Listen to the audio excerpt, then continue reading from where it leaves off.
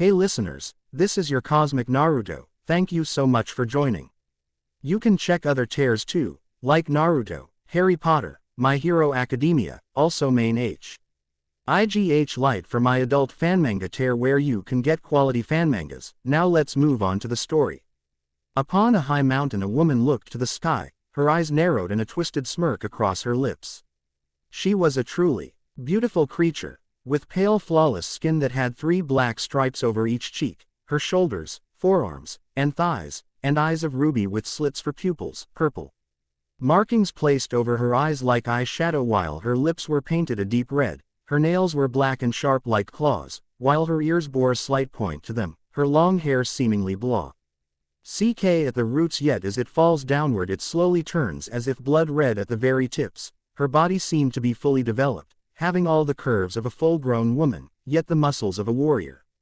The woman was dressed in odd garb with a leather-armored corset with a black shoulder, backless halter top that wrapped around her neck, a thick obi around her waist with 2 daggers sheathed at her lower back. Her hands were covered by simple black gloves, steel chains around her forearms, with black leather bands around her wrists, chains wrapped around her waist to form a belt while 10 long hanging ends fell behind her.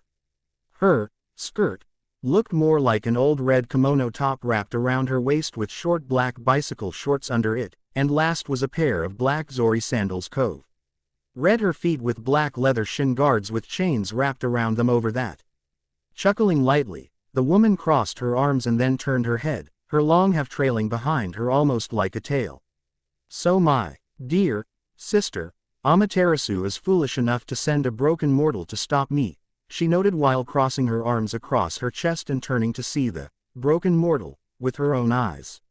A warrior walked forward and stood before her. His body was well muscled, though he had ashen white skin and hair with a red stripe curling over his left eye, up his head, down his neck and back, over his chest, and then onto his arm with 3 red stripes over his cheek right, his azure blue eyes dulled by time and the horrors he'd seen after so many years. His hair was formed into a messy array of spikes, most of them pointing backwards but a few coming down to cover his left eye. He wore a pair of old orange pants that had been ripped off below the knee, forming them into shorts, and old tattered black cloth hung at his right side and was worn over his hip and thigh, the cloth being the remains of his old shirt and looked almost like a loincloth now. A black belt was wrapped around his waist was partly obscured by the cloth and held a shinobi kunai case and weapons pouch on its side. The teen also wore a pair of aged black calf-length shinobi sandals, with a single obviously old Anbu-style greave on his left leg. Forearm-length fingerless black gloves covered his hands with orange bands around his wrists and metal plates on the backs of them, wrapped and burned over his arms. The youth wore heavy steel chains attached to 2 flame-shaped double-edged short swords that were stowed on his back. A long double-edged sword was sheathed at his side with a katana on his other side. A lamp of some sort placed at the back of his waist, a white hania mask worn over his right shoulder and bicep, a dagger sheathed in its teeth, a jeweled necklace around his neck, and a mirrored shield strapped to his left forearm.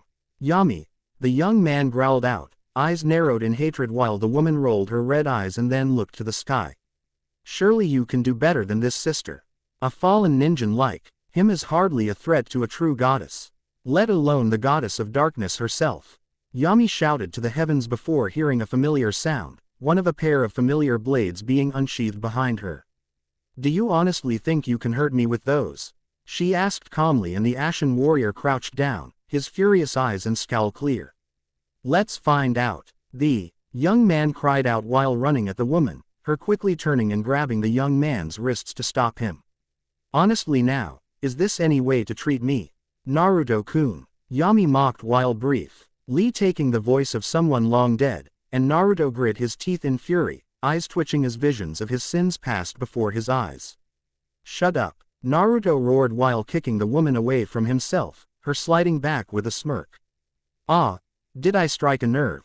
She asked in that same voice, and Naruto roared while lunging forward, swinging his blades of chaos at her. Laughing to herself, Yami held up a hand and Naruto's blades of chaos flew back, embedding themselves into the side of a cliff. Pathetic. You're every bit as weak as on the day I saved your pathetic life. Yami noted with a frown. And while Naruto's eyes hardened even as Yami opened her hand, the blades of chaos pulling his arms and spreading them wide. I am not the same man you saved that day, Naruto growled out angrily and closed his eyes as decades of memories flashed forward. The monster you've created has come back to destroy you, Naruto stated, and Yami scoffed while giving the ashen-skinned young man a look. So you say, she muttered while clenching her fist. Naruto gritting his teeth as the chains on his arms pulled on his arms and the red marks on his body faded and flowed into the two blades as if they were water, leaving his skin completely ashen white. But you have no idea what a monster truly is, Yami said while throwing her arm to the side, Naruto screaming in pain as the blades of chaos were torn from his forearms and then flew and hovered at her sides as she unsheathed her own blades from the back of her waist and held them in a reverse grip. So allow me to enlighten you, ninjin, Yami shouted while the chains around her waist rose up as if they were tails, Naruto looking up and growling as he pulled the Kusanagi no Tsurugi itself from his side and leaned it along his shoulders. Just don't complain when I kill you, Naruto roared out while also pulling Hatchiman's katana from his waist as well and lunging at Yami with both blades. Scoffing, Yami moved her tail chains, pushing her back as Naruto slammed his weapons into the ground. Lashing out, Yami pointed at Naruto and the blades of chaos flew straight for him. Cursing under his breath, the young man flipped back to avoid them and then thrust the Kusanagi forward, the blade lengthening and nearly impaling Yami through the heart. Twirling out of the way gracefully, Yami slammed a foot into the ground, causing a miniature tremor while Naruto barely held his footing. Laughing, the dark goddess then held her arms to her sides, the blades of chaos twirling around them as she threw them forward. The blades shot her arms instantly and straight towards Naruto, the youth flipping over them and then lunging at Yami, swinging his blades at her.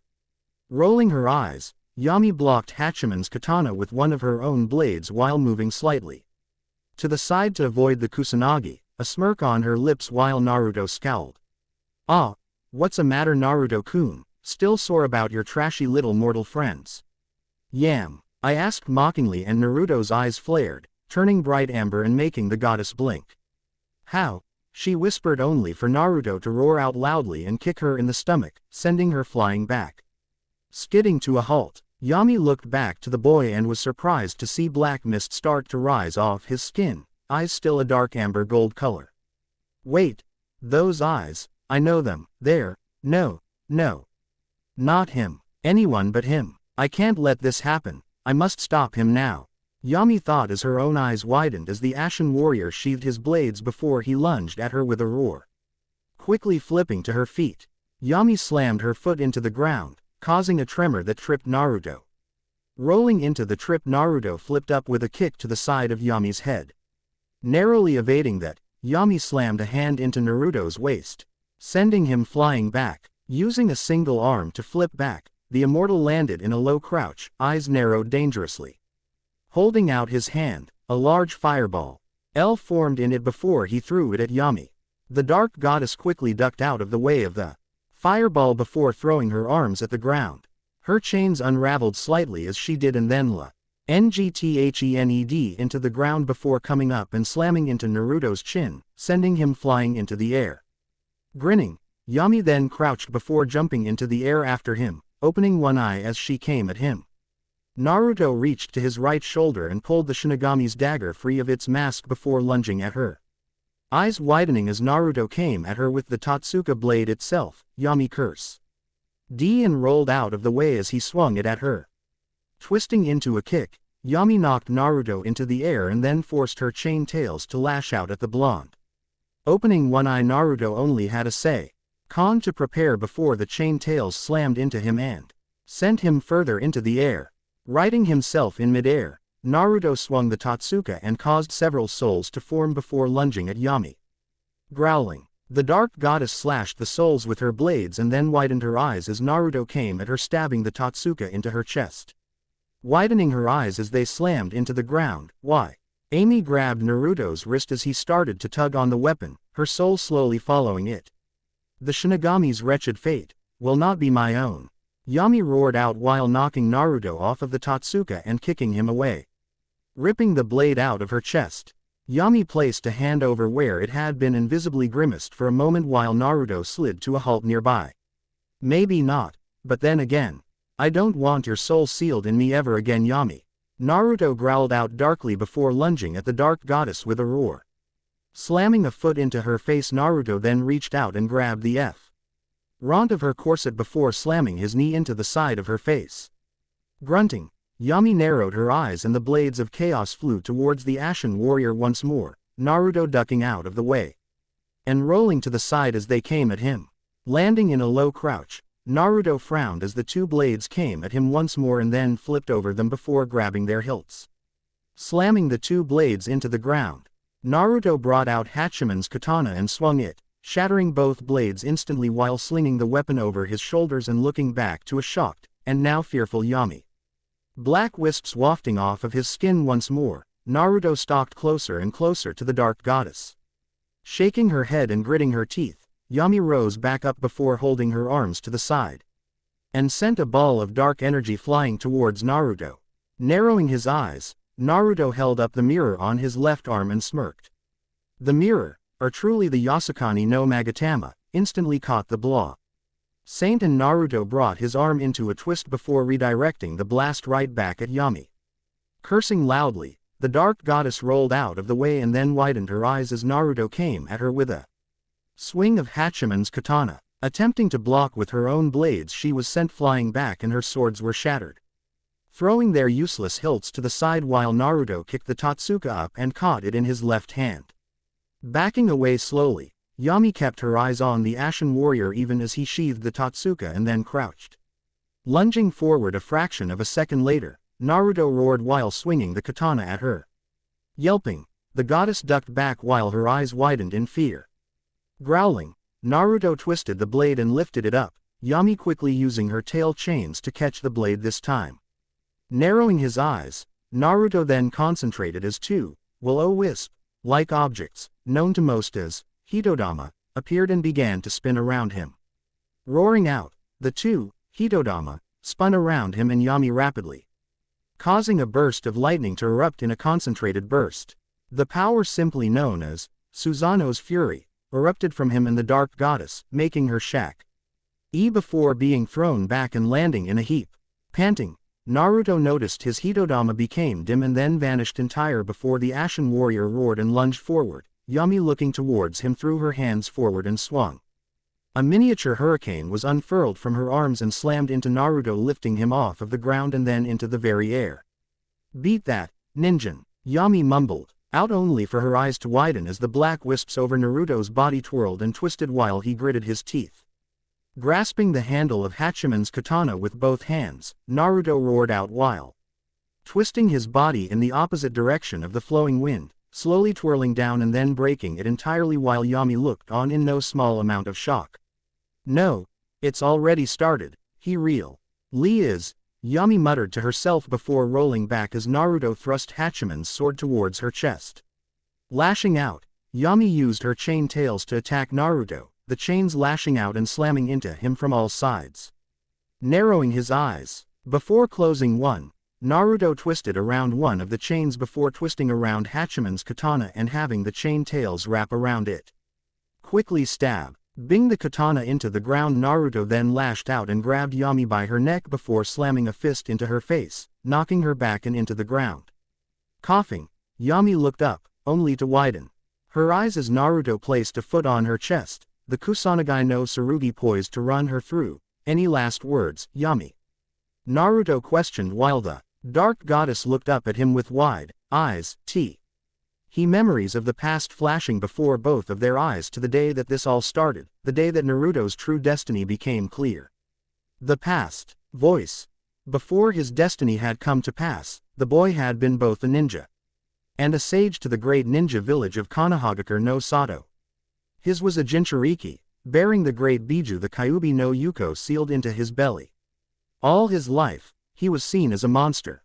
The Kyuubi incarnate, or even just its servant by the very people he had sworn to protect.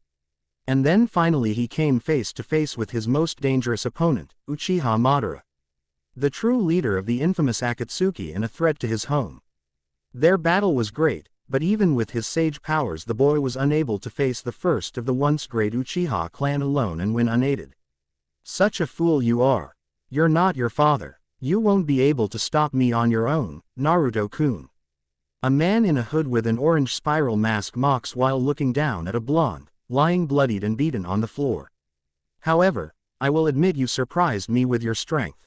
But this was inevitable, Madara mused while looking at his own wounds and tattered clothes before quickly forming several hand seals and then jumping upwards, a statue rising from the ground where he lands on its head. Now I will finally claim the Kyuubi's power, and then along with the other 8 Biju's power at my command.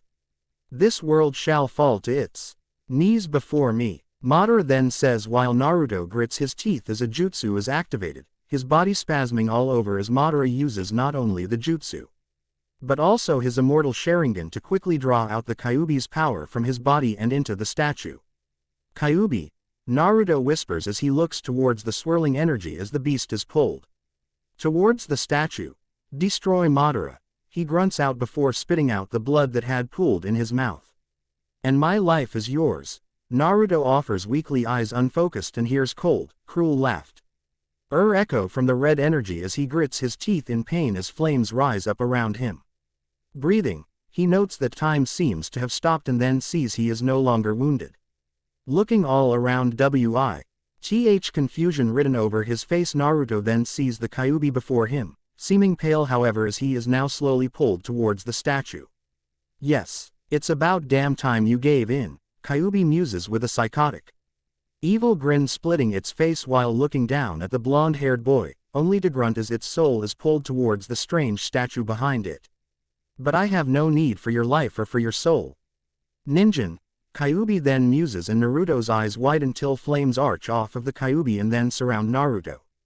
However, a servant, now that I have a use for, Kyuubi says as then ains shoot out of the flames around them and quickly wrap around Naruto's forearms, then pulls both his arms out wide and cause Naruto to scream out in pain as the chains were seared and fused to his flesh.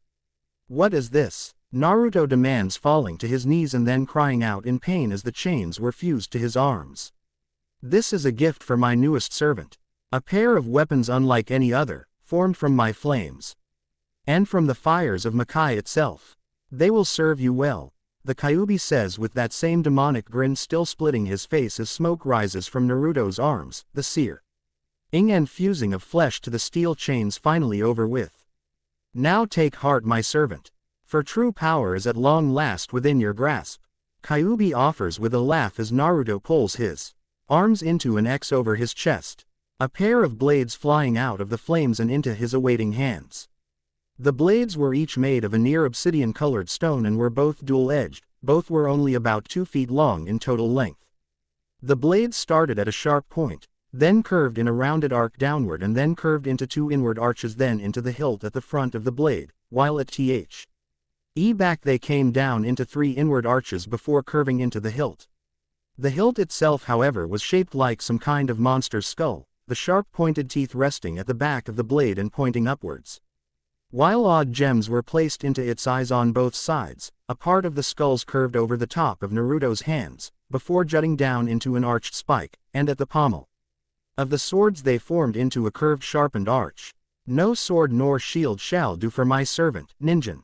These on the other hand, these are your weapons, these are the blades of chaos, Kyuubi says while Naruto looks at the blades with a disbelieving expression, wondering what was so special about the blades. Those swords shall be your own. With them you will destroy all in your path or in my way. Starting with that wretched fool, Uchiha Madara, the Kyuubi says loudly to the blonde before a wide grin spreads over his face once more while looking at the boy darkly. As he does, more red energy spreads off of its body, and then suddenly coils along the ground before lunging at Naruto, making him scream in pain and fall onto one knee, feeling as though fire were flowing through the veins of his body. Now for my second gift, my servant, I give to you power, raw power, Kyuubi intones ominously as Naruto grits his teeth, as the strange red energy starts to spread over his form. As energy did, the gems in the sockets of the blades of chaos starting to glow a brilliant amber color.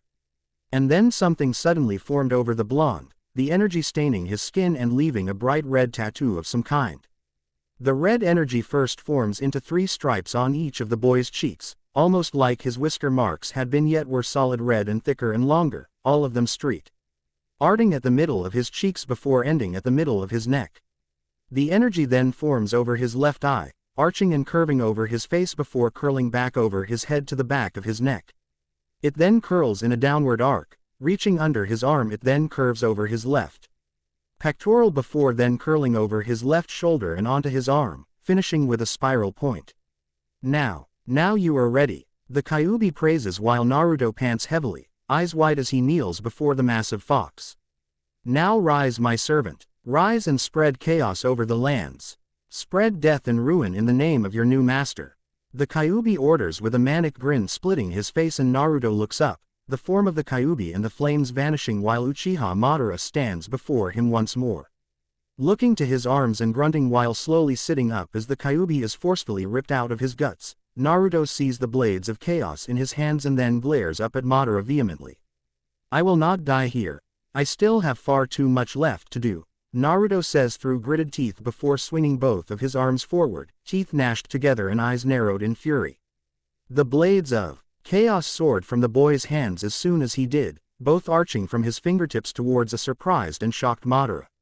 Unable to move because of his jutsu, and unable to attack, Madara was at mercy of the young blonde boy's blades. Seconds later, and with a splash of blood, Madara's head fell from his shoulders, his single Sharingan eye looking towards the blonde in shock even in death as his body falls to the ground lifelessly. Breathing deeply at this, Naruto grits his teeth and then screams as Kyuubi is still pulled from him. However, rather than death, the boy falls forward, still very much alive and yet feeling almost totally drained of energy. Breathing heavily and looking upwards towards the statue, Naruto hears a deep menacing laughter echo in the air. Naruto takes a quick gasp of air as a red energy sphere appears above him. Seconds later, the statue holding the other Biju suddenly cracks and the laughter grows as more power expands from the sphere. The blonde is sent flying back by the power, only to throw his blades to the ground and hold onto the chains for dear life, eyes wide in shock. Before him, the massive sphere of energy suddenly starts to compress, Uter still echoing as the King of Hell claims the power of the other 8 Biju as its own, at least from what Naruto can guess. Closing one eye, Naruto watches on as the sphere soon takes the shape of numerous wisps of energy, almost seeming like tails forming into countless numbers well beyond merely 9. The power, the voice of what sounds like Kyuubi echoes out with dark laughter as Naruto watches on, utterly helpless to do anything. The power of all 9 of the Biju, the power of all the lords of hell is finally mine again at long last. The Kyuubi calls out loudly before laughing evilly, his voice still echoing as then the power compresses once more, now a form of some kind hidden within the glow of red energy and dozens of wispy tails. No longer am I a mere Kyuubi no Kitsune, nor am I the Jubi, a mere king of hell, the Kyuubi's voice echoes before then the energy explodes outward, nearly pushing Naruto back once more as he's barely able to see what has happened. Clouds of dust hang in the way, leaving only a shadowed figure of what was once Kyuubi visible. Now I am more, now I am a kami, no, I am the kami. I am now power incarnate. A kami of darkness and death, a kami of bloodlust and destruction. A kami of carnage and chaos. I am no Kyuubi, I am no Jubi, now and at long last I shall finally take a true name. The beast calls out, its voice different in pitch and tone, while the figure of what lay beyond the smoke is slowly revealed to a shocked young blonde. The Kyuubi that had once existed seems to have been completely altered from the form of a fox. In its place, Naruto sees a woman with the Kyuubi's blood-curdling red eyes with slits for pupils. Purple markings placed over her eyes like eye shadow while her lips were painted a deep red, her skin was pale. Paler than he'd ever imagined, with a set of stripes on her face like his own, only black, more of the stripes over her shoulders, along her ribs, over her forearms, and finally at her thighs. Her nails were black claws and her ears bore a slight point to them, her long hair seemingly black at the roots, yet as it reaches downward he sees it turn to blood red at the very tips. It reaching down over her bare breasts, her body seemed to be fully developed, having all the curves of a full-grown woman, yet the muscles of a warrior, and without any of the tails of a biju. Kyuubi, is that you? Naruto wonders aloud while looking at the woman in obvious shock, and she merely stops to turn her head to the blonde boy and then smirks at him in response. I am no longer the Kyuubi no Kitsune, my servant, she states, her tone a demonic one still, but more feminine sounding. Now I am darkness and destruction incarnate, she then says with her arms raised up above herself. And a familiar demonic grin splits her face. So I believe the name Yami is perfect for one of my new stature and power. The newly dubbed Yami says with a chuckle while Naruto looks at her with shock on his face. However, Yami then reaches a hand forward to Naruto's cheek and gives him an odd little smile. Now my servant, we have much work that needs to be done, she offers in a low whisper. Ominously while she leans forward towards the young man, her lips very nearly touching his own. Present. Why must we fight? Yami suddenly questions, while opening her crimson eyes and Liu King to the ashen-skinned warrior pleadingly. Remember, it was I that saved you Naruto, in your time of greatest need, the woman reminds. And the ashen warrior merely grits his teeth while digging the tip of the kusanagi into her chest, eyes nearly glowing in rage, both still the same dark amber gold color as they had been before. I haven't forgotten what you did that day, Yami, Naruto growls out angrily. Teeth and face set into a snarl as the memories pass before his eyes, memories that had haunted him for decades. I will never forget it, Naruto suddenly uttered, eyes wide with rage as he stalked over to Yami. You destroyed everything that I ever cared for. You took everything I ever loved away from me in one fell swoop and damned me to an eternity of servitude to the kami. Naruto roared out angrily, and Yami bit her lips while looking up at the ashen-skinned warrior sadly, even as he glared down at her with pure hate in his golden eyes. What I did for a reason. On Naruto, I was only trying to make you a great warrior, one worthy of being with me, the former Kitsune mumbled out weakly as Naruto came closer to her, his eyes narrowing dangerously. Said he, yes, slowly closing as the memories came once more, his mind feeling as though it was being torn apart by them. The past. Voice. Yami was a fierce goddess, her first command to her servant had been to build an army for her. And after a mere 2 years it was done. The army traveled across the lands, rending all of Yami's enemies into nothing. The warriors were emboldened by their great leader, who seemed as if invincible. But, on the final day of their campaign, Naruto felt ill at ease. The next village looming ahead made him feel as if something forbidden was inside. Looming up on top of a building, a pair of glowing red eyes glared down at an unsuspecting woman before he attacked. Jumping to the ground, he quickly rounded on her, swinging his blade into her neck and leaving a splatter of blood upon his skin. Seeing an old man nearby, he lunged once more, knocking him to the ground and gutting him mercilessly. His breathing echoed in his head, his eyes glowed red, and as he continued forward he felt his humanity slowly slip away. Breathing heavily, the young man stalked towards another human. He dug one of the blades into his gut, then lifted upwards, easily slicing him in half. Stomping forward, Naruto carved a bloody path through all that would dare to oppose him, slicing and cutting his way through the many weak fools that dared to impede his path, the path of his goddess. Nothing seemed to harm him, for he was empowered by the dark goddess, her might flowing through him to bring ruin to all but those who served her. Grunting and panting, his eyes glowing a fierce crimson, he saw a tower in the distance. More ninjas stood in his way, but the blades of chaos quickly brought them down as he stomped forward, cutting through more and more bodies. His soldiers, his brothers in servitude to his goddess. They were just as brutal as he, none were spared, none were left alive as they razed the village to the ground. He could hear his heartbeat in his ears, thumping against his mind. It only served to agitate him further, to fuel his rage. Rushing forward, eyes still a brilliant crimson, he kicked the doors to the tower down. Man and woman alike stood in his way, and he cut them down just as he had so many others. Making his way further into the tower, he swung the blades of chaos, hitting and breaking all of the main posts for the tower and causing it to fall inwards. Quickly he ran out and rolled out of the way just in time for it to come crashing down to the earth. Panting and breathing heavily, the blonde turned to see people had survived the fall. Growling, he lunged at them. swinging the blades of chaos wildly, swinging them in deadly arcs and ripping through his enemies as though they were nothing. They fought back, they hurt him, but the power of his gods healed him far too quickly for them to do any kind of lasting damage. Roaring out, he swung a final time and ended the life of the last living thing in the village. Still panting as his brothers and sisters in the army of Yami burned the village to the ground, Naruto fell to his knees at the sight of his final victims. "Oh Kami no," he whispered while looking around. The rage now no longer blinded him, the village was familiar to him. The familiar 5 faces on a nearby mountain, the familiar academy nearby set ablaze. The familiar tower he had single-handedly destroyed, and the familiar facts of those that he had slaughtered. "My friends, no, why? How?" he whispered, seeing some of his friends, his Bachan, the Godime Hokage, all lay dead before him, done in by his own hands.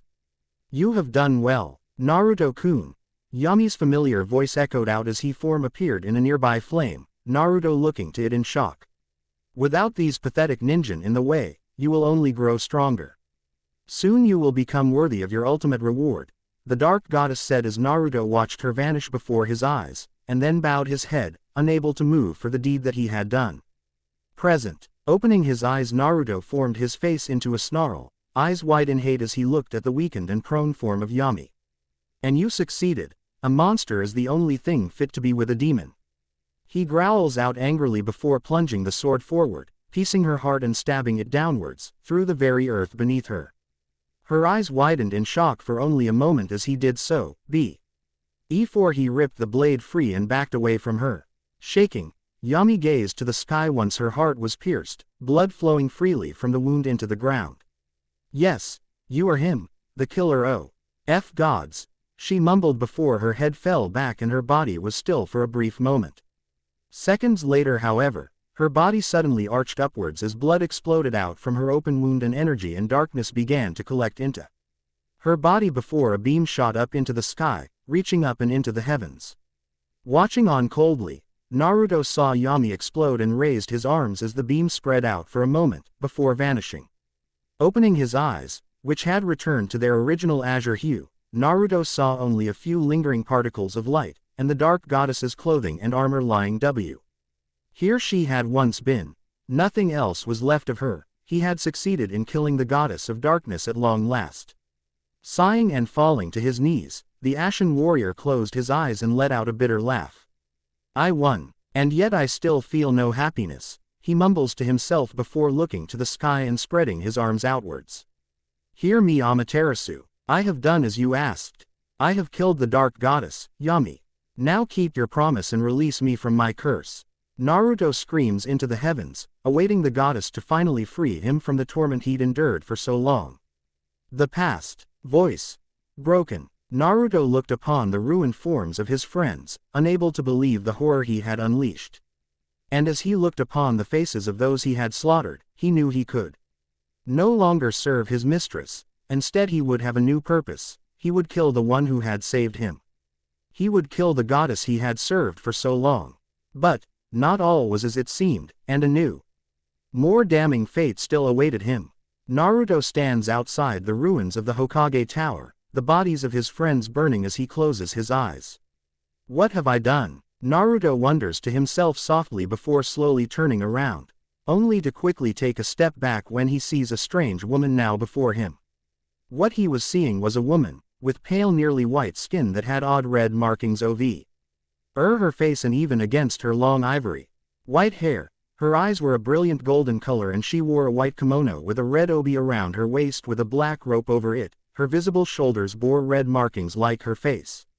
A white fur pelt was looped between her arms and around her back. A mirror is held in her arms, against her chest, allowing Naruto to see his own blood-soaked form clearly within its depths, and last, a mysterious glow seemed to emanate from the woman, making Naruto wince for reasons he couldn't really fathom. "Who are you?" Naruto asks, his voice hoarse, causing him to grimace and take hold of his throat while the white-haired woman looks at him strangely. "To mortals, I am known as Amaterasu," the woman offers, her voice warming and ethereal, yet Naruto still feels cold. However, upon realizing what she said, Naruto's eyes widen before he takes a step back, fear obvious in his eyes. And you have committed an unforgivable act. Amaterasu then says pointedly, and Naruto looks around the destruction before falling to his knees and hanging his head. I understand. Naruto says pitifully while looking to the ground and holding his arms out to the sides. I place my life at your mercy, goddess. Kill me if you wish. I would deserve it, for I have killed not only my enemies, but also my loved ones and friends on this day. He offers with a weak tone, and Amaterasu frowns. No, she states, and Naruto instantly looks up, only to move his arms to block the brilliant light now emanating from her body.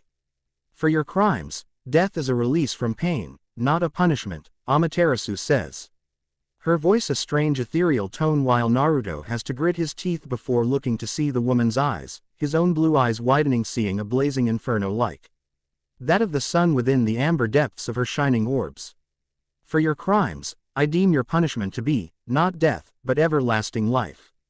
Amaterasu says pointedly before holding up a single hand. The flames all around them rising higher and higher.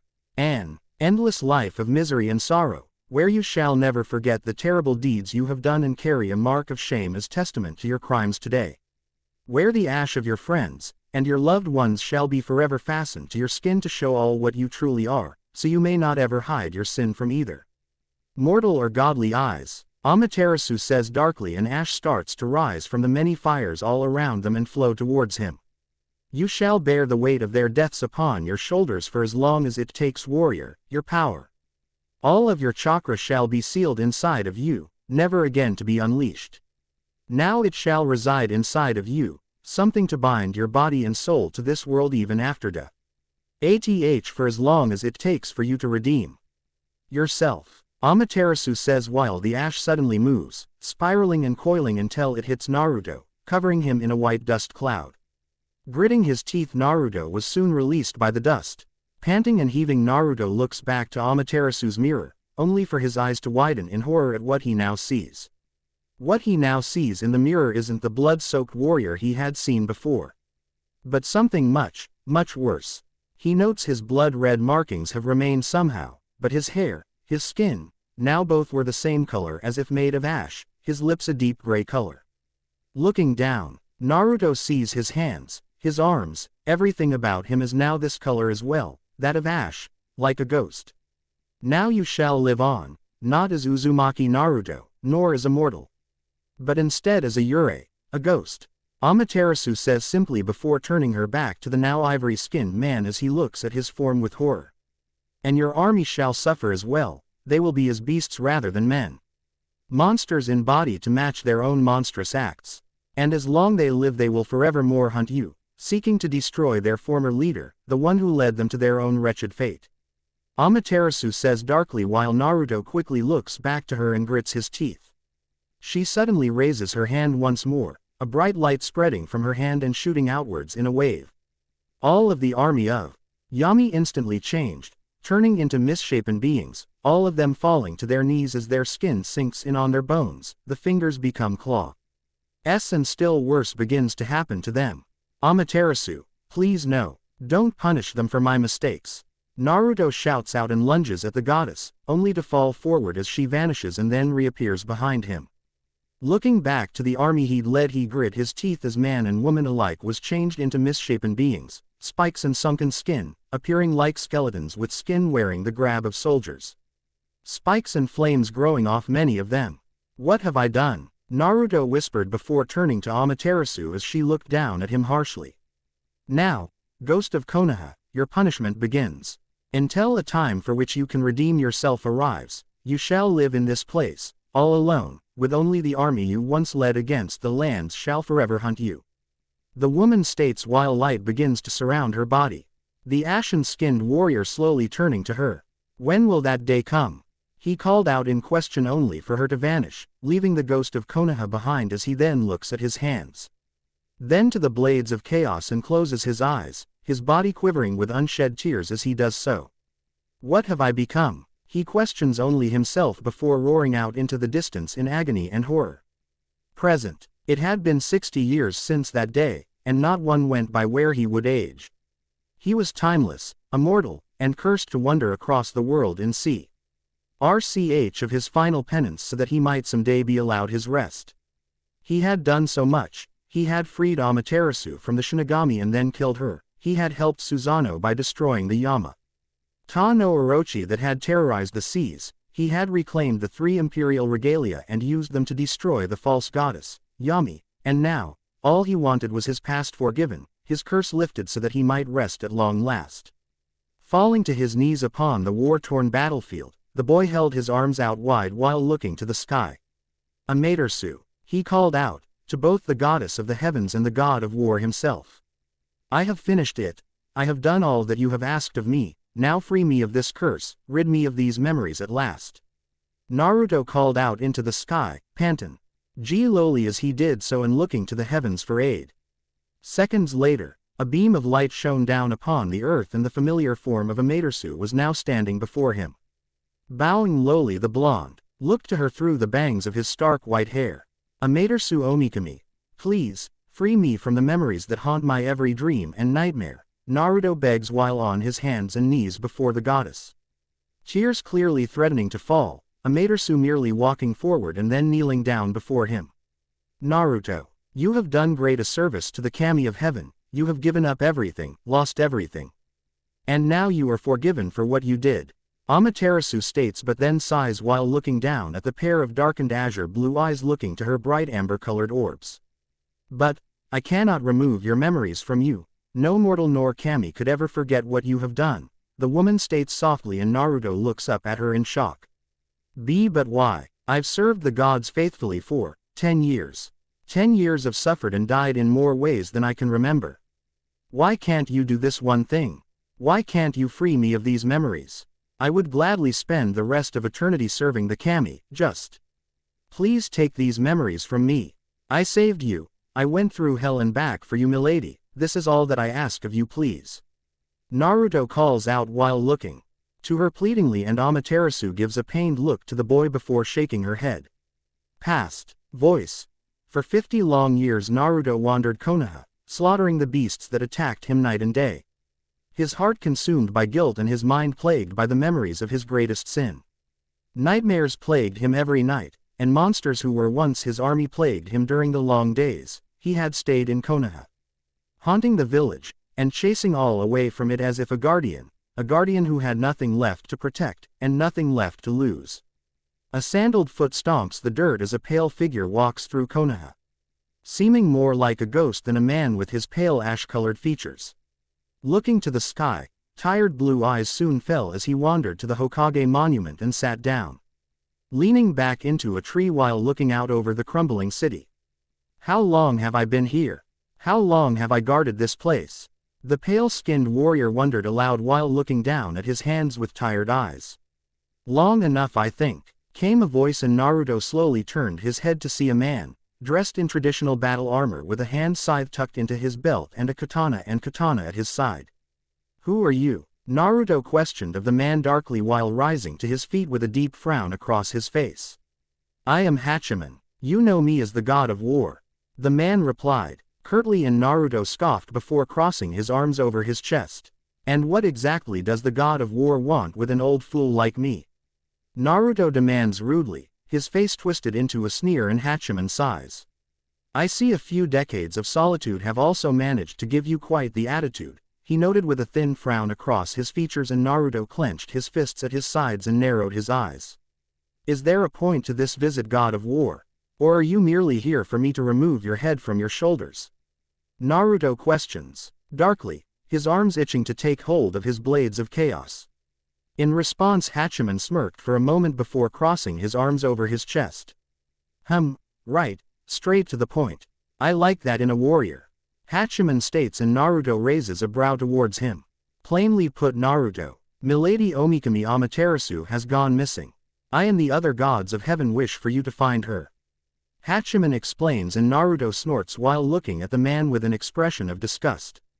In case you or those other conceited gods in heaven don't know, Amaterasu is the one who gave me my lovely skin tone and immortality. I owe her nothing. Naruto growls out while earning away with a wave at Hatchiman and the god of war reached up to rub his temples. Listen Naruto, if you manage to retrieve Amaterasu, I'm sure we'll be able to convince her to forgive you, Hatchiman grumbles and Naruto snorts. Crossing his arms he looks out over the ruins of Konoha stoically for a moment. And why should I believe you? I've been lied to and used by Kami. Before. Naruto reminds darkly and Hatchiman grits his teeth at that remark. Do not compare me to Yami. Hatchiman growls out darkly and Naruto merely rolls his eyes while looking away from the man. Listen Naruto, without Amaterasu the world will fall into darkness, the world will end, and Yami will win if that happens. Do you really want that? Hatchiman questions seriously while looking at Naruto's back, the pale ski. NNED warrior closing his eyes before reaching back to take hold of the blades of chaos. I'll skin myself alive before I allow Yami to win, Naruto growls out darkly while looking at the man, Hatchiman. Smirking slightly as Naruto turns to him. I suppose I agree, I'll find Amaterasu for you, Hatchiman. Present. I cannot help you Naruto, it is impossible to remove what can never be forgotten by either Ninjin or Kami. Even we cannot take the memories from you, Amaterasu states and Naruto lowers his head, eyes vacant as he stares at his hands. Then there is no hope left, he whispers and Amaterasu places her hands onto his shoulders to comfort him slightly. However, the curse that I placed upon you so long ago, it shall be lifted. You are no longer a ghost, you are mortal once more, but the ash of your friends can never be removed, just as the memories can never be forgotten. Amaterasu explains quietly and Naruto is silent, allowing the woman to rise up, turn on her heel and walk away from him. She halts momentarily, looking over her shoulder to the boy as tears well in her eyes. I'm sorry, Sochi, she whispers softly before vanishing once more, the pale-skinned man closing his eyes as she leaves. So there is no hope left, he mutters to himself before looking up to the heavens with dark, sullen eyes. The gods have abandoned me, he whispered while bowing his once more. Before numbly trudging away from the battlefield, he knew where he needed to go. And after all he had suffered through, no one was going to stop him from going home at the least. The past. Voice. Naruto had gone through many perils in order to find Amaterasu. Along the way he had gained Hatchiman's katana as a weapon, obtaining the ability to swim like a fish, finding the light of dawn that was needed to free Amaterasu within an old lantern. And finally, learning that it was Amatsu Mikabashi, the kami of evil himself, who had somehow kidnapped Amaterasu, wandering through Yomi to find the goddess of light. Naruto was forced to face trials he'd never imagined in the faces of Uchiha Madara and Uchiha Sasuke, and yet he'd persevered as he soon found himself deep within the depths of Yomi. Naruto made his way deeper into the shadowy land of the dead known to mortals as Yomi. Walking deeper into it with a special lantern he'd taken from a ghost along the way, Naruto soon spotted a temple deep in the bowels of the underworld. Grumbling under his breath the ashen-skinned immortal trudged forward, several more monsters heading his way. I don't have time for this nonsense, he muttered before twisting on one heel. Spinning the blades of chaos over his head and dicing the beasts into pieces as he came to a quick stop. Grunting and walking forward, Naruto suddenly spotted a familiar figure walk into the temple. No, it can't be, he whispered to himself before running forward, clipping the lantern onto his belt as he neared the temple. Jumping over several ridges of earth he boy could swear he saw pink hair on a girl in the distance as she walked into the temple. Shaking his head and lunging forward the immortal gritted his teeth as several more monsters suddenly got in his way. Out of my way, the immortal warrior roared out while spinning his blades in his hands, slicing into the many ghosts and monsters that resided in the depths of Yomi. Rushing up a flight of stairs and entering into the temple, the immortal looked to either side with panting breaths. Only spotting all manner of monsters in his way the warrior felt his eyes twitch while grabbing hold of the chains of his blades once more. Growling and lunging forward with a roar, Naruto lashed out at the monsters with his blades of chaos, tearing through them quickly. Finishing with them without wasting a beat. The former blonde then ran up another flight of stairs to a door and kicked it down. Looking around he spotted the pink-haired figure walking down a hall and quickly rushed after it. However, he came to a four-way room and growled as several of the monsters his army had become rose out of the ground. Don't you morons know when to stop? Naruto demanded as he gripped the blades of chaos tightly, nearly leaving. Slamming the blades into the ground, the immortal warrior watched as the blades impacted, an explosion following them and annihilating the beasts. Looking around as more rose up, the warrior grunted and then turned. Swinging his blades, the monsters quickly blocking to save themselves from his blades. Changing his tactics, the boy pulled Hatchiman's katana sword from his side and lunged forward, swinging the weapon and tearing through the monsters easily. Spotting another wave heading his way and growling low in his throat, the ashen warrior pulled the odd little lantern from his side and held it up above his head. As soon as he did, a bright beam of light shot from the flame in the lantern, easily tearing through the monsters around him.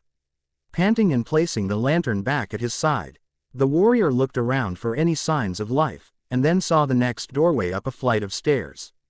Rushing up the flight of stairs, Naruto kicked down the next doors and saw the NK-haired figure disappear into a room down a long hall. Grunting, Naruto watched as more skeletal monsters and Yureis formed from the ground. "This is growing very tiresome," Naruto grumbled before roaring out angrily as he lunged forward, swinging his blades of chaos to rip and rend the beasts in his path. Stopping and feigning an attack with a monster, Naruto pulled the katana from his side and slashed upwards with it, lightning crackling along its length as he then turned on his heel and brought it down on the next monster.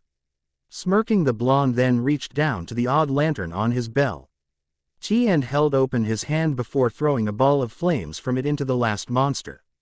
Panting only slightly, Naruto ran forward once more and kicked down the final door, his eyes narrowing when he spotted a figure resting within the room. The figure was dressed in a white back kimono, rotted gray skin that had nearly sunken into its body visible on its chest and its bony hands. His face was covered by a white hania mask with long horns and a knife sheathed into the fanged mouth of the mask, while long spiky white hair reached down the length of its back. Shinagami, Naruto notes with a own an obvious distaste as the creature sits upon some rubble within the room.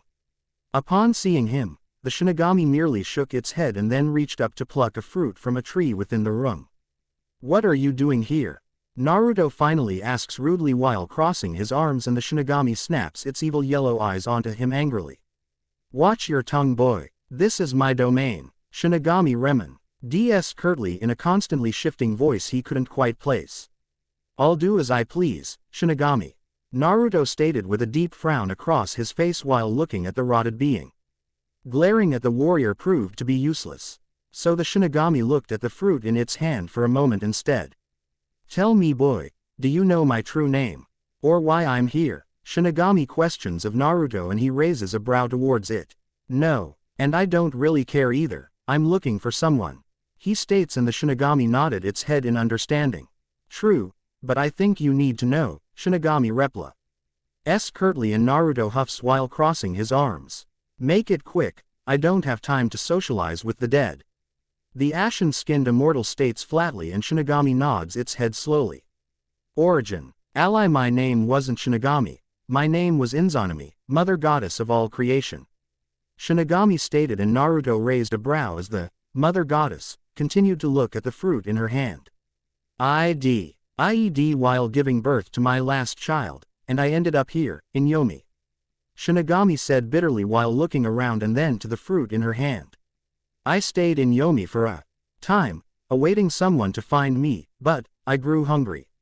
So I ate the food of Yomi, and thus I became one of the dead myself, my body rotting and decaying," Shinagami said while clenching her fist over the fruit in her hand, crushing it, and then shook her hand to rid it of the smashed fruit as if it was poisoned.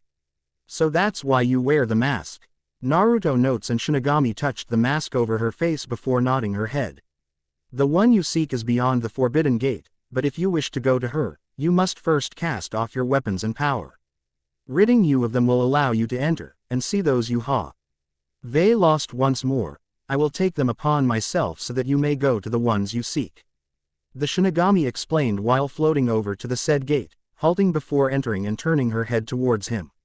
"Of course, should you do so, all life on Earth will be devoured by the darkness," she notes thoughtfully, and Naruto narrows his eyes onto her dangerously. "Then it will be devoured. I care little for the world and its suffering. Too long I've been denied my peace by the kami. Your children can sleep for all eternity for all I care," Naruto growls out at Shinagami, making her tilt her Add only for a moment before nodding and holding her arms out. If that is your choice, ghost of Konoha, then cast aside your power, cast it into me and I shall free you of the heavy burden they carry. Shinagami states, and Naruto merely nodded his head while taking hold of the katana at his side. Looking at it for only a second, he tossed it at the Shinigami, watching as it sank into her body. Raising a brow for a moment, the immortal then threw the lantern he'd been carrying, that too vanishing into the Shinigami's body. Clenching his fists over the blades of chaos handles, Naruto then twisted and watched as the blades were caught in the Shinigami. Gritting his teeth and digging his feet into the ground, Naruto yanked on his arms, pulling them back and ripping the chains from his forearms. Panting with exertion, Naruto then looked down at his hands before holding them at his sides. Concentrating, a bolt of lightning formed in one hand, a ball of wind in the other. Throwing his hands forward, the energies spiraled into the Shinigami, making the ash-skinned immortal cry out before being thrown back into a wall as the last of his power left him. Now you are worthy to enter into heaven and rest, Uzumaki Naruto.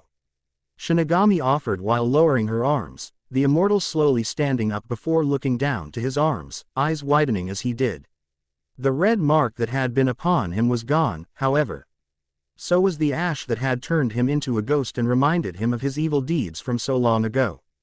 Laughing lightly at first, the blonde soon started to laugh near hysterically while fighting back tears welling in his eyes. He was immortal once more, yet he'd never felt better in his very long life. Thank you, Naruto finally said to the Shinigami, the ancient being merely nodding as it then vanished. Looking to the forbidden gate once more, Naruto stood up and made his way over to it before stepping through, hoping to be with his friends once more after so many years of suffering. On the other side of the gate, Naruto saw a massive stairway reaching into the heavens, a large pillar of some kind behind it holding the heavens aloft. A stairway to heaven, Naruto questions, and Shinigami's chuckle draws him to see she floating nearby. Yomi is the land of the dead, however, this stairway is for the pure souls to be taken to heaven, another leads the impure to the bowls of Makai or hell itself, Shinigami explains, and Naruto nods his head slowly before rushing past her. Running up the stairway he passes numerous souls. However, Shinigami's chuckle causes him to halt and look over as she floats up past him. The greed and sheer stupidity of you mortals is always so amazing sometimes. Your haste to be with your friends might just cause their death. She notes thoughtfully, and Naruto narrows his eyes. What are you talking about? He demands, and Shinigami merely chuckles once more, crossing her arms as she does so. Think, fool, if darkness takes the world, what will happen to heaven? She asks, and the warrior's eyes suddenly widen in shock and realization. Oh no, he whispers, and Shinigami laughs. Yes, heaven will be engulfed in shadow as well, all those pure souls shall be devoured. And you along with them, Shinigami says with a laugh, and Naruto grits his teeth before glaring at the ancient goddess furiously. And then, once everything is consumed by darkness, the world will begin anew, and I will be reborn as a true goddess once more. Shinigami says while moving to hold her arms out wide, Naruto gritting his teeth in fury before lunging at her. Is that what this is all about? Shinigami, you're still a goddess, why are you killing everything you helped to create, why do you need to be reborn? Naruto demands of the ancient goddess, and sees her eyes glow ominously through her mask. My husband Izanagi came to Yomi for me. I told him it was too late. I wanted him to remember me as I was, not see me as the thing I had become. But, that fool, he used the light of dawn to set alight the comb in that torch of yours in order to see me, and was so horrified by the monster I had become that he ran away. Since he did not leave me alone as I wished, I decided he'd stay with me forever. I and my wild Shikon chased after him to bring him back, Shinigami explained while looking at the blonde-haired warrior as he glared towards her fiercely. He somehow managed to elude our grasp, and came out of Yomi, then sealed the entryway with a boulder, trapping me in darkness. I promised him on that day, should he leave me I would destroy 1,000 residents of the living world every day. But he said he'd give life to 1,500, and once he wiped his face to cleanse himself of Yomi's presence, Amaterasu, Tsukuyomi, and Susano were born from his eyes and nose. Shinagami finished before clenching her hands at her sides, eyes seeming to glow like twin pools of hellfire. I was trapped in Yomi for centuries, I was forgotten, I was ignored. None of the younger kami even knew who I was. None of you mortals acknowledged my existence. They even renamed me when I finally managed to escape. Rather than use my real name, they called me Shinagami. The death god. Shinagami seethed, then took a long shaky calming breath for a moment. But now that all ends, I will end everything, and then from the darkness, all things will be reborn anew.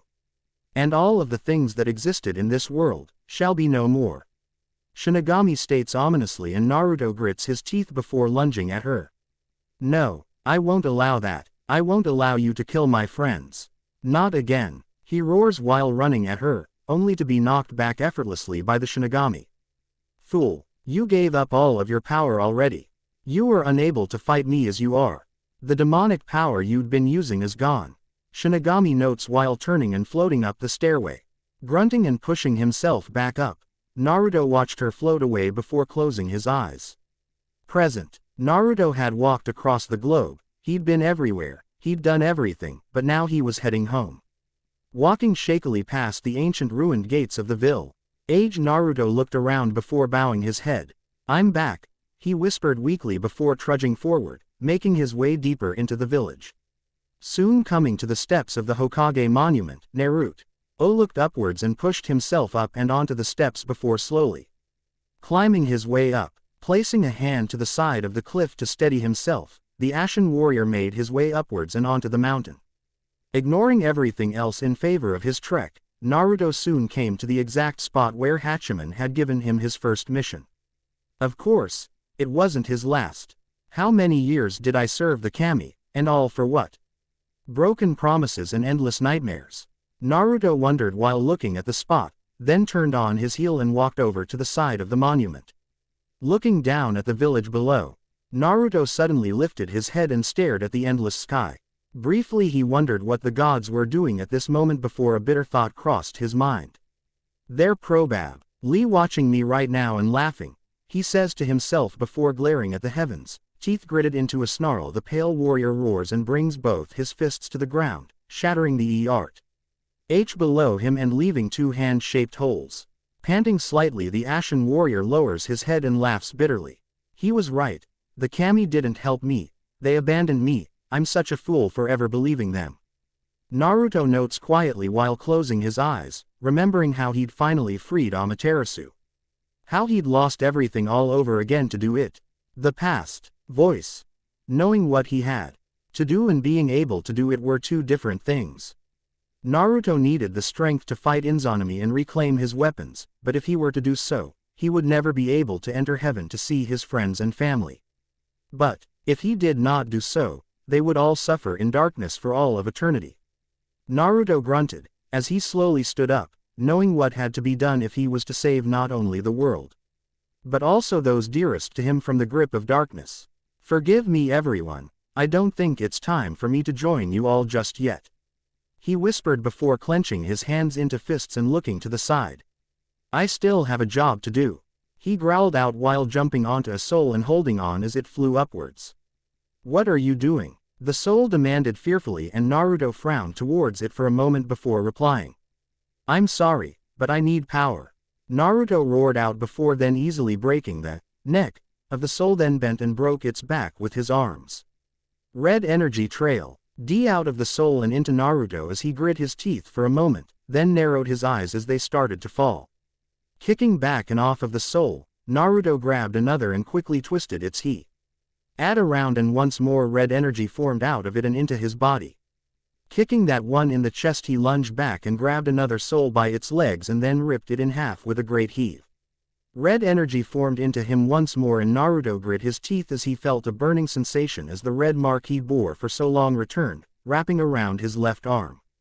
Narrowing his eyes, Naruto grabbed two souls on his way down and slammed their heads together, crushing them before flipping back and grabbing another soul. Breaking that one in half, Naruto grit his teeth even as ashes started to spiral around his body. Quickly climbing the soul, Naruto lunged off of its body and grabbed another, his form soon covered in ash, as it had been before, the ghost of Konoha reborn as his eyes narrowed. Riding that soul up, Naruto then lunged up and slammed his fists into its head, smashing it as he grabbed two souls at his sides and slammed them together as well.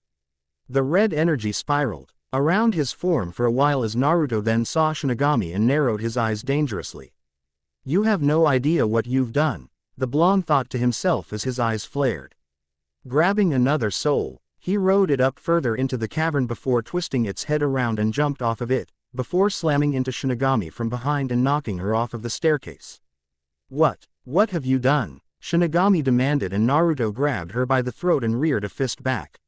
"Shut the hell up and die already," Naruto roared back as he slammed his fist into the side of her masked face. CKLY rearing back his fist again, Naruto slammed his fist into the goddess of death's face once more before repeating. Again and again he slammed his fist into her masked face, the old mask cracking in. Slowly breaking as he then slammed his fist into it one last time, and Shinigami howled out in pain. Chains then rose from behind her and suddenly wrapped around his forearms, searing and fusing to his flesh as he grit his teeth in pain.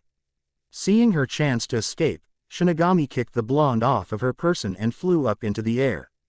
Growling and gritting his teeth through the pain, Naruto swung one of his blades up and caught the fallen goddess in the back.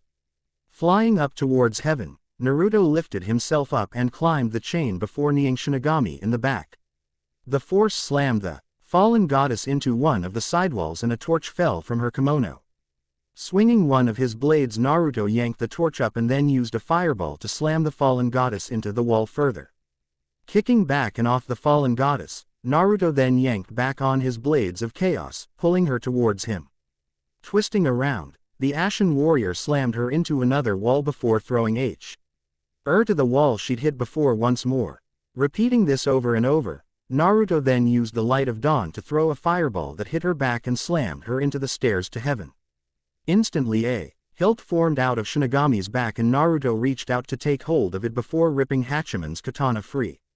Jumping back, Naruto pulled Shinigami with him using the blade of chaos still embedded in her and then lifted her up with it. Quickly throwing her into the stairs, he heard her grunt before pulling her back to him. Roaring out, he then ripped his blade from her back before slashing into her with Hatchiman's katana, once, twice, 3 times and stabbing it forward. Twisting in the air, he grabbed her head and then kneed her in the gut before slamming both fists into her back and thus slamming her into the ground.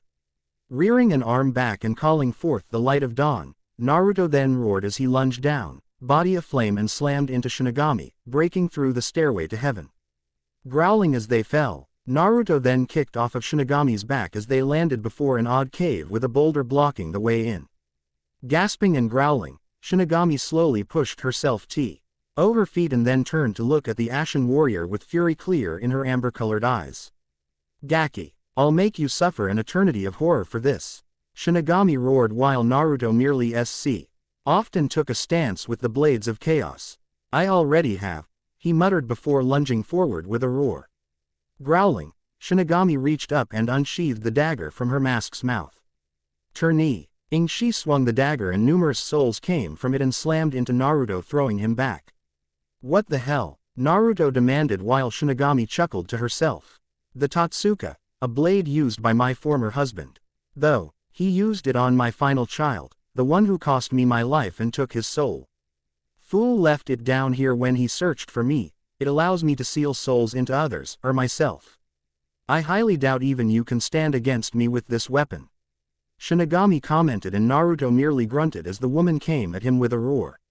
Blocking the Totsuka with his blades of chaos, Naruto narrowed his eyes onto the fallen goddess angrily. "A weapon does not make the warrior, Izanami. Before the day is over, I will make you pay for threatening those who are precious to me. Believe it," Naruto uttered darkly, and Shinigami threw him back by swinging the Totsuka. Roaring, she lunged forward and swung the Totsuka once more, only for the Ashen Warrior to lunge back to avoid its blade. Coming out in a crouch, Naruto then lunged forward and swung his blades upward, slicing into Shinigami before pulling her down and kneeing her in the chest, sending her flying back. Righting herself and stopping herself in midair, Shinigami growled angrily while looking to the Ashen Warrior. "Your arrogance is astounding, ninja. Remember that I am a kami. Shinigami felt the need to remind him. And Naruto scoffed while glaring at her. I don't care if you're kami, Yukai, Ninjin, or even Yore, I will kill you and end this. I will not allow those I care for to suffer because of my mistakes ever again. Naruto growled out and Shinigami shook her head before throwing her arm out towards the blonde. The Totsuka sword piercing his chest with her hand still gripping its hilt and going through him as well. Eyes wide, Naruto looked at Shinigami before gritting his teeth as the Totsuka and her hand slowly came out of his chest. You speak nonsense, Ninjin. Your soul is mine, Shinigami EXCL. Aimed while a pale entity slowly started to come out of Naruto. Gritting his teeth and grabbing hold of the Totsuka, Naruto slammed both hands into Shinigami's wrists, forcing her to release the weapon. Pushing it out of himself, Naruto thanked anyone he could think of for having the strength to fight off the weapon. Seeing Shinigami vanish, Naruto quickly turned and cursed as she tried to slice him with the Totsuka. Rolling out of the way and coming out into a crouch, Naruto then lunged at Shinigami and swung his blades of chaos into her. Growling, Naruto tried to pull on the weapon's only foe. Shinigami to quickly tug on them and yank the Ashen Warrior off his feet. Widening his eyes as Shinigami then aimed the Totsuka as he came towards her, Naruto twisted his body to move above it and brought a foot down on her head. The fallen goddess was surprised by the tactic as Naruto sailed over her and landed against a far wall before lunging at her with a flying roundhouse kick. The fallen goddess stumbled forward from the attack for a few moments before quickly turning to face her opponent once more. Shaking her head and throwing her arms out to the side, a wave of purple energy forming from her and knocking Naruto back. Swirling souls now surrounded him and the fallen goddess looked down at him with a sneer. Crouching, she then swung the Totsuka, a bladed arc of souls heading straight towards the Ashen Warrior. Growling, Naruto rolled out of the way of the attack and then ran towards Shinigami. However, she then stabbed the dagger into the ground, the souls of monsters he'd killed rising out of the ground. Oh great! The Ashen Warrior inwardly mutters to himself while rolling out of the way of an attack from the specters and then lunged at Shinigami once more, evading another arc of souls. Naruto swung the blades of chaos and caught Shinigami in the chest before digging his feet into the ground and pulling back on his chain blades. Gritting her teeth, Shinigami reached out and took hold of the chains, attempting to pull the blonde back as well. Growling, Naruto narrowed his eyes as she did and then felt power explode out from within. Rage of the demon, he roared out as his body changed, becoming that of a red hellish creature, its markings, eyes, claws, and fangs glowing an ominous violet color. Digging his feet into the ground, Naruto pulled back with his weapons once more. This time overpowering Shinigami and pulling her off her feet. Swinging both his blades and Shinigami, he slammed her into the ground before lifting and slamming her into the roof as well. Quickly turning on his heel, Naruto then swung and released Shinigami while coming to a stop as Shinigami slammed into the wall of souls around them. Shaking her head, the goddess of death screeched loudly, the shock of the sound slamming and knocking the Ashen Warrior off his feet. Hearing only a ringing in his ears, Naruto looked towards Shinigami and cursed as she swung at him once more. Quickly rolling out of the way, Naruto then twisted into a low sweeping kick and knocked her off of her feet and down to the ground. Quickly getting back to his own feet, Naruto lunged at Shinigami before re-hopping onto her back and sinking his blades into her chest from behind. Kicking off of her back to knock her into the ground, Naruto then lifted up on the chains to lift Shinigami into the air and then slam her down into the ground once more, quickly pulling the chains out of Shinigami as she got back up and roared. You will suffer like no other ninja, she exclaimed furiously, and the Ashen Warrior rolled out of the way as her right arm stretched and came stabbing at him with the Totsuka. Landing in a crouch, Naruto lunged at the goddess and rolled out of the way of her arm 2 more times before grabbing her by the front of her mask. As he grabbed her mask, his rage of the demon finally wore off and he returned to normal. Seeing this, Shinigami quickly took her chance and sent him flying back with another screech. Lunging at the Ashen Warrior, Shinigami quickly lashed out with an arc of souls heading straight for him. Rolling out of the way, Naruto then flipped over Shinigami as she lashed out with the Totsuka sword. Swinging his blades of chaos, Naruto caught the fallen goddess from behind before swinging her around and slamming her into the ground. Shinagami cried out in pain as he did, and only had a second to look up before Naruto quickly grabbed her by the front of her mask once more. Not giving her a chance to retaliate, Naruto slammed her into the ground face first and dragged her to the wall of souls. Roaring out loudly, he then slammed her into the soul wall around them. Rearing a fist back, he then slammed it into her mask repeatedly before kneeing her and throwing her to the side. Looking up shakily as the Ashen Warrior came at her, Shinagami then threw her arms to her sides and let out a scream, temporarily disorientating Naruto as he covered his ears. Nah! Rolling her eyes, she then swung her arm and it stretched, the Totsuka heading straight for Naruto once more. Opening his eyes to see this, Naruto growled while evading the sword and then grabbed her arm with gritted teeth. This is it, he roared while running at a shocked Shinagami and then grabbed the front of her mask once more. This is your end, he roared while placing a foot on Shinagami's chest and ripping her mask off. Kicking the woman back as he did, he used his other hand to take hold of the Totsuka. Shinagami quickly used one hand to hide her face while tugging on the other arm, attempting to break Naruto's hold. This is not possible. I am a goddess. No ninja can destroy me, she shouted, and Naruto scoffed while breaking her arm with his right arm, shattering it and making her cry out in pain. Taking the Totsuka as her arm returned to her bent and broken, Naruto sheathed the Totsuka into the mouth of the mask before placing it onto his right bicep. The mask clung to him and he then took hold of Hatchiman's katana and walked towards a weakened Shinagami. This ends now, he said darkly while running towards her. The fallen goddess saw him coming, however, and her eyes widened.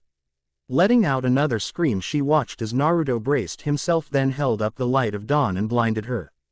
Gasping in pain and covering her eyes, she didn't see it as Naruto ran up to her and ran her through with Hatchiman's katana, then lifted her up and slammed her into the ground. Forming a ball of fire into his left hand, he then slammed it into her gut and sent her flying back. Why, you are no human, the fallen goddess said while looking back with wide eyes. Shinagami dragged her body away, only for Naruto to spin his blades of chaos over his head then throw them at her. Blades sliced into her back and the Ashen Warrior slowly started to drag her back to him.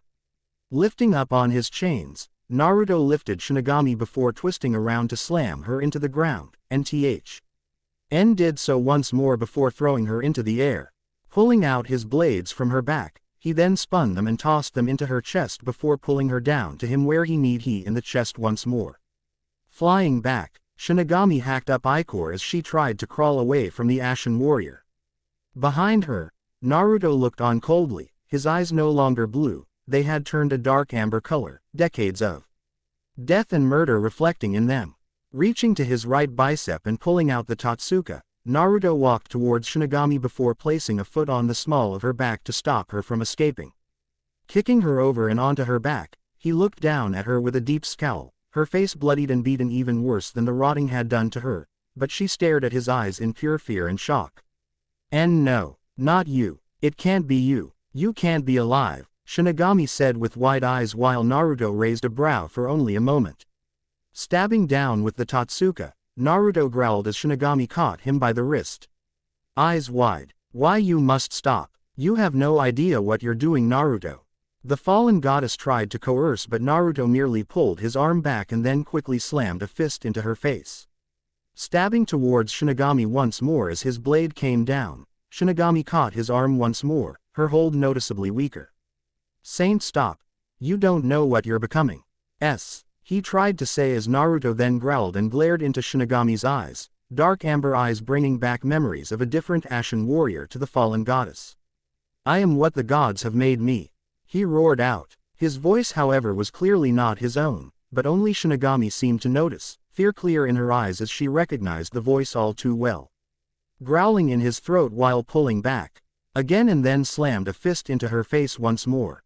Stabbing down with the Totsuka once more, he pierced her chest. Shinagami screamed as not only the blade but also his whole hand started to sink through her chest. Pulling back, Naruto growled as Shinagami grabbed his arm and tried to stop him. My soul is not for the likes of you, the fallen goddess managed to croak out weakly as Naru Tu glared at her and stepped on her head while tugging on his arm with his teeth gritted. Grunting lightly, as Shinagami wouldn't release his arm, Naruto stomped on her head, Shinagami's grip loosening for only a second before regaining her grip on his arm. Growling in his throat, Naruto then stomped on her head again, pulling out some more of his arm while she quickly regained her grip on his arm. Saint, stop. No. Why you're not. Why you see can't. Please, it is all the beauty I have left. Shinagami managed to get out pitifully and Naruto merely scoffed before stomping down on her head, once more and pressing in on her skull with his right foot. Then you shouldn't have threatened those precious to me. Naruto roared out while ripping his arm and the Totsuka from her body at the same time. Quickly he backed up as a vague image of Izanami, healed, formed out of her body and flowed towards him. Your soul is mine, he called out and threw his arms to his sides as the soul of the goddess of death flowed into his body. Breathing out as it was soon finished, the Ashen warrior then looked to Shinagami's body and watched as it exploded in a brilliant flash of green energy. Raw, icing an arm to shield his vision, he then looked up and watched as the light rose up to the heavens for a moment before shrinking back to her now mangled corpse. Pathetic, he muttered to himself, bef. Or turning around and walking towards where he knew that Amaterasu was being held. Stopping, Naruto growled as black smoke twisted before him, before taking the vague shape of a man with glowing red eyes. So, are you going to stand in my way as well, Amatsu Mikabashi? Naruto questioned of the being and he shook his head slowly. Of course not, I do not wish for Izanami's fate to be my own. Matsu Mikabashi replied and Naruto scowled deeply while glaring at him. Then move so I can finally end this madness. Naruto growled out while moving to walk around the god of evil and Amatsu Mikabose. I held out an arm to keep him from going to the cave. I suppose you believe that you will be rewarded for doing this? Amatsu Mikabashi questioned and Naruto growled in his throat while looking to the god of evil angrily. Then shoved the arm out of his way and went over to the cave. I don't care if I am or not. They have promised to release me from my torment, that is all I need. Naruto repel. IED and Amatsu Mikabashi chuckled darkly while looking at him as he placed his hands on one side of the rock. How can you be so naive? You and I both know your suffering will never end. The kami will use and betray you for decades to come. You will be their little pawn from now to doomsday or until they get tired of you. Amatsu Mikabashi told the Ashen warrior flatly and Naruto sighed while turning to look at him. His dark amber eyes slowly returning to their original azure hue. That promise, it's all I have now. What more can I do besides keep moving forward and hoping for a better future? Naruto replied quietly before pushing the rock at the mouth of the cave and Amatsu Mikabashi chuckled darkly. I can tell you now, boy. Someday, soon I think, you will be abandoned by the kami you serve. And then you will regret stopping me, the god of evil uttered ominously while vanishing into the distance, fading from view as Naruto gave one final heave and pushed the rock from the mouth of the cave. Then grit his teeth as a bright light from within nearly blinded him. Present, Naruto clearly remembered that day, the day that he'd saved the world and Amaterasu herself. Yet, instead of freeing him from his nightmares, Hatchiman had given him yet another task. This time he was ordered to destroy the beast known as the Yamata no Orochi. I guess in the end Amatsu was right, the kami won't free me from my memories. Maybe from their curse, but I'll be forced to carry these memories forever, Naruto thought to himself while placing his head into his hands. Memories of the slaughter he'd caused, passing before his eyes even as memories of defeating the Yamata came forward as well. The past voice. Naruto's second mission was by far less challenging than his first. Charged with locating and destroying an ancient serpent that had escaped the pits of Yomi when he'd killed Shinagami. Riding the sea in search of the beast, the Yamata no Orochi, Naruto didn't have to look far. For the beast had been seeking him as well. Followed by ghouls, the former men and women from Yami's army, transformed by Amaterasu, the Yamata found the ghost of Konoha and attacked. A storm looms over the roaring seas as several ships are seen in the distance. Undead ghouls, freakish beasts that had once been the army he'd commanded under Yami, were attacking these ships. And of course the FLEET was also under siege by the Yamata no Orochi itself. From out of one ship, the form of Naruto, Ghost of Konoha walked out and looked to the distance as the Orochi hissed and spat poison at a boatload of sailors. Frowning to himself, the Ashen warrior reached to his back and removed the blades of chaos before turning around and kicking open a trapdoor to the lower deck. Jumping down into it, Naruto then runs down a long hall, soon cursing and rolling under the blades of several ghouls. Do any of you have anything better to do besides hunting me? Naruto wondered of the ghouls very briefly before lunging into them while swinging his blades and two wide arcs. Cutting through the first of the ghouls, Naruto only just braced himself as the ship shuddered, either from the waves, the storm, the Orochi, or some combination of them all. He couldn't really tell. Frowning, the boy then swung his arms once more, slicing through two more ghouls apart before turning and smirking at the next pair of ghouls. Running forward, the Ghost of Konoha quickly crouched low in his swing, cutting the ghouls' legs out from under them, then swinging his blades into their bodies. Yanking the blades down, he slammed the ghoul into the ground, killing them instantly before pulling his swords back to himself. Cracking his neck, Naruto then rolls out of the way as one of Orochi's tails pierces the underside of the ship. Water bursting forth with the tail thrashing around. It just couldn't be easy for me, could it? The young Yurei mutters to himself angrily before running at the tail. Roaring out, he jumped onto it while stabbing the blades of chaos into it, the tail flailing wildly as Naruto then jumped off of the tail. Landing and holding the chains to the tail through gritted teeth, Naruto twisted and slammed it into the floor before then slamming it over and into the ship's mast. Licking his lips, Naruto then pulled himself towards the tail with one chain while recalling his other blade with the other. Using his free blade, Naruto sliced through the tail, cutting it off and causing the beast to shriek out in pain in the distance. Looking towards the beast, a calculative look crossed his features as he turned from it back to the tail he'd amputated. Nodding his head, Naruto then sent his free blade back into the tail and dug his heels down before twisting around. Spinning for a few moments, Naruto then yanked the blades of chaos out of the tail, allowing it to fly before slamming into the Orochi in the distance. Shaking his head, Naruto then jumped into the hole in the ground and lands in a low crouch as three more ghouls rushed towards him. Will these annoying specters never end? Naruto wondered to himself as the ghouls came at him and leaned back to avoid a swing of a sword. Ing a foot back, Naruto then rammed his shoulder through the ghouls before turning and throwing his blades of chaos. Catching two of the ghouls with his blades, Naruto pulled them to the sides, slamming them into the walls before then pulling them inwards, slamming them into the third ghoul between them before the blades of chaos ripped through all of them. Pulling his blades back and catching them in hand, Naruto placed them onto his back before turning and walking down the long hall. With a frown, coming out into a room with the water knee-deep, Naruto looked up to see a hole in the ceiling, on lead a frown when he couldn't see a way up there. Amaterasu, I really hate that you took my chakra away, it would be so useful right now, Naruto thought to himself before cursing as one of the Orochi's heads broke through the ground and hissed at him angrily, its eyes blazing with hate. From what he'd seen of the Yamata thus far, it appeared to be a 100 feet long, gigantic snake with white scales that formed spikes down a large portion of its body, 8 long branching tails and heads forming outwards, with all 8 of the heads bearing bright yellow serpentine eyes only with an evil black sclera. Growling, Naruto watched as the Orochi hissed before lunging at him, jaw open wide. Rolling back to evade the attack, Naruto came into contact with a wall behind him and kicked off of it. Moving forward, Naruto landed on the Orochi's face and reared back both arms before stabbing his blades of chaos into its eyes.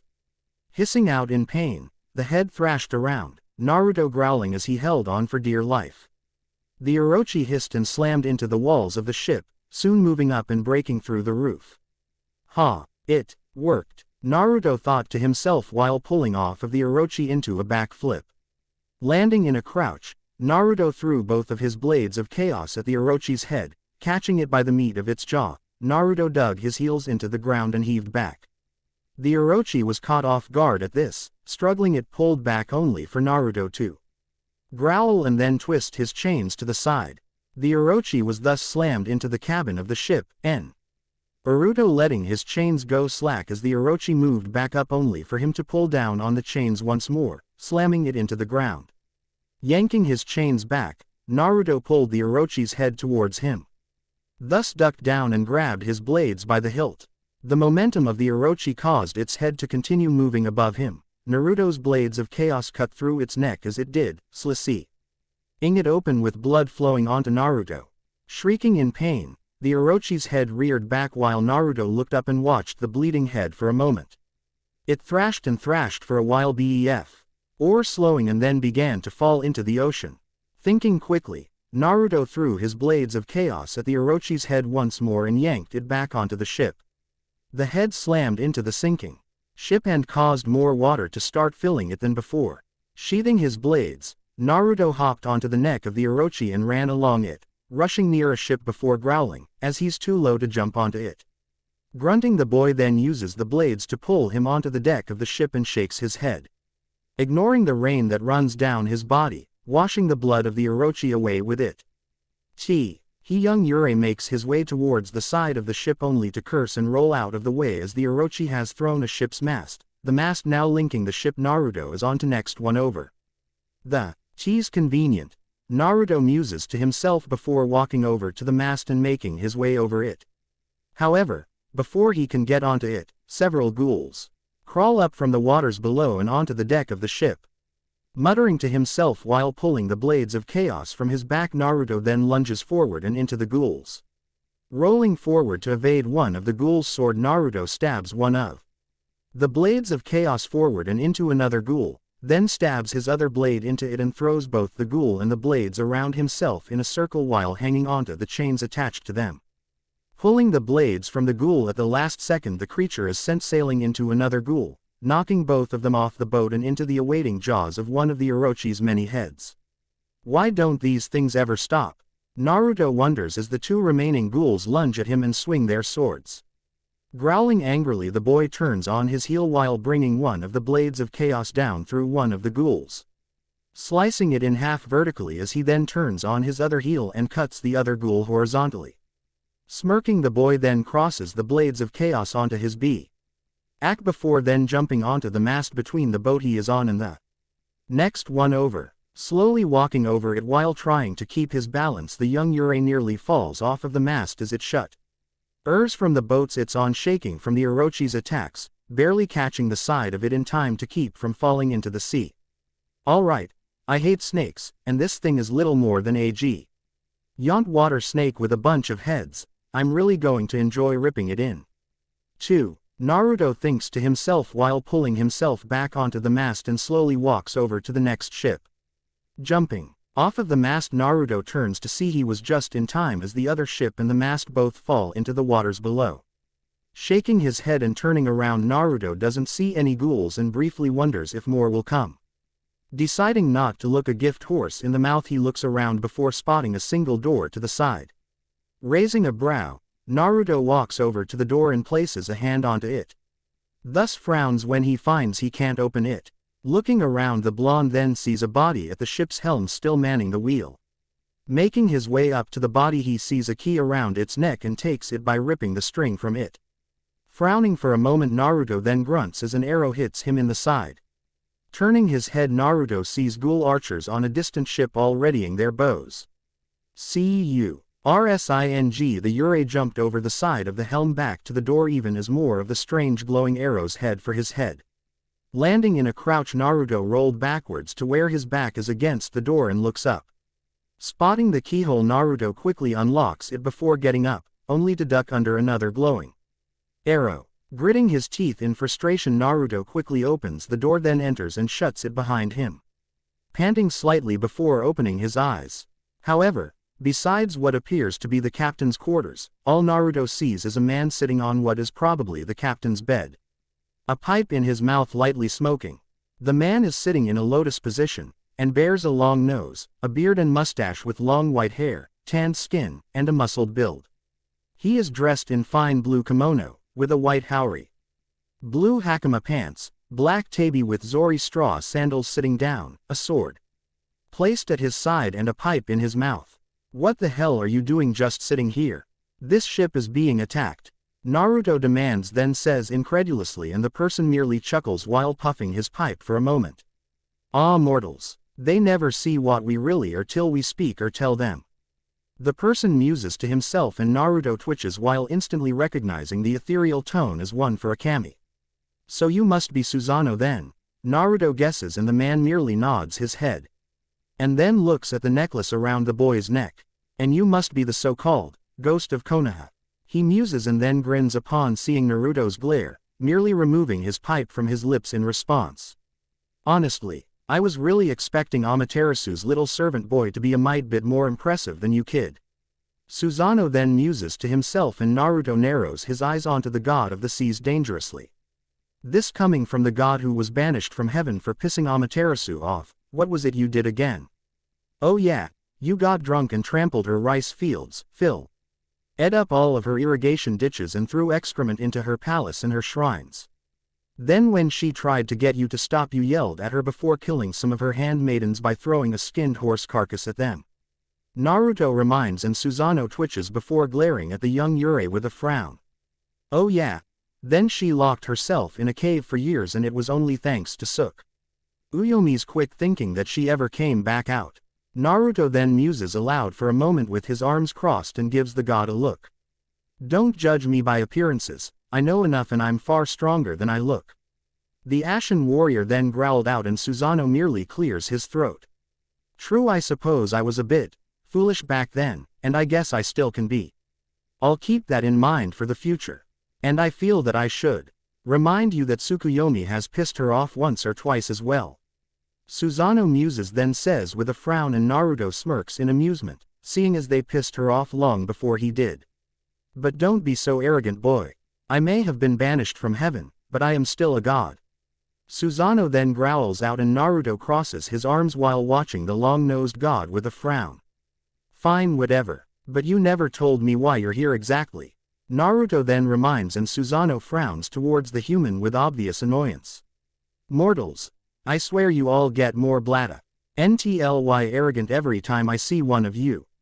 Susano mutters and Naruto bites back the urge to remind him that he isn't technically immortal. But enough of this banter. I am here to give you some of my magic. Susano then says and Naruto blinks, smirking. The god of the sea then holds his left hand out while bringing his pipe back to his lips with his other hand. Forming some lightning into his hand he then shoots it into Naruto. The boy gritting his teeth in pain before falling to his knees as Susano smirks. Hey, maybe that will teach you some respect. Susano muses and the boy glares up at him indignantly till he looks to his sides, seeing a pair of Hitodama now floating beside him, each of them glowing violet in color. Hitodama, what are these doing here? Naruto wonders as one of the Hitodama float under his arm and into his hand, the other doing the same. Bah, Amaterasu sealed your chakra when she turned you into a Yurei. You now use Reishi as your main source of power. It's like chakra or yokai, only it's for ghosts and spirits. Those Hitodama are a basic power for most Yurei. However, I added my magic to them. It's called Susano's Fury. With it, your Hitodama can become lightning and destroy any Yurei you throw them at. Susano explains before puffing on his pipe while Naruto looks at the two glowing sphere within frowns. How do I know that these actually do anything like that? Naruto questions of the god skeptically and Susano rolls his eyes for a moment. Throw them at that pot over there, and you'll see that this isn't a trick. Susano states and Naruto frowns before then cupping one Hitodama in hand then spinning on his heel, hurling the Hitodama at the pot. The Hitodama hit less than a second later, and burst into lightning, Naruto's eyes wide. Ning in shock before the Hitodama reformed beside of him. However, it now looked dimmer than it had, and Naruto looks at Susano for an explanation. Amaterasu warned me about that. You're a Yurei. You aren't meant to use chakra, Yuke, or a god's power for extended periods of time, kid. If you try, I think you'll tear yourself apart. Those Hitodama are extensions of you. They can't handle the power any better than you can, so try and wait for them to fully recover after every shot. Susano offers simply while Naruto looks at the dull Hitodama and nods his head, before opening the door and rolling out onto the ship's deck. Why the hell would I use these? My light of dawn is more powerful and less of an annoyance to use, Naruto thought to himself while cursing and evading several arrows from the ghoul archers. Avoiding a few of the arrows heading at him, Naruto then focuses on using his light of dawn, only to grunt as the rain keeps it from forming in his hands. Of course it does. He inwardly grumbled before grasping one of his new hitodama and then threw it at the ghoul archers. The will-o-wisp-like object curves into an arc as he does, forming into a thin almost arrow-like shaw. Pay as it then flies through the attacking ghouls before appearing at his side once more, visibly weakened from the exertion. Well, that'll be useful in the future at least. Especially in or even underwater. Naruto muses mostly to himself before frowning at his two hitodama. Even if I only have two, and my light of dawn is better when I'm dry. He notes to himself with a frown before shaking his head and running over to the side of the ship, then jumped over to land onto the next one over. This ship, unlike the others, has a massive hole in the center, making Naruto groan before taking a step back, then lunge forward. Grabbing onto a net still hanging on the side of the boat and pulls himself up onto the other side. However, a second later, one of the Orochi's many heads comes from the hole in the ship. Much like the last he'd had to fight before it. Shaking his head, the Ashen warrior then widened his eyes as the Orochi noticed him. Cursing, the young Yurei quickly rolled out of the way of the head's snapping jaws. Landing in the underbelly of the ship and quickly turning back to it with blades of chaos drawn. The Orochi hissed towards the warrior angrily before lunging forward a second later. Only Naruto quickly rolls out of the way, then flips off the wall beside him, into the air, and throws the blades of chaos into the Orochi's head. Grunting, Naruto holds on as the Uchi thrashes about. Soon pulling himself to the massive beast snake's head, Naruto placed his feet onto its snout. Hissing once more, the Orochi lunges its head forward, slamming Naruto into the wall and causing him to fall to the ground. Roaring loudly, the beast then rolls its head and tosses Naruto back to the upper deck of the ship, the blades of chaos being ripped from its head as it did. Landing with a grunt, Naruto shakes his head and stands up as the Orochi's head hisses and lunges at him. Quickly rolling out of the way, Naruto snarls towards the beast and lunges forward, swinging the blades of chaos into the face of the massive snake once more. Roaring out, Naruto yanks on the chains of his blades, twisting them and forcing the Orochi's head into the mast of the ship, splintering it and causing it to fall, leaving a sharp set of splintered spikes in its wake. Smirking despite himself, Naruto then flips back, pulling the blades of chaos from the Orochi as it roars out in anger. Turning, he-boy jumps onto the helm of the ship to avoid the Orochi's head as it lunges at him. Turning around quickly, Naruto throws his blades into the beast's head once more, pulling them in like reins. Grunting as the beast tries to pull away, Naruto jumps forward, the Orochi moving back only for him to come down, bringing his chains down and the head of the Orochi itself down onto the splintered spikes of the mast. Looking at the head, Naruto watches it thrash for a few moments, hissing and spitting before slowly ceasing all movement. I hate snakes, Naruto says to himself before yanking the blades of chaos from the Orochi's head and sheathing them onto his back. Turning around, the Yurei then walks over to the side of the ship, thus giving the young Yurei a clear view of the battle going on against the Orochi. Men wielding whatever they can find as weapons against the many heads and tails of the Yamata no Orochi.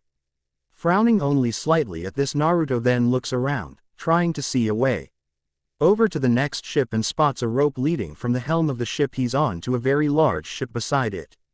Now to get this over with at last, Naruto mutters to himself while making his way back onto the helm of the ship. Then jumps up to take hold of the rope leading to the next ship and slides over to it. Landing in a low crouch, Naruto looks around, and then pulls the blades of chaos from his back.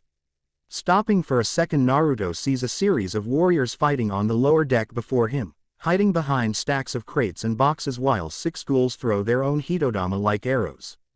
I hate this damn job, Naruto thinks to himself with a frown before looking around. Spotting a large crate, Naruto quickly pushes it to the ground below. Jumping down with it, Naruto quickly rolls out of the way of the ghoul's hitodama. By Kami, it's the ghost of Konoha. A human archer near him says with shock and fear, and Naruto grunts before standing up and moving the crate he'd found. Staying behind it, Naruto then braces one of his feet against the back of the crate before then grunting as he kicks it forward. Rolling forward as well, Naruto then does this once more, bracing his leg against the box before kicking it forward, sending it sailing while he rolls forward to evade the incoming hitodama arrows. Grunting while standing in a low crouch, Naruto looks over the box at the ghouls as they fire on him. The archers behind him, firing on the distracted ghouls yet doing no damage to them. Mortal weapons can't hurt them, they're all already dead after all, Naruto muses to hymns. Elf before cursing as his crate breaks and he quickly ducks behind a stack of crates.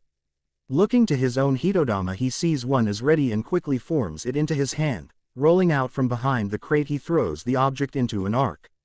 The lightning-like power soaring through the air and then shooting through the 6 ghoul archers. Moving quickly, Naruto quickly moved under the archers, then looks around. Seeing the ghouls have destroyed the ladder to the upper floor.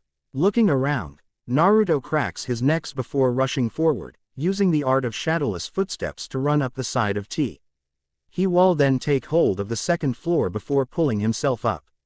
Looking around, Naruto makes his way to the end of the ship and sees the Orochi rise up, a smaller ship in its jaws as it then throws the boat into another nearby ship. So how do I finally kill this thing? Naruto wonders to himself with a scowl while the Orochi noticed him and narrowed its eyes, hissing as one of its 8 heads came to attack him. Cursing under his breath, the Ashen Warrior rolled out of the way as the head came at him, snapping its jaws. Quickly kicking off of the side of the boat and then over the head, Naruto landed in a crouch behind it. Narrowing his eyes as the head turned and hissed at him, the blonde dug his feet into the surface of the boat and caught the head of the Orochi before slamming it into the deck. Appearing disorientated for only a moment as it backed off, the head hissed while lunging at him once more. Flipping over that, Naruto threw his blades of chaos down to catch the Orochi's head. Holding on for dear life, Naruto had to inwardly remind himself he was technically immortal before shaking his head. Riding the snake's head, he then saw a nearby mast and smirked slightly. Yanking on the chains, Naruto caused the Orochi to slam into the mast, breaking one of its arms off. Still holding onto the Orochi with one blade, Naruto then swung the other to knock the mast down and caught it with the blade. Yanking the mast over the Orochi's head, Naruto then flipped back as the mast impaled the Orochi's head from above, pinning it down. Hissing in pain, the Orochi thrashed under the mast that now held it, only for one of its tails to last out and throw Naruto into the air. The Ashen Warrior cried out as he sailed through the air, soon coming to a stop on another boat. Ing as a mast from one of the other boats fell down, Naruto looked to the side and saw the main heads of the snake attacking a particular boat. However, he then frowned as several ghouls came at him from behind. Clenching his fists onto the blades of chaos, Naruto turned and swung his blades, catching 2 of the ghouls before throwing them into the air. Throwing the blades once more, he caught one the ghouls and yanked himself up to knee it in the chest, knocking it back. Wasting no time, Naruto twirled in midair and yanked another ghoul up and started to rapidly slash into the beast before slamming his head into its face, sending it slamming into the ground where it then dissipated. Landing in a low crouch as the other ghoul came at him, Naruto frowned and ducked under a slow attack from it before grabbing one of his Hitodama and slammed it into the creature, sending it flying back. Finished with that minor distraction, Naruto ran and jumped onto the mast from the other ship and quickly ran along its length. Glad he was used to such narrow spaces from his days as a ninja, Naruto flipped off the mast and onto the next ship just as one of the Orochi's heads lashed out at some sailors. Ducking as the Orochi spat out poison onto the ship, Naruto then rose up and looked to the side. Looking up and seeing a long rope leading to the ship where the Orochi was, Naruto couldn't help but smirk for a moment. Perfect, he thought to himself before looking between where he was and where he needed to be. Frowning for a brief moment, Naruto saw the Orochi's head, look around and noticed the positioning of its head would be ideal to get across to the rope. However, he'd need a way to pin its head down if that was going to be the case. Looking up, Naruto nodded his head upon seeing the mast to the ship was still standing. Reaching out and grasping one of his rejuvenated Hitodama, Naruto then reared his arm back and tossed it at the mast. The Hitodama slammed into one of the arms of the mast, tearing it apart and forming a sharp-looking spike. Nodding his head, Naruto then ran and went behind the mast while watching as the Orochi's head moved, frowning as it then spat out poison at more sailors. The Ashen Warrior narrowed his eyes as he waited, nodding his head as the Orochi's head looked down once more, Naruto unsheathed Hatchiman's katana before slicing the mast's base. Sheathing the sword as the mast fell, Naruto turned and watched as the mast fell on top of the Orochi's head, pinning it down. Quickly jumping onto the mast, Naruto ran along its length as the head of the Orochi attempted to free itself. Jumping to the other side, Naruto then looked up to the rope leading to the main part of the Orochi and quickly ran over to it. Jumping up and taking hold of the rope, Naruto held on as he went sliding towards the Orochi before throwing himself off at the last second and landing before 3 of its heads. Looking up, Naruto scoffed slightly before crossing his Hermes over his chest even as the 3 serpentine heads coiled and circled around him. Hissing, the heads narrowed their eyes onto the blonde boy even as he cracked his neck, then reached back and freed the blades of chaos from his back. "All right then, beast, show me what you can do," Naruto roared out, and the serpent hissed at him before the 3 heads all lunged at him as one. Smirking despite himself, the ashen warrior flipped over the heads and watched as they slammed into one another. Lashing out a second later, Naruto caught one of the heads with the blades of chaos and roared while slamming it into the other 2, then lifted it up and slammed it down into the ground. Yanking on the chains, he pulled the head straight towards him. Licking his lips as he clenched one fist, the youth slammed it into the face of the serpent, knocking it back while the other 2 lashed out, lunging at him from either side. Crouching down, Naruto then jumped up over them and landed on the back of one of the snake's neck. Riding on the neck of the Orochi, Naruto watched as another came at him and flipped off of it, causing it to bite into the neck of the first serpent. Chuckling to himself as he fell, he ashen warrior looked to the side as the other head came at him from the side. Turning in midair and catching the front of the snake's head, Naruto held on even as it then rammed him into the deck of the ship. Gritting his teeth and growling in his throat, Naruto used all of his strength and pushed back on the head before throwing it up and kicking it away. Turning and coming to a stop, Naruto rolled out of the way as one of the other heads slammed into the deck of the ship. Staying in a crouch, Naruto lunged at the head soon after, then jumped at the head and stabbed his blades of chaos into its neck to ride it. Hissing and thrashing about in pain, the snake tried to throw him off, but Naruto clung to his blades and then started to climb along its length. Looking to the side as one of the other heads came his way, Naruto prepared himself before kicking off of the first snake and turned, allowing the giant snake to swallow him. Seconds later, Naruto carved the head off and jumped out of its throat, landing in a low crouch on the deck of the ship with blood and gore covering him. "Yuck," Naruto mumbled while brushing off some pieces of the snake off of himself and the Orochi hissed out angrily before lunging at him once more. Evading the first head, Naruto then flipped back as the second head came up through the deck of the ship. Landing in a low crouch, Naruto quickly wed the blades of chaos onto his back while unsheathing Hachima's katana and lunged forward while swinging the weapon. Seconds later the head of the Orochi fell as well, Naruto chuckling as he leaned the blade against his shoulders, and the final head hissed once more. Raising a brow and looking up at the snake, Naruto sheathed the katana and crossed his arms. The snake attacked instantly, swallowing the man whole. Inside of its throat, Naruto rolled his eyes, muttering about the stupidity of some creatures. He closed his eyes while his 2 Hitodama formed beside of him. Concentrating, Naruto felt the Hitodama swirl around him for a moment before causing a massive burst of lightning to shoot up through the neck of the Orochi and into its head. The Orochi hissed and thrashed out in pain when he did, slamming into anything it could in a vain attempt to stop the pain. Soon however the lightning stopped and the head fell down on top of the ship, utterly defeated and steaming slightly while Naruto carved his way out of the throat of the beast. Such a disappointment, he mumbled to himself while kicking the head slightly and walked away from it, only to stop as the 8th head rose up behind him and hissed. "Why am I not surprised?" he wondered to himself while turning to the final head only to quickly crouch into a stance as it opened its mouth. However, his eyes then widened as he saw Orochimaru, naked and pale, sitting within the jaws of the final head before looking up and smirking towards him. "Ah, Naruto-kun, you're looking well, though a little bit pale," Orochimaru said then, mused with a slight chuckle at the Ashen Warrior's expense. "Orochimaru, what the hell are you doing here? You're long dead," Naruto growled out, and Orochimaru chuckled once more while looking down at him. "Oh really? Well, when you killed the Shinigami, it freed a lot of trapped souls and I just happened to be one of them. Getting out of Yomi wasn't so hard without that bitch of a fallen goddess in the way.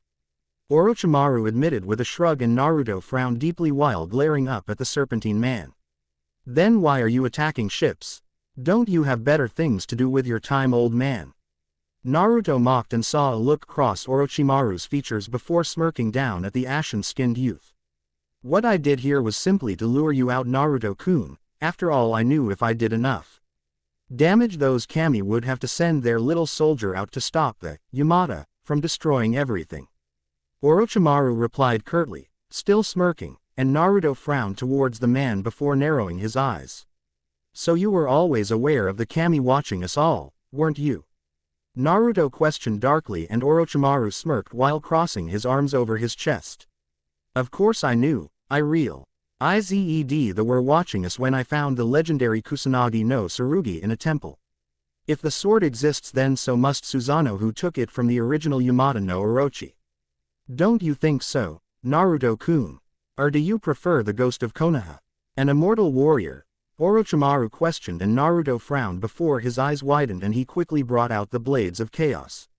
So that's what you're really after, my immortality. Well, trust me when I tell you this, Orochimaru. Immortality is no gift, it's a curse, and it's not one you'd want. Naruto stated darkly, and Orochimaru merely rolled his eyes while the final head of the Orochi rose up with him still inside of it. So you say, Naruto-kun, but I am perfectly willing to accept this curse, so that I can finally learn all the world's jutsu at last.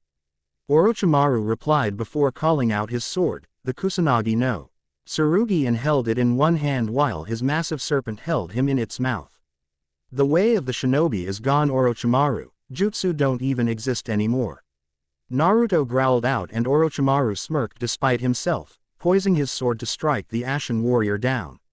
Then I suppose I'll just have to occupy my time with learning whatever else is out there. Imagine it, Naruto-kun. With your immortality and powers and my knowledge in jutsu, we could be a truly invisible warrior. Orochimaru replied, and Naruto scoffed, why? Twirling the blades of chaos in his hands. No thanks, I'm good. The ashen warrior replied, and the Orochi's head lunged at him, Orochimaru stabbing the Kusanagi towards him, and Naruto flipped up and away from the head.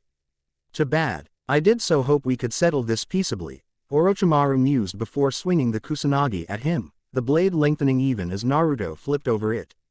Smirking, Orochimaru made the Orochi quickly lashes out and wraps its neck around Naruto and pin his arms to his sides.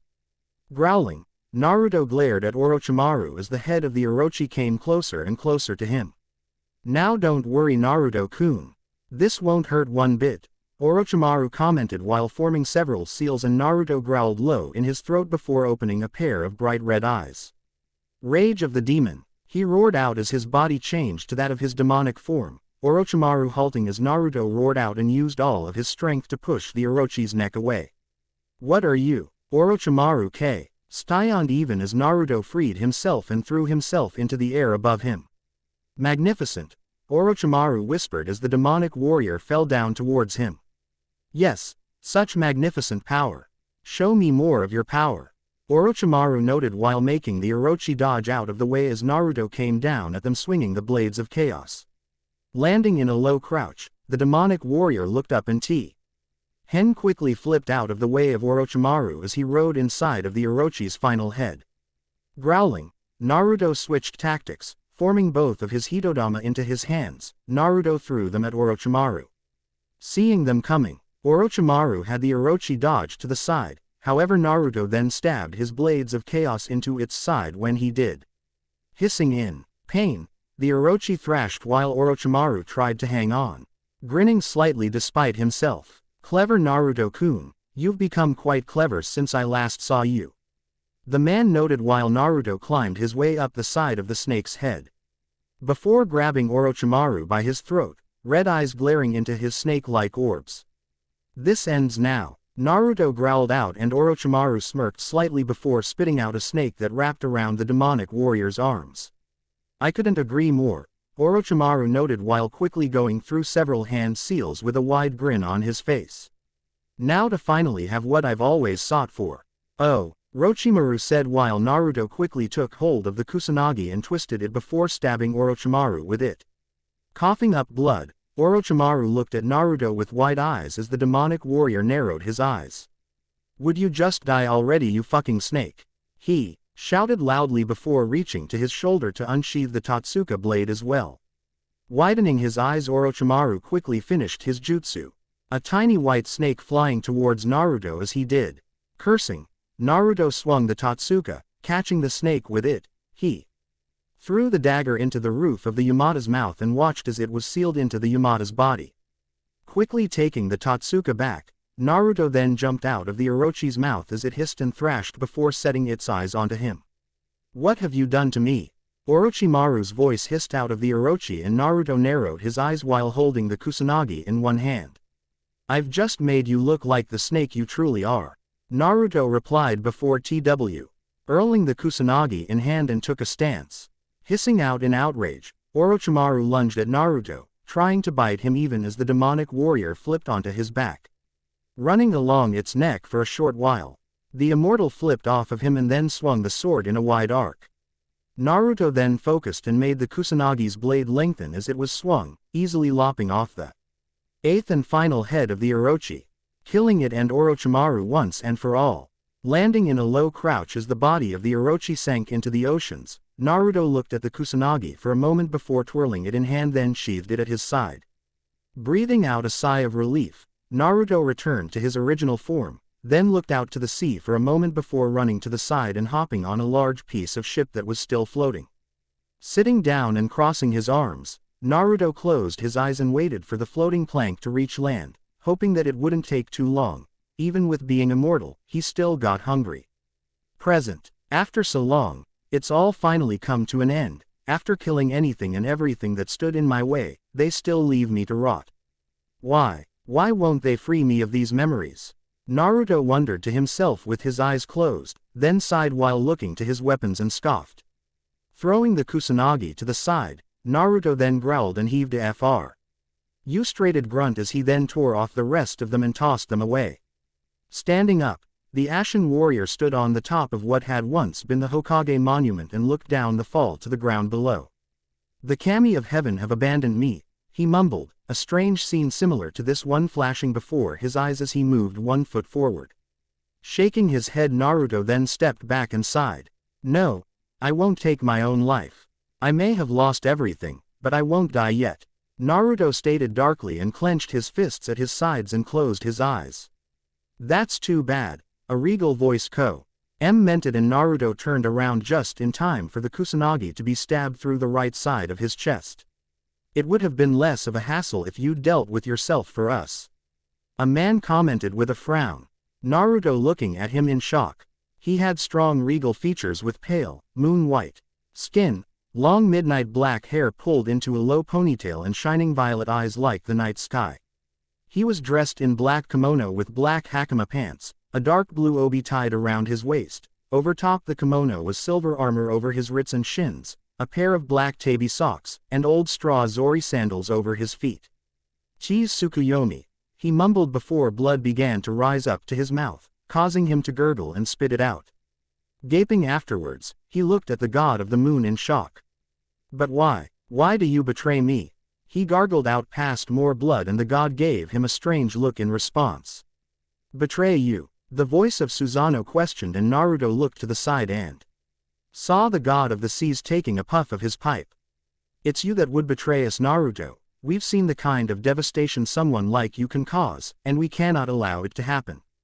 Susano Ed and Naruto grunted as Tsukuyomi twisted the kusanagi and forced Naruto down to his knees.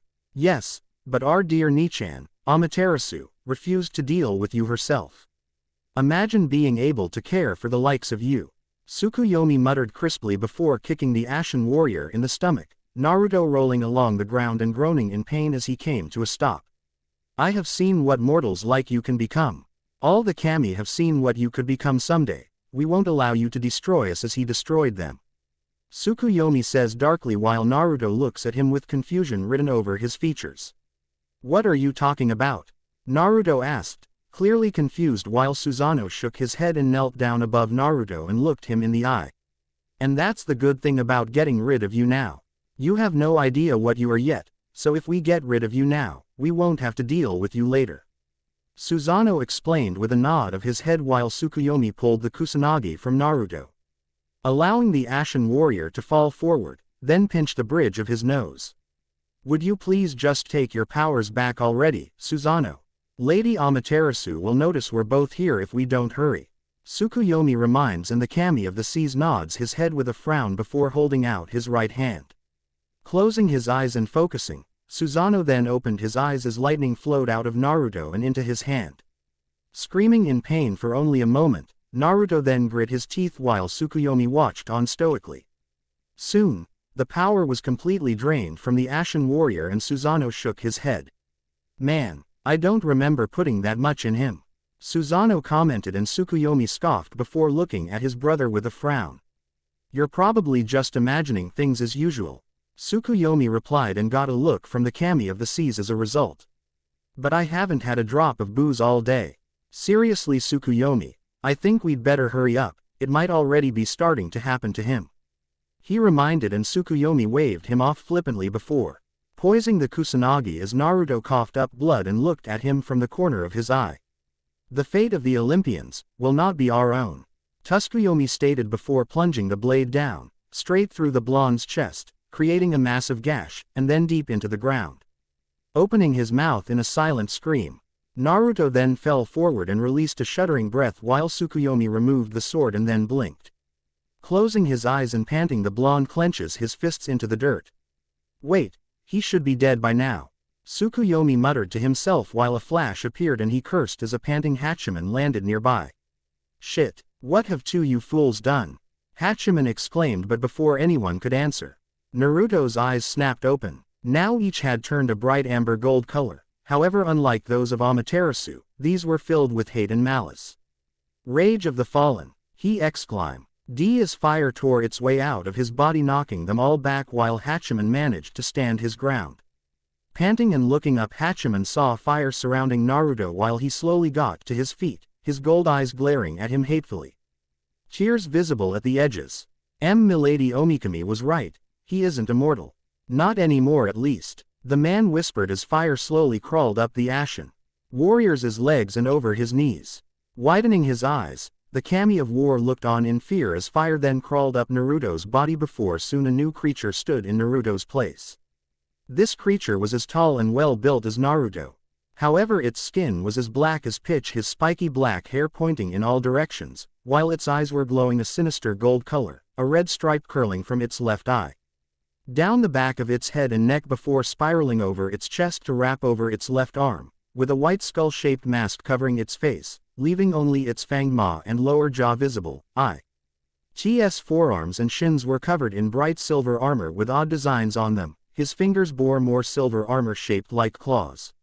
It also had long silver chains tipped with sharp spikes wrapping around his arms. Attached to his forearm guards, a silver belt of some kind circles its waist with more of the odd designs on it. Over its shoulders are a pair of small guards that cover only the shoulder and leave the rest of its upper arms bare, and finally crawling down its back are numerous spinal plates of some kind that attach to its shoulder armor and belt.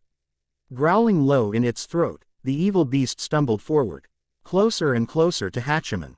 Taking several steps back, the kami of war soon stopped as Susano looked on from behind him with wide eyes as flames trailed from the beast's feet with every step.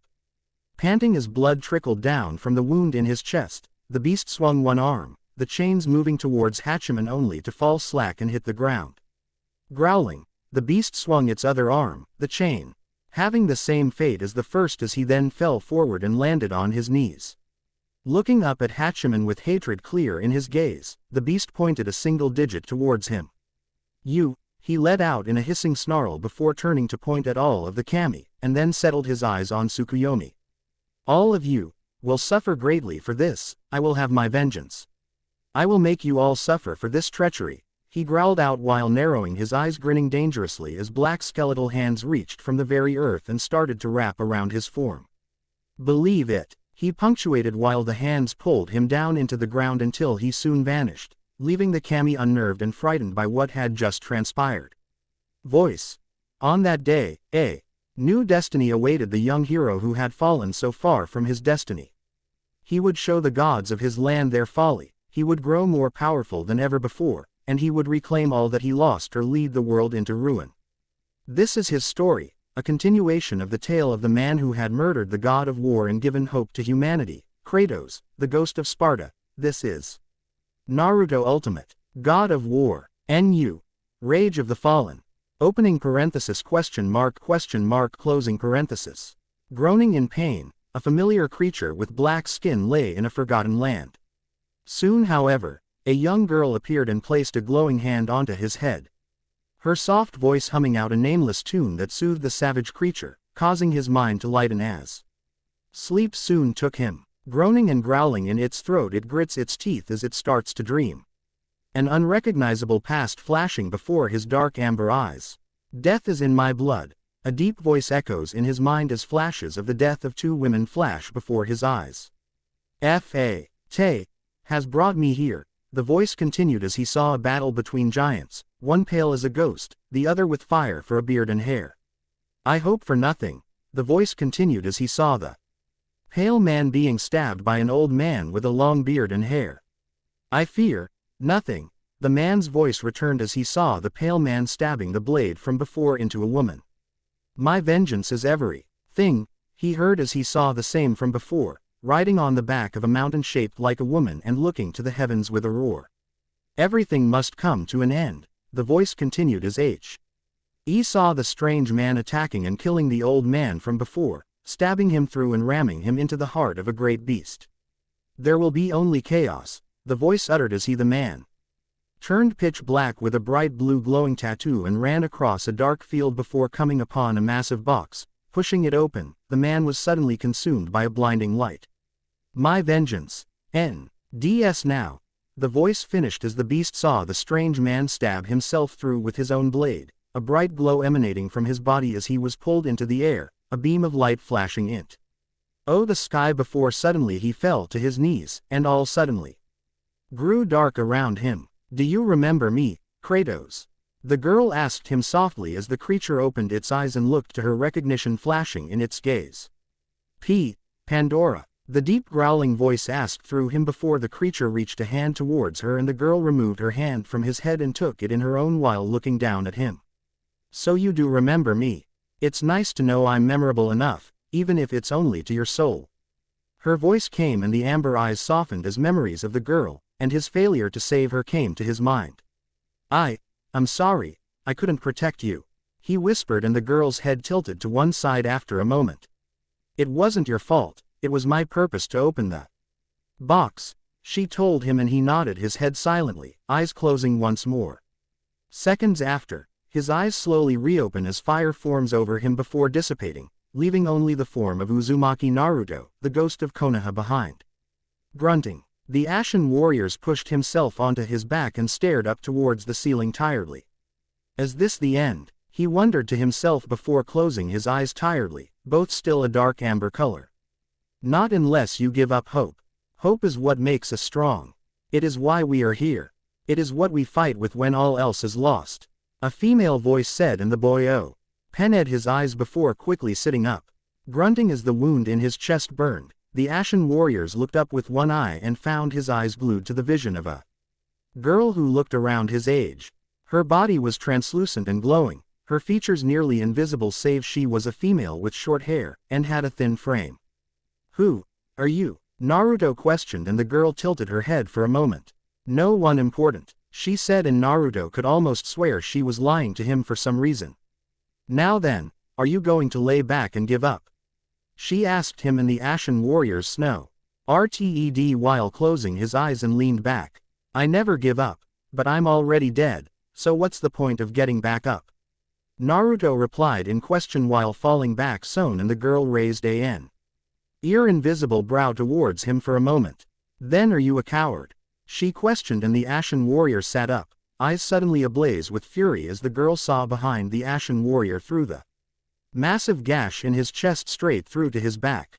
I'm definitely no coward. I've gutted demons, slaughtered ghosts, and torn apart monsters for what feels like centuries. I have faced the horrors of the underworld, and my own worst nightmares. So I can honestly say, that I'm no coward. The Ashen Warrior roared at the girl furiously and she merely cocked her hip to one side. Oh really? Then what are you doing right now? She questioned of the Ashen Warrior and he blinked for a moment while looking to her. Death is an escape, only a coward accepts death. Are you a coward? The girl Sked and Naruto grit his teeth before closing his eyes and clenched his fists tightly. I'm no coward. He seethed and then gasped in pain as the wound on his chest started to steam and slowly seal over. Then awaken and prove that you carry his soul within you. Take these weapons, my gift, and live once more, Uzumaki Naruto, the ghost of Konoha. The girl ordered as a pair of blades formed into his hands seemingly out of blue fire. The handles of these blades were metallic with segments forming the grip and arched at the pommel slightly, chains reaching off of them over his forearms. The cross guard was of a demonic skull. Its mouth opened to form the guard with its sharp fangs pointing down along the blade, an axe-shaped blade behind it curving up its length as well, a blue gem in its eye. While two curled horns arched upwards from it to form the handles. The blades were much like that of the blades of chaos, only they seemed a bit more simple and less flame-like. Blades of Pandora. Briefly twirling the two blades in hand and swinging one of them to cut the hands holding his left arm, he then cut the other hands before falling further and further into a strange fiery pit. What is this? The Ashen Warrior demanded before flipping in mid-air and hitting the ground in a roll. Coming out in a low crouch, the Ashen Warrior then slowly stood up with panting breaths and stared up. And looked around to find himself in a long winding river. What the hell is going on? He demanded before quickly swimming down the river only to stop and groan as something grabbed him from behind. Punching whatever it was, he then swam further on. It happened once more and the Ashen Warrior felt his head start to spin for a moment. Soon reaching the end of the river, the Ashen Warrior pulled himself out of the river and panted lightly while laying back. What is this place? He wondered before pushing himself to his side and looking up at the world he'd found himself in. The world was fire and brimstone, with what looked like people falling from the heavens above. Narrowing his eyes and panting heavily, Naruto looked to either side and saw tortured souls and monsters all around him. Lo, oaking to the blades in his hands for only a moment, Naruto then held them at his sides as he licked his lips and looked towards the seemingly endless monstrosities of this land with a dark expression. His dark amber eyes briefly showing the true nature of his soul, a soul that once belonged to a great Spartan warrior that single-handedly murdered most of the gods of Olympus. TBC. If you have any questions just PM me. But please review anyways. This is 26 Lord Pain signing off. Ciao. Welcome to Hell. Naruto Ultimate. God of War. NU. Rage of the Fallen. Welcome to Hell. Opening parenthesis question mark closing parenthesis.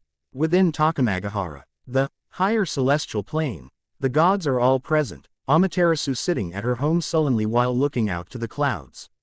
However, in one room in particular are three unlikely forms.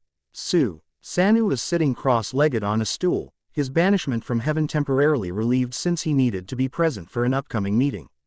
Also present is Tsukuyomo, the god of the moon, sitting down formally with his eyes closed. Pacing before each of them is the god of war, Hatchiman, a deep frown across his face as he turned to glare at the two gods.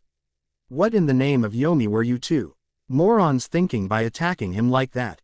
Hatchiman demanded furiously while looking to Susano and Tsukuyomi, the god of the seas and the god of the moon, giving him a look as he did. Watch who you're talking to, Hatchiman.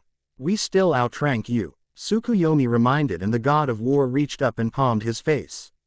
I think we have more pressing concerns than rank here. Tsukuyomi. Hatchiman let out and Susano puffed his pipe before turning it in his mouth. I don't see what the big deal is. The kid was beginning to turn out like him, so we got rid of him before he became a problem for us like he did for the Olympians.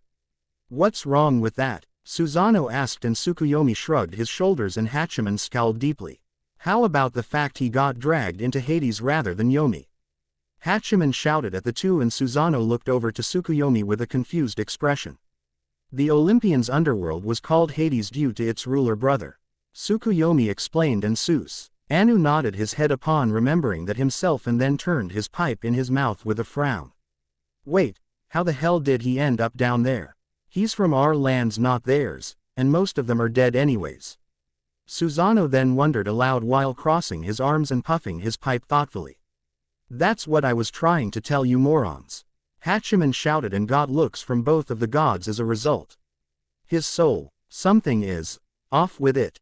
Milady Omikami and I went to speak to Omoikane about it and she's looking into it as we speak. The problem is that Hades holds more than a Zen weapons and artifacts all crafted by the Olympians he can use to kill us all thanks to you too. Hatchiman explained then shouted and Susano frowned while puffing on his pipe. Shit.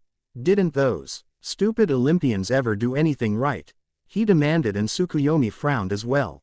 That still doesn't explain why you're so worried about him. He's in Hades now, and as far as I know, there was only a couple ways to get out of there, and most of them required help from the Olympian to be accomplished. I say we let those fools have his soul and be done with it. Tsukuyomi said flippantly and Hatchiman bit back a growl while glaring at the god of the moon. I'm worried because of the fact we've got a few of the remaining Olympians heading our way seeking counsel for some reason. Not only had but in case you idiots have forgotten, our souls go to Yomi if we die, so it stands to reason so do the souls of the Olympians go to Hades and he could possibly drain their magic into himself and come out with their fucking abilities. All in all, something about this stinks and I really don't think we're going to like it. Hatchiman explained while continuing to pace and Tsukuyomi raised a brow before frowning deeply. Regardless of how often I speak of their stupidity, the Olympians are quite capable of taking care of themselves. Something truly bad must be about to happen to make them actually come to us for aid. And if that boy were to get their powers, we would truly have a very bad problem, Tsukuyomi noted with a frown and Susano puffed on his pipe for a second before removing it and then blew out some smoke. Am I the only one here who has a bad feeling about this? Susano questioned while looking to the other gods and got a look from Hatchiman and Tsukuyomi.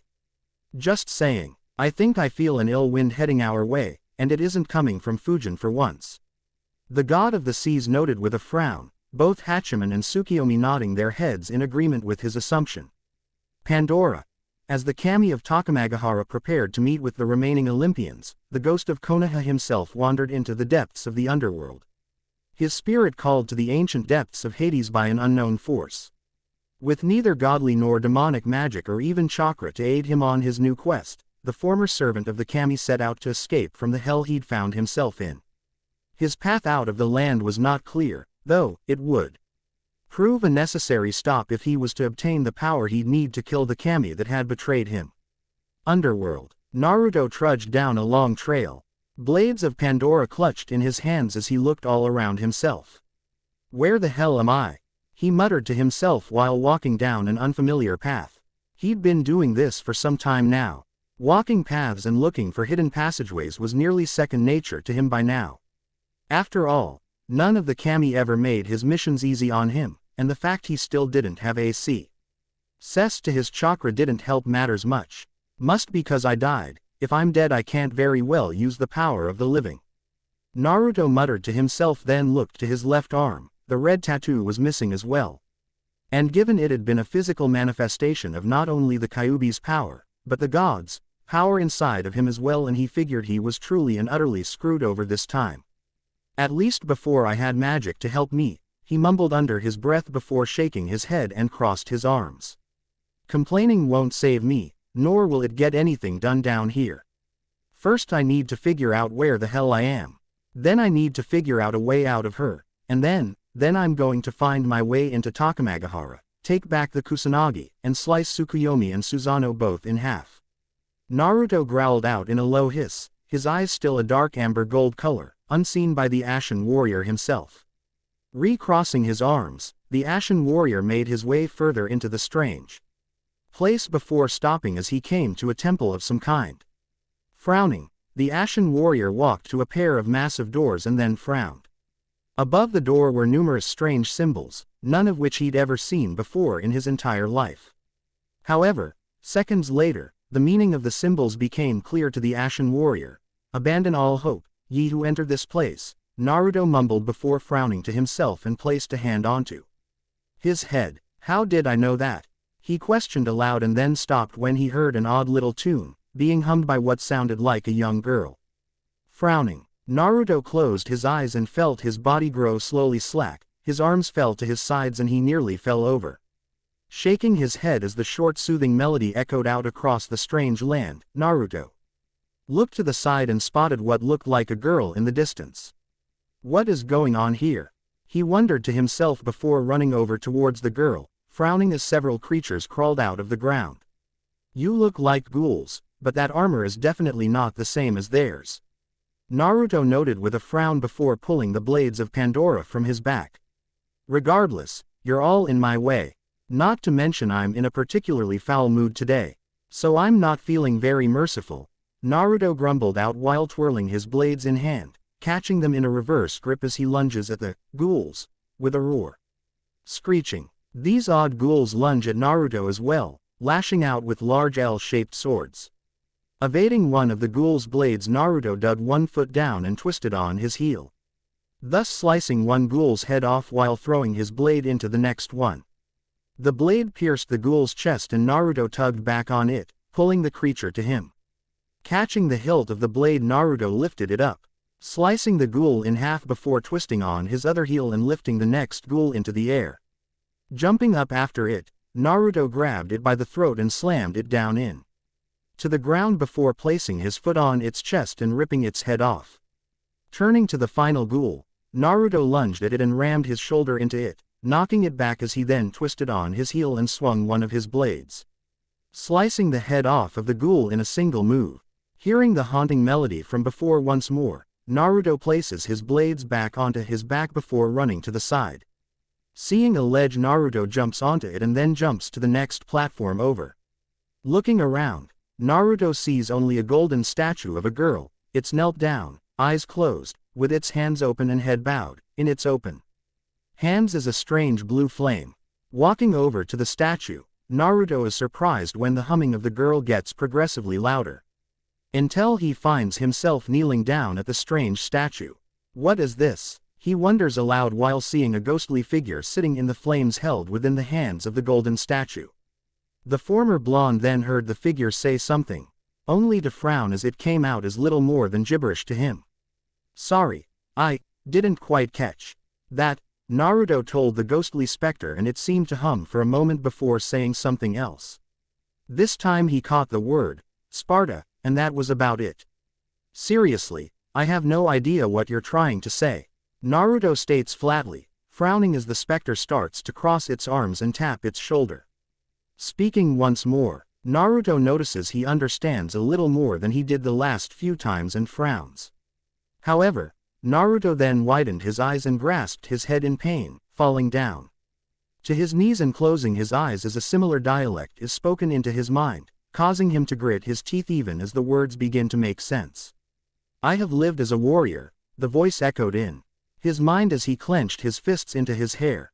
I have died as a god, it continued as lightning started to arch up his form and black wisps stretched off of him. Having suffered the ultimate sacrifice, the deep voice echoed out softly as Naruto felt flashes of memory form before his eyes. I have been denied release, the voice echoed once more, the language slowly starting to make sense. In fact, soon he started to notice new words and ways to use them for himself. I will defeat Olympus, the deep voice continued as the black wisps and lightning started to fade. I will have my revenge. The voice finished as Naruto opened his eyes, panting heavily before looking up to see the specter inside of the flames looking at him, seemingly worried for him. Are you all right? She asked, and Naruto blinked for a moment, and then realized he understood her and slowly nodded his head while rubbing his temples. Yeah, I don't know what just happened, Naruto admitted quietly before looking to his hands, eyes dimming as he blood covering his fingers. He then saw a red glove over it a second later, blood still staining them, and as he looked to where the girl and the statue had been, he saw the bodies of his friends at first all dead. Widening his eyes he then saw them shimmer only to be replaced by a dead older woman and a little girl. No, Naruto called out while shaking his head and gripping it with his hands, teeth gritted, then slowly opened his eyes and saw the specter staring at him again. Hello Naruto. It's nice to see you again. The voice comments as the Ostly figure looks up to him from the flames and Naruto pants slightly while lowering his arms. Gulping and breathing out heaving breaths, the Ashen warrior places his hands over his eyes and releases a shuddering sigh. Then looks back to the flame. "How do you know my name?" he asked her softly, and the girl blinked for a moment before answering. "Let's just say I've been watching you through all the events of your life," she replied, and Naruto raised a brow while looking at her warily. "Okay," Naruto stated with a flat tone, and the girl giggled into one hand while he looked around for a moment. "So then, who are you?" the Ashen warrior questions, and the girl tilted her head to one side before shaking it slowly. You really don't remember me? And to think we only met a little while ago, surely your memory isn't that bad," she notes, and Naruto twitches before crossing his arms over his chest. "Very funny. Now who the hell are you?" Naruto growled out in question, and the girl sitting in the tiny flame stretched her arms. "I'm nobody important, but my name is Pandora," she finally allowed, and Naruto hummed for a moment, trying out the name in his head a few times. "Pandora," he said, testing out how it sounded, and then while looking to the specter. "How do I know this language? I've never even heard it before, let alone taken the time to learn it," Naruto questioned, then muttered under his breath, and Pandora smirked slightly while looking at the Ashen warrior. "Maybe not in this life, but you have before," she offered, and Naruto pinched the bridge of his nose and gave her a look. "All right, I get it. You're a damn comedian. Now if it wouldn't be too much trouble, could you tell me where I am?" Naruto asked, and Pandora nodded her head and sighed while recrossing her legs under herself. "This place is known as Hades, otherwise known simply as the underworld," Pandora replied, and Naruto frowned once more while looking around. The underworld he'd been to, known in his land as Yomi, had been endless darkness. This one was fire and brimstone, thus he decided he'd go with Hades as a name for now. "Alright, then how exactly did I get here?" Naruto asked while gazing at the world of fire and brimstone surrounding him, and Pandora was silent for a few moments. "Let's just say your soul is unique," she offered him with a smile, and Naruto looked at her and then shook his head. "Right, well then, you wouldn't happen to know the way out of here, would you?" Naruto questioned, and Pandora contemplated that for a moment before nodding her head and turned. "I only know of one way out now. Unfortunately there is a bit of a problem with trying to do it," Pandora said, and then rubbed the back of her neck while Naruto rubbed his face and grumbled. "How so?" he asked her flatly, and Pandora was silent for a moment before finally answering him. "Because the only way to do that is to reach a chariot belonging to the former god of the underworld, Hades, deep in its depths at the base of the Titan Atlas. The real problem is that an evil man has taken control of Hades, and he won't let you leave should you try to escape," Pandora replied, and Naruto merely rolled his eyes while crossing his arms over his chest. "Well, whoever he is, if he gets in my way I'll gut him like I have many of the undead," Naruto growled out darkly while turning away from the girl, and Pandora's eyes widened slightly. "Wait," she called out, and Naruto turned to give her a look, a thin frown across his lips. "Go back the way you came. If you enter the first door you'll find several powerful souls. They can give you the means to kill the one in control down here," Pandora offered, and Naruto gave her a look before nodding his head slowly. "Fine," he stated while walking back to the side and hopped the few platforms back onto the main path. Walking back over to the door he'd seen earlier, Naruto then looked it over for a moment and then nodded his head. Cracking his neck and taking a few steps back, Naruto then crouched down before lunging forward with a roar and slammed his shoulder into the door, knocking it down in one heave. Pandora, breaking down the doors to the first cell in this wretched portion of Hades. Naruto found himself face to face with a horrible torture. A man frozen in ice, eternally burned and tormented with lightning, while his wounds would heal over soon after. This was the first torment. The torment of disaster, a punishment placed upon the former god of the seas himself, Poseidon. Sliding to a halt on the other side of the massive doors, Naruto then raised a brow upon seeing a frozen fountain, sparks of lightning flowing up it, and a trident stabbed into it before a withered-looking man, almost totally encased in ice, while a trident was stabbed into the fountain before him. The room itself, however, It interested him more as he saw it was a large circular room with a circular depression in the center around the fountain with drains positioned beside the fountain. Statues of warriors were beside of each door, totaling in about 8 of them around the room with tridents and shields held in their hand, and 2 open doorways, while behind the fountain a large wooden door was closed. What the hell? Naruto mumbled while walking up to the fountain and then frowned as the man in the fountain cried out in pain as lightning arched up his from and then left his body to sizzle and heal rapidly. Who are you? Naruto asked, and the man looked to the ashen warrior and shook his head for a moment. The man had long brown hair formed into numerous braids that reached to his shoulders. His skin was tanned though looked withered and aged, a beard covering a portion of his face while his eyes looked to have been gouged out, a thin cloth all that was covering the holes. With dim blue markings glowing against his form, his arms were outstretched to his sides, his legs frozen solid into a sitting position, and his neck was bound in a heavy. He was dressed in ornate silver armor with a circlet and a toga wrapped around his waist, and uncomfortable-looking gorget that attached to the throne that was a part of the fountain and frozen along with most of the man's form. I was once known as Poseidon, god of the sea and brother to both Zeus and Hades, the man replied before crying out once more as lightning stretched from the base of the fountain and up his form. His flesh searing and blistering before the lightning ceased and he was healed. Who has placed you in this torment? Naruto questioned with a raised brow and pose. Idon let out several labored breaths before looking back up to the ashen warrior. It was him. The brother of Kratos, Poseidon replied before coughing and panting heavily as he heaved out labored breaths. Who? Naruto asked with a raised brow, though the name Kratos did ring several bells in his mind, though he couldn't for the life of him tell why. I don't know his true name, but he's a vile beast. Since the death of my brother Hades, he has taken control of the underworld. He now torments the thousands of souls trapped here, or forces them to do his bidding by fighting one another. Or for his amusement, punishing those he believes require it, and unfortunately, I am one such soul. Poseidon explained before crying out once more as lightning burned his body and then left him a quivering gasping mass once more. What did you do to deserve such a fate? Naruto questioned while looking at Poseidon, and the man closed his eyes and let out a bitter laugh. Far too much to list it all. I'm afraid.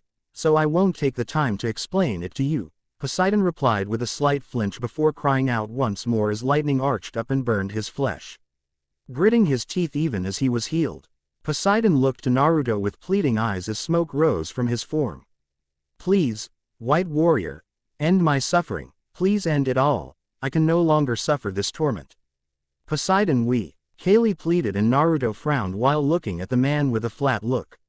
And what exactly would that get me? I'm not exactly fond of helping others recently, especially gods. Naruto growled out, and Poseidon merely screamed as lightning arched up his body yet again. I'll give you what remains of my magic. With it you should be able to use any godly weapons or relics you find down here. And escape this hell. Poseidon replied, and Naruto frowned once more before clicking his tongue. He did need some power, and unfortunately, while he'd really love seeing this guy tortured for all eternity for some reason, he thought this was the quickest way to get some power back into his body. Fine then, I'll help you. But how do I kill you exactly? You seem to heal from any wounds inflicted on you rather quickly. Naruto noted, and Poseidon nodded his head before crying out once more as lightning arched up his form once more. That will be simple. Cut off my head and I'll finally die. I'll finally be free of this torment, Poseidon replied, and Naruto looked at the gorget and frowned. It was frozen like most of the god's body, only the ice was visibly thicker there. I'll need some way to heat this room up if I want to kill you, Naruto mumbled before walking away from Poseidon and looked around the room for a while. Crossing his arms, Naruto then noticed 2 large chandelier-like objects hanging above them, each with numerous torches on them, both hanging over Poseidon just far enough that they wouldn't melt the ice. That might work, Naruto mumbled to himself before looking around and saw a doorway nearby. What are you looking for? I thought you were going to kill me. Poseidon shouted at Naruto, and the ashen warrior felt the sudden urge to sew his lips shut in. Leave him to suffer before shaking that off. He needed magic. Without chakra, He'd need magic if he was going to be killing any of those traitorous kami in heaven at least. Be quiet, Naruto growled. D out at the fallen god before walking over to a doorway, leaving Poseidon behind as he walked into a circular corridor. Walking down its length, Naruto looked to either side for something of use before finding a ladder. Climbing up the ladder quickly, Naruto came out on the floor above Poseidon only to frown as he noticed several mirrors all around him, formed even into the floor and the lower portion of the outer guardrail. This can't mean anything good, Naruto mumbled while slowly walking around the floor and stopped when he saw a statue of Pandora. This one was different than the first, as it depicted Pandora sitting on the side of the guardrail, one hand outstretched as she gazed at her empty hand. How many of these damn things are down here anyways? He wondered aloud while walking. G over to it and then wondered to himself as he gazed at the statue for a moment longer. However, as he gazed at it, something caught his eye in a mirror under Pandora, a reflection showing something sneaking up behind him. Narrowing his eyes, Naruto watched as the creature moved behind him before quickly rolling out of the way as it lashed out, missing him by only a hair's width. Rolling into a low crouch, Naruto quickly pulled the blades of Pandora free while the creature hissed and turned to face him. Instantly he moved his eyes away from its face, mentally wondering why he did, though he realized he had a strange voice telling him not to look directly at its eyes. Looking to the mirrored floor, Naruto saw what the creature looked like and grimaced slightly as it literally slithered towards him. It had the upper body of a woman and the lower body of a snake. Its scaled tail was green with yellow stripes and segments down its underside from its stomach down, a visible green tint too. Its human skin with sharp-looking clawed fingers, bright yellow eyes with slit pupils, and last was numerous flailing snakes that made up her hair. Watching the creature as it looked towards him as He slowly stood up and kept his eyes to the floor. Just my luck. I hate snakes to no end, and I meet a female snake thing down in Hades, why am I not surprised? Naruto inwardly grumbled and then rolled out of the way as the snake creature lunged at him. Landing in a crouch, Naruto twisted on his heel and lashed out at the creature, swinging the blades of Pandora into her and knocking her back. Hissing in pain, the snake woman somehow crawled along the walls and then looked down at him and hissed angrily. Of course she can do that, Naruto thought with a frown and then rolled back as the snake woman came down at him. Hissing, she then twisted on her hands, swinging her tail as the sharp bone spikes on her came at him. Cursing, Naruto flipped over that and landed in another crouch, eyes still kept down towards the mirrored floor. Alright, think Naruto, you've taken on worse things than a freaky-ass snake woman, Naruto told himself while the snake woman lunged at him, swinging her sharp talons in a wide arc. Jumping back, Naruto closed his eyes and then twisted around when he felt his feet hit the ground. Swinging the blades of Pandora, he heard the snake woman hiss out in pain, and opened his eyes while looking to the ground as he did so. The snake woman hissed out in outrage before lashing out once more, swinging her claws at him. Rolling out of the way, Naruto stabbed one of his blades into the snake woman's tail and then heaved, dragging her back a ways before kicking her in the back, knocking her to the ground as black wisps began to form off of his body once more. What the hell? Naruto wondered while seeing the strange phenomena, then shook his head and returned his attention to the snake woman. She started slithering away from the blonde, then coiled around and lunged at him like a viper. Cursing, Naruto had no time to dodge as she wrapped her body around him, the spikes digging into him as she did so. Gritting his teeth, Naruto closed his eyes and roared while throwing his arms out, knocking the serpentine woman off of himself into the ground. Growling out angrily, Naruto grabbed the end of her tail and then twisted on his heel, throwing the snake woman at a wall. She hit it with surprising force, then landed on the ground and shook her head. However, Naruto then threw one of his blades. It lodged itself into her back and he pulled himself over to her and kneed her in the back of her head, smashing it against the wall before grabbing the back of her head and slamming it forward into the mirrored wall. Heaving out breaths as his eyes dilated, Naruto growled and then grasped several of the snakes that made up the woman's hair before throwing her to the side once more. Growling low in his throat, Naruto stomped over to the snake woman and looked down as she lunged at him. Ducking out of the way of an attack, Naruto stabbed one of his blades into her ribs and threw her to the side.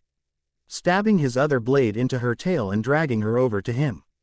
Naruto then grabbed her hair and heaved her head back. Placing a foot onto her back as he heaved back, Naruto then stabbed one of his blades through the back of her neck and sliced her head clean off. Panting as he held the head up for a moment, Naruto then threw it to the side and shook his head. Well, that's one less snake to annoy me now. Naruto mused, if only to himself, and walked back out onto the ledge above Poseidon and looked around. Seeing several chains were all that was holding the two chandeliers up, Naruto nodded his head after a moment of thought. If I lower these, the ice should melt. Then I'd be able to permanently kill that annoying god. Naruto mused before frowning as he wondered why he said, permanently. Shrugging that off, Naruto walked to the one of the chains holding the first chandelier up and cut it loose. Then moved on to the next one and the next one soon after that, cutting all of the chains loose. Naruto frowned slightly, as the chandelier still didn't fall. Okay. Looks like I have to do it manually, Naruto said to himself while jumping onto the guardrail and then onto the chandelier, causing it to lower down closer before landing on the ground in front of Poseidon, who looked at him strangely. What are you doing? Poseidon questioned before crying out as lightning arched up his form. Ignoring the fallen god, Naruto looked down and watched as the heat of the chandelier slowly melted the ice that was covering Poseidon. Frowning to himself, Naruto looked back up to the second chandelier and nodded his head. That should speed up things nicely, he mused to himself before throwing one of his blades into a statue and heaved on it, pulling it down to hold the chandelier down as he hopped off of it. Making his way back up to the second floor, Naruto cut the second chandelier loose and jumped on it as well. Soon it hit the ground and the Ashen Warrior blinked as he heard an audible click. Looking to his side, he saw a doorway open up behind Poseidon with a circular pool in the center of it leading down. What the hell? Naruto wondered before shaking his head and threw one of his blades to another statue and yanked it down as well, pinning the chandelier he was on.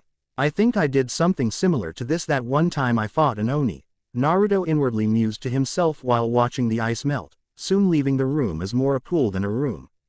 Poseidon visibly relaxing as it did. Water. Oh.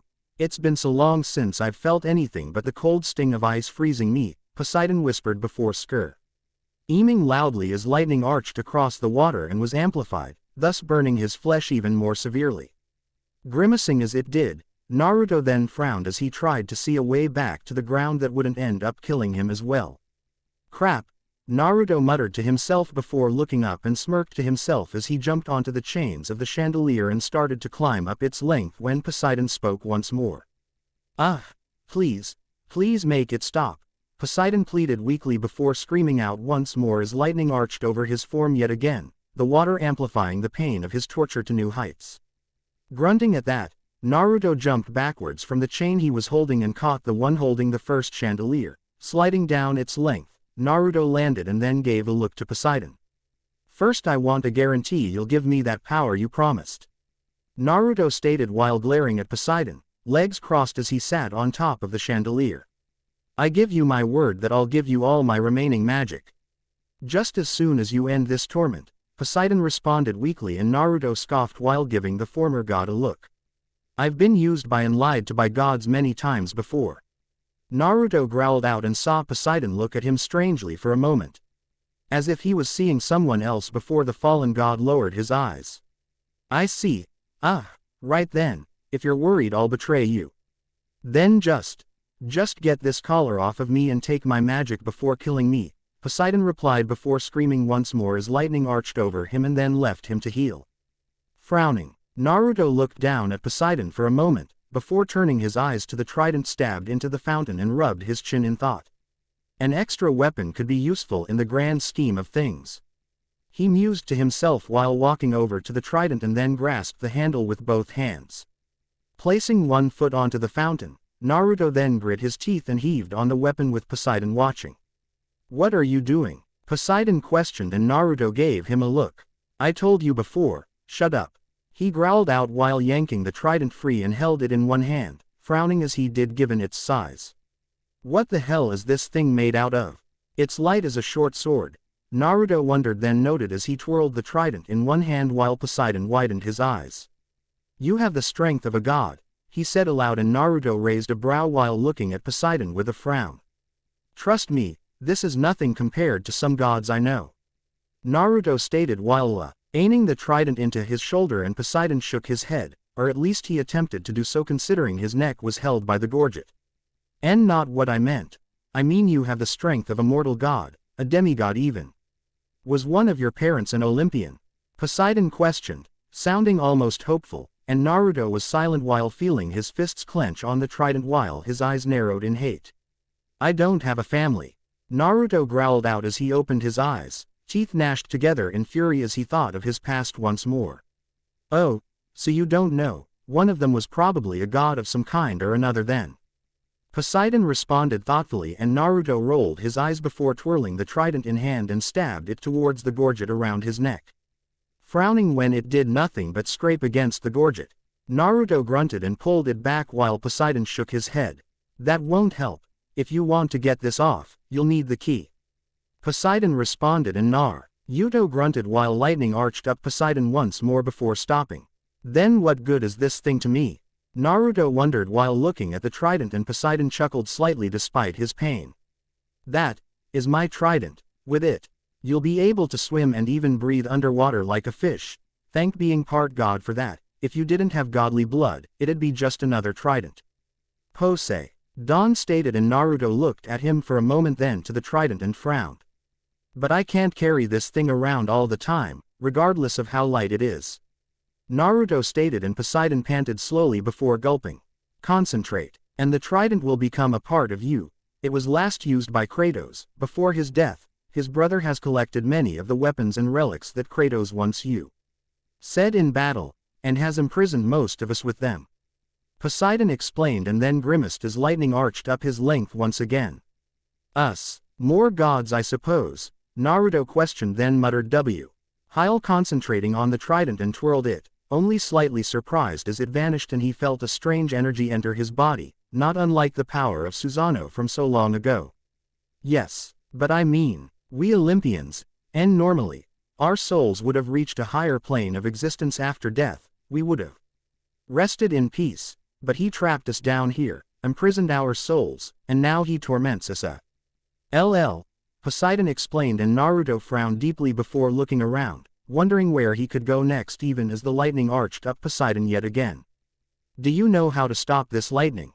It's really getting annoying, Naruto asked, and Poseidon closed his eyes and let out several shuddering breaths. I don't know, but the key to my gorget, I think it's down the pool behind me, gettin'. Down there with the blasts constantly being generated will be the main problem. If you could drain the water for even a few minutes, getting down there should not be a problem, Poseidon replied, and Naruto clicked his tongue while looking at Poseidon, then to the door to his side he had been in. We'll see about that. I'll try to find the draining mechanism fist, then I'll worry about freeing you. Naruto mused while hopping over to the doorway and swung his blade into it and tugged, pulling him past the doorway and over the water as Poseidon screamed as lightning arched up his body. Landing in a low crouch, Naruto then found himself in a long corridor and frowned for a moment. Walking down its length, Naruto stopped and turned out onto a balcony and looked to the distance. Hades was vast, so vast Naruto could only imagine what climbing his way out of this place would be like if he ever tried to do it. Not only that, but from what he could see in the distance, a statue was being erected of a man. His arms raised with two curved blades in them, a hood hiding his face from view.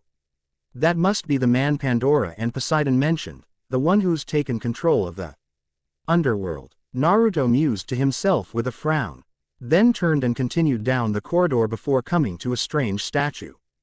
The statue was of a man with a strange horned helmet, its face completely concealed, while sharp spikes were protruding from his flesh with chains wrapped around his waist. Damn, and I thought the Shinagami was hard to look at. Naruto mumbled before shaking his head and noticed a handle at the bottom of the statue. Frowning and grabbing the handle, Naruto then grit his teeth and heaved up on the handle, slowly lifting it up to find it had been part of a doorway. These people are insane. Only someone like me is strong enough to lift that thing, or maybe that's the point. Naruto said, then mused as an afterthought before walking into the next area, sighing as the door slammed shut behind him. Turning and casually looking at the closed door, Naruto figured he'd really been doing this stuff for too long when he wasn't surprised by it closing on him. Looking around, Naruto saw a turnstile lay on top of a square pedestal with a gear at the center of it, its handle pointing straight up, while a square opening lay in the center of the room, with what looked like statues of F2 warriors crossing swords above it and a closed doorway to the side. Rolling his eyes while wondering why gods loved making these weird little traps, Naruto walked over to the turnstile on the pedestal. Exhaling a breath, Naruto then grabbed the sides of the pedestal and started to push it towards the opening in the room. Pushing it over the opening, he then took a step back as it fell into it, the turnstile's handle lowering down. Now ready to be used. Looking around warily for a moment, Naruto then walked over to the turnstile and took hold of its handle. Sighing as he did, he then said it and started to grumble as several more ghoul-like creatures, like the ones before, rose up out of the ground. Quickly turning and unsheathing his blades of Pandora at the same time, Naruto cog HT1 ghoul and quickly pulled himself at it, kneeing it in the chest and sending it flying back. Quickly grabbing another ghoul, Naruto then roared while using it as a battering ram and charging through several ghouls. Stopping on one foot and throwing the ghoul into another after he had, Naruto then twisted on his heel and spun his blades of Pandora, cutting the heads off two ghouls. Ducking and rolling to the side as a ghoul tried to get him. From behind, Naruto then swung his blades in a wide arc, knocking it into the air. Throwing one blade up and catching the ghoul with it, Naruto yanked himself up to it and slammed a fist into its head, sending it into the ground where he came down and stomped on its head. Looking around at the next few ghouls, Naruto then cursed as two with bows and arrows crawled out of the ground. Rolling out of the way as one fired an arrow at him, the Ashen warrior threw one of his blades and caught another ghoul with it. Yanking the ghoul back, Naruto then threw it at the bow-wielding ghoul, slamming it into a wall and killing it. Grunting as a different arrow hit him from behind, Naruto twisted on his heel and caught another ghoul with his blades before throwing it at the second archer. Looking around, he then grumbled upon seeing several more ghouls rising up out of the ground. "I really hate ghouls," Naruto growled out and then roared throwing both his blades out and caught two of the ghouls. Lashing out, he then slammed both into a third ghoul, killing all three while the last two ghouls came running at him. Rolling his eyes, Naruto threw one of his blades and latched onto one ghoul before yanking himself over to knee it in the chest. Still holding onto that ghoul, Naruto twisted around and slammed it into the other ghoul, killing the first and knocking the second one off its feet. Quickly throwing his blade again, Naruto caught the second ghoul and pulled it back over to himself where he caught it by the throat. Gripping its neck, Naruto then snapped its neck effortlessly, the ghoul going limp in his hand as he then tossed it to the side. Sheathing his blades onto his back once he was finished, Naruto then walked back over to the turnstile from before and placed his hands onto the handle. Looking around to make certain that nothing else was going to happen, Naruto then started to turn the object. Hearing a sort of grinding sound as he turned it, Naruto grit his teeth until soon hearing a click, a ladder falling down at the doorway at his side. Walking over to the ladder, Naruto started to climb up it and then jumped out from behind one of the statues in the room where Poseidon was. Landing on one of the chandeliers from before, Naruto watched as the water drained out of the room and left it mostly dry. Hopping down to the floor, Naruto then looked at Poseidon and shook his head when he saw he was now unconscious. Those blasts of lightning must be starting to take a toll on him. Naruto mused, then NDERED just how long he'd been down here. Walking to the doorway behind Poseidon, Naruto looked down into the pool he'd seen earlier before jumping into it. Testing out how well he could breath, Naruto mentally grinned as he found Poseidon had been right and he actually could breath underwater. "I almost wish I had this back when I first learned to sail, would have made things a whole lot easier," Naruto noted to himself before slowly swimming down the length of the tunnel and closed his eyes. Past Pandora. Even when trapped in the depths of Hades, the memories of his past would not fade. However, this memory, unlike the others, was one that he would cherish as the last of his good memories. He had been traveling after freeing Amaterasu, people feared the ghost of Konoha and ran at the mere sight of him. Fearful of his wrath, only one old man ever took the time to know him. Only one old man never feared the ghost who had lost everything he cared for. A familiar ashen warrior sits bell. A tree as rain falls from the heavens and lightly peppers his form. Shaking his head, droplets of water spread out while he looks up and in the distance sees an old village. Frowning, Naruto then IGHS before placing a hand to his face and rubbing his eyes. How long have I been alive by now? Naruto wondered to himself before frowning as he then gazed at his hand and clenched his fist. I truly don't know anymore, he realized inwardly, and then looked to some passerbys even as they hurried away from him fearfully. Idiots, killing them would just be a waste of my time, not to mention how it'd probably make my already hellish punishment even worse. The ashen warrior muses silently to himself before bowing his head and lacing his fingers together. And what do I get for the trouble of saving Amaterasu and practically saving the world? Nothing, absolutely nothing, and the nightmares still haunt me, Naruto noted to himself before holding out a hand and frowning as the rain continued. I guess Amaterasu is crying, Naruto mused to himself before shaking his head of that thought and closed his eyes. Soon, however, the ashen warrior blinked, his eyes opened when the rain stopped hitting him. Yet he still heard the storm and he looked up. He saw a kindly-looking old man draping an old cloth above the both of them and raised a brow. What do you want, old man? Naruto questioned, and the kindly old man tilted his head. Do I have to want something just to help someone? The man asked in retort while his eyes crinkled shut and Naruto felt an eye twitch. This old man, he reminded him of his Gigi from so long ago, but like his friends, the old man was long dead, though thankfully, not by his hand. It's become somewhat common when it comes to me, so yes. Naruto replied simply, and the old man shook his head. Then all I want is for you to get out of the rain, you'll catch your death out here. The old man stated, and Naruto grunted. At this point, catching High's death would be preferable to the endless nightmares of his past. I'll live, old man, you're the only one between the two of us who'll die anytime soon if the kami have any say about it. Naruto Ed with a frown and a wave, and the old man reached up to stroke his long white beard.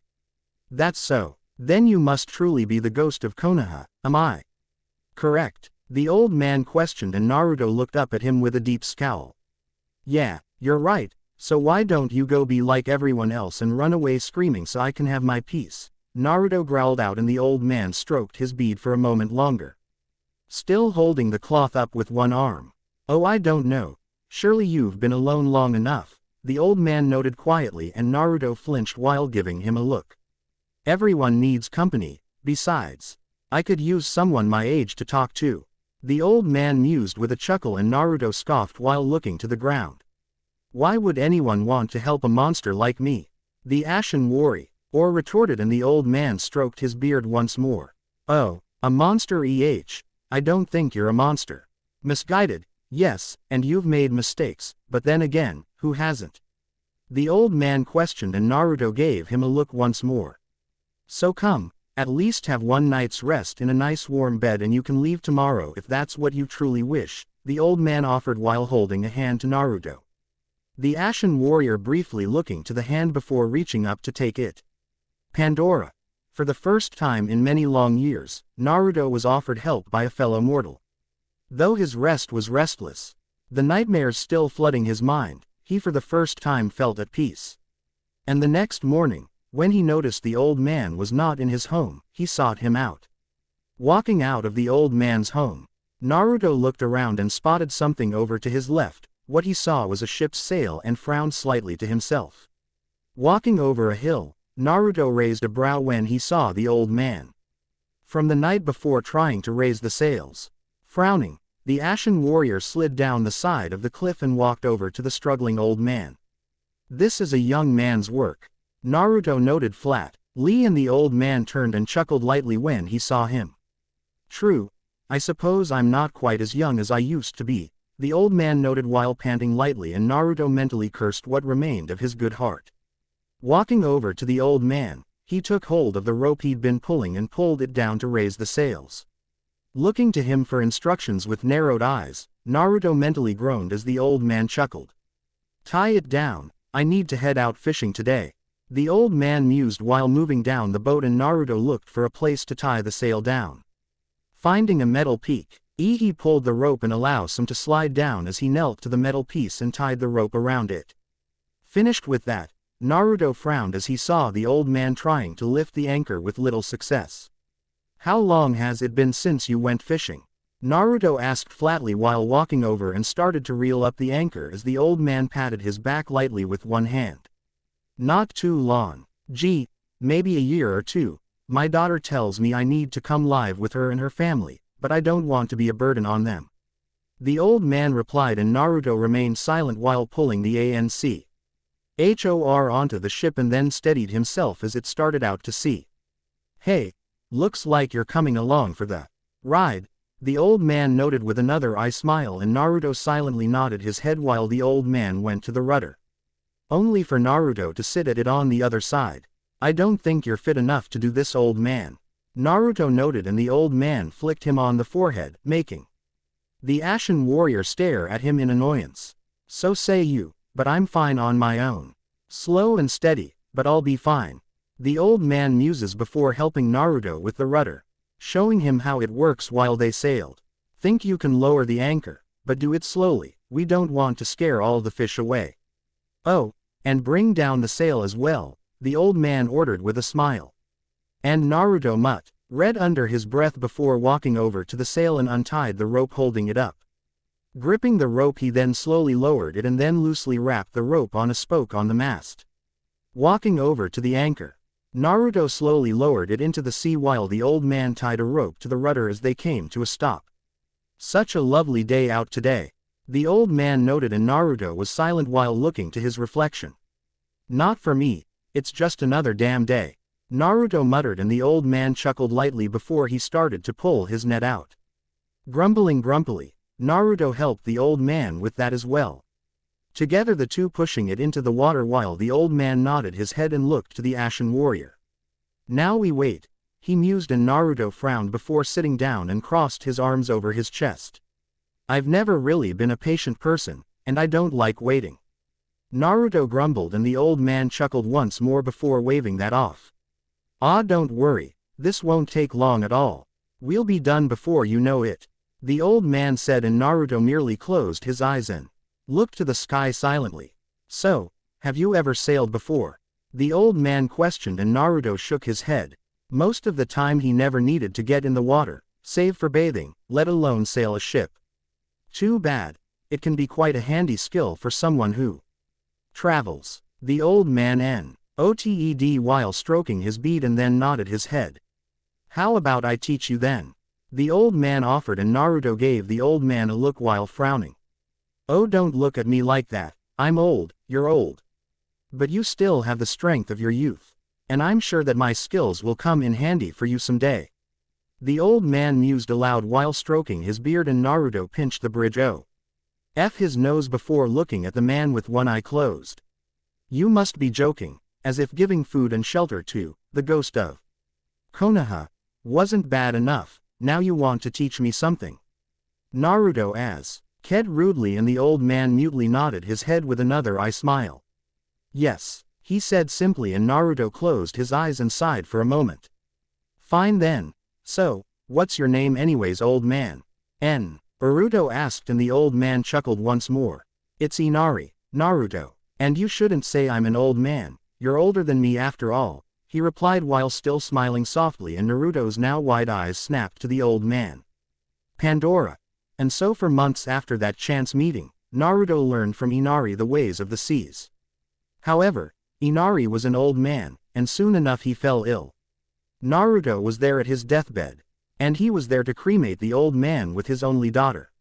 She had just lost her husband and tried to find comfort from the infamous ghost of Konoha. However, he had none to give and no tears to shed, but from that day forward, after the death of Inari, Naruto found one small comfort, one bit of solace in the unending nightmare that had become his life. He found solace when he sailed the seas, reminding him of the old man he'd once saved as a child.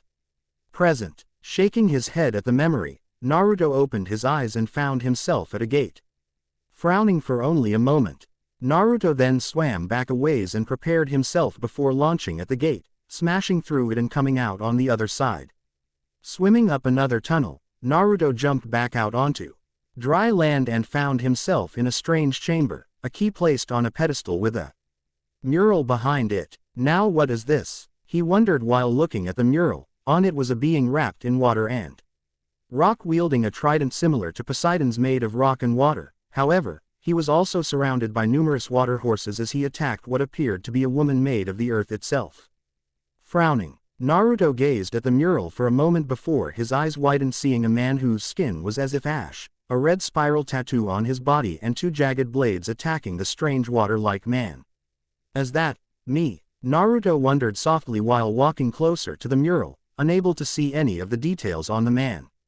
Frowning at that, Naruto grabbed the key to Poseidon's gorget and then would have left had he not seen lightning now arching over the pool of water he'd just come from.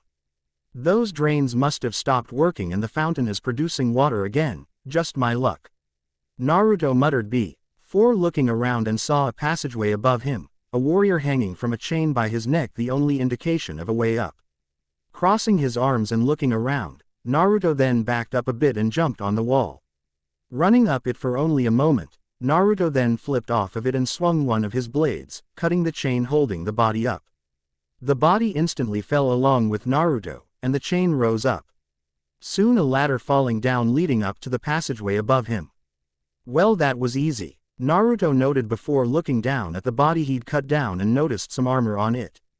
The armor was a very dark silver belt with black leather straps and a black leather loincloth falling down from it, a dark silver breastplate, dark silver forearm armor and finger guards with black gloves, a pair of dark silver greaves. And finally was what looked like ancient black sandals made of leather. Looking at his own part-shredded clothes and damaged armor, Naruto smirked slightly before pilfering some of the corpse's armor.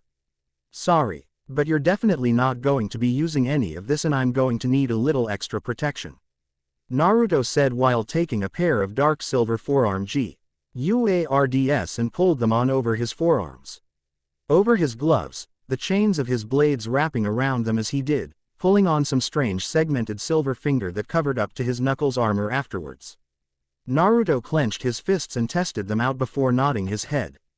The Ashen warrior then took the metallic silver belt and the strange skirt of black leather straps, removing his old and ancient belt, the pouches of which were sadly empty since he'd used all his kunai, shuriken, and other ninja tools on his missions for the kami long ago. Naruto then pulled on the skirt of straps, something telling him they were actually called pteruges, over his old orange pants and under the remaining portion of his shredded black shirt, the pteruges only covering his ass from behind and the side of his left leg, while also pulling on the metallic silver belt over them. Looking at the new accessories, Naruto then looked to the rest of the battle armor and clothes worn by the corpse and waved it off. He didn't need to leave the corpse with nothing after all, and he was only taking what he felt he'd need. Sure, the breastplate might have been useful, but he was more of a speed and agility guy over brute strength. Though he had strength in spades, he also had high agility and he didn't want to make his speed and agility suffer any by wearing full body armor. Besides, I should at least leave him his dignity, Naruto said with a shrug while turning to the ladder and jumped onto it. Quickly climbing it and throwing himself up, Naruto came to a cracked wall and frowned. Pulling his blades of Pandora from his back, Naruto then swung the blades and broke open the wall, revealing Poseidon's room behind it. Hopping out over the door to the pool from before, Naruto landed on the chandelier behind Poseidon. Hopping onto the chain of the chandelier, Naruto climbed his way up it and then hopped over to the one in front of the fallen god. Sliding down its length, Naruto landed in front of Poseidon in a low crouch before looking at him and saw him look around with a groan. The ghost of Sparta, he whispered, and Naruto raised a brow. Who? Naruto asked. The name ring bells once more, though he honestly couldn't understand why that was. Shaking his head for a moment, Poseidon gazed at Naruto for a moment before sighing softly. No one. But, did you find the key? Poseidon questioned, and Naruto held it up, a slight frown across his lips. Good. Then free me and take your reward, Poseidon said quickly, and Naruto frowned slightly even as he leaned forward and locked the gorget around Poseidon's neck. Leaning back as lightning arched up the man's form, Naruto waited until it ceased before reaching out and grabbing Poseidon's neck. Closing eyes after he had, Naruto then felt power flow from Poseidon into his arm and grit his teeth as he felt a burning sensation. The sensation started on his right cheek, forming 3 blue stripes of raw energy, then the burning started on his left cheek before arching up over his left eye, then curved back and down his head and spine, coloring his hair as it went. The stripe then curved up over his chest to his shoulder, where it then curved into a spiral on his left arm, the final bit of power from Poseidon then forming a band of color around his left elbow. Groaning lightly, Naruto then placed a hand to his head while Poseidon panted as well, feeling weaker than he ever had before while his own markings had vanished entirely. There, you have your power, now release me from this torment, Poseidon pleaded with the Ashen Warrior, only to stop and look on as Naruto grit his teeth in pain. Seconds later the blue mark on him started to change, its color turned from the pale blue of Poseidon's magic into a bright fire red color instead. Fine then, you wanted me to kill you to release you from this torment, and I will. Naruto started while releasing Poseidon's neck and pulled the blades of Pandora from his back. Quickly, the Ashen Warrior stabbed them into Poseidon's chest, the fallen god's eyes widening even as he cried out in pain, blood leaking from his lips while Naruto then roared and reared both blades up, cutting Poseidon's head from his shoulders. Placing his blades back onto his back, Naruto then backed away from Poseidon's corpse, even as it seemed to melt away, the lightning that had been tormenting him fading as well. Glad that's over, now to find a way out of this place, Naruto mumbled while walking away from the fountain, thus didn't see the black smoke rising up behind him and taking on Poseidon's shape. Wait, this is too easy, Naruto mumbled and then turned only for the smoke Poseidon to grab and then lift him up by his neck. I know that's you, Ghost of Sparta. You will not escape from me this time. The smoke being then roared out loudly before its body was pulled back and then through the fountain, into an underground chasm. Grunting, Naruto looked up to see the smoke being, its teeth gnashed together in a snarl. Looking around, Naruto took note that he was in a large room with 4 pools of water around him, a large lightning generating device over to the side, a statue of Pandora near the back of the room and a large wooden gate blocking the only exit. I knew it was too damn easy, Naruto grumbled while pulling the blades of Pandora from his back and crouched into a stance. Smoke Poseidon merely growled at this before throwing his arms to his sides, lightning forming along them before he threw his open palms towards Naruto, a bolt of light ning striking the Ashen Warrior in the chest and throwing him back and into a wall. Grimacing in pain, Naruto rolled back to his feet and then cursed while flipping back, evading a fist from the Smoke Poseidon. Landing in a low crouch, Naruto quickly swung one of the blades of Pandora, slicing into the Smoke Poseidon. Grunting lightly, Smoke Poseidon backed up a bit before lunging at the Ashen Warrior once more. Lightning formed over his right arm. Mentally groaning, Naruto rolled out of the way as Smoke Poseidon slammed its fist into a wall, causing a large explosion that partially destroyed the wall. Grunting, Smoke Poseidon pulled his arm out of the wall and allowed them to fall while panting, his magic lines fading slightly. He's weakening. Of course, he's dead, his powers are too limited in that form to be anywhere near his original strength. Naruto realized and then lunged at Smoke Poseidon, throwing his shoulder forward and ramming him into the wall. Quickly keeping up his advantage, the Ashen Warrior then stabbed Smoke Poseidon with his blades of Pandora and flipped him into a swing, slamming him into the ground soon after before twisting around and slamming him back into the wall. Shaking his head, Smoke Poseidon growled and glared over at Naruto as he did before gripping the blades of Pandora and sent a stream of lightning down their chains and straight into Naruto. Gritting his teeth, Naruto held onto his blades only for Smoke Poseidon to throw him and his blades to the side. Panting, Smoke Poseidon floated over to the electrical generator and gripped it with both hands. Instantly blue orbs of magic started to flow out of the generator and into Smoke Poseidon. Groaning and slowly getting up, Naruto looked over to what Poseidon was doing and grunted. Shit, he muttered and then shook his head while pulling his blades of Pandora back into his hands. Meanwhile, Smoke Poseidon roared while throwing his arms to the side, the generator exploding while lightning arched over his form. Turning to Naruto, the fallen god threw his hands towards and lightning flew from his fingertips, flying straight towards Naruto. Cursing to himself, Naruto rolled out of the way and then threw one of his blades at Smoke Poseidon. Growling in his throat, Smoke Poseidon batted the weapon away before lunging at Naruto, rearing both of his fists back as he did. Flipping back, Naruto evaded a lightning-charged fist while coming out in a low crouch, a scowl across his face. Okay, the gods of this land were insanely powerful if this is them after they're dead for a while, Naruto thought to himself before cursing as Smoke Poseidon came at him once more. Dodging fist after fist from Smoke Poseidon, Naruto then swung both of his blades in an upward arc, slicing his face. Roaring in pain, Smoke Poseidon brought his hands to his face while Naruto twirled his blades in hand and caught them in a reverse grip. Quickly lunging at Smoke Poseidon with a roar, Naruto jumped up and lashed out with a kick to the side of his head.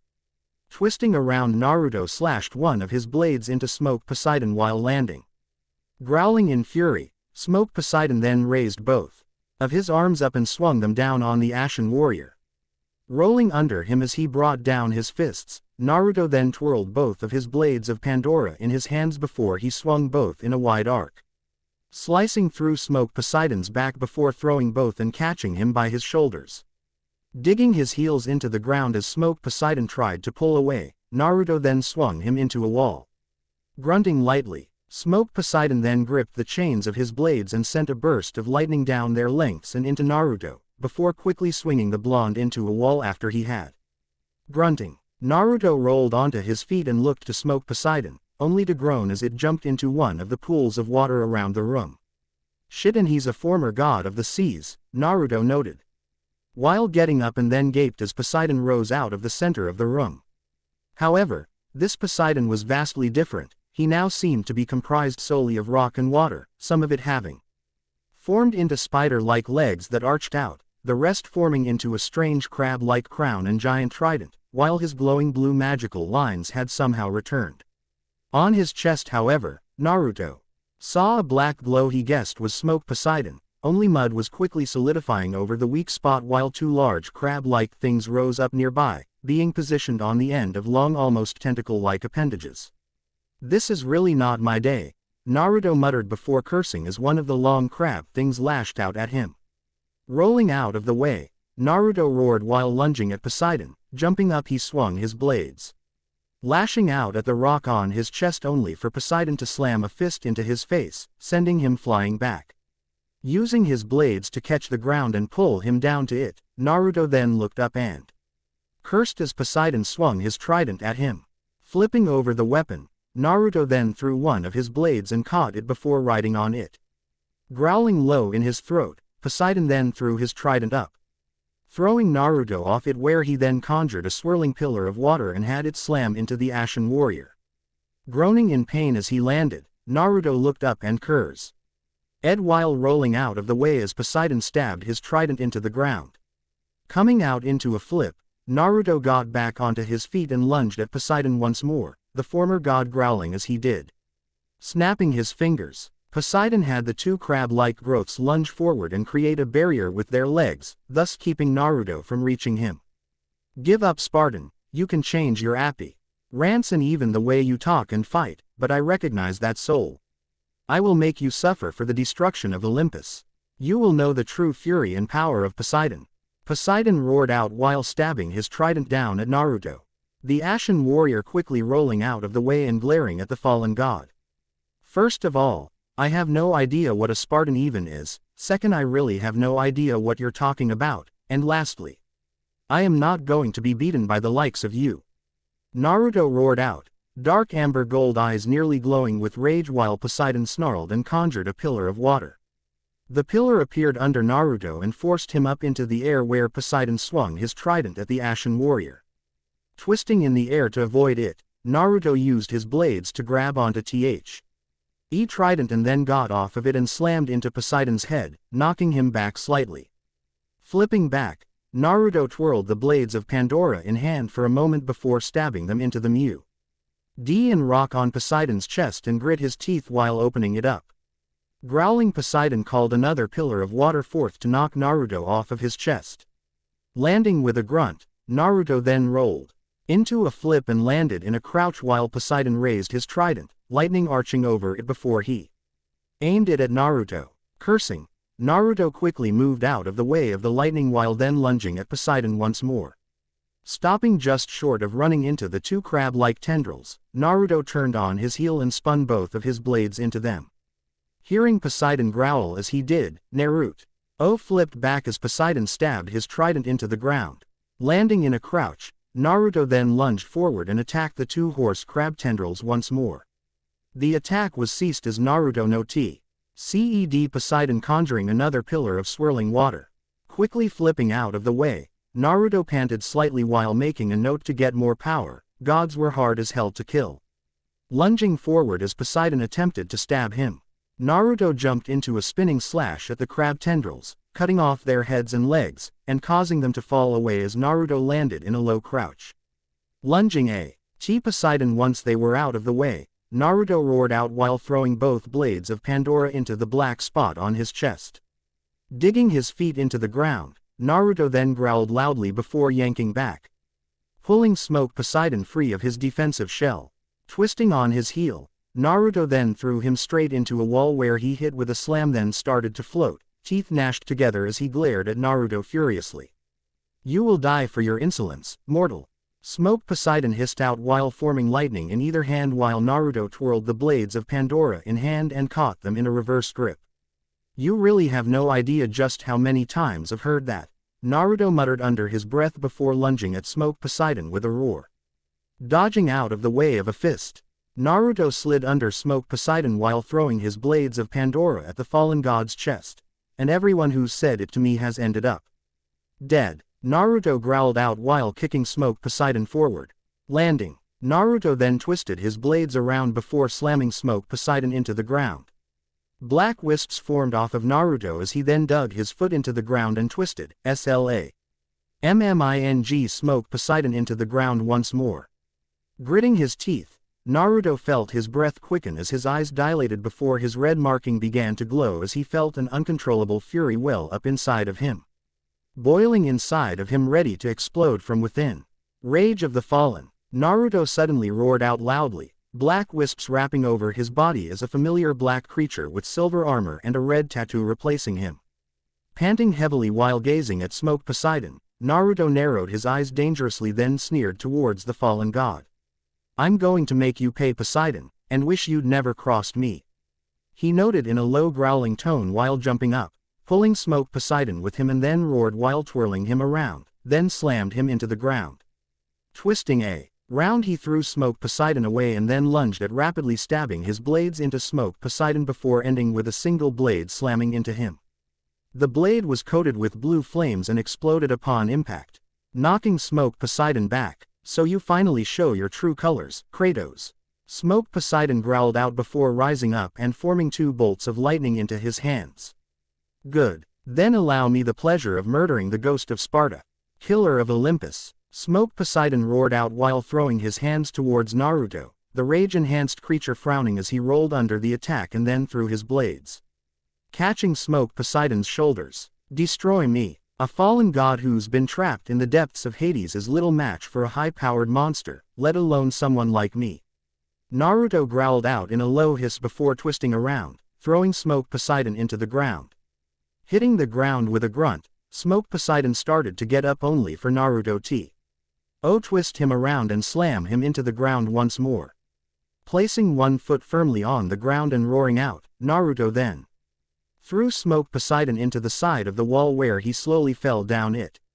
Pulling his blades of Pandora free from the fallen god, Naruto lunged at him and grabbed him by the head. Rearing a fist back, the Ashen Warrior slammed it into Smoke Poseidon's face repeatedly before slamming his head into the ground.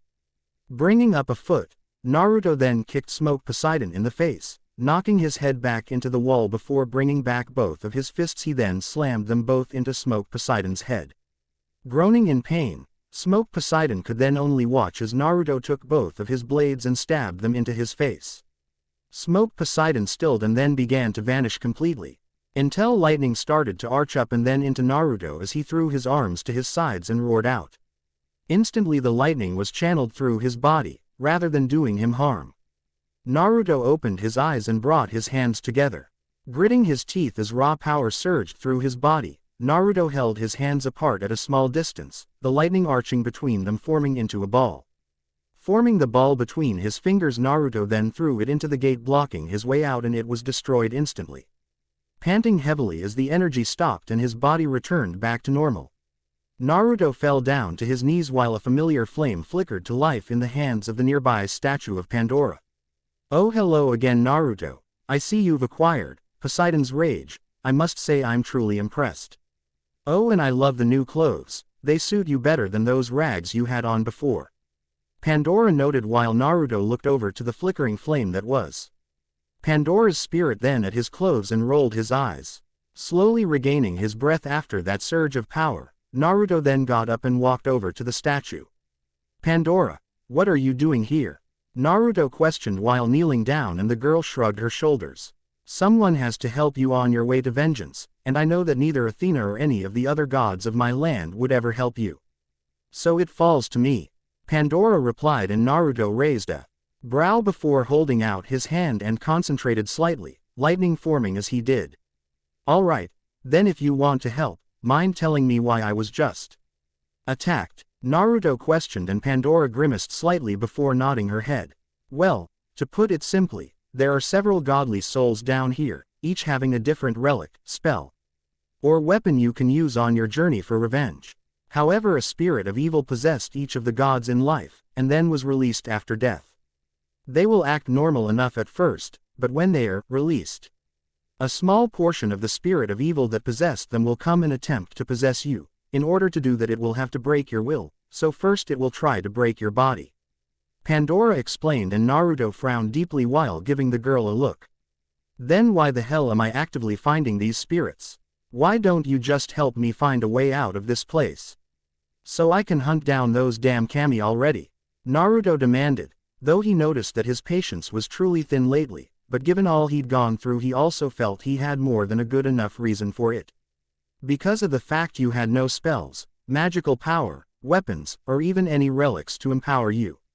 Also given the fact a dead and possessed Olympian who's been down here for nearly a century now, and one that was tortured no less, managed to do a fair amount of damage to you, and I highly doubt you'd be much of a match for a titan, let alone a full-powered god. Kami. Pandora replied, then said and scrunched up her face, the word sounding odd to her. Frowning at Pandora for a moment, Naruto considered her point for a moment before grunting. "Point taken, and you do admittedly have a very good one," Naruto said before crossing his arms over his chest. "Which means you brought me here so I could obtain the means to kill the kami of my homeland, right?" Naruto asked with a slight edge to his tone, and Pandora nodded her head. "Of course, I don't want you to die, and facing off against all of heaven would be suicide for even the strongest warrior without the right tools at his disposal," Pandora replied, and Naruto hummed in thought while considering her point for a moment. Though given his surprising abilities that was debatable, however the kami had never actively fought him one-on-one, so he couldn't really be sure. Well, besides the Shinagami and Yami at least, and both of them weren't technically as dangerous as the other kami. Shinagami had been dead and rotting for centuries. Thus her power was also greatly diminished, and she'd needed the Totsuka sword in order to fight at all by the point he'd killed her. Yami on the other hand had only been a few hundred years old at the max. Not thousands of years old like the others, and her own magical abilities clearly paled in comparison to Amaterasu, given she could blot out the sun, curse him with immortality, and turn his entire army into legions of undead ghouls, Susano, who could control the seas and storms, and Tsukuyomi, whose abilities and magic he had no idea of the extent they could reach. Of course that's only the three strongest kami, although Tsukuyomi did kill a goddess on his own without any weapons, so that doesn't really bode too well on him being very weak, and he's the weakest member of the three from what I know.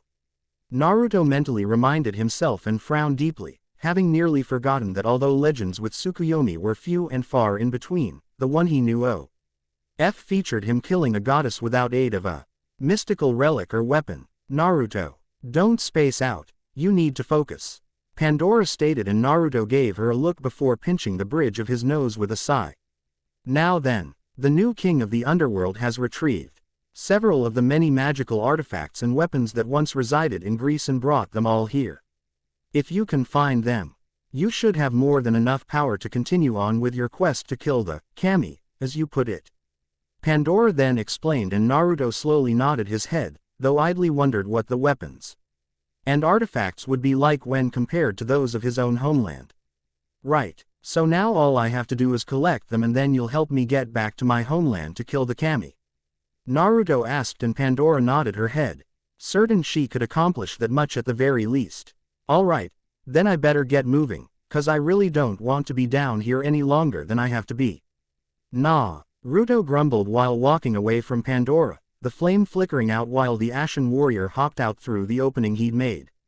Coming out of it, Naruto looked around for a moment and then walked down a long path into the depths of Hades, crossing his arms on his way across the plains of Hades only to come to a dead end.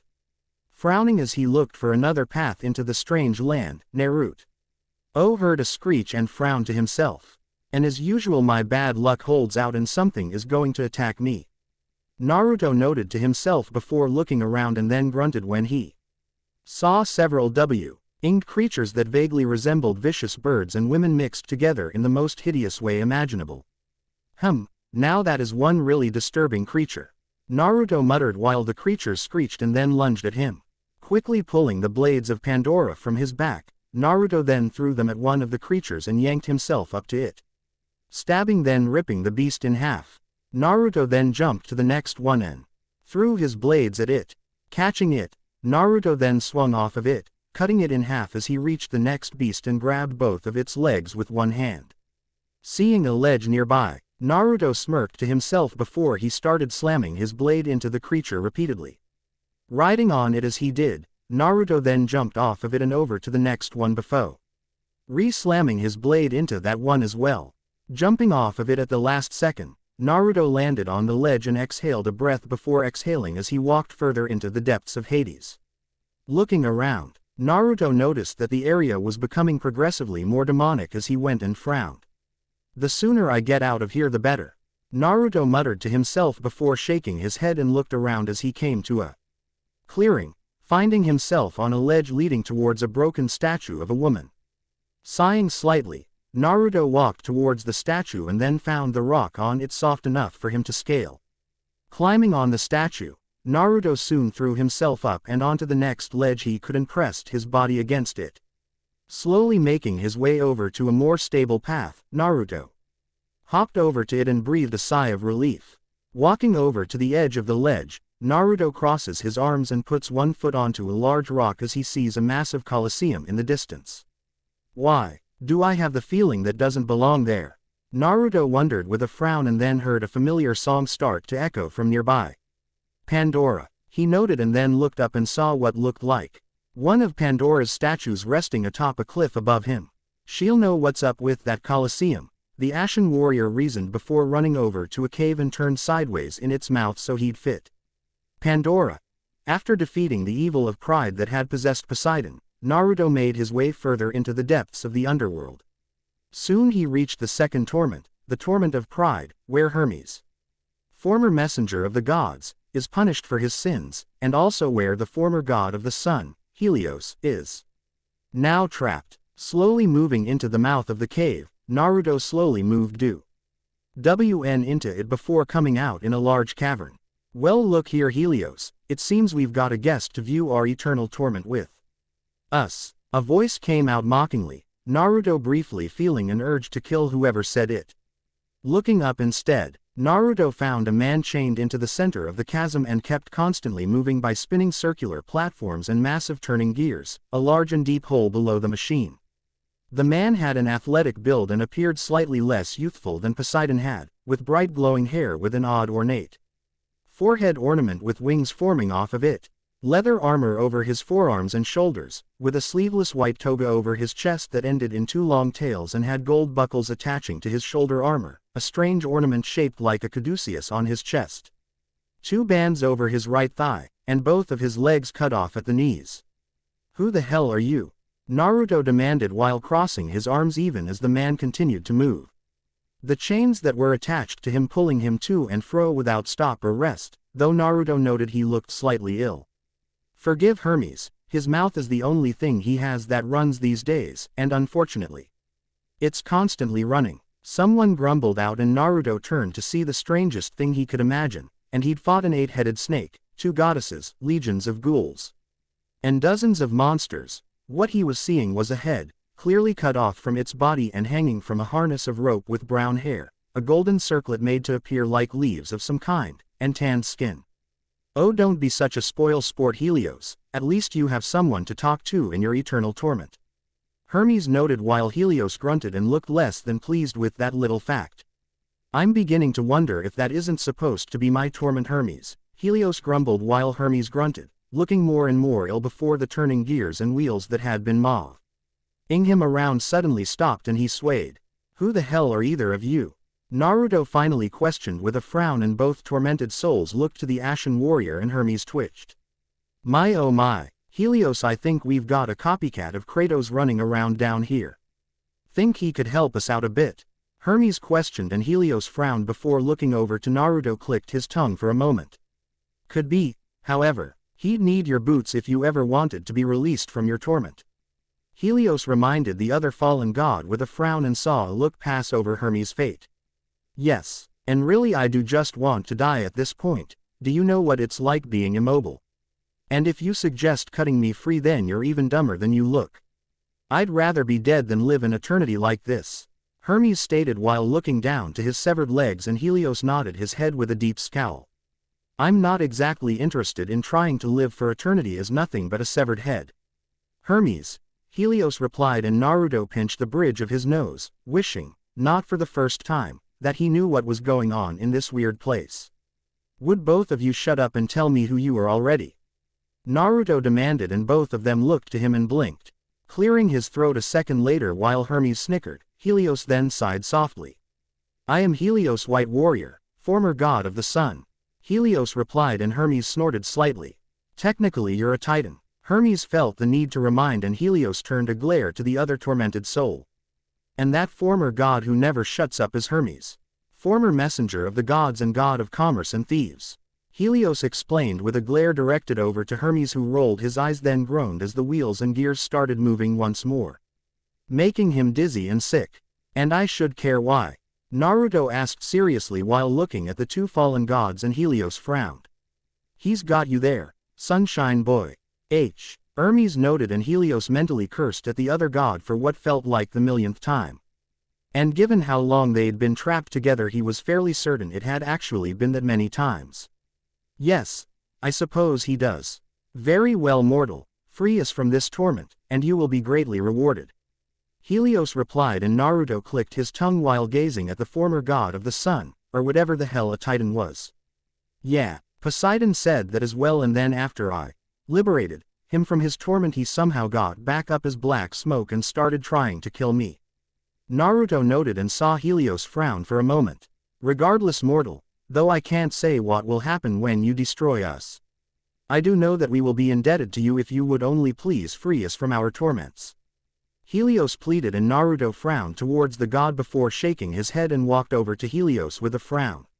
"And what exactly do I get in compensation for my time? As of the moment, I'm looking to escape this place, not help lost souls find peace," Naruto questioned then stated flatly, and Helios took a thoughtful look for a moment before answering.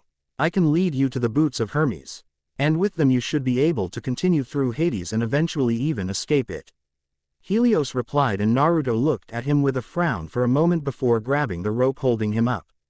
"I better not regret this," Naruto told the head while cutting the rope and tied it to his belt.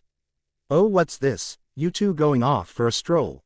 Well, be sure to come back soon, I'll feel lonely without someone to talk to," Hermes said mockingly before groaning as he started to spin and twist around again. Frowning, Naruto looked down to Helios with a flat expression across his face. Does he always talk this much? The Ashen warrior questioned flatly, and Helios grumbled under his breath. Unfortunately, Helios replied while Naruto shook his head and then walked over to some soft rock. Digging his blades of Pandora into it, he scaled the rock while memories of another annoying god he knew came to the forefront of his mind.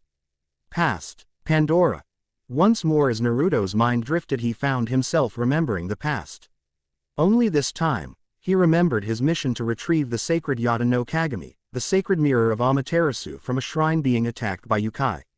Naruto was charged with defeating the Yukai and their leader, a vicious Tengu, but what he didn't know was that he'd be meeting another of the kami from heaven on this day as well. Frowning as he kicked open a pair of RGE doors and made his way into a temple while throwing 2 ghouls off of his blades of chaos. Naruto then looked around and scowled as he saw the place had been ransacked. Of course they send me on another annoying mission. As if killing the Yamata wasn't good enough, Naruto grumbled angrily while walking deeper into the temple with his scowl very nearly plastered across his face at this point. Walking deeper into the temple while dealing with the odd few ghouls along the way, Naruto soon came upon a large room and frowned. Looking around, Naruto then heard a roar and narrowed his eyes. What new hell is this? He wondered to himself while crouching down into a stance while pulling his blades of chaos from his back.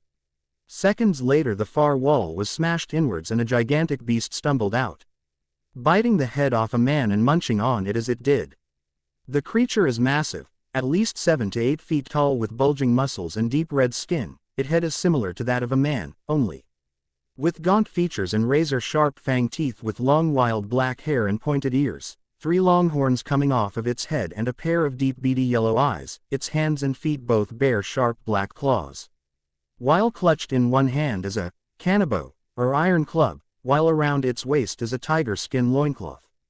An oni, Naruto wonders with a raised brow until the beast roars while tossing its meal away and then charges towards him.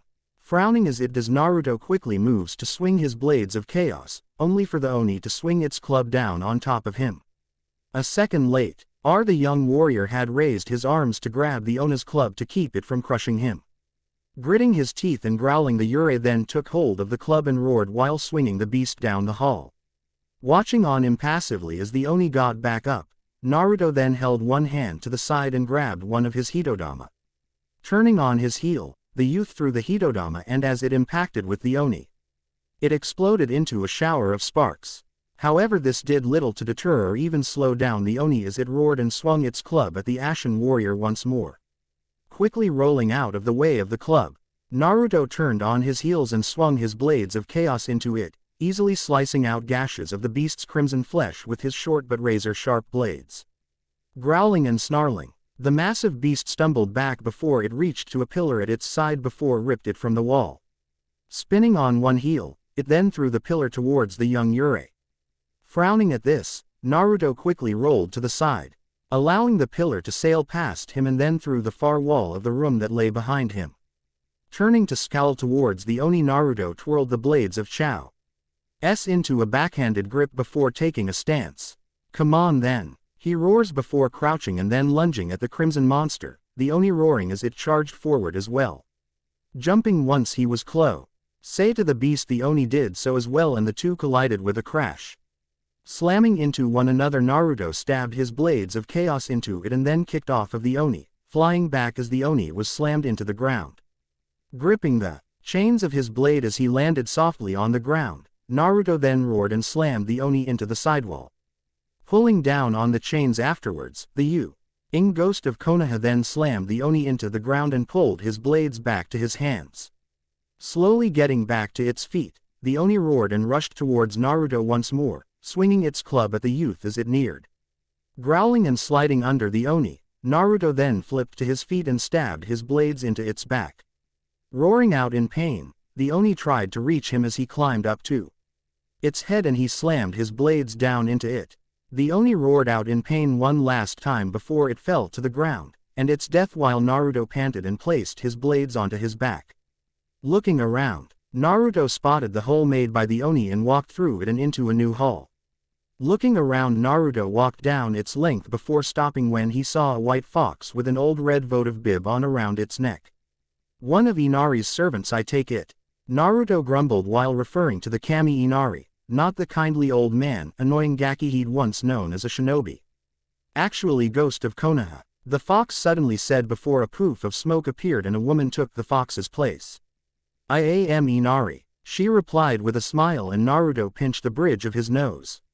Unlike most kami with a set form they took before mortals, Inari could be a fox, dragon, spider, snake, woman, man, or even androgynous if she wanted, though typically she was male. He guessed Inari was in a funny mood today.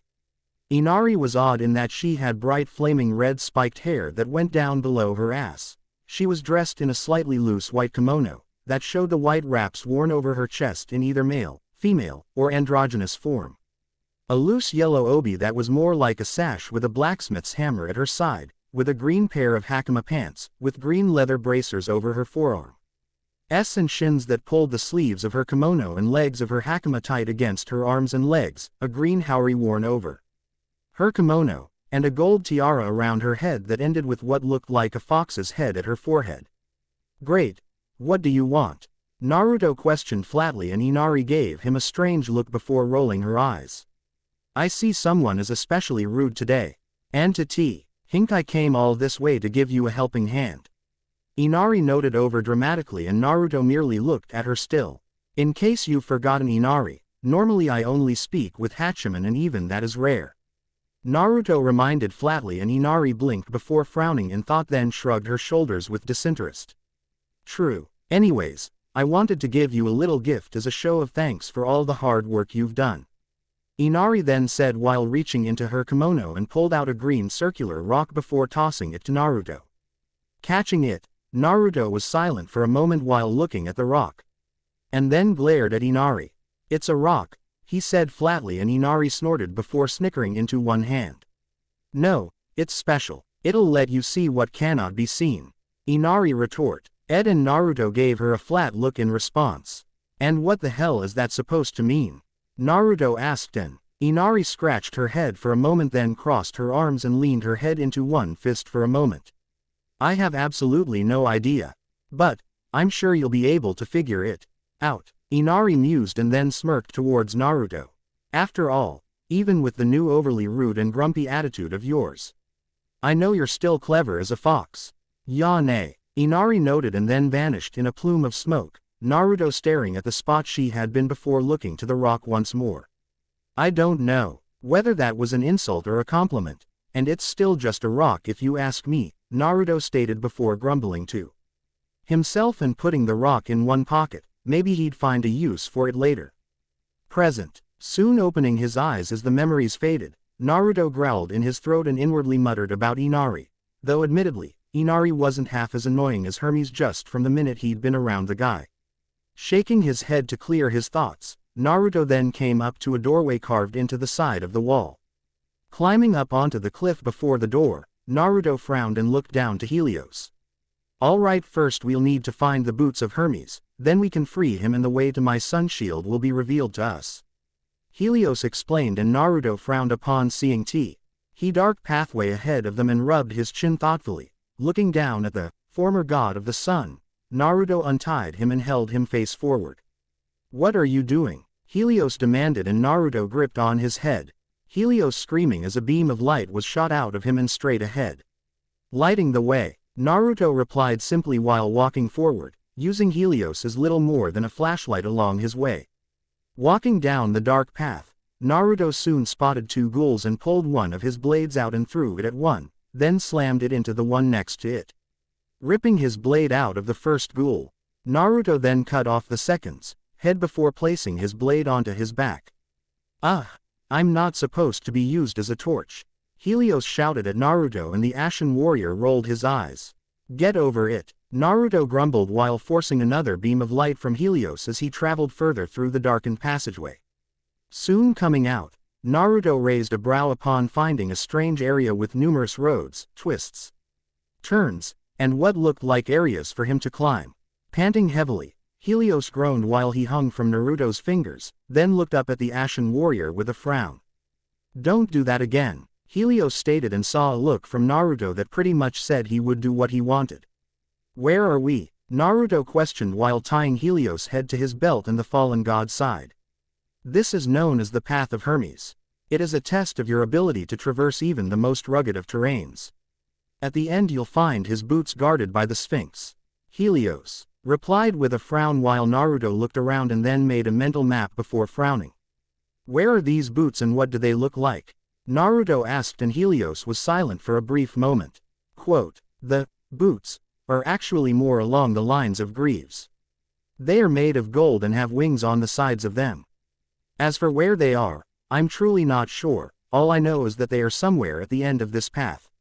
And they're guarded by a sphinx. Helios replied and Naruto frowned, inwardly wondering why anyone would want to put wings on a pair of greaves. It sounded pointless to him. Mentally sighing, Naruto made his way over to a ledge and saw another at a distance from his current position. If I had access to my chakra I could just run across the damn wall to get past this, Naruto thought to himself with a scowl.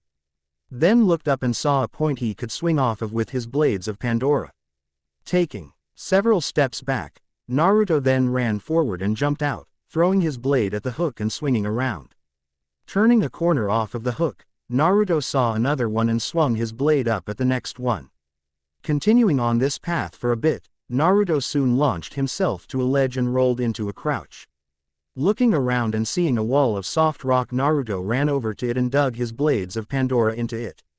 Climbing up the wall, Naruto growled as several ghouls started to appear scaling the wall as well. Do these things never stop? Naruto wondered seriously and Helios frowned. Unfortunately for us, no. Kratos' brother now controls the legions of the undead to do his bidding. They hunt powerful souls and bring them to the coliseum so that they may do battle for his amusement. Helios replied and Naruto scowled before swinging one blade, slamming it between several of the ghouls. The blade exploded on contact with the ground, blue flames spreading and knocking the ghouls off of the wall into the ground below. Calling his blade back, Naruto then started to quickly scale the wall. Jumping up and digging his blades into the wall quickly. Soon reaching the highest point he could, Naruto jumped over to the side and knocked a couple more ghouls off of the wall. Continuing over, Naruto then slid down the wall and came into contact with the ground. Breathing out a sigh of relief, Naruto saw only a thin plank of wood between him and the next portion of the Path of Hermes. Crap, I hate walking along narrow paths without chakra, Naruto thought to himself before walking forward and held his arms out to balance himself as he made his way to the next ledge. Hopping off of the plank as he did, Naruto then turned and pressed his body against the side of the wall. Slowly moving across a path while keeping his eyes on his path, Naruto then jumped up and brought his legs up when the lower path stopped. Slowly moving his hands across the way, Naruto slid his hands over as well as he made his way across the area. Seeing a statue coming up, Naruto pulled himself up and pressed his body against the wall while sliding his way over, above the statue. Soon, Naruto saw the next ledge and mentally cheered when he finally reached it. I don't care how many times I've done shit like that, it's still annoying as hell. Naruto grumbled to himself before looking around and spotted ropes hanging from the walls and slapped his face. You have got to be kidding me. Who the hell made this place? Naruto demanded and Helios answered him, figuring it had been a question to him. It was built by Kratos' brother after he found Hermes' boots. He decided he didn't need them, considering he already had impressive speed and agility, and so he constructed this course to keep any but the most determined of souls from reaching them. Helios replied and Naruto pinched the bridge of his nose. It was a rhetorical question, Naruto stated flatly and Helios blinked before clearing his throat. Shall we carry on then? He asked and Naruto sighed for a moment before taking several steps back. Then ran forward, jumped off the ledge and grabbed one of the hanging ropes. Sliding down its length, Naruto kept his feet on the wall before running forward along it. Turning around and running back in an arch, Naruto then reached a crest before turning back around, running faster than before and threw himself off of the rope and into the distance. Landing on the next ledge in a low crouch, Naruto then cracked his neck before standing up. That wasn't so horrible, He noted and then stopped when he saw what appeared to be bladed segmented columns rising up towards a large expanse. I stand corrected, Naruto muttered and then looked over the column with a thoughtful frown. The rock it's made of looks soft enough for me to scale, but those blades are probably sharp as razors. Even given my unreal endurance and healing factor, I highly doubt trying to scale them is going to be easy. Naruto thought to himself before reaching back and then pulling his blades of Pandora free. And then twirled them in hand. Walking to the column, Naruto jumped onto it and slowly made his way up, keeping wary of the blades. Moving past them whenever he saw an opening, Naruto soon reached up to the expanse he'd seen. Crawling up onto it, Naruto let out a breath before seeing what looked like a temple, a large creature chained to it.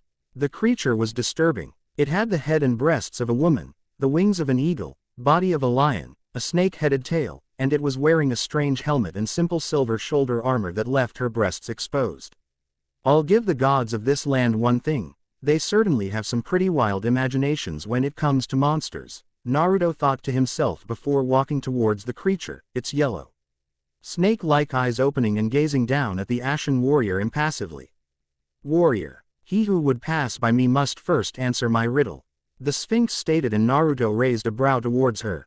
Fine, ask your question so I can get on with this, Naruto stated rudely while crossing his arms, and the Sphinx narrowed its eyes on him for a moment. There are two sisters. One gives birth to the other and she, in turn, gives birth to the first, the Sphinx stated, and Naruto blinked before shaking his head. Ah crap. I thought it'd be an easy one. All right, one gives birth to the other, and in turn, gives birth to the first. Shit, think Naruto, it'll be something obvious, or at least something that you wouldn't expect. Maybe I should as the sun god if he, wait a minute, sun, moon, night, day. That's it, Naruto thought to himself, then realized while smirking slightly as he looks back up to the Sphinx. The answer is night and day, Naruto finally replied and saw the Sphinx scowl before nodding its head to him silently. Very good warrior, your second test is complete. You have traversed the path of Hermes, and solved my riddle. Now go forth, your final test still awaits you, the Sphinx said while bowing her head. The chains attached to her shoulder armor sliding off of her while flames formed around her. Now, I shall take my leave of here, she whispered while the flames soon consumed her, leaving only ash in her wake. That was easy, Naruto mused, and Helios frowned but remained silent while Naruto walked towards the temple. Pushing on the doors, Naruto grunted before then lacing his foot onto them and kicked them open. Inside was a vast corridor, a glow at the very end making Naruto growl. Damn it, I knew I shouldn't have said anything, Naruto muttered to himself before taking a step into the corridor. Instantly, dozens of ghouls rising up, and Helios widened his eyes. This does not bode well for us, Helios mumbled, and Naruto scoffed. I've dealt with worse than this before, the Ashen Warrior replied before cracking his neck and ran forward. Grabbing one of the ghouls along the way, Naruto used it as a battering ram and ran through, over, and into the other ghouls, knocking them to the wayside before throwing the ghoul to the side where it was impaled on a spike. Running for the glow he'd seen, Naruto cursed upon seeing 4 ghoul archers rise up out of the ground and take aim at him. Rolling out of the way as they fired, Naruto saw the arrows impale 4 ghouls instead and then grunted seeing the others heading straight for him. I hate ghouls, Nar. Yuto growled out as lightning flashed in his eyes, and he then called on Poseidon's rage, lighting flowing from his body and electrocuting all of the nearby ghouls. Soon ceasing the attack, Naruto smirked seeing only a few ghouls were left. Then snapped his fingers as an idea for the archers came to mind. Quickly he untied Helios, and the fallen god of the sun looked at him warily. What are you doing? He demanded, and Naruto gripped his head tightly, Helios gritting his teeth and grunting in pain. Rolling out from his hiding place, Naruto then closed his eyes and loosened his grip on Helios, and a blinding flash of light spiraled out of the head, blinding all of the ghouls while Naruto opened his eyes. Lunging forward, Naruto used one of his blades of Pandora and rammed it through one of the archers before twisting on his heel and slamming it into another one. Slicing the head off of the next archer, Naruto then threw his blade into the head of the final archer and pulled it over to him. Placing a foot against its chest, he roared out while ripping the blade upwards, yanking the head off of the archer's shoulders before throwing the head off of his blade. Turning to see the last of the ghouls heading his way, Naruto smirked while lightning started to flow over his body. Roaring out soon after, Poseidon's rage tore through his body and then electrocuted each of the ghouls, destroying them all while Naruto landed in a low crouch. Nodding his head, Naruto then twirled his blade of Pandora in hand before placing it onto his back. Never do that again. Helios mumbled, and Naruto ignored him while tying the rope back to his belt and allowing Helios to hang at his hip. Turning around to find the doorway to the boots of Hermes, Naruto saw a handle at the bottom of the door and frowned slightly. Kneeling down, he gripped the handle and grit his teeth while lifting up on it, soon opening the door and walked into the room. Looking around, Naruto saw a pedestal before him, the boots of Hermes resting atop them. Truly, they really were just greaves, golden greaves with an open front and what looked like thick leather leg warmers inside them to place over the legs when worn. And of course 2 golden wings at either side of them that curled back slightly. Frowning, Naruto walked over and took the greaves, and then knelt down and put them on over his own sandals. Looking at them, he watched as the wings on them curled back over his calves and smirked slightly. Alright, so the wings aren't that stupid, and at least I know they won't get in the way. Naruto mused to himself before groaning as the door he'd entered shut behind him. Looking around, Naruto mentally sighed before reaching down and lifting Helios' head slightly. Before glaring at it, alright, now how do I get out of here? Naruto questioned and saw a flat look form across the fallen god's face. You must be joking. You have the boots of Hermes and can't figure a way out of here. Helios demanded, and Naruto pinched the bridge of his nose before giving the head a look.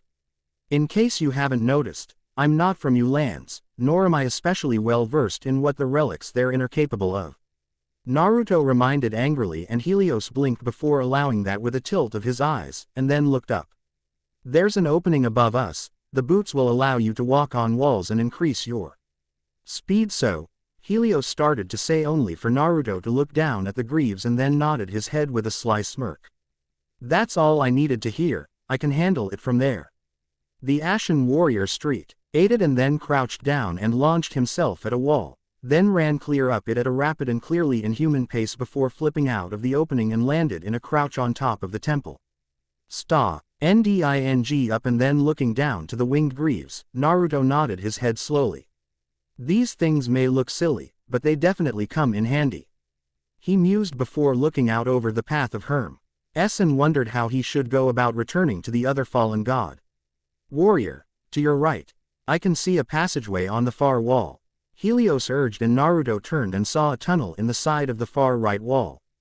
A hook between his current position and the cave. Humming for a moment and then taking a few steps back, Naruto crouched down while the wings on his greaves unfurled. Lunging forward, Naruto jumped off of the ledge and swung one of his blades up at the hook, catching it and swinging back and forth for a moment. Swinging only a few seconds longer, Naruto released the hook and rolled into a crouch within the passageway. Looking up and seeing how dark it was, Naruto heard Helios groan as he was untied from the Ashen Warrior's belt and then used as a flashlight once more. Walking forward, Naruto kept his eyes open for any ghouls as he journeyed into the depths of the cavern. Soon coming out, Naruto saw Hermes in his torment, spinning and jerking around in the strange contraption from before. Putting an annoyed Helios back on to his belt, Naruto walked forward and Hermes looked up at them. Well, nice to see you both again. Oh, and it looks like you found my old greaves too. Good show. Now how about giving me a little help here? I'm starting to feel a bit sick, Hermes questioned while trying not to become ill from all the twisting, jerking, and spinning he was doing. Though given how often it happened, he knew he'd eventually throw up, though he hoped to last longer than last time.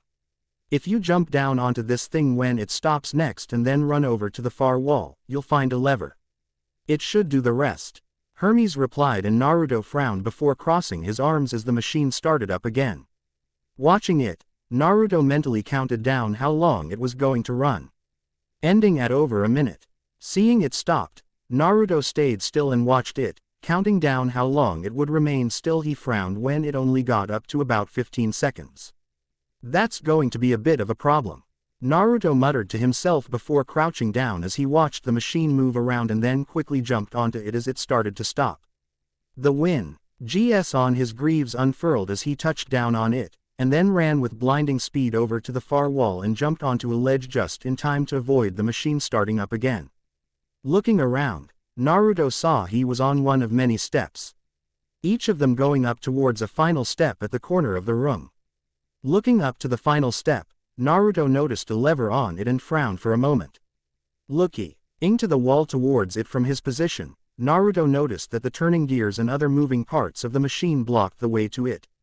Hermes is more trouble than he's worth, Helios noted. With a frown, and Naruto ignored the head before crouching down as the machine stopped. Quickly launching himself forward, Naruto jumped onto the side of the wall and ran along it before flipping onto the final step and landed in a low crouch. Hearing the machine start up once more, Naruto walked over to the lever and then grunted as he brought it down. Instantly, the machine started to turn, spin, and jerk faster and faster until finally the metal let out a piercing shriek. The machine then gave way, falling apart while its pieces of the machine fell apart and fell into the massive hole below it.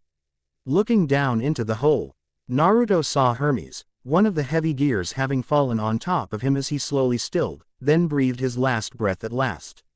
Looking up from the grisly scene, Naruto noticed that without the machine in the way spotted another path out of the room. However, when he felt something heading for him, the Ashen Warrior flipped out of the way of a black blur. Lunging at a nearby wall and using Hermes' boots to run along it, then jumped off of it, Naruto landed in a crouch while looking around for his would-be attacker. Well, look at who we have here. The ghost of Sparta, the fallen god. The cursed mortal himself. Kill any family members lately? A voice mocked, one that sounded like Hermes' voice, however it was off, turning around with a deep scowl across his face. Naruto found himself face to face with a smoke Hermes, arms crossed, legs fully repaired, and a silver version of his boots placed over his legs with purple flames covering the wings on their sides. Never learn, never change. Smoke Hermes mocked while quickly sprinting and appearing beside of Naruto, the Ashen Warrior backing up as Smoke Hermes crossed his arms. Kratos, the fool who killed his own blood. Smoke Hermes mocked and then ran over to and then flipped onto a spike, with a cocky grin on his face. Kratos, the fool among mortals and gods. Smoke Hermes continued to mock before quickly sprinting over to a wall and leaned back into it with a grin.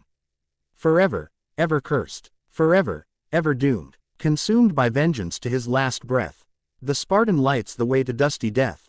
Smoke Hermes mocked while overdramatically covering his face with one arm and then grinned over towards Naruto.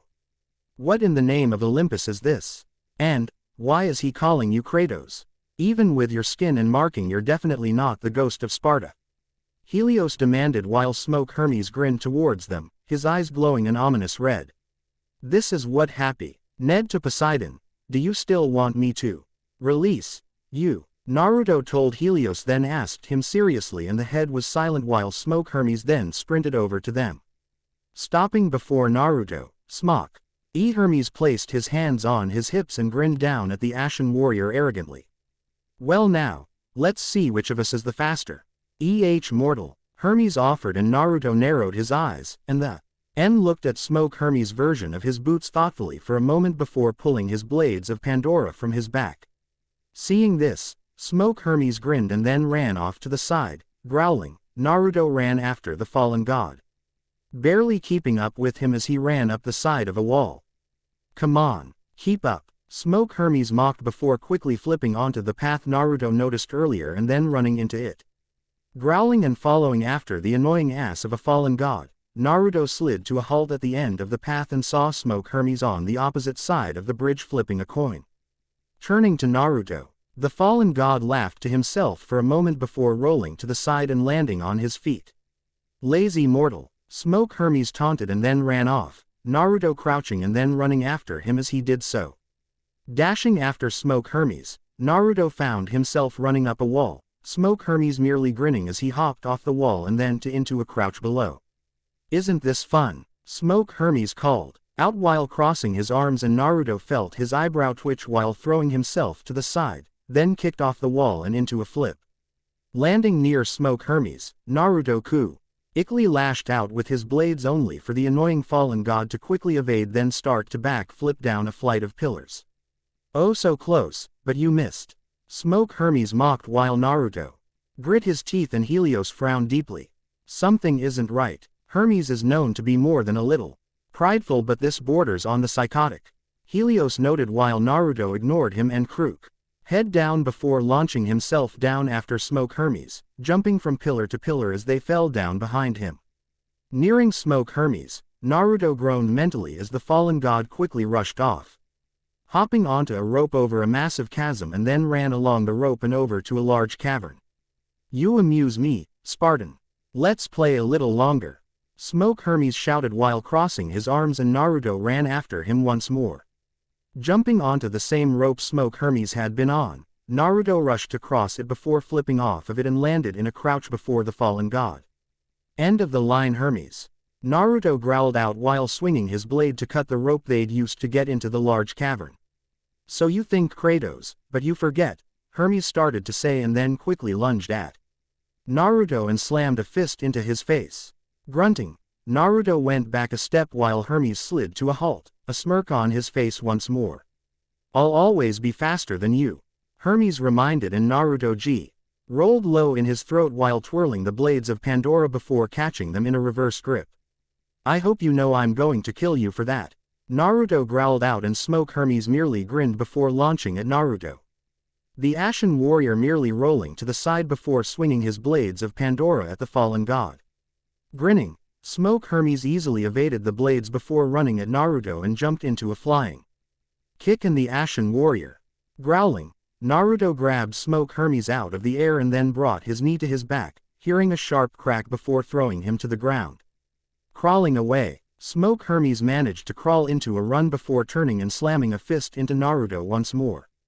Ghouls hit harder than this idiot, Naruto noted while Smoke Hermes slowed and then rolled onto his face as his spine repaired itself. Frowning, Naruto stomped over towards Smoke Hermes, the evil spirit looking up at him and then considering his options.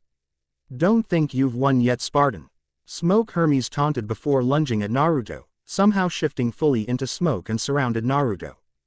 Gritting his teeth as he did, Naruto gripped the sides of his hands to his as he felt something start to poke around in his mind, and then he saw flashes of memories, not only his own but those of someone else as well. The memories turned and twisted as a voice echoed in the depths of his mind.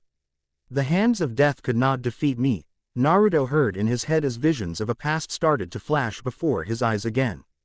He saw an ashen man being pulled into a fiery pit by black hands, the sisters of fate. Could not hold me, Naruto heard as he saw flashes of three strange women in his mind. And you will not see the end of this day. The voice growled out while a shaky image of a man with a long white beard and toga flashed in Naruto's mind. I will have my revenge. He finally heard and saw what appeared to be a man's dark amber gold eyes flash within his mind. A red mark curving over the left eye while they seemed to gaze into his very soul.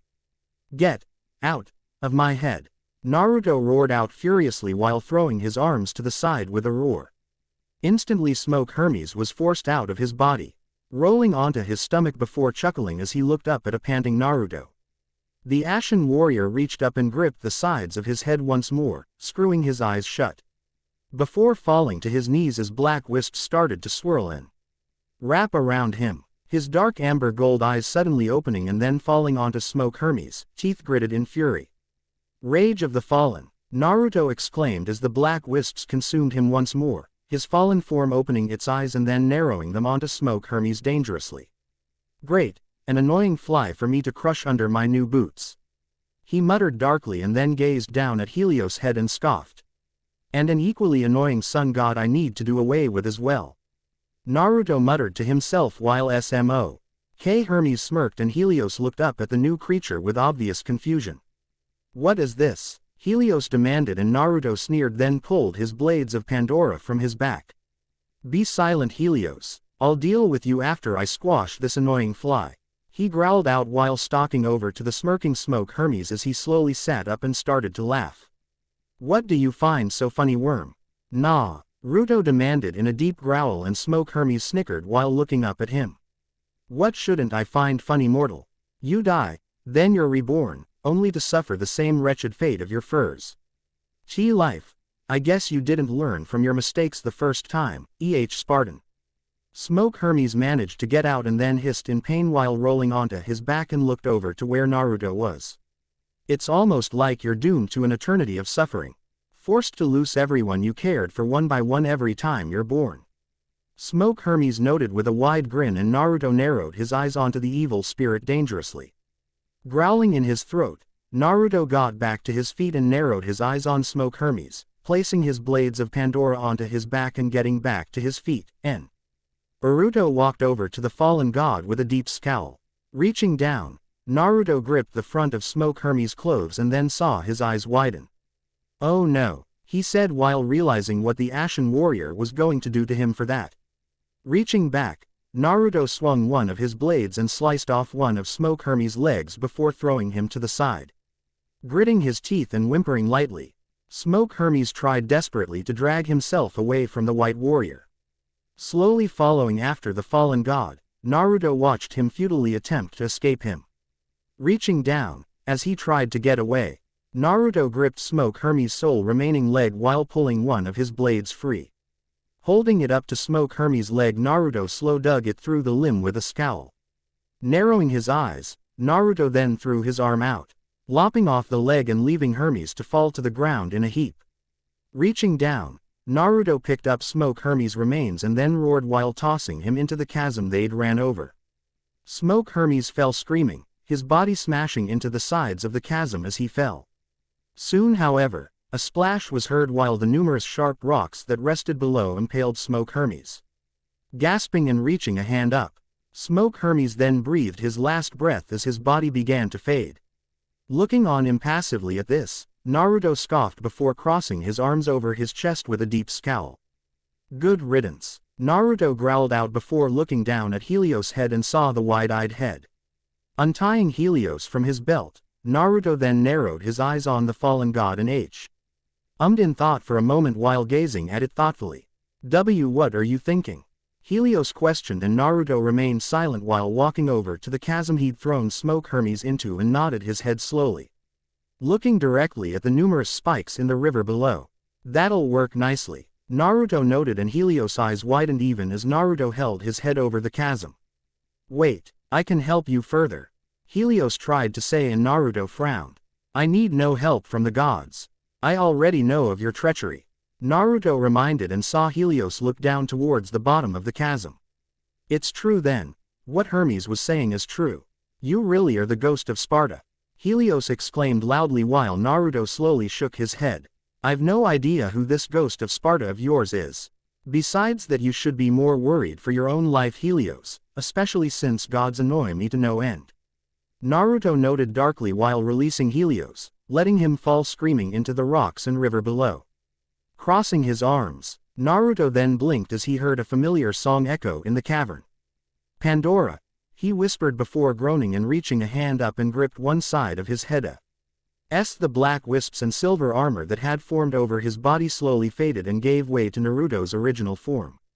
What just happened? He wondered to himself before shaking his head and looked up as he heard the song of Pandora. Seeing a way out of the cavern over to his side, Naruto looked to his side and only briefly wondered where Helios' head had gone before shrugging. "It's not like I wanted to carry him around forever," the Ashen Warrior thought to himself casually while walking towards the opening. Soon crouching down, Naruto then ran over to the wall and sprinted up the side of it, soon coming out of the hole in the ceiling and on top of the caves. Landing in a low crouch, Naruto looked around for a moment, then looked up and widened his eyes as he could see what looked like a gigantic four-armed man holding up the skies in the distance. "Wow, you definitely don't see that every day," Naruto thought to himself with wide eyes, then shook his head as he heard Pandora's song, only louder this time.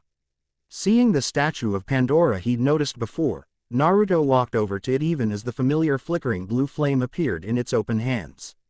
This statue was on its side, saws. You ally looking to its open right hand while lying on its side and resting its cheek upon the fist of its right hand. Hello again Naruto, it looks like you've been quite busy. Pandora noted and Naruto frowned slightly while walking over to the statue and then crossed his arms as he gazed down at the massive coliseum below them. Pandora, what's that coliseum doing down here? I'd think the dead would have had enough violence by now. Naruto questioned, then noted to himself and Pandora nodded her head in agreement. That coliseum was built by the new ruler of Hades, he created it to torment those whose lives were filled with hate and violence. Though I hear he gets no small amount of pleasure from watching the souls fight one another to the death for his own amusement.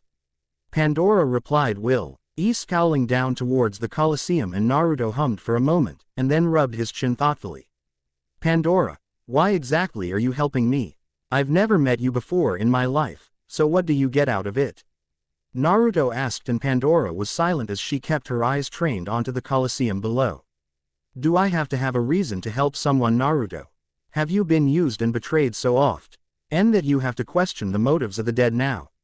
Pandora asked and Naruto frowned slightly while looking down at her. You've watched my life, you tell me. He replied flatly and Pandora lined her head towards the Ashen Warrior, giving him that much.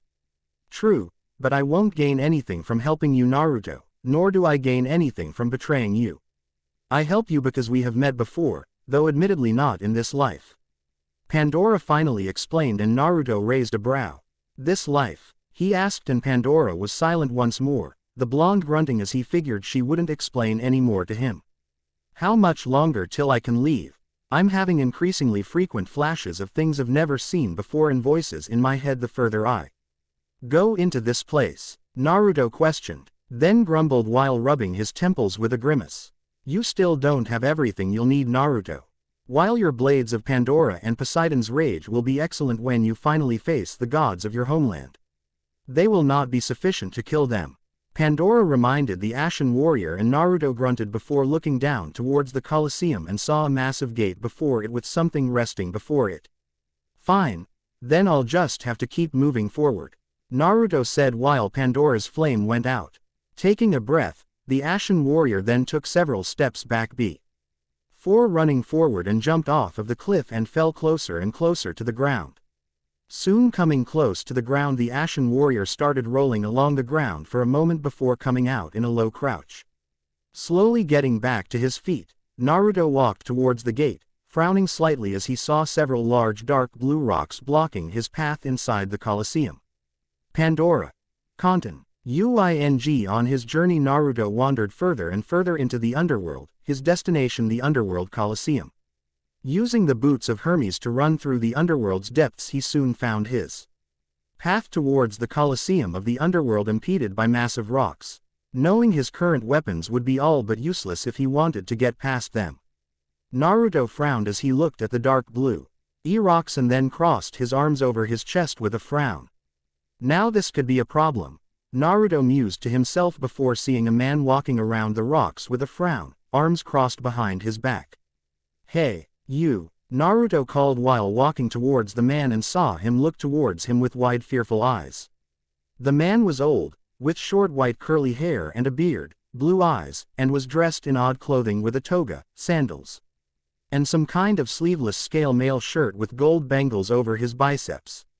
Oh no, not you again, he shouted and Naruto pinched the bridge of his nose, not wondering for the first time why everyone thought he was someone else. Look, I don't know who you are, but I'm not going to hurt you, Naruto stated and the man looked at him for a moment before visibly relaxing and sighing in relief. Oh, thank the gods, I thought you were the ghost of Sparta for a moment, the man admitted and Naruto rolled his eyes. You and everyone else down here buddy. Yuto grumbled out audibly and then walked over to the man and looked at the massive spikes protecting the gates to the entrance of the Coliseum. So, how does someone get in there? Naruto asked while looking to the man and he shook his head for a moment. I don't know, though I have to wonder why you want to. Only tormented souls who suffer the punishment for wrath or sloth are held inside, the man stated and Naruto raised a brow, wondering why that sounded like it should mean something to him. I want to get in because I obviously can't go around it if I want to reach the exit to this place.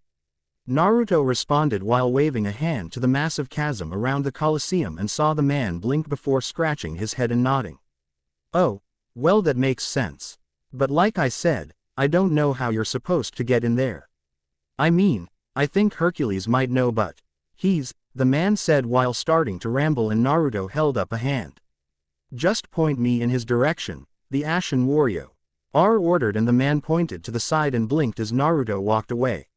Shaking his head as he wandered further into the underworld, Naruto had to wonder why this one was so different from Yami back home. Either their god of the dead was a lot more sadistic than the Shinigami, or the guy really didn't like anyone getting out of here, maybe even both. Naruto mused to himself before stopping as he came to a massive pair of doors and frowned slightly. I wonder if I'll actually be able to open these. Naruto wondered to himself before shaking his head and reminded himself he'd dealt with worse. Walking to the door, Naruto found two handles and grabbed one with each hand. Digging his heels into the dirt, the Ashen Warrior grit his teeth while throwing the doors open, revealing they were part of a circular room and he'd just closed the back door. Muttering about how annoying Hades was under his breath, Naruto walked into the room and then stopped when a shadow came over him.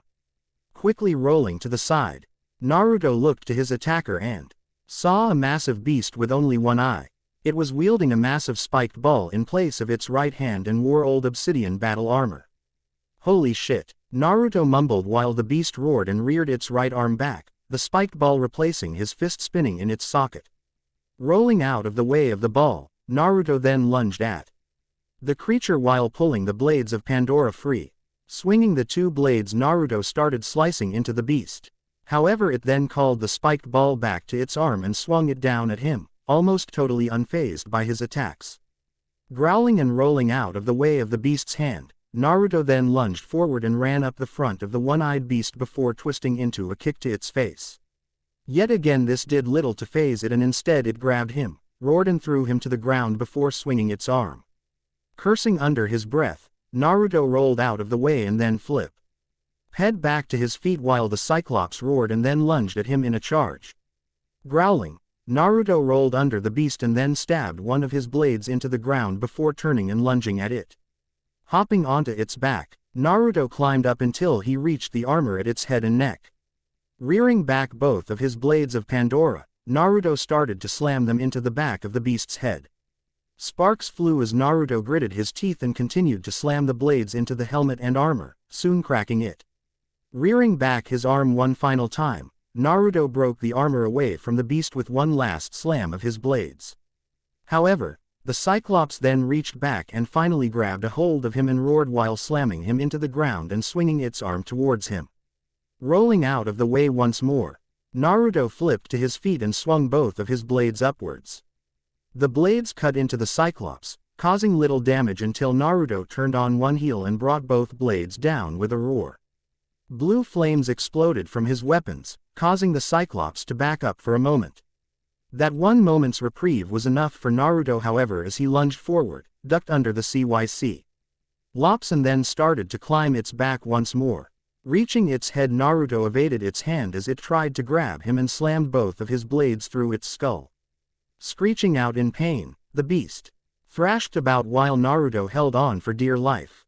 Growling as he did so, the Ashen Warrior then flipped over the Cyclops and placed his feet onto the front of its shoulders before reaching into the socket of the beast and yanked on the eye.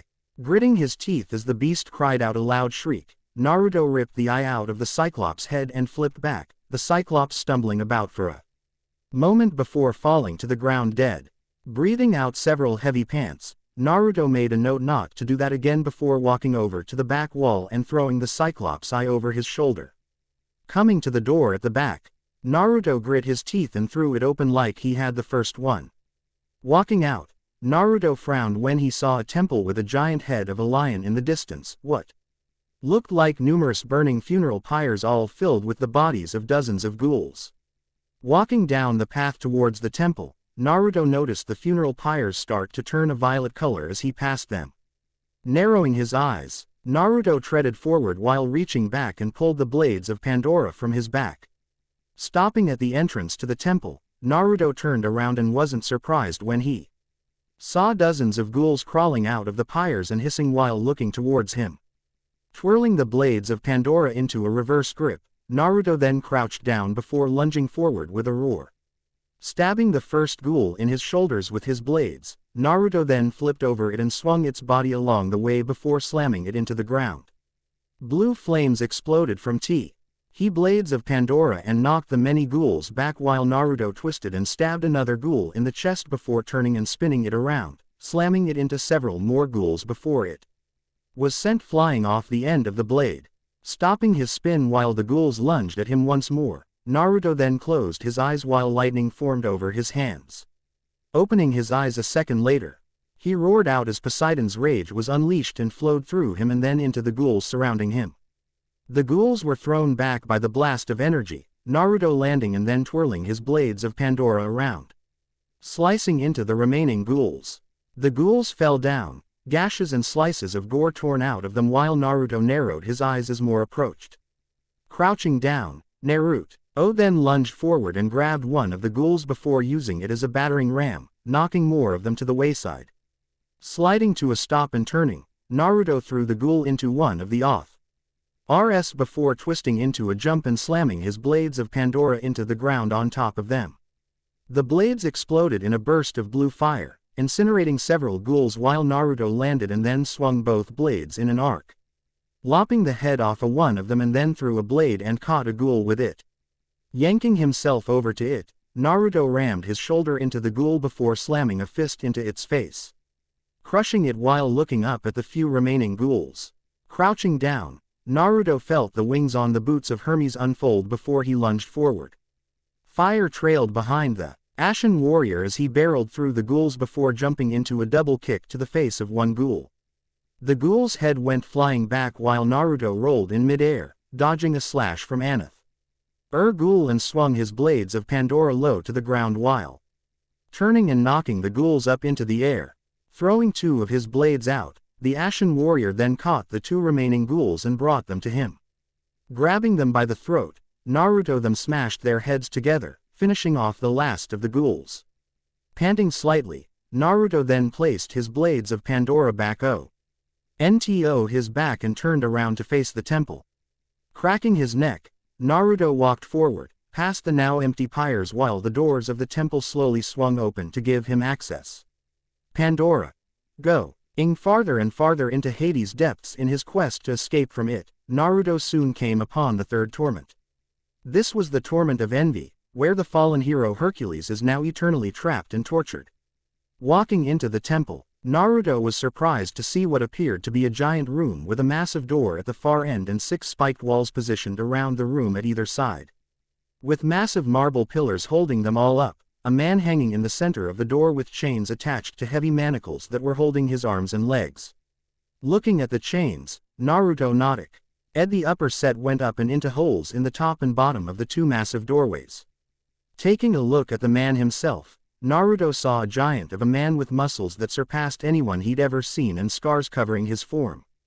With short dark hair and tanned skin with a strange golden mask covering his what looked to be a horribly disfigured face, a white skirt around his waist with a thick leather belt and numerous pteruges falling off of it, leather sandals and large obsidian shoulder guards that appeared similar to the paws of a lion.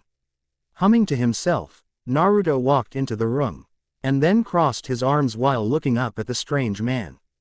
"Come to stare, or do you have a purpose for being down here, mortal?" the man suddenly demanded while looking down at the Ashen Warrior, eyes narrowing behind the golden mask. Raising a brow, Naruto walked forward and looked up at the man with a frown across his face. "Mortal, are you supposed to be a god then?" Naruto questioned of giant of a man flatly, and the said man growled angrily. "No, but I am a demigod. I am Hercules, son of Zeus and killer of the Nemean lion." Hercules replied, and Naruto raised a brow for a moment or looking at his torment with a frown. "What kind of torment is this supposed to be?" Naruto asked flatly, and Hercules narrowed his eyes onto the youth. "These chains use my own strength against me. If I try to struggle, I run the risk of ripping myself apart. If I move my arms, the chains on my legs will move and vice versa.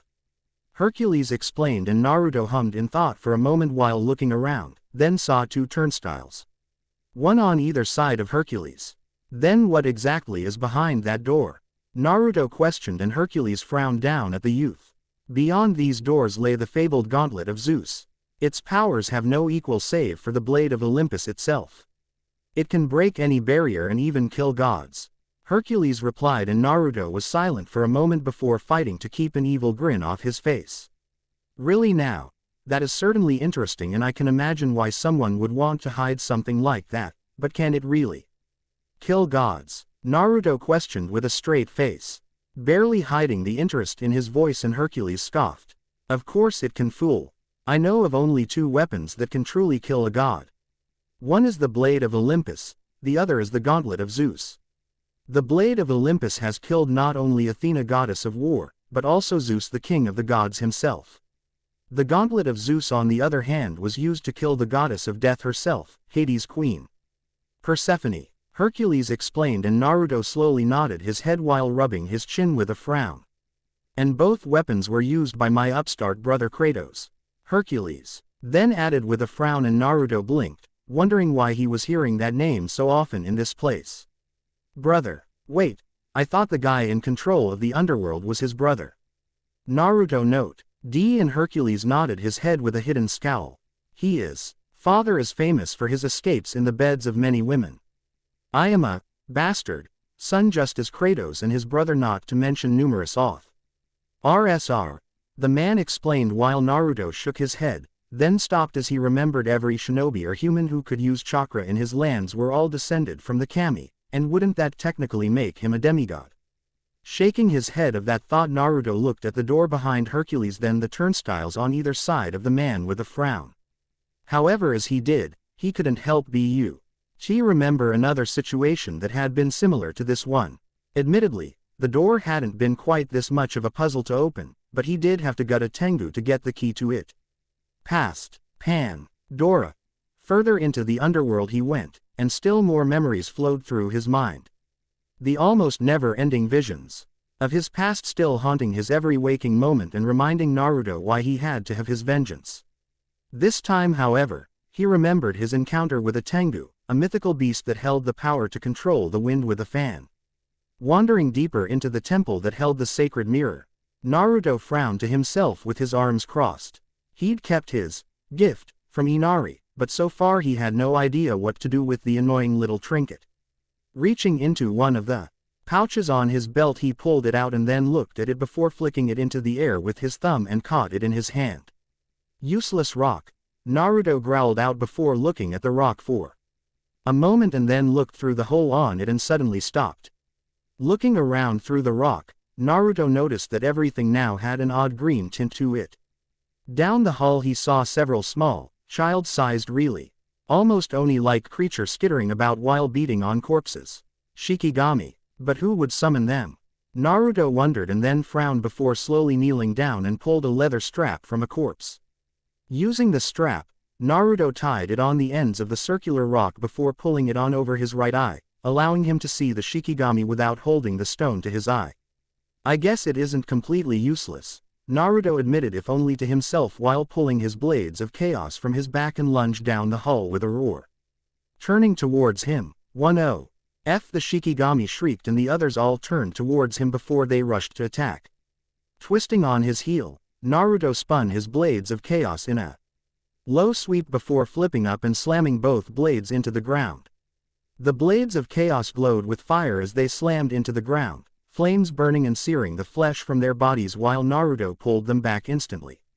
Those few Shikigami remaining thus lunged at him once more, growling as the tiny terrors rushed towards him. Naruto flipped over one of them and then swung one of his blades down at it, pulling it up to him. Naruto then slammed a fist into the creature, sending it flying into one of the other Shikigami. Flipping his blades over his shoulders, Naruto then slammed them into the ground once more, frying Severa more while the rest quickly tried to surround him. Growling in his throat, Naruto concentrated on his Hitodama and then unleashed Poseidon's fury, lightning swirling around his body and tearing the many Shikigami apart. Landing and panting heavily once he was finished, Naruto then looked around to make certain no more Shikigami were around. Grunting, the Ashen Warrior replaced his blades of chaos back onto his back, and then walked further into the corridor. Looking around, Naruto noted everything looked more or less normal with the odd little spirit stone Inari had given him, though he noted a strange distortion on a wall. Blinking as the thought registered, Naruto turned back to the distortion and noticed it was shining as well as wavering. What the hell? He wondered before shaking his head and narrowing his eyes on the door dangerously. Alright, either that's a doorway that's been bricked over and the stone knows it's got a spell or seal to where Yurei and Yukai won't notice it, or the stone is acting up. I think I'll go with one of the first two. Naruto mused to himself before then lifting the spirit stone from his eye to see the wall still shimmer. Pulling Hatchiman's katana from his side, Naruto leaned it against his shoulders while making sure of which wall and where the shimmer had been. Crouching down, Naruto then lunged forward and slammed his blade into the wall. The blade cut through it instantly, and no explosion of dust or debris. Humming as the spell dissipated, Naruto looked through a new doorway, thus revealing a hidden room. Looking around cautiously, Naruto hopped into the room and landed in a crouch while sheathing Hatchiman's katana at his side. Looking around the room, Naruto then spotted a doorway with an intricate locking mechanism and frowned. I'd bet Konoha that's where the mirror is, he thought, and then saw as a man at the door reached to the lock and yanked something out of it only to stow it away while Naruto frowned. You! Naruto cried out and the man turned only to gasp and back away. And no, the ghost of Konoha, he shouted and then ran away screaming, Naruto pinching the bridge of his nose as he did. This is why I'm beginning to hate mortals.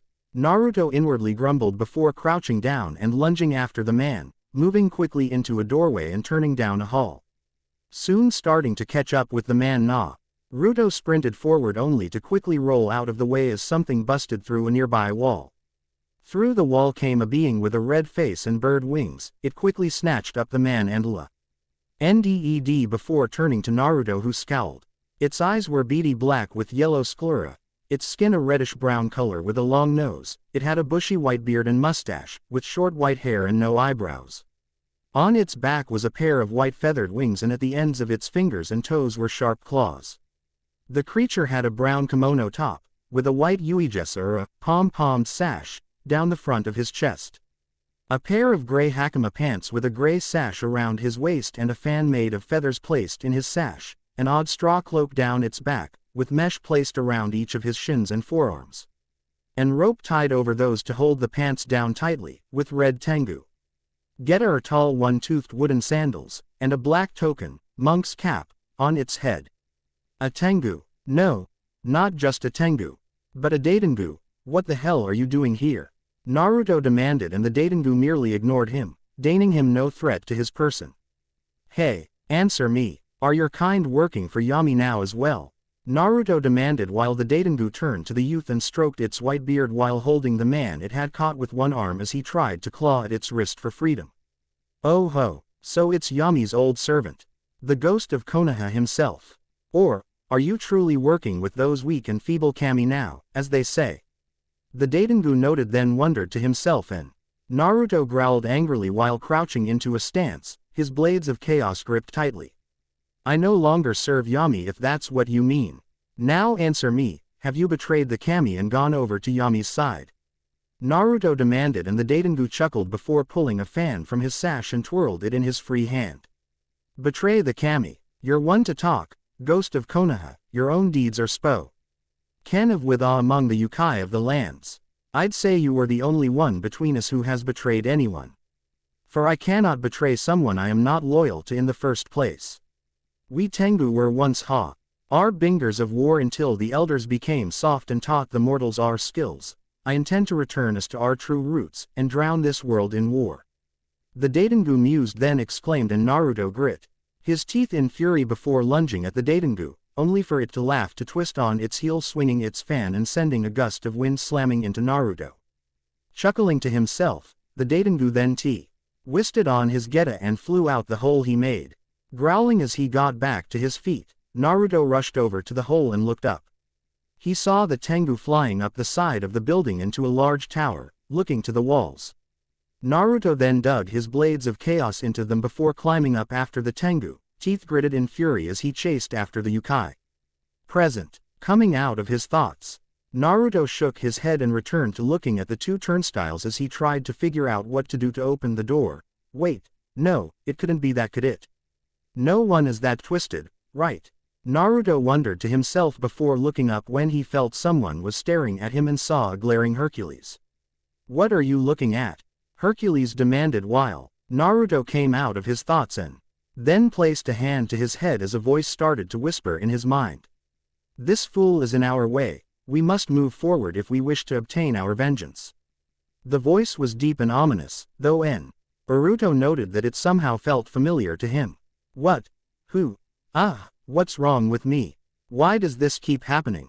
Naruto wondered to himself for a moment before shaking his head and looked to Hercules. Regardless, that voice is right. Hercules, here is being used as a method of keeping the doors shut. He's in my way, Naruto noted as his eyes narrowed and a dark frown crossed over his features. Turning to the left, Naruto walked over to that turnstile and took hold of the handle.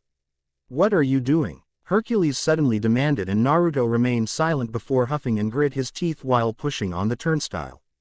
Pushing it around, he heard a churning sound while Hercules nervously looked around for its effect.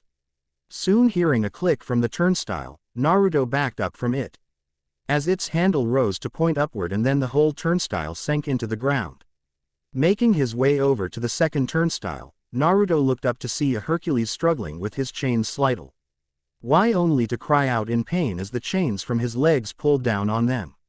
Shaking his head, Naruto walked over to the second turnstile and took hold of it.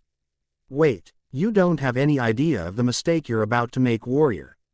Hercules exclaimed, and Naruto frowned while turning to give the massive man a look in response. Perhaps, or maybe you just don't want to die, Naruto uttered ominously, while turning back to the turnstile and gripped the handle. Stop this, I must be the one to defeat the madman who's taken control of the underworld. He's my brother. My responsibility, not yours. Hercules shouted at the Ashen warrior, and Naruto scoffed, while digging his heels into the ground and started to turn the handle of the turnstile. I'll deal with the monster myself, Hercules.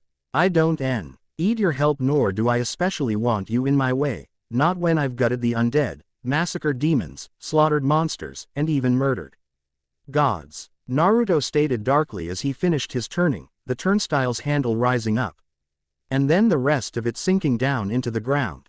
Hearing a loud churning, Naruto then turned to see sections of the door behind Hercules move outwards, leading to 3 levers. The first lever was centered below Hercules, while the other 2 were at either of the uppermost corners of the doorway. Grunting to himself, Naruto walked over to the door and jumped onto one of the outer sections before making his way up. Frowning as Hercules tried to move over to him, Naruto gave the dead man a look. Would you stop struggling? You're only making your suffering worse than it needs to be. Naruto noted flatly, and Hercules gave him a look through the gold of his mask. Warrior, it matters little how skilled you are, you have no idea the power he wields, you cannot defeat him on your own. Hercules stated, and Naruto frowned before jumping over to the first of the 2 levers. We'll see about that, Naruto said darkly while placing his foot down and tugged down on the lever. Instantly, Naruto heard a click while that side of Hercules' body was pulled back against the door. Are you really so much like Kratos that you would sacrifice anything in your way? Hercules demanded, and Naruto was silent for a moment before frowning even as he jumped over to the second lever. I've learned how to live with a lot of things I never thought I'd do before, this is one of them. Naruto noted while pulling down that lever as well, Hercules' other arm and leg being yanked back, thus pinning him to the front of the door. Instantly Naruto heard a churning sound and hopped off of the door. The plates that had been jutting outward shifting back into place. Walking over to the final lever, Naruto looked up towards Hercules and saw the giant of a man clenching his jaw and narrowing his eyes. You really are no better than Kratos, I hope you rot in the pits of Hades forever, warrior. Hercules shouted, and Naruto frowned before kicking the final lever, the room shish. Acting as a grinding and churning sound echoed throughout its walls. Looking up, Naruto backed away slightly while Hercules grit his teeth while the doors slowly opened. Roaring out, Hercules pulled on the chains on his arms and legs, trying desperately to keep the doors from opening. Enough of this, Naruto muttered while walking forward and then kicked the doors with all his strength. The added boost from Naruto's kick was all the doors needed before Hercules was ripped in two by the chains holding him, his blood falling to cover Naruto while the golden mask he'd been wearing fell to the ground with a clatter. Seeing the mask, Naruto walked over to it for a moment before picking it up and looked it over for a few seconds. However, upon looking up to the door, Naruto took several steps back, while black smoke flowed out of Hercules' corpse. Shit, I guess even a demigod has enough power to hold one of those spirits of evil, after all, Naruto muttered while the mask in his hand vanished into thin air, making his eyes widen as he realized it was a relic. Great, I'll have figure out what it does later, Naruto muttered while pulling his blades of Pandora from his back while smoke Yules fully formed and then slowly cracked his knuckles. I've been waiting for this, brother. The booming voice of Hercules echoed while Naruto frowned towards the giant of a man. Now it's my turn for vengeance. My turn to murder the man who killed me. Smoke Hercules growled out before lunging forward and swung one of his arms. Moving back, Naruto watched as Smoke Hercules broke solid stone with his bare hands and the ground shuddered under his fists. Great, a muscle-bound brute, Naruto mumbled to himself while circling around Hercules as he stayed down in a low crouch while watching him. Growling, Naruto lunged at Smoke Hercules and lashed out with his blades of Pandora. However, Smoke Hercules merely batted the blades away like they were nothing and grinned. Lashing out, he grabbed Naruto by his throat and lifted him up with a smirk, applying pressure to the Ashen Warrior's throat to strangle him. Gritting his teeth, Naruto lashed out with a kick to Smoke Hercules' face in retaliation. But the demigod merely shrugged the attack off. Taking one last breath and growling in his throat, Naruto then threw one of his blades, slamming it into Smoke Hercules' face and forcing him to stumble back. Falling to the ground, Naruto took in several gasping breaths before turning around to see a furious Smoke Hercules sneer towards him. "You're going to pay for that, brother," the man roared out before lunging forward in an attempt to ram the Ashen Warrior. Quickly getting back to his feet, Naruto caught Smoke Hercules in a test of strength and grit his teeth as the giant started pushing him back towards one of the spiked walls. Gritting his teeth, Naruto looked at Hercules with a furious expression and slammed a fist into his gut with all his might. This temporarily winded Smoke Hercules and gave Naruto the chance he needed.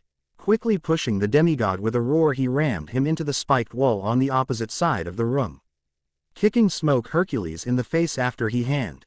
Naruto then reached down and ripped the shoulder guards from his shoulders before reaching back and swinging both of his blades of Pandora into the demigod. Growling in his throat, Smoke Hercules then kicked Naruto in the gut, sending the Ashen Warrior flying back before hitting one of the pillars around the room back first. For a muscle-bound brute, he's also pretty damn tough. Damn, I can almost imagine him actually being Bachan's son if not her equal with strength like this, Naruto muttered while looking back to Smoke Hercules as he pulled himself off of the spiked wall and cracked his neck. "No more games, brother. I won't lose to you ever again," Smoke Hercules exclaimed while Naruto wished he knew what the hell the man was talking about. Not giving the Ashen Warrior a chance to get back up, Smoke Hercules then ran towards him, then jumped up into the air and came down, slamming both of his fists into the ground and shaking the whole room.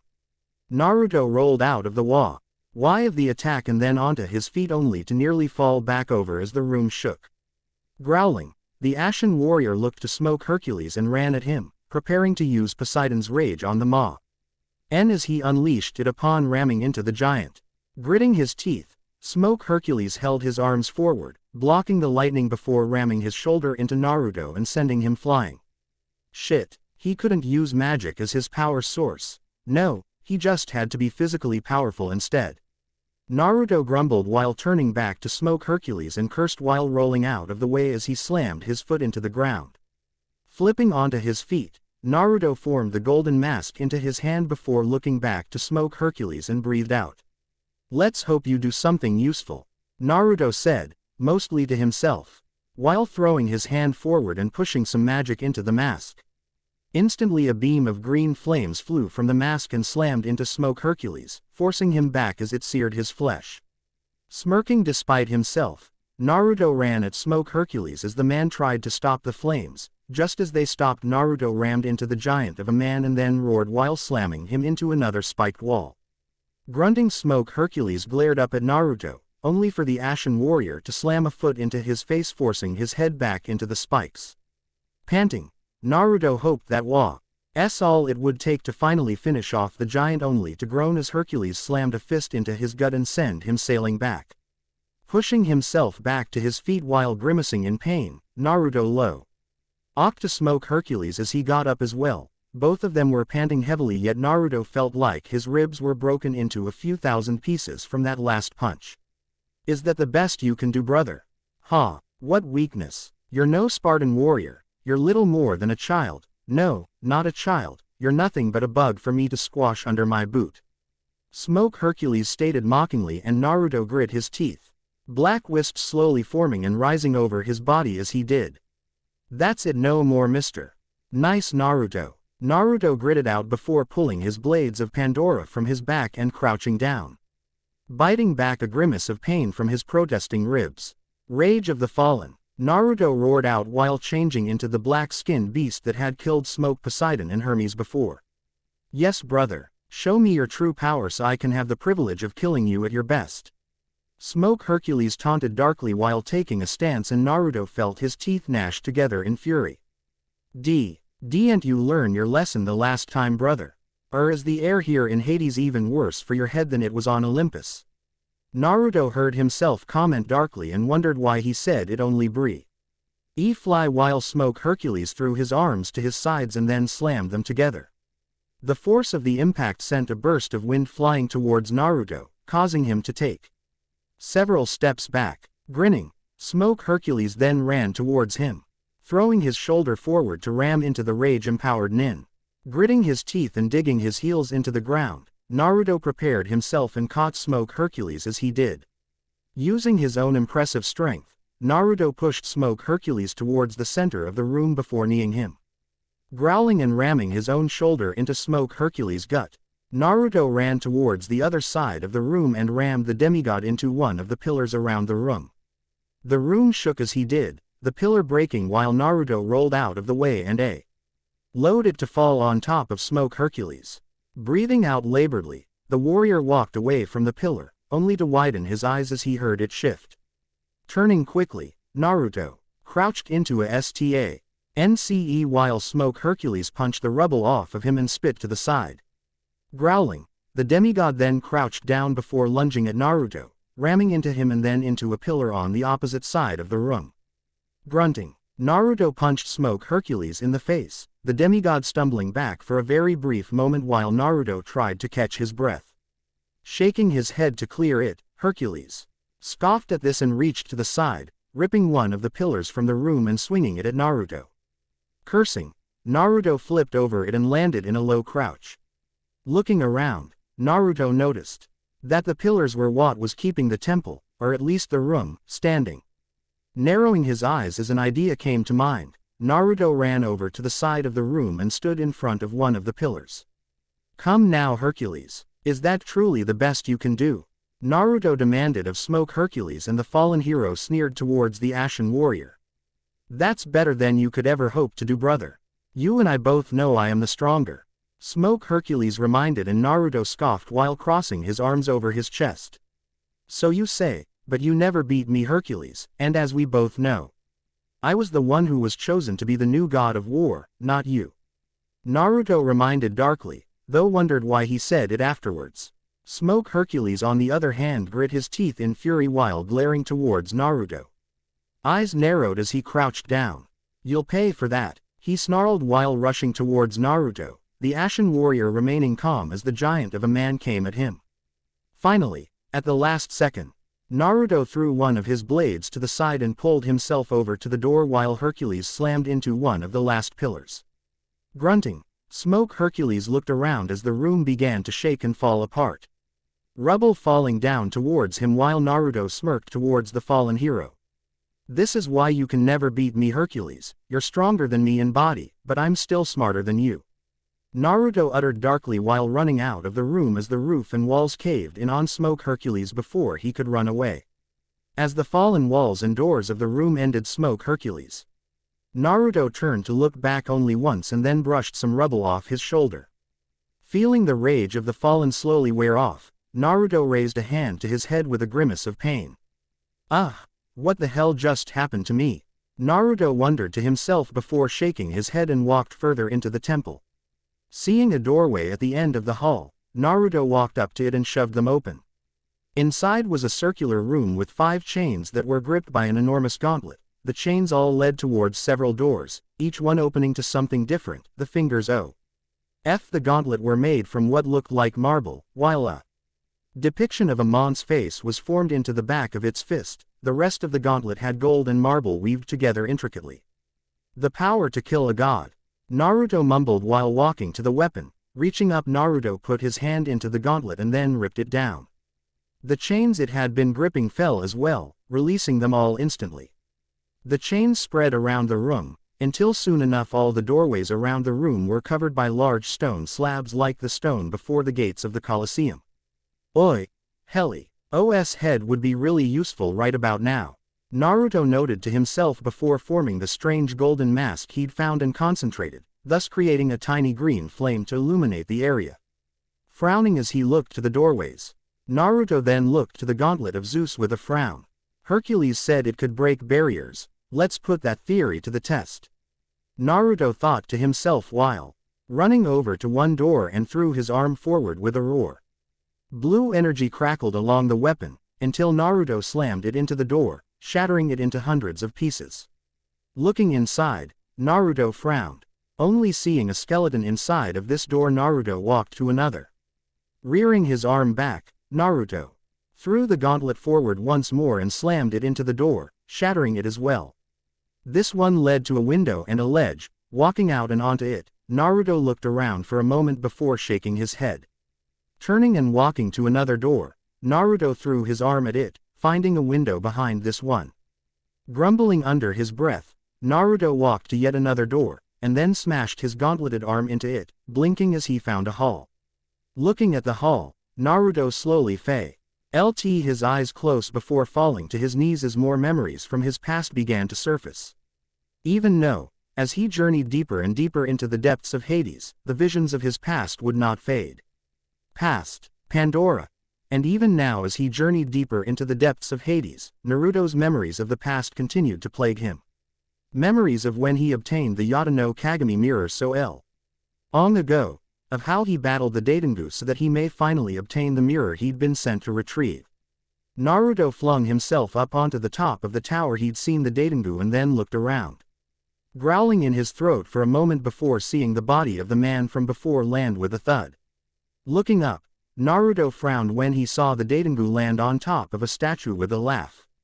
Is this what you want, Ghost of Konoha? The man questioned while holding out a silver arm guard-like device, and Naruto growled. Give that to me and leave, and you may live. Naruto stated while pointing one blade at the Daidangu, and it merely laughed before placing the device onto its arm. Oh ho, no, I can't do that. Yami would skin me alive if I didn't make at least an attempt to stop your advancement. You've become quite a nuisance, you know, and after everything she's done for you too, she was willing to give you such a high seat of power as well. Such a shame. The Daidangu mused while shaking his head, and Naruto scoffed before glaring up at the being furiously. I care little for whatever she was going to give me, all I seek now is her head on a pike for what she made me do. Naruto snarled at the Daidangu, and it shook its head before quickly blowing a gale towards the Ashen warrior. Gritting his teeth, Naruto was pushed back by the wind before throwing one of his blades forward to stop himself. Hanging on, he then pulled himself forward and used his other blade as an anchor to slowly approach the Daidangu. Ceasing its attack before he could reach him, the Daidangu chuckled while crossing its arms. So you say you want her dead for what she did? How sad for her. Though I suppose it was actually jealousy that made her do what she did to you in the end, though you'll never believe me. The Daidangu said, then mused to itself thoughtfully while Naruto growled and then quickly lunged at the being, jumping up and twirling his blades of chaos only for it to flip over him and land behind him. "So I suppose I'll just have to kill you for Her Majesty. Lady Yami." The Tengu mused while stomping a foot down and spun in place while using its fan, a stream of wind spinning out and knocking Naruto back. Flipping back to his feet, Naruto narrowed his eyes dangerously before lunging at the Daitengu. The Daitengu merely jumped up to evade and started to fly while Naruto rolled under him and slid into a crouch. Growling lightly, the Ashen Warrior turned on his heel and swung his blades of chaos towards the creature. Seeing it coming, the Daitengu evaded the blades by flying higher into the air and then landed in a low crouch. Chuckling lightly, the Daitengu then twisted around, sending out another circular gust of wind from his fan. The wind spiraled from the Daitengu, briefly shoving Naruto back. Gritting his teeth, the Ashen Warrior dug his heels down while the Daitengu then flapped his wings and began to float once more. Growling, Naruto narrowed his eyes on the Daitengu as it continued to float, circling the tower slowly. "If I try to get close, he'll just use his damn fan to blow me away. I need a way to get that out of the picture before I can get that key," Naruto thought to himself while the Daitengu then lashed out with its fan once more, stirring the wind and pushing him back with it once more. Growling and throwing one of his blades at the ground to anchor himself, Naruto slowly pushed himself towards the Daitengu while throwing the other blade forward as he neared it to anchor himself. Growling, the Daitengu twisted around, stirring up the wind once more, and Naruto grit his teeth before ripping his first blade from the ground and swung it at the Daitengu. The blade sailed through the air, igniting as it sliced through the Daitengu's chest and causing it to fall back to the ground. Moving quickly, Naruto then placed the blades of chaos back onto his back and unsheathed the Kusanagi from his side. "Time to fight wind with wind," Naruto thought to himself while swinging the Kusanagi at the Daitengu. The said being looked up as he did and quickly flapped his wings, flying over the attack, and then landed and shook his head while narrowing his eyes. "Oh, so you have the Kusanagi no Tsurugi. How could the kami allow such power to fall into the hands of such an unworthy wielder?" The Daitengu wondered to himself while twirling his fan in one hand. "I'll show you who's unworthy," Naruto growled out while lunging at the Daitengu and swung the Kusanagi over his shoulders. The Daitengu quickly ducked to evade a blade of wind that wed from the blade and then twirled his fan. The wind spun around the fan for a moment before he sent a blast of it slamming into Naruto. Grunting as he was sent flying back, Naruto turned the Kusanagi back and then focused, and its blade extended, digging into the ground and propelling him towards the Daitengu. Growling, the Daitengu flew over the Ashen Warrior as Naruto twisted into another spinning slash.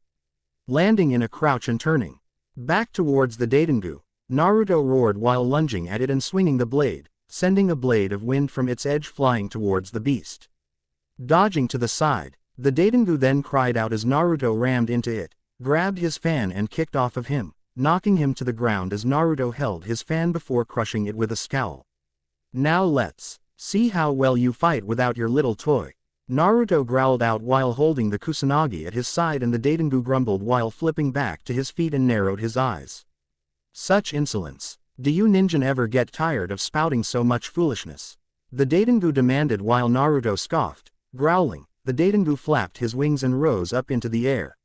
"Very well then, it falls upon me to make certain that you know your place, ninja," the Daitengu exclaimed and then soared off into the sky, and Naruto grunted before sheathing the Kusanagi.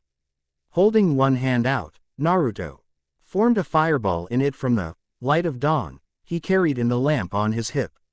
"If you want to fly, I'll just have to knock you out of the sky," Naruto grumbled out while the Daitengu turned in the air and came rushing towards him. Narrowing his eyes, Naruto then threw his light of dawn straight at the Daitengu, slamming it into his chest and causing him to swerve to the side. Turning and circling around Naruto, the Daitengu then flew back and slammed into the Ashen Warrior from the side, knocking him to the ground as he then laughed and flew up and off the tower once more. Growling low in his throat, Naruto flipped to his feet while watching as the Daitengu flew around him once more. Keeping his eyes peeled as he watched the Daitengu, Naruto then threw another fireball at the great beast. The ball of flames slammed into his face and caused him to fall for a moment. Quickly righting himself and shaking his head, the Daidengu flew back into the air and swirled around Naruto quickly. Too fast for Naruto to hit with a fireball. Watching as the Daidengu spiraled around him, Naruto was caught off guard as he then flew straight up into a backflip and then rammed into Naruto. Cow! Sing the Ashen Warrior to grunt as the both flew off the tower. Now you die, ghost of Konoha! The Daidengu exclaimed while kicking Naruto off of himself and allowing him to fall. Growling angrily, Naruto quickly took one of his blades of chaos and threw it at the Daidengu, piercing his chest and yanking himself back at the beast to ram his shoulder into the Daidengu's face. As a result, the Daidengu was knocked off balance and both of them fell into balance. Using this moment's reprieve, Naruto flipped over onto the Daidengu's back and lifted up on its wings to straighten out their descent. What are you doing? The Daidengu demanded and Naruto didn't answer. Instead he placed one foot onto the back of the Daidengu's head and stabbed one of his blades into the Daidengu's left wing, causing the creature to shriek out in pain before Naruto then stabbed his other wing with his other blade. I'm making certain you don't fly ever again, Naruto finally replied while kicking off of the back the Daidengu and ripped off its wings at the same time. The Daidengu screamed out in pain as he fell into a pool of water below, Naruto landing in it as well with a deep from across his face. Slowly rising up to his feet, the Daidengu reached back towards its wings, feeling a pair of bloodied stumps as he did. Grunting lightly, the Daidengu then fell down to one knee while reaching back towards Ichi's severed wings and then glared at Naruto furiously. You will pay for this, ninja. Be certain of it. The Daidengu hissed out while slowly standing up and Naruto scoffed while twirling the blades of chaos in his hands. In case you've forgotten, I'm not a ninja anymore, I'm a Yurei. Naruto reminded bitterly and the Daidengu merely growled while reaching back to take hold of the hood of his straw cloak. Regardless, ninja, Yurei, or even Yukai, it matters little what you are. All that matters is that you will pay for this. The Daidengu hissed out once more while pulling the hood over himself and the rest of the cloak over his body, thus vanishing into thin air, and Naruto looked around for him before grunting as the Daidengu slammed a fist into his gut. What the hell? Damn tricky Tengu, Naruto growled while looking around and heard the Daidengu laugh while remaining invisible. One of my brother Tengu once used this cloak, but a ninja tricked him out of it, but I reclaimed it. The Daidengu stated while running around, now invisible, and Naruto frowned. Looking around, Naruto closed his eyes and heard the Daidengu before opening his eyes and looking to the side, where the water rippled as the Daidengu neared. Backing up at the last second before the Daidengu could attack him, Naruto pulled the Totsuka blade from the Shinigami's mask and twirled it in one hand for a moment while watching the footsteps of the Daidengu. No more games, now we end this battle, Naruto growled while swinging the Totsuka, forming a swirling mass of energy. Come out, Naruto RDERED, as several translucent purple souls crawled out of the energy. Roaring, what looked like an Oni crawled out before standing, numerous ghouls sliding out of the energy to gather around it. The Daidengu stilled as they appeared, but the souls of the dead and damned summoned by the Ashen Warrior no longer needed to see, they were already long dead after all. The beasts lunged at the invisible Daidengu instantly, moving with speed and power as they lunged at him. The Daidengu grunted while using his martial skills to fight off the ghouls. However, the Oni slammed its club into his side, knocking him to the side while it roared and lunged at him once more. Slowly standing up, the Daidengu was slammed into the water once more, his bleeding wound staining it red when it did. Narrowing his eyes, Naruto then crouched down while the Oni spirit fought against the Daidengu, swinging its club wildly. Evading the attacks, the Daidengu then lunged at the Oni spirit and sunk its claws into the spirit's throat, destroying it while he landed with a splash. That was all Naruto needed as he then lunged at and rammed into the Daidengu from the side before grabbing its head. Bringing it down, he slammed the Daidengu's head into the ground before grabbing its cloak from both sides. Kicking the Daidengu away, the straw cloak it had been wearing was ripped apart and the Daidengu was left sprawled on the ground before reaching back to take hold of a gourd with panting breaths. I fear swords, the Tengu whispered before holding the gourd towards Naruto, dozens of swords flying from its mouth and towards the Ashen Warrior. Cursing, Naruto rolled out of the way of the swords while sheathing the Totsuka back into the Shinigami's mask on his right shoulder. pulling the blades of chaos from his back. Naruto rolled out of the way while the Daidangu continued to hold the gourd towards him, unmoving as it tried to stay conscious. Narrowing his eyes, Naruto rolled diagonally, then repeated that, getting closer and closer to the Daidangu before throwing one of the blades of chaos, and it dug its way into the Daidangu's chest. Rearing the chain back, Naruto pulled the Daidangu to him and caught it by its throat before taking the gourd from him. Slamming the Daidangu into the ground back first as he did, Naruto then twisted around, throwing the Daidangu away. Slowly turning to face Naruto, the Daidangu's yellow eyes widened as he held the mouth of the gourd towards him with a dark frown. "I fear swords," Naruto whispered, and instantly dozens of swords shot out of the gourd and impaled the Daidangu thousands of times, finally pinning him to the wall of the temple where his blood seeped down into the water, completely turning it red as blood. Frowning, Naruto tossed the gourd over his shoulder. Once that was done, hearing it smash while he walked to the Daidangu. Reaching to its arm, he ripped the key from its arm and then walked back into the temple before reaching the room to the door that held Yata no Kagami. Walking to the door, Naruto put the strange armband into it and then turned, forcing 4 locks to open. Gritting his teeth, Naruto pulled the door open and then walked inside of it. Looking around, Naruto saw the mirror at last and walked over to it, finding a circular mirror with red ropes at either side of it. Frowning, Naruto picked it up and then slipped his left forearm through the ropes, allowing the mirror to hang there like some kind of a shield. Finally, Naruto mumbled to himself before turning to a nearby corridor and walked over to it. "Now to finally get out of here," he grumbled out while coming to a door that spat fireballs. Looking to the Yata no Kagami for a moment, Naruto walked towards the door, and then when a fireball came towards him, the Ashen Warrior reflected it back at the wall with the mirror, destroying the wall instantly. Thus revealed as an exit to the wilderness around the temple, and Naruto jumped out through the opening without hesitation. Present, opening his eyes and placing a hand to his head, Naruto groaned mentally while the visions of his past temporarily left his mind.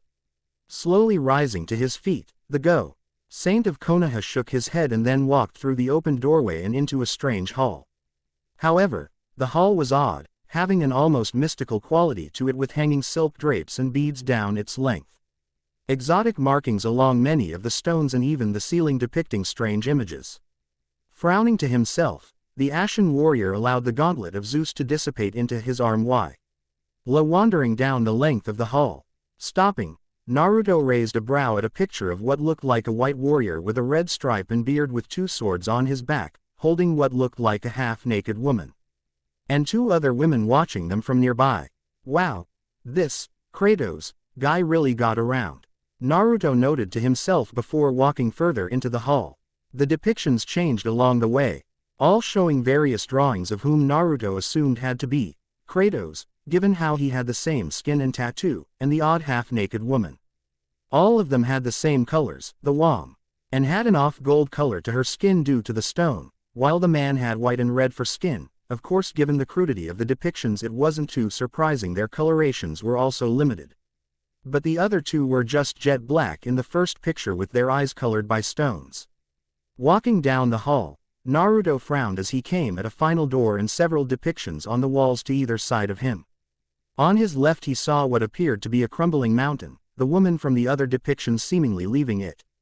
While to his right he saw one with the woman, however she had a noticeable swell to her stomach that was definitely not in the others. Turning to the door, Naruto saw one depiction. This one had something with dark gray skin and wings, her slender arms raised sensually while her legs were lightly curled over one another. However, it was the fact the woman had features almost identical to those of the woman in the earlier depictions that made him start to wonder.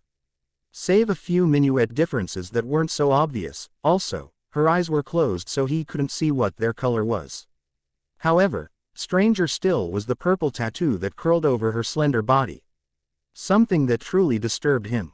The tattoo started at her left cheek, then curved at an angle over her left eye. It then stretched back, him assuming down her head and spine, then curled up over a portion of her left breast before curling over her shoulder, then up her left bicep before curling one last time.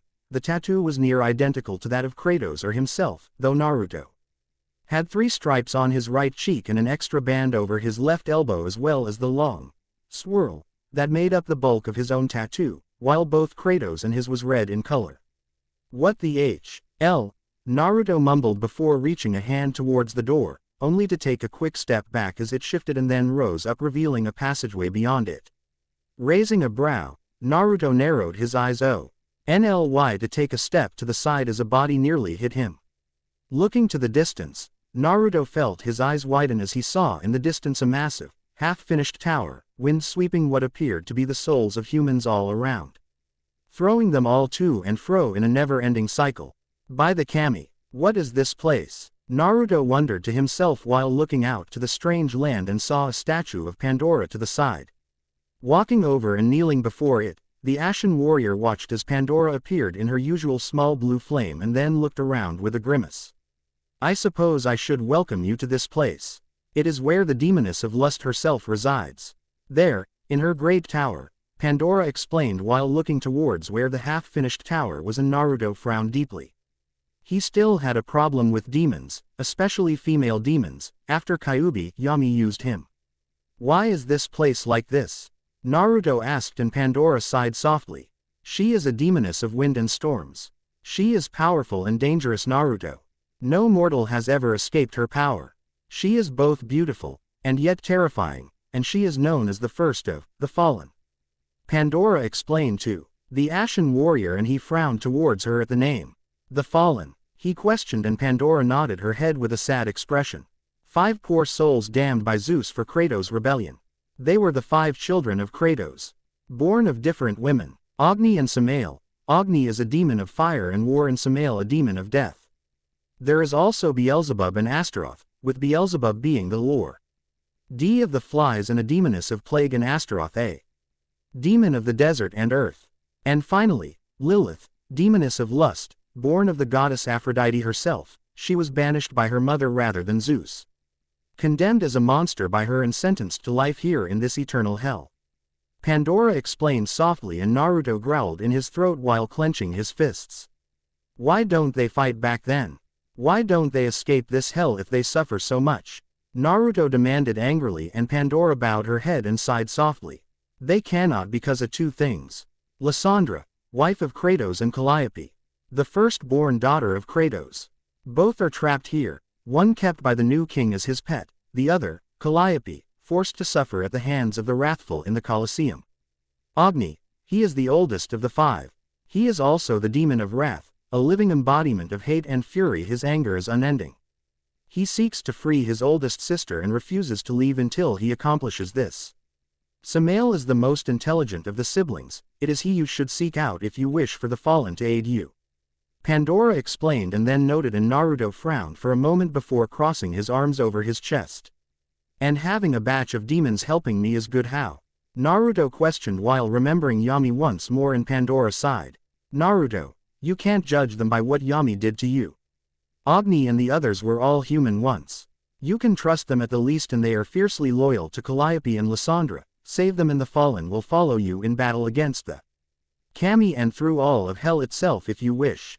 Pandora explained, and Naruto frowned once more before rubbing his chin and then muttered to himself under his breath.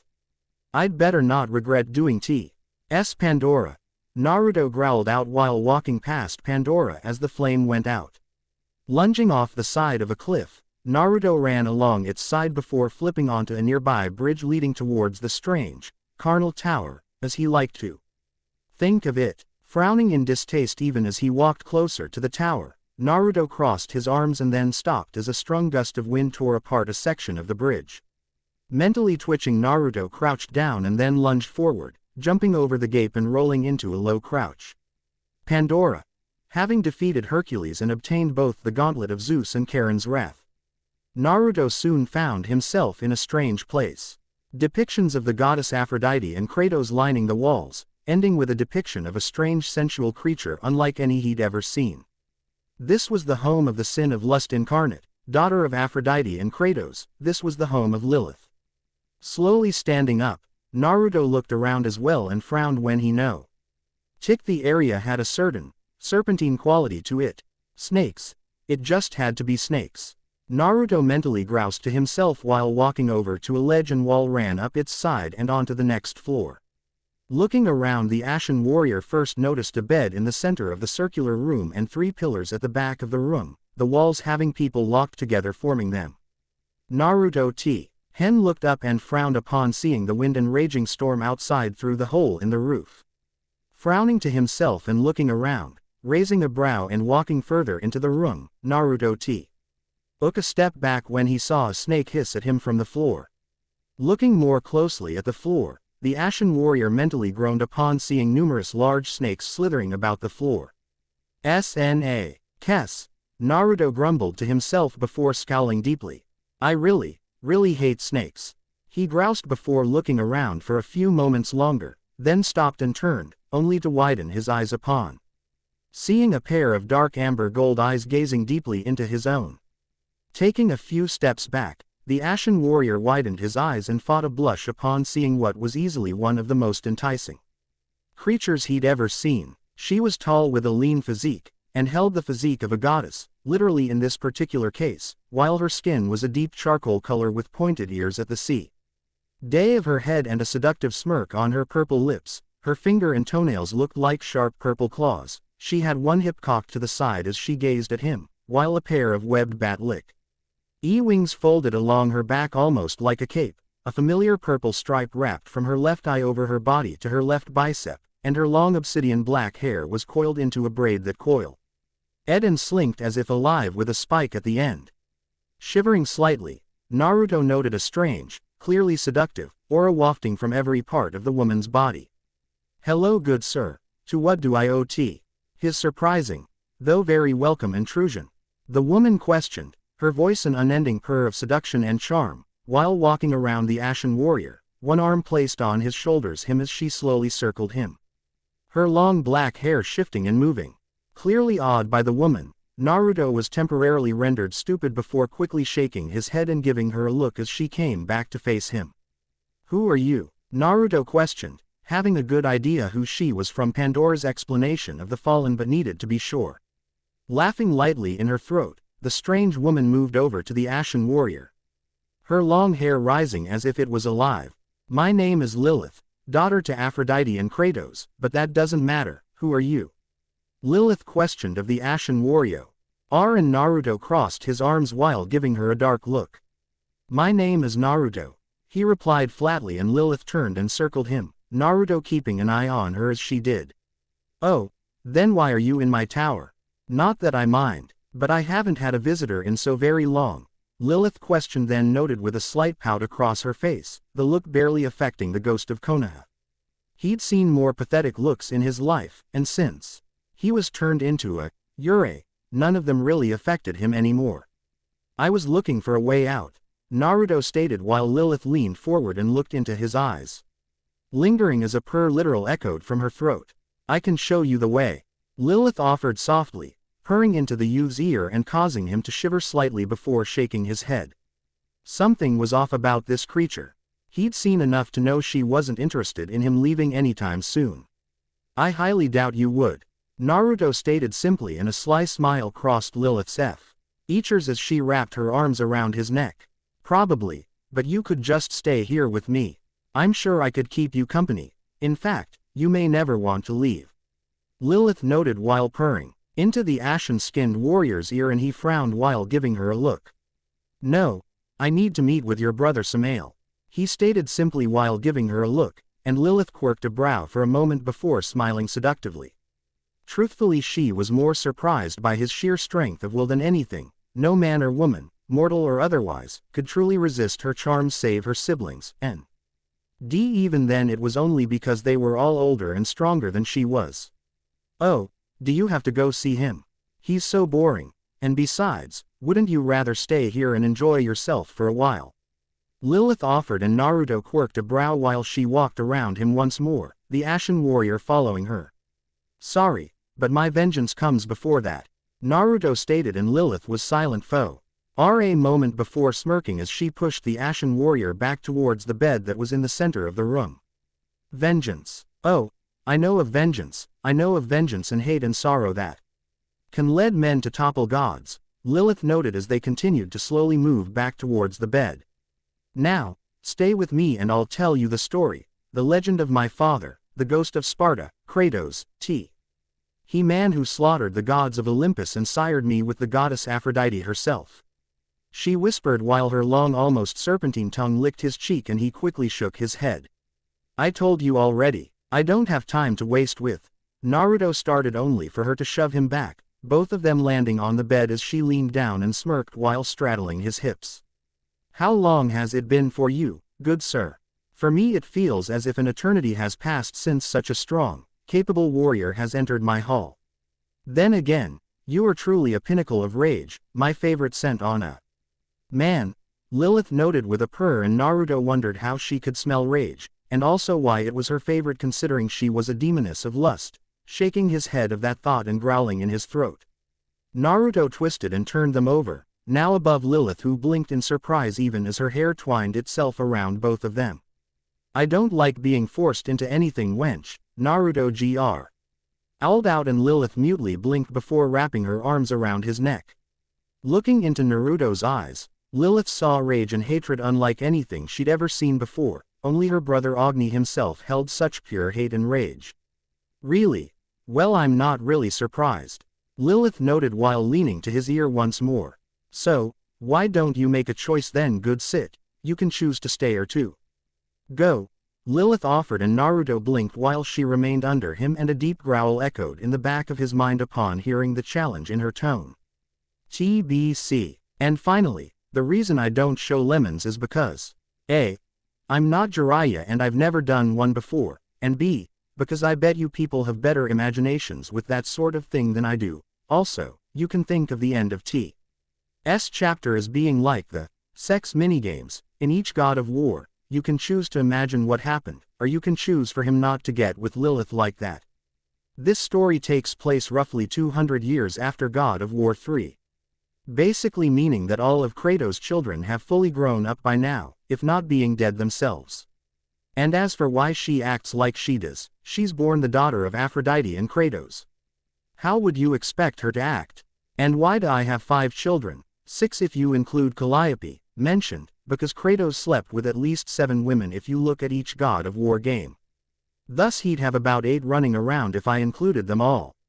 Anyways, later, have fun, and I hope that this chapter was as enjoyable as the last. Naruto's armor. His belt is a silver version of Kratos's from God of War 2. His Tsurugas is identical to the skirt of leather straps worn by Kratos, only black.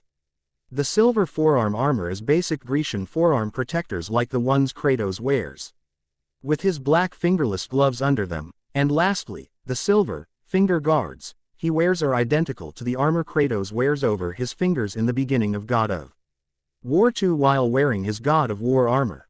Japanese gods mentioned seen. Izanagi no Makoto, god of creation, husband of Izanami. Izanami no Kami, Shinagami, goddess of creation and death. Kage Tsuchi, incarnation and Kami of fire. His birth was what killed Izanami. Izanagi killed him with the Totsuka sword afterwards. Hatchiman Shin, god of war and divine protector of Japan. Amaterasu Omi. Kami, goddess of the sun and heaven. Tsukuyomi no Makoto, god of the moon.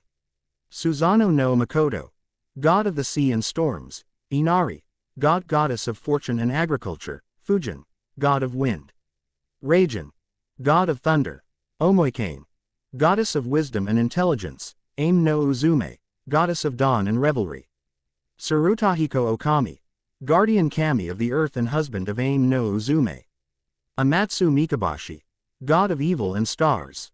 Yami, goddess of darkness and destruction. Depths of the inferno. Naruto Ultimate, god of war. Nu, rage of the fallen. Depths of the inferno. Takamagahara. Tsukuyomi sat within a grand hall. Nearby was a forlorn Amaterasu, her normally brilliant glow visibly weakening. Something is greatly troubling her, Tsukuyomi realized while Susano sat on the floor and puffed his pipe with a frown. However, numerous other kami were present, 2 kami which looked like Oni, named Fujin and Raijin, both of whom were sitting on a table each. A goddess with a pair of glasses, named Omoikane, goddess of wisdom. Hatchiman was leaning back into a wall, frowning visibly while near him was Inari, the goddess of fortune having taken the form of a man this time, looking near. Identical to his female form save that he had the figure of a warrior. And last but not least of the kami were Aim no Uzume, goddess of dawn and revelry but known to most as simply Uzume, and her husband, the wise old guardian. Tsurutahiko Omikami, said old man stroking his bead while holding his spear at his side. Friends, it has been too long since last we convened. Tsukuyomi started off while looking at the gathered kami. He then laced his fingers together and frowned. However, I only wish it could have been under better circumstances. It would seem that several of the remaining Olympians are coming to us requesting aid. Tsukuyomi stated, and Inari scoffed while crossing his arms behind his head. Those morons can go screw themselves. No way, knowing them they'd probably enjoy th. Inari started to say, then mused with a shake of his head, and Susano nodded in agreement with him, a frown on his face. Unfortunately we cannot do that, Inari. Not only because we must show the say fools that we are not as selfish and barbaric as they tend to be, but also it would seem to be something quite urgent. Otherwise I am certain an Olympian would never come to us for a request. Regardless of their faults, they were truly powerful beings before the rise of that beast of theirs, Tsukuyomi reminded, and the red-haired god rolled his jade-green eyes before looking to Hatchiman. Got something to add, Hachi? Inari questioned with an amused look, and Hatchiman opened his eyes and nodded his head. The Olympians were brutal, barbaric, and violent when they were in power. They took what they wanted without thought of consequence and demanded unimaginable sacrifices of their mortal charges. While we looked after and cared for our own, they practically stepped on them as if they were trash. We are kami, and while our roots and those of the Olympians can be traced back, we are more closely related to the Titans, who chose to allow mortals to live their lives rather than ruthlessly control them. Hatchiman replied and then closed his eyes, remaining silent once more as Tsukuyomi nodded his head, in full agreement with the god of war. Agreed, but we must not sever ties with our distant brethren. Which is why I feel we should allow them at least an audience. Tsukuyomi reminded, and Susano started to drum his fingers on the ground while puffing his pipe. He really wished he had some sake right about now. He was starting to miss being drunk out of his mind. I for one think we should ship him off and let him rot. It's what they'd do to any of us if given half the chance. Susano reminded with a deep frown on his face, and Uzume looked at him, clearly aghast.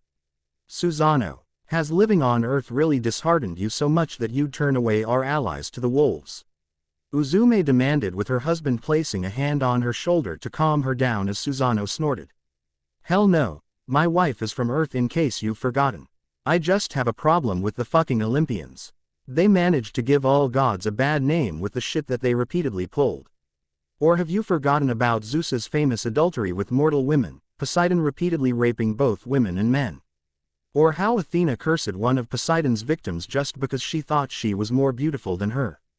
Susano demanded with a deep scowl, his hands clenching and unclenching as he Yuli wished he could get his hands on Poseidon and tear him a new one. We have not forgotten, nor can we ever forget. Tsurutahiko replied curtly, calmly, his wizened voice reminding Susano of a grandfather. Though admittedly that wasn't surprising, Tsurutahiko was older than all of them. However, remember Susano, the deeds of a few do not make the deeds of the many. Or have you forgotten our own sins? You who were once a drunken maniac and murdered one of Milady Omikami's attendants in your stupor after a bet. Or Tsukuyomi, how you murdered the goddess Uke Mochi just because of the way she prepared your meal, the aged kami reminded softly, and both younger kami grimaced while looking away from him and the others. Exactly, not all of us have been too favorable either. Admittedly, we're not violent towards the mortals. But we can be overly so to each other. Uzume said with a nod and then beamed towards her husband, the old man chuckling lightly with a strange little twinkle in his aged eyes. Yes, well, Fujin, Raijin. What do you two think on this matter? Tsukuyomi questioned of the Oni kami, and they looked to one another before whispering to each other. Unlike several other kami, Fujin and Raijin were on amicable terms for the most part, and tended to speak to one another more. Tsukuyomi figured they were actually closer to brothers than he and Susano were, though they were not siblings. Finally, after a short debate, Raijin spoke for the both of them while Fujin leaned on his bag of winds. We believe that it would be foolish and irresponsible to turn them away. Besides, it has been so long since we last had guests. Raijin boomed in a thundering voice, and all the kami raised their brows at the guest's bit, and then shook their heads. Truthfully, Fujin and Raijin were older than all of them combined, having existed since the beginning of time, and as such, their mannerisms and quirks would probably always seem somewhat odd to the rest of them. Very well, thank you Fujin, Raijin. Now does anyone else have a counter-argument? Tsukuyomi questioned while looking around, and a familiar woman with glasses reached up and adjusted them with her middle and index fingers. The Olympians are tricksters and liars. We shouldn't trust them even at face value. Omoikane noted with a frown while lightly looking at a book in her hands, and Tsukuyomi nodded his head in agreement with her. Very true, and we won't. However, do you believe it would be unwise to allow them an audience, Omoikane? Tsukuyomi questioned of the goddess with a raised brow, and she turned one violet eye over to him. She was the one that every kami, male, female, or even otherwise, went to when they sought good counsel. After all, she was the most level-headed and astute of them, and as a result, all the kami respected her and her wisdom. Frowning in thought for a few moments, Omoikane mulled over what should be done for only a moment before answering. Yes, allowing them an audience while remembering to be cautious with them would be the best way to handle this. However, in the end, it is not our decision. This is Lady Amaterasu's home. She has the final decision in a matter of this importance. Omoikane chose to remind Tsukuyomi and the god of the moon grimaced. He and his sister hadn't seen eye to eye ever, and she wouldn't look at him since he killed Ukemochi, the goddess of food, when she'd sent him to meet with her.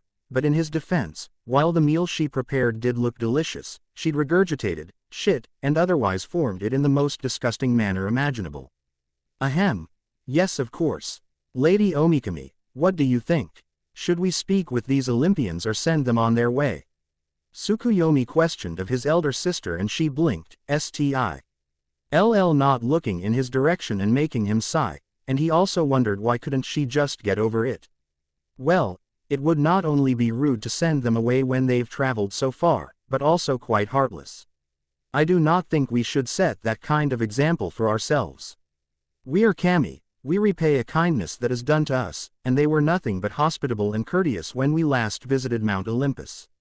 Amaterasu reminded, and Omoikane nodded her head, which was true. It wouldn't really look good if they turned the Olympians away after they'd accepted them into Mount Olympus. Then it's decided. We will meet with the Olympians. Until then, I request everyone remain in the Grand Hall. We have no idea what kind of news they will bring. However, I personally will greet them. Tsukuyomi said while slowly standing, bowed to his fellow kami, and walked towards the main entrance hall while Amaterasu turned her eyes out of the way of seeing him. Regardless of how long it had been, she was still pissed off that he got away with killing Ukemochi, and their father Izanagi hadn't even punished him either.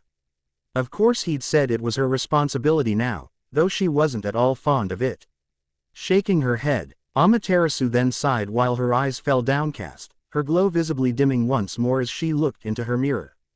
In it she saw herself in the form of a red-headed mortal woman. Back when she'd taken care of her baby boy, her first son, she'd had solely daughters before, but unlike them he was born a demigod, rather than a full kami. Not only that, but he had been one infused with a demon whose powers would burn her whenever she was too close to him. It had been hard, but because of his father's actions, in the end she had to abandon her, Sochi, and return to Takamagahara. In the end, his destiny had been nothing like anything she could have ever imagined for him. No, rather than a man, her son had become known as a force of nature, rather than a fat. He had become a beast unlike any other. Rather than a hero he had become a monster with an indomitable will, and rather than a kami, he had become a demon whose nature was the very incarnation of destruction and disaster. His name was Uzumaki Namikaze Naruto, the ghost of Konoha, her first and only son, and yet even now she could never bring herself to hate or kill him. Hell, Naruto sat on the edge of Lilith's bed, mulling over the story of Kratos and his life with a thin frown.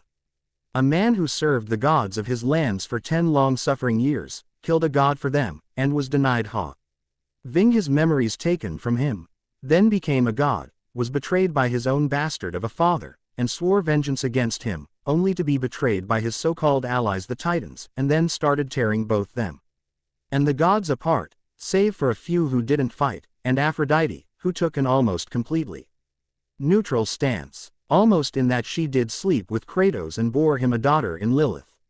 However, Naruto also looked at the fact that in the end, it was truly Kratos himself that caused it all, though admittedly only indirectly. Truthfully, the gods of Olympus were just as much to blame for what had eventually happened as he was, especially considering that they had Kratos open Pandora's box in the first place. He did release the evils from it, but truly, they probably would have just sent him the blade of Olympus to take down Ares, rather than have him open that infernal box. Though, there was the fact that Ares would have probably ended up hiding if that had happened, waiting for Kratos to be off guard before trying anything. And Pandora said she wasn't important. Naruto thought to himself, suddenly realizing the little girl he'd been talking to could very easily have been older than his great-grandparents. Shaking his head of that disturbing concept, Naruto drummed his fingers on the edge of the bed. "What's the way down from here?" Naruto asked simply while standing. Lilith, languidly lying on her bed, snapped her fingers and pointed to the side. From her finger a bolt of wind lightning arched out to touch the wall and create a doorway that showed a downward leading stairway that leads to the third layer of the inferno, as we tend to call it lately. That layer is known simply as gluttony, Lilith offered Naruto before turning over onto her chest and smirked towards Naruto. "Layers. Gluttony?" Naruto asked simply with his arms crossed, and Lilith slowly nodded her head. "You know how the evils that infected the gods were mostly released when our father murdered the Olympians?" Lilith questioned while one of her snakes curled and wrapped around her left arm as it dangled down the side of her bed. Naruto chose not to comment on the snake, instead crossing his arms and nodding his head to the charcoal-skinned demoness slowly. "Well, when they were originally released, they also started infecting humans, and whenever a human is infected with one, they are sent to the different layers of hell depending on which one it was and how fully they were infected by their particular evil. Some don't end up in the inferno if purified, but I digress," Lilith explained, and Naruto reached up and rubbed his chin for a moment. While that did make some amount of sense, it didn't explain what would happen to the evils that couldn't possess a human, like disaster, or even what had happened to those souls that were purified. Shaking his head, Naruto decided that didn't matter at the moment, before a sudden thought occurred to him. Why are these gods down here? And if they are, why isn't Ares or that Persephone woman among them? Naruto questioned, figuring that since Kratos had absorbed Hades he wouldn't find him anytime soon. Turning on her bed once more, Lilith languidly lay on her back and kissed the snake on her arm before answering. "An Olympians, or any other god for that matter, soul will normally go to a higher plane to rest when they die. But the evils that possessed them also bind and keep them down here, not my darling uncle. He's not quite powerful enough to chain the souls of gods, no matter how much power he thinks he does or actually has," Lilith explained softly while turning her hand, the snake turning with it, and Naruto frowned for a moment. "So does that mean Zeus is down here too?" Naruto asked, while truly not looking forward to meeting him. In response, Lilith smiled darkly while stroking the head of the snake on her arm slowly. "Yes, he's down here. He's trapped in the deepest, darkest pits of Tartarus with the very same titans he himself chained there so long ago. I do so love irony," Lilith explained, then admitted with a near-insane grin across her face while Naruto nodded his head slowly. While he could admit to disliking this Zeus character from the get-go, he couldn't actively hate him when he's never met the man in person or been wronged by him. "Fine. Do you have any other useful information then, Lilith?" Naruto asked, and Lilith turned her eyes to him and smiled. "Yes, find my sister Beelzebub in gluttony and she will help you return to the Coliseum. Once you reach it, break the onyx rocks blocking the path to the Coliseum with the gauntlet of Zeus. Once you do, the Coliseum should slide down to the fifth layer of hell, wrath or anger. My brother Agni lives there. He's been trying to figure out a way back up, but our uncle won't allow him or us to reach it. Once he can, however, help him free our sister Calliope and he'll follow your every order, he's so easy to please." Lilith explained, then noted with a sly smirk that caught Naruto's attention, though he decided not to question her further on the matter. "Oh, and before you leave," Lilith then said, moving quickly and pressed her lips to Naruto's, the Ashen warrior's eyes widening as he felt power surge through his body. "Have a little gift from me to you," Lilith whispered while releasing Naruto and backed away. The Ashen warrior gritting his teeth as he started to hover, purple wind and light coiling around his body. "Let the winds of lust destroy your enemies," Lilith stated as Naruto threw his arms to the side, the wind spiraling into a mini tornado around him before finally dissipating as he landed on the ground with panting breaths. What the hell? You can grant powers, Yuto questioned of the demoness in shock, and she smirked while sauntering away from the Ashen warrior. "Of course I can, good sir. My dear mother could, and I'm a very special child of hers." Lilith replied while sitting on her bed once more, and Naruto narrowed his eyes for a moment before walking over to the doorway and ran down the flight of stairs, leaving Lilith behind him. Making his way down the stairs, Naruto soon slid to a halt as he came face to face with gluttony. This layer of hell seemed bloated and distorted, monstrous mounds of flesh everywhere and beings that looked like bloated humans feasting upon mortal souls. Shaking his head in disgust, Naruto then saw what looked like a platform down below, and then heard an echo of Pandora's singing her song. Narrowing his eyes, Naruto jumped and slid down the side of the surface before flipping and soon landed on the platform before the golden statue of Pandora. "Hello Naruto, I hope you've been well," Pandora offered while Naruto knelt down before the statue and crossed his arms. "You know, you lied to me when we first met," Naruto stated while pointing at her, and Pandora tilted her head. "How?" she asked, and Naruto frowned. "You said you weren't important," he stated, and Pandora blinked then sighed as she realized Lilith must have told him Krato's story. "I'm really not all that important. After all, I was just a key," Pandora replied, and Naruto frowned once more before looking down at the world below with a frown. "Naruto, you must move forward. Time here is slower than it is in the upper world. For every day you are here, a week or more will have passed for them. Thus, every moment you're down here is another the kami can use to prepare for war," Pandora suddenly stated, and Naruto was silent for a moment, before standing up and crossing his arms. Merely glancing at her for a moment longer, the Ashen warrior then made his way past her statue and deeper into the depths of Hades, Pandora's flame going out behind him. Sliding down a ledge and hopping back to his feet, Naruto walked deeper into gluttony. Past the decaying and bloated beasts that devoured the souls of the gluttonous with a frown across his face. "I'm going to need to wash myself after I get out of this place," Naruto noted mostly to himself while soon stopping at a ledge. Placing one foot on a rock, he looked down and raised a brow at what he saw. Below him, Pandora. Having traversed the layer of lust and its queen, Lilith, Naruto soon found himself in the layer of gluttony. Moving throughout this place of gluttons and overconsumers, Naruto knew the torment such fiends would face. What they could not have enough of in life, they were now forever denied here in the third layer. He soon found himself on the precipice of the torment of gluttony, where Hera, former queen of the gods, is tormented for her transgressions. What he saw was an enormous black dog, 3 times his size at the very least, with 3 heads that each held a pair of glowing red eyes and long daggers for teeth the full length of his forearms, each of its heads wearing a spiked collar around its neck with a chain that led back into a large cave. Its paws each held long, almost dagger-like claws that looked as sharp as any bladed weapon. That's fur seemed frazzled and coarse even to him. And finally, it had snakes for a mane and tail twisting and coiling about. Hissing as the beast munched down on something. Narrowing his eyes, Naruto saw an old woman, a chain holding her to a nearby wall and an odd-looking golden armlet, all that was keeping the great beast from fully consuming her. The chain holding her to the far wall kept her upper body free, while her lower body and legs were within its jaws, and as it attempted to bite her arms, she would use the armlet to smack it, making it back away from her. Thus, this creature would attempt to devour her forever and throughout all of eternity as punishment for the evil of gluttony.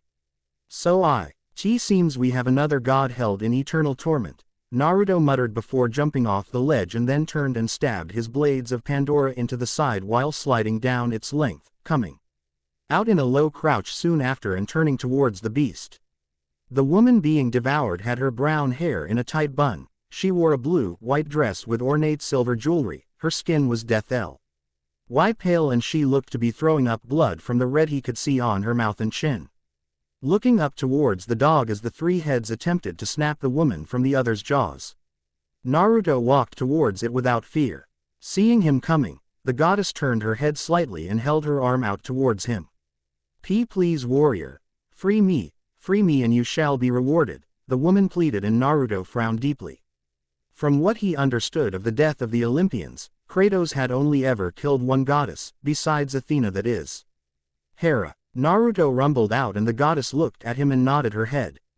Why yes, now, take my hand and free me from this beast, Hera pleaded while holding a hand out towards Naruto, and the ashen warrior scowled. Hera was a witch, she'd tormented the children Zeus had with other women, like Hercules, by forcing him into a rage where he killed his own family. In that way, Naruto could not aid this so-called goddess for any prize. However, when he noticed the golden armlet was on the arm she was holding out for him, the ashen warrior narrowed his eyes. That must be the golden fleece Lilith mentioned in her story, just like the Yata no Kagami, it reflects energy back at its caster. With it, I could reflect Susano's lightning and Amaterasu's arrows back at them if they attack me. Susano more than Amaterasu, hopefully the other Kami aren't as foolish as these Olympians and will stay out of my way when I come for Tsukuyomi and Susano's heads, Naruto thought to himself while looking at the golden fleece silently for a few moments. Walking towards the three-headed dog he watched as it tried to back up, only the chain holding Hera to the far wall keeping it and its meal from moving away from him. Reaching out to take her hand, he saw a relieved expression cross her face and scoffed. Thank you. Why, you shall be greatly rewarded once I return to Olympus, the woman managed to get out and Naruto scowled deeply. You shouldn't thank me, and I have no interest in your reward, Naruto stated simply, eyes narrowed onto the goddess as he pulled on her arm slightly to straighten it out. Reaching back with his free hand, Naruto pulled one of his blades of Pandora from his back with a dark look in his eyes. What are you doing? Hera demanded, and Naruto merely twirled his blade in hand before slicing her arm off, taking some of her shoulder as well. Screaming out in pain, Hera thrashed for only a moment before one of Cerberus's, at least if he wasn't mistaken, heads lashed out and bit into her. Reaching into the armlet, Naruto yanked out Hera's arm and then looked to Cerberus as it munched on as much of Hera as it could. Here, Naruto grunted out and threw the remaining head Hera's arm, it quickly snapped its jaws over it while the other two tried to pull more of Hera towards them.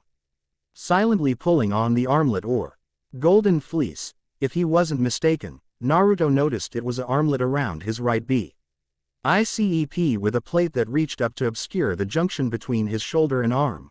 Two curved plates rested along his shoulder and the upper portion of his chest, and the final portion of it was another armlet around his right forearm with a plate over the back, both plates holding depictions of curved horns. Holding up his arm as he looked at the golden fleece for a moment, Naruto then turned his eyes to the chain keeping Hera from being devoured. Scoffing, Naruto twirled his blade of Pandora and then cut the chain with it. Instantly, Cerberus pulled Hera into the depths of his cave and soon enough only her shrill shrieks remained as the gargantuan beast continued to feast upon her, and even those ceased soon enough. Patting the golden fleece for a moment and making sure it wasn't damaged, Naruto then looked around and frowned towards the cave of Cerberus. And with my luck it'll try to eat me if I go in there, Naruto mused before shaking his head and walking towards the cave. NLY to curse and quickly jumped back as Cerberus roared and lashed out at him. However, Naruto then narrowed his eyes upon seeing black wisps of smoke start to rise off of Cerberus. Shit, the evil infected Hera must have possessed it after it ate her, Naruto realized while crouching down, and Cerberus roared before lunging towards him. Cursing, Naruto jumped over its snapping jaws and landed on one of its head. The other two snapped at him as he did, and he jumped over that and onto its back. Instantly, the many snakes that made up the beast's mane started lashing out in an attempt to get him. Growling in his throat, Naruto pulled his other blade of Pandora from his back and started to slice his way through the many snakes before finally grunting as the beast's snake-like tail wrapped around him from behind. Naruto grit his teeth while Cerberus' tail tried to strangle the life out of him by coiling around and squeezing the Ashen Warrior. Growling in his throat, Naruto pushed out on the tail, pushing it off of himself before finally stabbing it and causing Cerberus to cry out while it turned and tried to bite him. Jumping out of the snake-like coil, Naruto flipped in the air and turned in time to see Cerberus bite into his own tail. Roaring out in pain, Cerberus released his tail and the snake fell to the ground dead. Turning with its 3 sets of razor-sharp teeth bared, Cerberus roared towards the Ashen Warrior. Taking a deep breath, the beast then breathed out a stream of flames from each mouth. Naruto cursed upon seeing this and quickly ran back and jumped onto the wall, evading the wave of fire as it washed across the ground. Soon when the fire ceased, Naruto pulled his blades out of the wall and jumped off of it, landing and rolling into a crouch before Cerberus once more. Growling and snarling, the beast lashed out, snapping its jaws as Naruto rolled and weaved out of the way of its 3 heads, then stabbed one blade into Cerberus' left head. Crying out, Cerberus threw his head back, Naruto hanging on for dear life as it did so. Using his leverage in the air, Naruto then stabbed his other blade into Cerberus' left head and the beast thrashed about. Stumbling to the side, Cerberus' middle head tried to bite Naruto, but missed and got the left head instead. Gritting his teeth, Naruto then flipped onto Cerberus's back and yanked on his blades, pulling Cerberus' head back. Backing up to avoid its mane of snakes, Naruto then allowed himself to be pulled straight towards Cerberus and rammed his shoulder into the back of its head, quickly yanking one of his blades of Pandora out of its head. Naruto then stabbed it into its neck. All 3 heads roared in pain and thrashing about. Gritting his teeth, Naruto then turned and jumped off of Cerberus, his blade of Pandora following and forming a half circle on the left head from the back of its neck down toward the center bottom of it. Landing in a crouch, Naruto quickly rolled out of the way as the middle and left heads tried to bite him once more. Snarling, the beast then started to inhale a breath, Naruto quickly throwing one blade towards a wall to pull himself to it as Cerberus unleashed a wave of fire onto the ground. Hanging onto the wall and scowling towards Cerberus, Naruto then flipped off of the wall and ran towards it. Rolling and dodging its snapping jaws once more, Naruto then stabbed a black into its right head and held on as it roared out in pain and lifted him up. Hanging on, Naruto then threw his other blade of Pandora at the right head, the weapon digging into it before he pulled himself down to it. Flipping onto his back as he had before, Naruto yanked back on his chains, Cerberus thrashing about as it tried to stop him. Finally far back enough, Naruto allowed himself to fly towards Cerberus and ram his shoulder into its neck, causing it to fall forward while he removed his blades from it. Stabbing one blade into its neck as he had before, Naruto then jumped off the side of Cerberus, creating a long gash just like he had on the left neck of the 3-headed beast. Roaring out in a combination of pain and fury, Cerberus then breathed inwards once more and Naruto quickly threw his blade to a nearby wall and held on as fire flowed over the floor for a few moments. Falling back to the ground when it was over, Naruto watched as the 3 heads panted, obviously tired and injured. Roaring out a second later, the 3 heads formed fireballs in their mouths before spitting them towards Naruto. Looking to the golden fleece for only a moment, Naruto then turned CK to the heads and blocked one fireball before sending it flying back at Cerberus' middle head, causing it to cry out and back up several paces while smoke wafted from its burnt head. Using this opportunity, Naruto lunged at Cerberus, running up its middle head and avoiding the snapping jaws of its 2 side heads. Flipping over the snakes that made up its mane, Naruto then threw his blades at its side heads, causing the beast to lurch forward, the chains holding it straining as it did so. Growling and digging his heels into the back of Cerberus, Naruto roared out while yanking both his blades inwards and the 2 heads with them. The side heads slammed into the middle head once, causing it to shake. Gritting his teeth, Naruto then slammed the side heads into the middle head once more, causing it to roar and lunge forward. The chains gave a strained sound as they were warped and distorted by the strength of the Cerberus, Naruto narrowing his eyes as he then yanked back on the 2 side heads of Cerberus. Gritting his teeth, The Ashen Warrior then roared out while pulling inwards at the same time, ripping the side heads of Cerberus off as the great beast roared out in pain once more.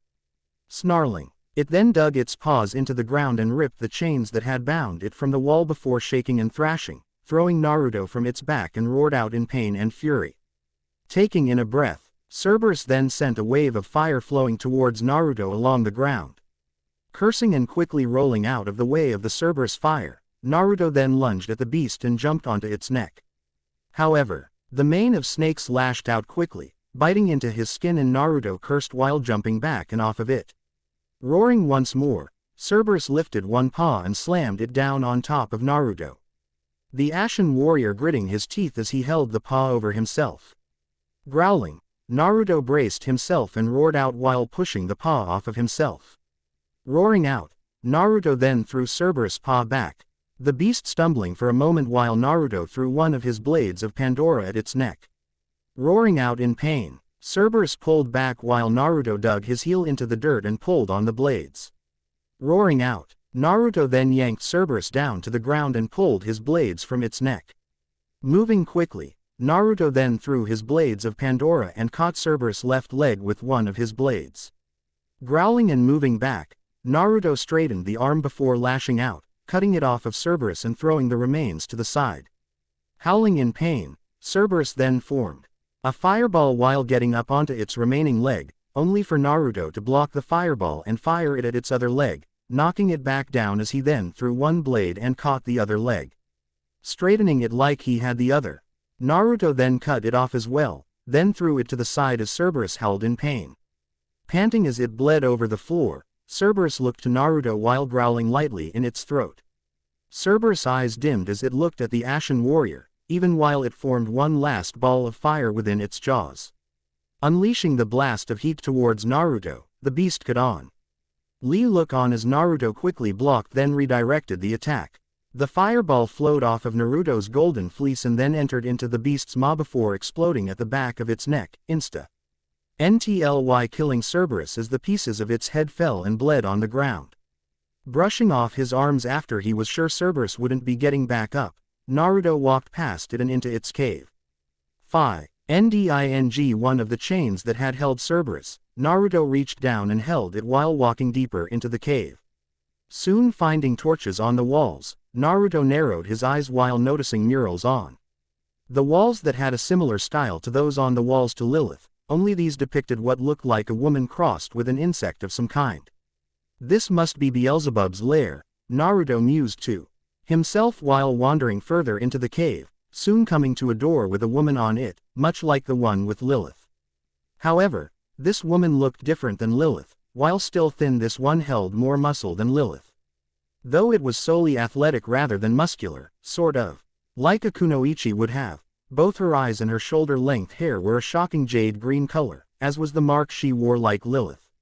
The curved swirl of a tattoo over her left eye, face, left breast, and arm.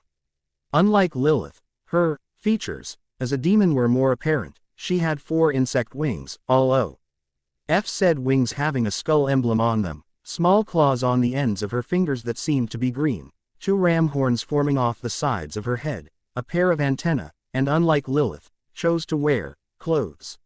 All of which were unfortunately black on the mural. Unlike Lilith's mural, this pixie-like creature was sitting down, one leg placed over top the other with her left arm on top of it and her fist leaned into her left cheek, a sly smirk spread across her jade lips.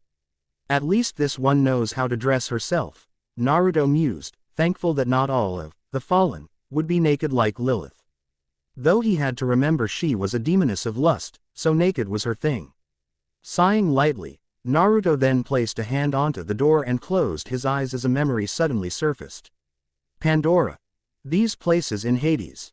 These trials of hell. These layers of the inferno, they all reminded Naruto of his own trials he'd undertook in order to obtain the sacred Yasukani no Magatama. A jeweled necklace that would allow him to wield the power to kill Yami at long last, so he could finally finish his long service to the gods and finally be free of the nightmares of his past deeds. Naruto walked into a large temple with a deep frown. Traveling to this place had been more than just a little annoying. The ghouls were becoming more and more determined to deter him than usual. Thus, he realized they were no longer hunting him solely for the curse. They seemed to be working for Yami again, this time so that she would free them of their monstrous forms. Fools! She won't help them, Naruto thought to himself before walking further into the strange temple and came to two shrines, one of Hatchiman, the other of Omoikane. It's good that you've made it, Naruto. Hatchiman himself commented while sitting before his shrine, Omoikane before hers as she read a book. Omoikane was a bookish god if ever there was one, with small reading glasses held at the bridge of her nose. Long mousy brown hair pulled into a low ponytail, and pale skin. She was dressed in a traditional though drab gray kimono with a simple white obi around her waist with a large red rope, with black tabi and straw zori sandals. The only added portion to her common and unextravagant clothing was a simple gold anklet on her left leg and a pair of leather kurokote gauntlets worn under the sleeves of her kimono. What is this place? Naruto questioned, still as rude as ever in Omoikane's personal opinion while she slowly closed her book and adjusted her glasses while Hatchiman decided to answer for her. This is a temple created by the kami to protect the final imperial regalia, the Yasukani no Magatama. With it, you will finally be ready to face and kill Yami. Hatchiman explained, and Naru, to scowled deeply while looking at his patron kami, with a deep frown. I've been ready to kill her since my friends died, Naruto replied simply, and Hatchiman blinked before hearing Omoikane sigh. Quote, being ready and being prepared are two separate things, Hatchiman. At least Naruto here is intelligent enough to know the difference, Omoikane said curtly while turning her violet eyes towards the man, clearly annoyed, and he muttered under his breath for a moment before clearing his throat. Yes, anyways, this place is filled with challenges created by each of the kami. The first, created by myself and Omoikane, god of war, and gods of wisdom, pass our challenges and move forward to Fujin and Raijin's challenge, and then onward to Susano's and Tsukuyomi's challenge, and finally, Lady Amaterasu's challenge. Hatchiman explained, and Naruto slowly nodded his head while Omoikane chose to speak up as well. Your tasks will be easy enough to find, however, we cannot assist you.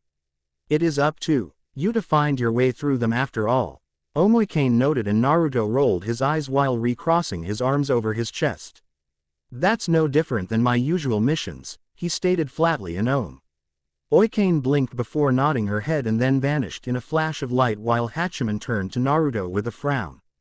Be careful, kid, and remember, we're counting on you to kill Yami as well, the kami stated before vanishing into thin air, and Naruto grunted while walking past the first two shrines with a scowl. That doesn't make me feel any better, he noted mostly to himself while walking past the two shrines and came to a circular field with the kanji for Hatchiman's name engraved on it. Also engraved were the words, as war is battle, face your enemies to move forward. Rolling his eyes even as numerous ghouls started to rise out of the ground, Naruto pulled the blades of chaos from his back. I'm actually starting to get bored with these stupid ghouls, all they do is one attack unless they have arrows on them, Naruto noted to himself before crouching down and lunging forward, swinging one blade at a ghoul and yanking himself over to ram into it, grabbing another ghoul as soon as the first was destroyed. Naruto roared while using it as a battering ram, running around and slamming it into its brethren before sliding on one foot and throwing it into another ghoul. Frowning, Naruto then twirled his blades of chaos around, spinning them and lopping the heads off of the many ghouls, thus killing them all. Soon after, several archers started to rise up and Naruto reached to the lantern that held the light of dawn. Forming several fireballs from it, Naruto started to lob those at the archers, setting them ablaze while some of the archers behind him fired. Turning quickly, Naruto lashed out, blocking an arrow and hurling it back at its caster, impaling the archer and finishing them all off. Yet again another enemy rose up, this time it was a Yurei like him, a more common one however, though it was a vengeful spirit like him. They were known as Onryo Yureis, vengeful ghosts who had escaped purgatory itself. The Onryo all looked vaguely the same, most of them being female and without legs to speak of, their hands dangling lifelessly from their wrists, pale white skin with red and violet eguma face paint, long unkempt black hair flailing around their bodies, and wearing pure white burial kimonos. However, The taint of demon magic was obvious to his eyes. Red energy was crackling all over their bodies, forming an obvious aura while their eyes glowed fierce fire red. Several red Hitodama like his own flying around them. Looks like Yami has been tainting more souls for her armies, Naruto muttered to himself while the Onryo cried out and lunged at him, swinging their lifeless hands at him. The demonic red energy over their bodies becoming a wave of energy. Flipping back, Naruto threw his blades of chaos at one of the Onryo before pulling himself over to and ramming his shoulder into it. Grabbing another nearby Onryo, Naruto then threw it into one of its sisters while one screeched out loudly. Instantly, the Hitodama around it lashed out, slamming into Naruto repeatedly before throwing him back. Flipping back to his feet, Naruto made a mental note not to let that happen again before throwing his blades at another Onryo. Yanking it back, he then stabbed it in the head before swinging his blade of chaos around and slamming both the blade and the Onryo into the others around him. Finally, twisting his wrist slightly and throwing the Onryo off of his blade, Naruto watched as it flew into another before vanishing completely.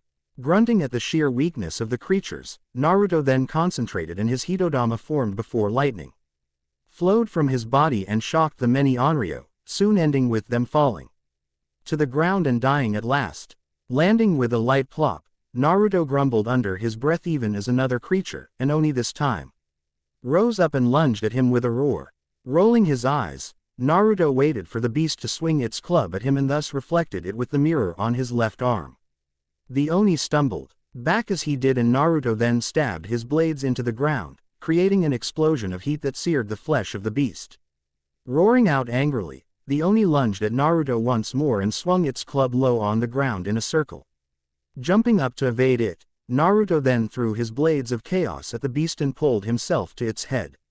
Jumping up as it slowed, Naruto brought down his blades of chaos through its head, causing it to fall down dead while he ripped his blades of chaos from its skull. Shaking his head, Naruto looked around and then narrowed his eyes as another creature rose up. This one was vastly different to the Oni, having a massive axe in its hand, an old worn leather mask over its face, blue fur covering its body, with a bull's head, horns and nose ring, a pair of legs like a man, only with cloven hooves for feet, with a black loin cloth and chain belt around its waist, and large and muscular arms with spurred wrists with chains over its forearms as well as clawed fingers, and tusks rising up from the sides of its mouth. An Ushi Oni. What the hell is one those doing here? Naruto wondered to himself before twirling the blades of chaos in his hands as the Ushi Oni roared out at him before lunging forward. Cursing, Naruto rolled out of the way of the charge and the Ushi Oni turned and slid to a stop before lunging forward once more. Waiting for it, Naruto rolled to the side while the Ushi Oni slammed its axe into the ground in an attempt to cut the Ashen Warrior in half. Growling, Naruto then rammed into it from the side and ran for a moment before suddenly stopping, knocking the Ushi Oni off of its feet. Getting back up, the Ushi Oni dragged its hoof along the ground for a moment before roaring out and lunged at Naruto once more, swinging its axe down at him once more. Flipping over the attack, Naruto landed on the base of the axe and the Ushi Oni lashed out with one of its clawed hands. Ducking under that, Naruto lunged forward and kneed the Ushi Oni in the face, causing it to stumble back while he kicked off of it and landed in a low crouch. Shaking its head, the Ushi Oni roared out furiously before lunging at Naruto once more, horns tilted towards him. Digging his feet into the ground, Naruto literally took the bull by the horns, and then growled before slamming it into the ground. Stabbing the Ushi Oni in its chest, Naruto then kicked it to the side and yanked himself over to it with his blade. Landing on its chest, Naruto raised his blades of chaos and brought them down towards the Ushi Oni's head. Quickly catching his wrists, the beast tried to hold him back only for Naruto to bat its hands away and stab it through the mouth, instantly killing it as he stepped off of it and placed his blades of chaos onto his back. As soon as he did, he heard a click and looked to the end of the hall and frowned as a turnstile rose before the door. Walking over to the end of the room, Naruto looked from the turnstile to the door and rubbed his chin for a few moments upon seeing words written on it. One who is wise like Omoikane does not work harder, rather, they work smarter, the words noted simply, and Naruto frowned for a moment. E4 looking to the turnstile and then the door. Moving to the turnstile, Naruto pushed on it only to grit his teeth as it felt like he was trying to move a mountain. Stopping and frowning for a moment, Naruto turned back to the door and went all over it. Walking over to the columns beside of the door, Naruto found a switch and pushed one in. Hearing a steady series of clicks, Naruto quickly walked back to the turnstile and started to push it, frowning as it was only half as heavy as it had been before. Hearing a loud slam, Naruto grunted as he found the turnstile hard to push as ever, then rubbed his chin with a thoughtful frown. Moving back over to the door, Naruto saw a switch on both columns of the door. Clicking his tongue, Naruto then reached back and threw his blades at the two buttons, hitting them both before quickly rushing over to the turnstile. Pushing on it, Naruto kept his eyes on it while the door slowly started to rise. Listening to the steady clicks that would signal the end, Naruto soon found the door rose all the way and ran over to it and rolled under it just before it slammed shut behind him. Sighing and standing up, Naruto brushed his arms off before walking further into the strange temple. Wondering what Fujin and Raijin's test was going to be like. Present. Opening his eyes as the memory faded, Naruto blinked and then watched on as the doorway to Beelzebub's lair slid upwards. Slowly walking within, Naruto instantly noticed dozens of insects flying around, buzzing and fluttering around the blonde before he saw as they landed on corpses nearby. Quote, "By the kami, who can live in this kind of filth?" Naruto wondered while noticing the grime and dirt covering everything, then heard something and backed up when he saw a light. The light moved towards, then around Naruto for a moment before stopping before his face, Naruto raising a brow. "A firefly from hell, why am I not surprised?" Naruto muttered to himself only to narrow his eyes when he heard a giggle from the firefly. Instantly the glow vanished from it, and in its place, Naruto saw Beelzebub, who could be no bigger than 11 inches, if that. Also he could not see her clothes, which seemed to consist solely of a pair of black fingerless gloves with gold bracelets over her wrists, a green scale mail thong, a pair of dragon-like claws curving from a golden bull skull from her back over her breasts, and a green scale mail collar that curved over her shoulders as guards. Also, boots covered her legs that was actually insect-like armor forming thigh-length high-heeled boots on her legs. Thus they seemed almost skin-tight, form-fitting though admittedly very uncomfortable for her to wear. Also he could now see that her skin was extremely pale, nearly chalk white, with her green tattoo blending in with her hand as it curved up from her left eye, down over her back, up over her left breast, and then spiraled on her left bicep. "Oh, I like that one, mind if I use it some time?" The almost fairy-like woman mused with a smirk, and Naruto blinked before quickly grabbing Beelzebub, holding her in one hand, and saw her frown. "Honestly, why must all you mortals grab me like this? You'd think none of you had ever seen a woman that was only 11 inches tall before." Beelzebub wondered, though seemed amused all the same, and Naruto frowned down at the insignificant demoness. "You're supposed to be a daughter of Kratos. I'd think his children would be more threatening than a damn Yosei." Naruto grumbled and saw a blank look on the tiny woman's face before she tilted her head. "In all my years in the inferno I have never been called a Yosei before," she noted flatly, and Naruto muttered under his breath before trying to mentally translate what the word would mean to her. "It basically means something like the word fairy," he finally stated, and Beelzebub made an O with her mouth before shrugging. "She'd been called that, and a lot worse before." "Well, that's one more thing to call me. Now would you mind letting me go? I'm really not fond of being held like this," Beelzebub stated flatly while giving the Ashen Warrior a look, and he merely squeezed slightly. "Why do they always want to do it the hard way?" Beelzebub wondered to herself before closing her eyes, and then opened them, numerous spikes jutting out of her body, and Naruto instantly released her. Growling, her turned to Beelzebub while she brushed off her arms, the spikes on them in a row, others going down the length of her spine, and still more from her collarbone and legs like some sort of twisted insect. Sighing and then retracting the spikes, Beelzebub floated in the air, her wings flapping faster than Naruto could see, while she then cocked her hip to one side and gave the ashen-skinned warrior a look. "Now then, what do you want here, mortal? And why did you have to free Hera from her torment? I was having fun letting Cerberus eternally devour her," Beelzebub questioned of the warrior. Then noted with a pout across her face, and Naruto scoffed. First of all, my name is Naruto. Second, Lilith sent me.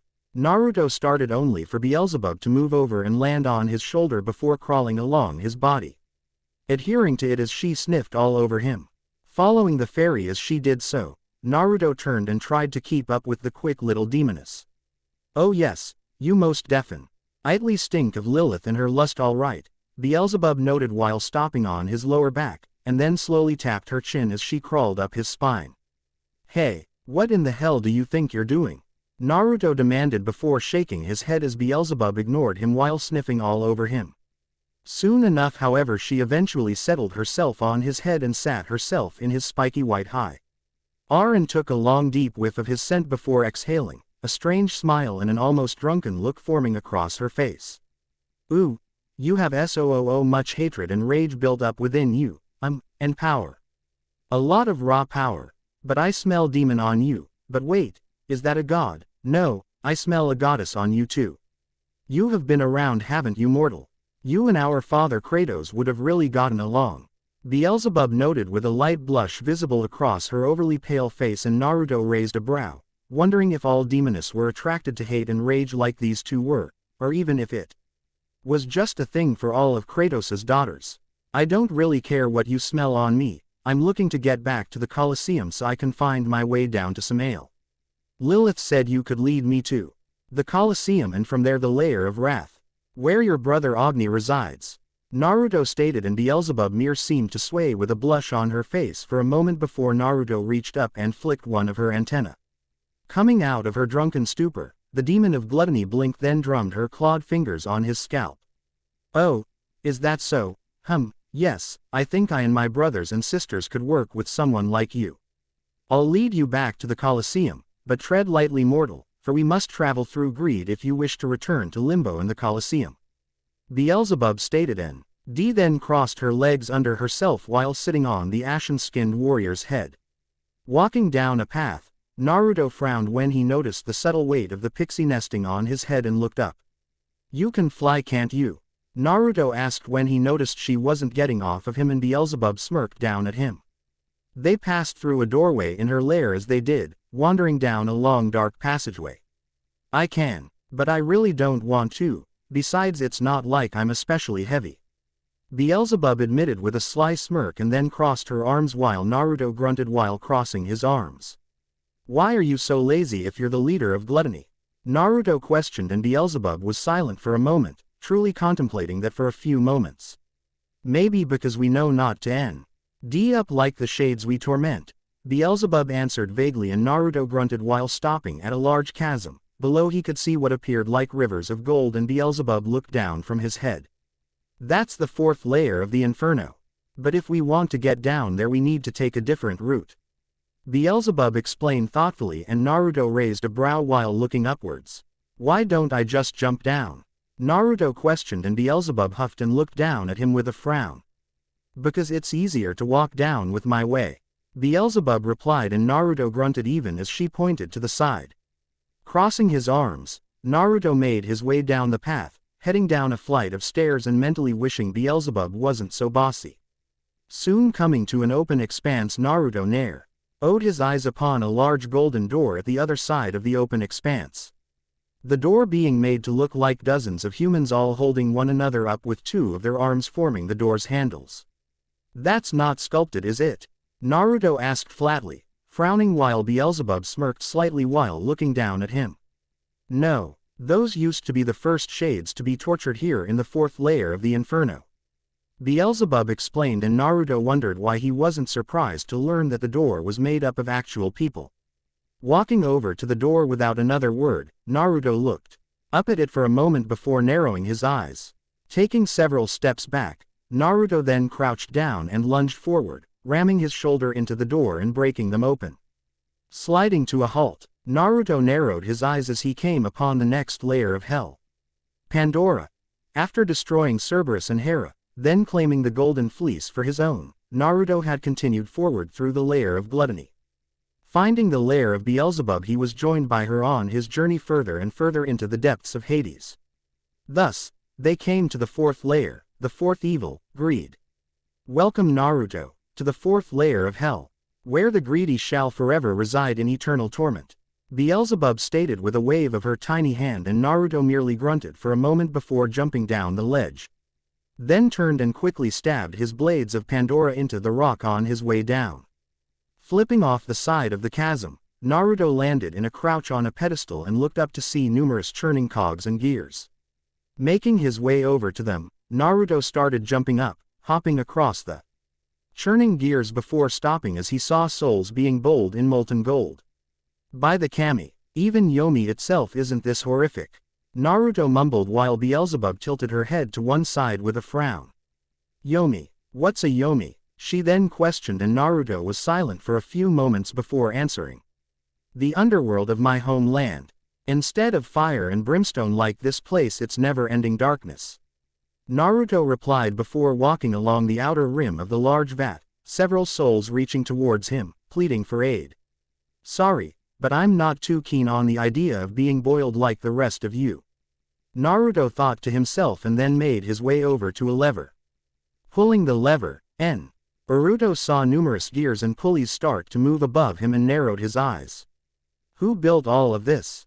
The rest of the fallen? Naruto questioned, and Beelzebub blinked for a moment before rolling her jade-green eyes. No, actually it was my younger brother Mammon. He's lord of this level and kind of hard to get along with. Beelzebub explained flippantly while lying back along the top of Naruto's head. Grunting, Naruto then looked up to one of the pulleys and narrowed his eyes on a hook. Reaching back, Naruto pulled his blades of Pandora free and spun one in one hand before throwing it at the hook. The blade latched onto it and pulled Naruto from the vat, over a deep gorge, while Naruto looked ahead and then swung on the chain of his blade before flipping off of it and landing in a low crouch on a circular platform. Cracking his neck for a moment, Naruto then grunted as several ghouls started to rise out of the ground and snarl at him. I hate ghouls, Naruto grumbled out before lunging forward with a roar. Several archers rising up and firing at him as he did. Narrowing his eyes and quickly rolling out of the way of the arrows, Naruto then stabbed a ghoul in the head before twisting on his heel and slamming it into the others. Sliding to a stop, Naruto then shot a blast from the golden mask he'd found, Karen's Wrath, sending a wave of green fire that began to incinerate several of the ghouls, killing them all while the archers took aim. Crouching down, Naruto narrowed his eyes even as the archers fired their arrows at him.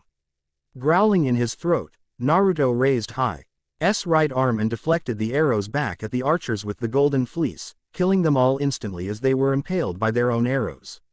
Looking around for any more ghouls, Naruto then slowly placed his blades back onto his back and made his way towards a long hall.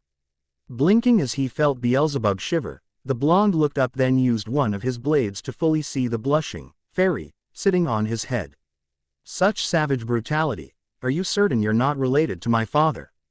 And if not, then I think I know why Lilith's scent was all over you, Beelzebub mused with a light blush on her face, and Naruto frowned as he made his way to the hall, then stopped as she tilted her body down his forehead to look him in the eyes.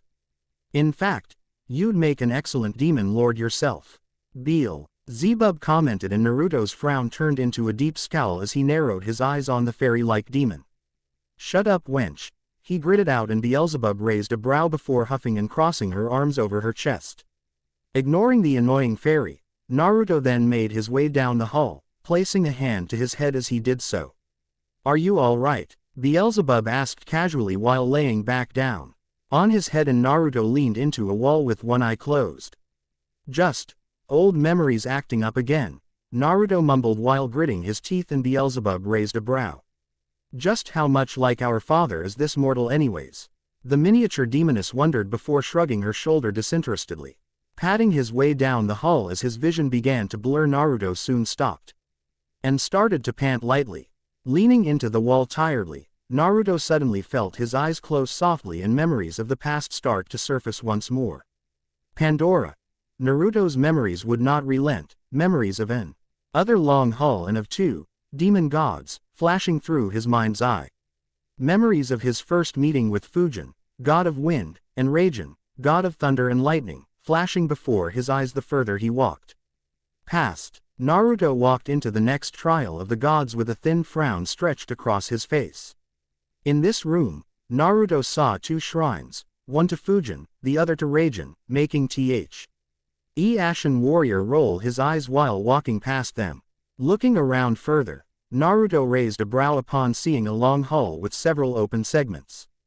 The hall was long enough to where it would be a fair distance away from where he needed to go. Lastly, he saw a pedestal with a scroll on it and walked over to it and read the contents of the scroll. The path to destiny is a harsh one, traverse the trial of Fujin and Raijin by facing their powers. The scroll read, and Naruto frowned for a moment before walking past the pedestal and into the hall. At the very end of the hall was an odd statue that seemed to be that of Fujin. The Oni-esque Kami knelt down with his hand over the mouth of his bag of winds. Looking to either side, Naruto slowly turned around while watching out for anything to come his way. Backing up, Naruto stopped when he felt his foot press down on something and then turned and cursed as Fujin's statue looked up. Giving a groan as ancient gears moved, the statue moved its hand from the mouth of its back and a gale of wind suddenly sent him flying back. Throwing his blades over to the side, Naruto caught one of the segments of the hull and pulled himself over to it. Rolling into a crouch as he landed, Naruto waited for the wind to stop before poking his head out. Hearing something, Naruto ducked back inside, just as lightning struck the ground and started going down the hull in a long stream. Why am I not surprised? Naruto wondered to himself with a shake of his head before turning and throwing his blades at another open segment and pulled himself over to it. Putting his back to the wall as the wind started up once more, Naruto waited for it to end before the lightning passed him. Running out as it passed, Naruto listened for the thunder and then rolled into the next open segment. Waiting for the wind and lightning to end yet again, Naruto then rushed out to the next open segment before rolling into it as thunder suddenly boomed all around him. Looking back as the wind passed the open slot, Naruto waited for the lightning to stream down before running to the next open slot once more. Rolling into it just as the wind started up once more, Naruto found himself before a lever and frowned in thought. Looking to the side, Naruto frowned upon noticing nothing was there, no door or stairway at least. Thus, the Ashen warrior reached out and took hold of the lever before pulling it down and bracing himself as the room shook. Soon enough, the hallway opened up, the sidewalls sliding back to create a large, open expanse. And at the end of the statue of Fujin that had been blowing out the wind reached up and covered the mouth of his bag of winds while bowing his head. However, behind the Fujin statue a statue of Raijin suddenly rose up. One hand raised to reveal a jewel with the other near a drum. This won't end well, Naruto thought to himself as a bolt of lightning formed in the statue's hand even as ghouls started to rise up around him. Growling, Naruto twirled his blades of chaos in hand while staying in a low crouch as they surrounded him. Waiting for it, Naruto then rolled out of the way of a blast of lightning from the statue of Raijin. Several of the ghouls being hit instead. Sliding on one heel, Naruto turned with a roar and sliced the heads off of several more ghouls. Coming out in a low crouch, Naruto rolled out of the way of another bolt of lightning. Growling lightly, Naruto came to another ghoul and placed his feet onto him before kicking off of it and twisting into a slash with his blades of chaos. Landing and then lifting both of his blades, Naruto then sliced two more ghouls in half before rolling forward as a bolt of lightning destroyed the ghouls behind him. Sliding to a halt on one heel, Naruto turned only to grunt as several archers started to rise up and take aim. Reaching down and forming several fireballs in his hands, Naruto quickly started lobbing those at the archers, setting them ablaze and then rolling out of the way of another bolt of lightning from the Raijin statue. Coming out in a crouch once more, Naruto then narrowed his eyes while making certain no more ghouls or other beasts would come at him. Assured of at least a temporary safety, Naruto then watched the Raijin statue for a moment before it fired a bolt of lightning at him. Moving his left arm, Naruto caught the blast with the Yata no Kagami before hurling it back at the statue, shattering it to pieces while a ladder fell down from the ceiling to the left of it. Narrowing his eyes, Naruto looked around for any other types of traps before making his way over to the ladder silently. I need to remember to thank these two for the easy trial later, Naruto mused to himself while coming to the ladder. And then began to climb up it to his next trial. Present. Coming out of his memories, Naruto mentally groaned before shaking his head and pushed off of the wall. Hey, watch it, I'm still on your head. Beelzebub felt the need to remind, and Naruto mentally sighed while wondering why he had to have the tiny fairy riding on his head. Where is the way to the Coliseum, Beelzebub? Naruto questioned. Ed and the demoness looked around for a moment before pointing to the distance. Turning to where she was pointing, Naruto squinted and saw what appeared to be a thin tower rising towards the top. Most layer of the inferno. A tower? Why a tower? Naruto demanded flatly of the tiny demoness, and Beelzebub merely smirked despite herself. Don't tell me you can't climb up an insignificant little toe. Now, for a big strong warrior like you it should be a snap. Beelzebub noted with a literal snap of her fingers, and Naruto mentally twitched while growling in his throat. I wasn't complaining. I was wondering why it was a tower. And how your uncle hasn't destroyed it by now, Naruto stated flatly, and Beelzebub blinked before frowning in thought for a few moments. Probably doesn't really care what we do so long as he thinks he's in control, Beelzebub admitted, and Naruto rolled his eyes, spotting what looked like an old boot half sunk to the side. What the hell? Naruto wondered to himself, while walking over to the ship, only to stop as he saw a bolt of lightning heading for him. Cursing, the ashen-skinned warrior slid back to evade it, landing in a low crouch before looking up and denning his eyes upon seeing someone with his arms crossed. Who dares invade my sanctuary? A man with a deep menacing voice demanded while stepping forward, Naruto almost confusing him for Kratos, given how much like the man he looked. The man was a tall, heavily muscled warrior with ash-white skin like his own. He was bald with only a black pointed goatee and mustache over his face, his dangerous red eyes narrowed onto them both. Numerous scars littered his form, the most damaging at his left thigh, left shoulder, 3 deep gashes over his right eye, and one last scar along his collarbone. Last and starting at his left eye was a long, spiral tattoo that curved back over his head, down his spine, up over the left side of his chest, and then around his shoulder to spiral at his left bicep. And last was a blue omega symbol placed over his right bicep.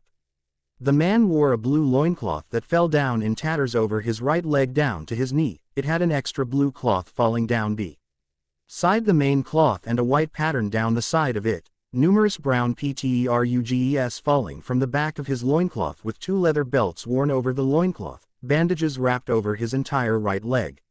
A pair of fingerless black gloves with bandages around his forearms with chains bound over them, a pair of blades placed onto his back, blue armor over his right shin with spikes at the front of it, and a knee guard on a hinge. Black leather straps formed into a pair of boots over both of his feet, and last was some bandages around her left knee. Hello dear brother Mammon, I'm the one who brought this warrior here, so don't go killing him, Beelzebub stated while wagging a finger towards her younger brother, and Mammon scoffed before jumping down from the boat and landed before the two with a deep scowl. Be quick with your words, sister. I don't have time to deal with you or your distractions. One of Athena's servants was spotted down here and I've been hunting her, Mammon ordered flatly, a deep frown across his face while Beelzebub pouted while looking at her little brother. What, no hug for your loving older sister? Beelzebub questioned and got a flat look from Mammon in response. Even if I wanted to, sister, a hug from me would kill you, Mammon stated while pointing at the tiny fairy with a scowl. You underestimate me, Mammon. You know that's a mistake you don't want to make a habit out of, Beelzebub stated darkly, her eyes looking at her brother and turning a burning red as she did. Scowling, Mammon walked over to Naruto as he stood back up, and the Demon Lord looked at him for a moment before scoffing. This one seems capable, but why are you following him, Beelzebub? Certainly Lilith would be more entertained with him than you, Mammon noted, then sniffed and shook his head. Oh, he grumbled upon noticing Lilith's scent on Naruto, and Beelzebub huffed while glaring at her brother. Honestly brother, not all of us are scandalous like Lilith. You could at least try to remember where your family, Beelzebub hissed out, and Naruto pinched the bridge of his nose, scowling, as it seemed the two had forgotten about him. Would you both stop bickering? It's unbecoming of demon lords. Naruto growled out at the two, and Mammon raised a brow while looking at him. The mortal has some gall. Are you certain you don't want me to skin him alive, sister? Mammon questioned and Beelzebub gave him a look. No Mammon, don't kill him. He's a friend of Lilith's, or something like that. Anyways, I'm not really sure why he's down here, it kind of slipped. My mind to ask, besides you're better at talking to warriors than I am. Beelzebub said flippantly, and Mammon shook his head before giving Naruto an annoyed look. Well then, mortal, what are you here for exactly? Mammon demanded, and Naruto was silent for a moment before answering with a deep scowl. The kami, or as you would call them, gods of my homeland, betrayed me, and I intend to see them all pay for their treachery. Naruto replied, and both Mammon and Beelzebub were silent for a moment before the fairy grinned darkly while sitting up, and Mammon smirked. So it's vengeance against gods we know of vengeance all right. Hell, all of the fallen would like a crack at the remaining Olympians for the hell Zeus put us through. Beelzebub noted mostly to herself while Mammon scoffed and then fingered something from his belt. I already killed an entire pantheon of gods to continue our father's work. They were known as the Aesir of Asgard. The remaining Olympians trapped me down here after they managed to catch me off guard and weak from battling with both Odin and Thor. Mammon admitted, and Naruto looked at the man in shock. Then how are you still down here? Naruto demanded, figuring no walls could hold a man that could kill an entire pantheon of gods on his own. Mammon, scowling as he was asked, then crossed his arms. I fell into the river Styx when I was banished herein. It destroyed my weapons and sapped me of the powers I'd collected. I have managed to retrain myself to fight, but I'm severely weakened compared to my former strength, Mammon admitted with a scowl across his face, and Naruto slowly nodded his head. So since you're seeking to destroy the gods, you must be seeking out some as well, Mammon stated while looking at Naruto and the Ashen warrior Mir. Lee nodded his head while Mammon turned his back to the younger warrior with a frown. You know, little brother, Beelzebub mused while flying over to her younger sibling and landed on his shoulder casually. If we attack the gods of his lands together, we might also be able to destroy the other gods of Olympus, and more. Beelzebub offered while turning to look at Naruto, as Mammon was silent for a moment before nodding his head. Indeed, sister, he noted, and then turned to Naruto and narrowed his eyes. The time of the gods has come to an end. We will show all mortals that they no longer need fear or worship the petty gods. Mammon roared out while clenching his fist, then gave a look to Naruto while crossing his arms.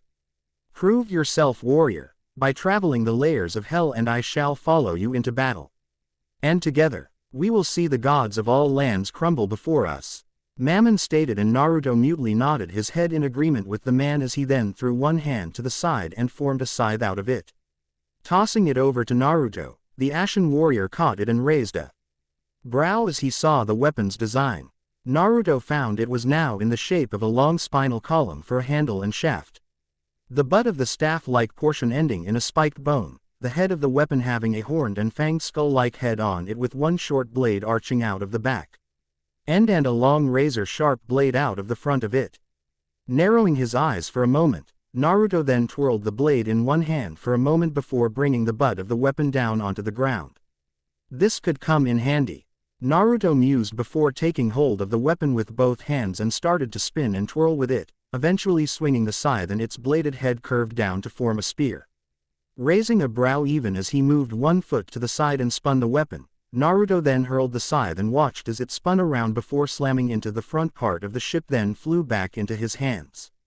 Catching the weapon, Naruto then twirled it over his head for a moment before roaring out and slamming it down into the ground. Lifting it back up, Naruto held the weapon out and watched as the shaft of the scythe compacted in on itself and the blades tilted inwards, making the weapon only half of its original size. Raising a brow for only a moment, Naruto then placed the scythe onto his back and felt it vanish like the bulk of his relics did. Shaking his head, Mammon turned his back to Naruto and walked over to the edge of Karen's ship with a frown. That is no WN simply as the death scythe. It once pierced Karen's body, pinning him to one of the walls of his ship. Mammon explained before nudging towards the old fairy behind him. Sighing, Beelzebub then rossed her arms behind her neck and smirked over at Naruto cheekily. Well, it's been fun, Naruto, but I really can't go any farther than this. Just keep heading for the tower and you should be fine. Beelzebub said with a grin and a wave while she and Mammon then vanished in a blaze of fire. Blinking for a moment, Naruto then rolled his eyes and hopped onto Karen's old ferry before making his way across it. Then hopped out onto the other side. Looking up, Naruto could still see the tower in the distance and crossed his arms. Walking further towards the tower, Naruto blinked when he saw a figure in white sprint past him. "What the?" Naruto mumbled before chasing after the figure as it jumped up a series of columns and then flipped up onto a pillar.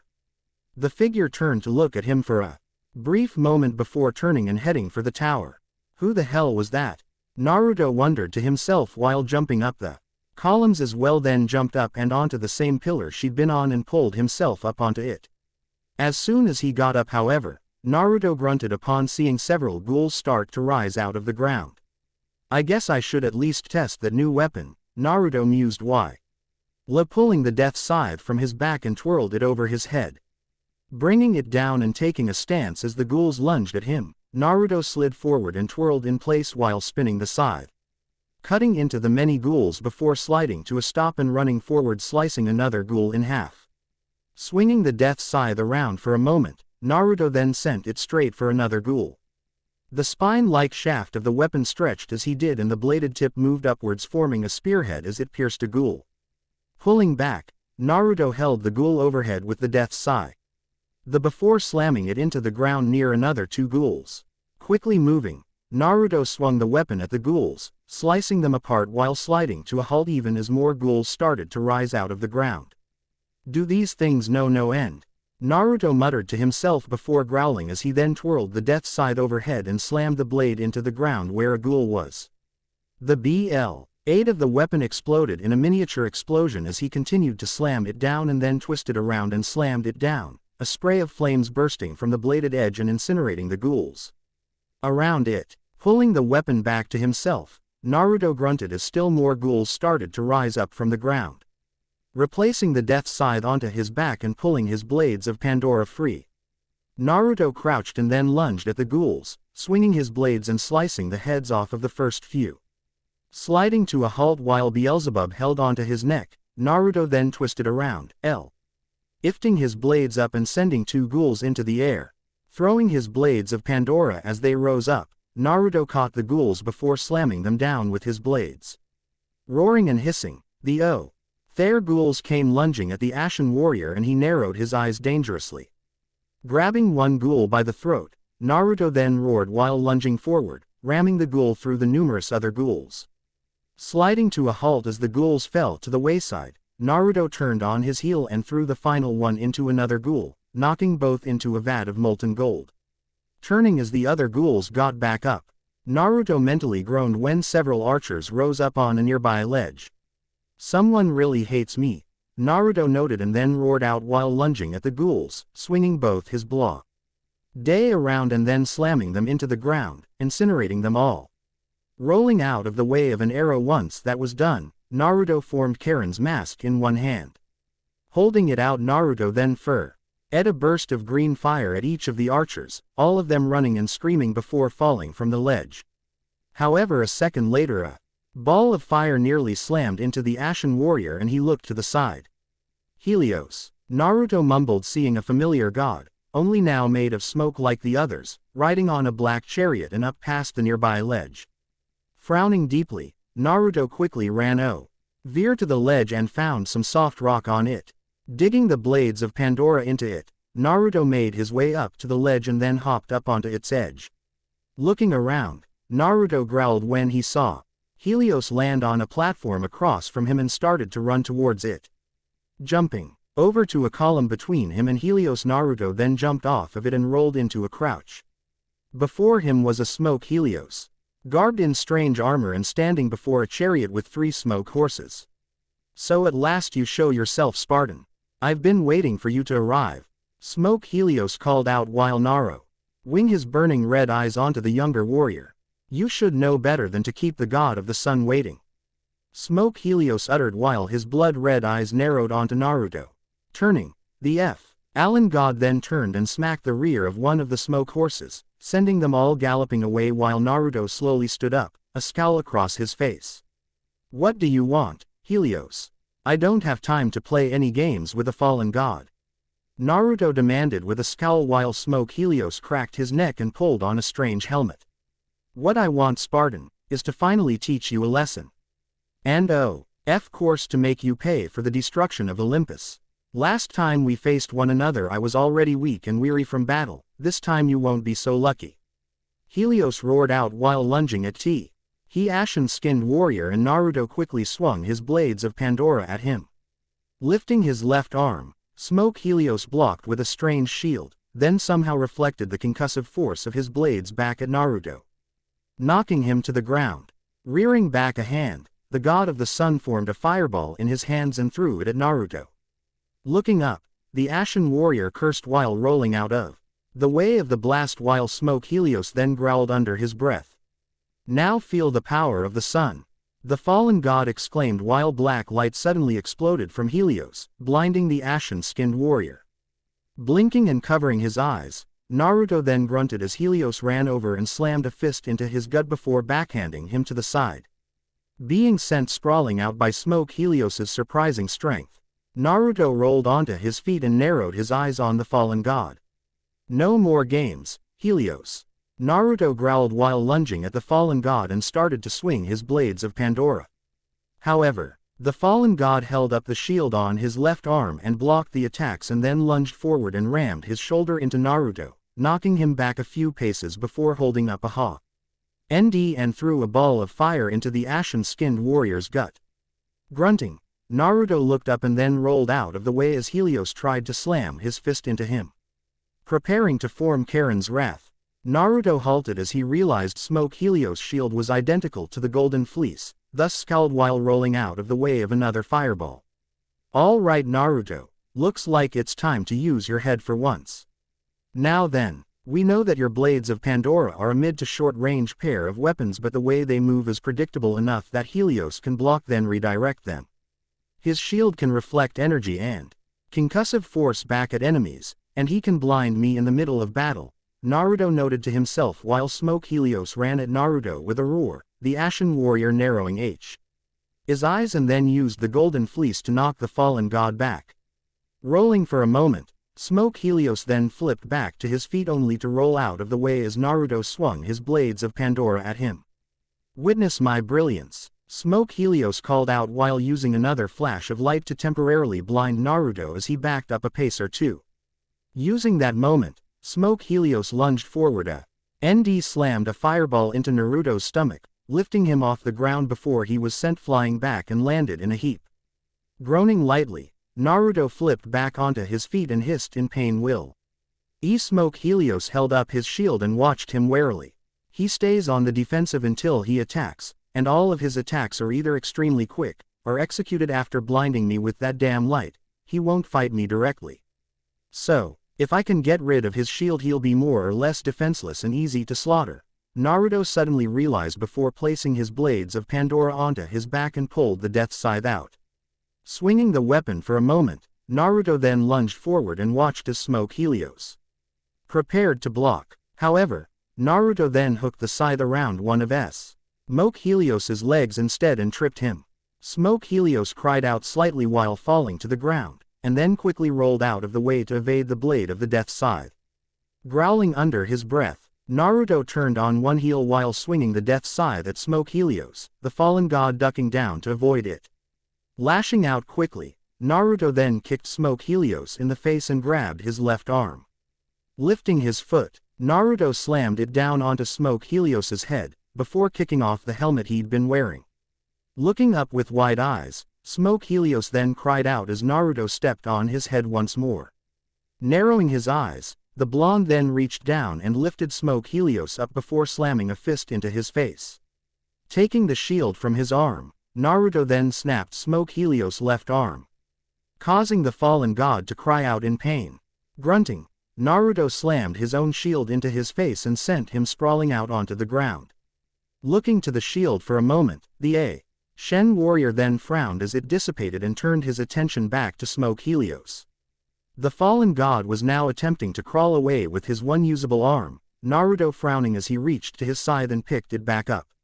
Twirling the weapon for a moment, Naruto then swung it and pierced through Smoke Helios' leg before dragging him back over to him. And no, I will not die by your hands again, ghost of Sparta. Behold my radiant light. Smoke Helios roared while unleashing another blinding black light at Naruto, and the Ashen warrior backed up. Raising one hand to block the light, Naruto then slowly made his way towards Smoke Helios before reaching him and kneeing him in the face. Catching the fallen god off guard, Naruto then slammed his foot down onto his head before repeating that again and again. Coughing and hacking up blood, Smoke Helios' glow faded while Naruto reached down and picked him up by his arm, scowling deeply as he then threw him back against a rock where he leaned back onto it. Marching over to the fallen god with a deep scowl across his face, Naruto then grabbed Smoke Helios by his face before rearing back and slamming it into the rock, then twirled his sai for a moment before stabbing it down into Smoke Helios' leg. Crying out in pain, Smoke Helios tried in vain to escape before Naruto reached down and grabbed him by his head. And no, wait. Don't do this, please, I can help you. Smoke Helios tried to say, only for Naruto to slam his face down into the ground and growl furiously. The time for begging has passed, Helios. Besides, I need no help from the likes of you, Naruto uttered sinisterly before yanking up on Smoke Helios' head. Groaning and grunting in pain as Naruto lifted on his head, the Ashen warrior then roared out while ripping Smoke Helios' head from his shoulder. Throwing it into the air, Naruto then quickly grabbed and twirled his scythe around for a moment before swinging it down into the head, slicing it in half. A spray of blood from Smoke Helios coated the ashen-skinned warrior. Panting heavily, Naruto turned his eyes down and felt them widen as he saw his reflection in the blade of the death scythe. His face and body were covered in blood and his eyes were wide and almost manic-looking. However, Naruto bowed his head a second later and placed the death scythe onto his back soon after. I really am a monster now. I wonder when that happened to me. Naruto wondered to himself while bringing a hand to cover his eyes for a moment as a bitter laugh echoed from his throat. What's truly sad is that I still remember a time when I would have kicked my own ass for doing something like this. Naruto admitted to himself before feeling his eyes widen as something echoed in his head. Flashes, visions, memories, all of them violent. All of them flashing, never stopping for a moment. Falling down to his knees, the ashen-skinned warrior grabbed both sides of his head as voices and screams echoed in his mind. Soon Naruto leant forward, his forehead touching the ground before he shot up and his eyes rolled up and into the back his head. We must not stop. We will continue forward. Go forth in the name of Sparta, he heard while seeing himself slice a man's head off while on horseback. Riding into a bloody battlefield, he jumped up and stabbed a man in the throat. Marching his way through the battlefield even as he watched dozens of warriors being slaughtered by barbarians. Reaching out and marching towards the center of the battlefield, Naruto grabbed the back of a man's head and slammed it into a boulder with gritted teeth. Shivering as the visions continued, Naruto clenched his eyes shut, even as the visions continued, a voice echoing. How much is enough, Kratos? When will it end? A woman demanded of him while Naruto grit his teeth as he heard a familiar deep voice echo in his mind once more. When the glory of Sparta is known throughout the lands. The man growled out in a familiar deep tone and heard the woman scoff. The glory of Sparta, the woman demanded disbelievingly, and Naruto slammed his head into the ground as he felt a weight on his chest. You do this only for yourself, she shouted at him, and Naruto felt unbidden tears well up in his eyes, even as he saw fire explode all around him. Looking up, Naruto saw a man with a spiked hammer lifting his weapon up and held it over his head. As Naruto raised his arm up towards the sky, a swirling vortex appeared amongst the clouds while the deep masculine voice returned once more. Ares, destroy my enemies, and my life is yours. The deep voice exclaimed while the sky suddenly opened up, and a giant stepped through the clouds. All around him, fire blazed before the god looked down at him and smirked. So then you call for my aid. But will you pledge yourself to me, Spartan? Will you pledge your life to my service? The god of war himself demanded, and Naruto felt himself bow before the god, even as he struggled to stop himself.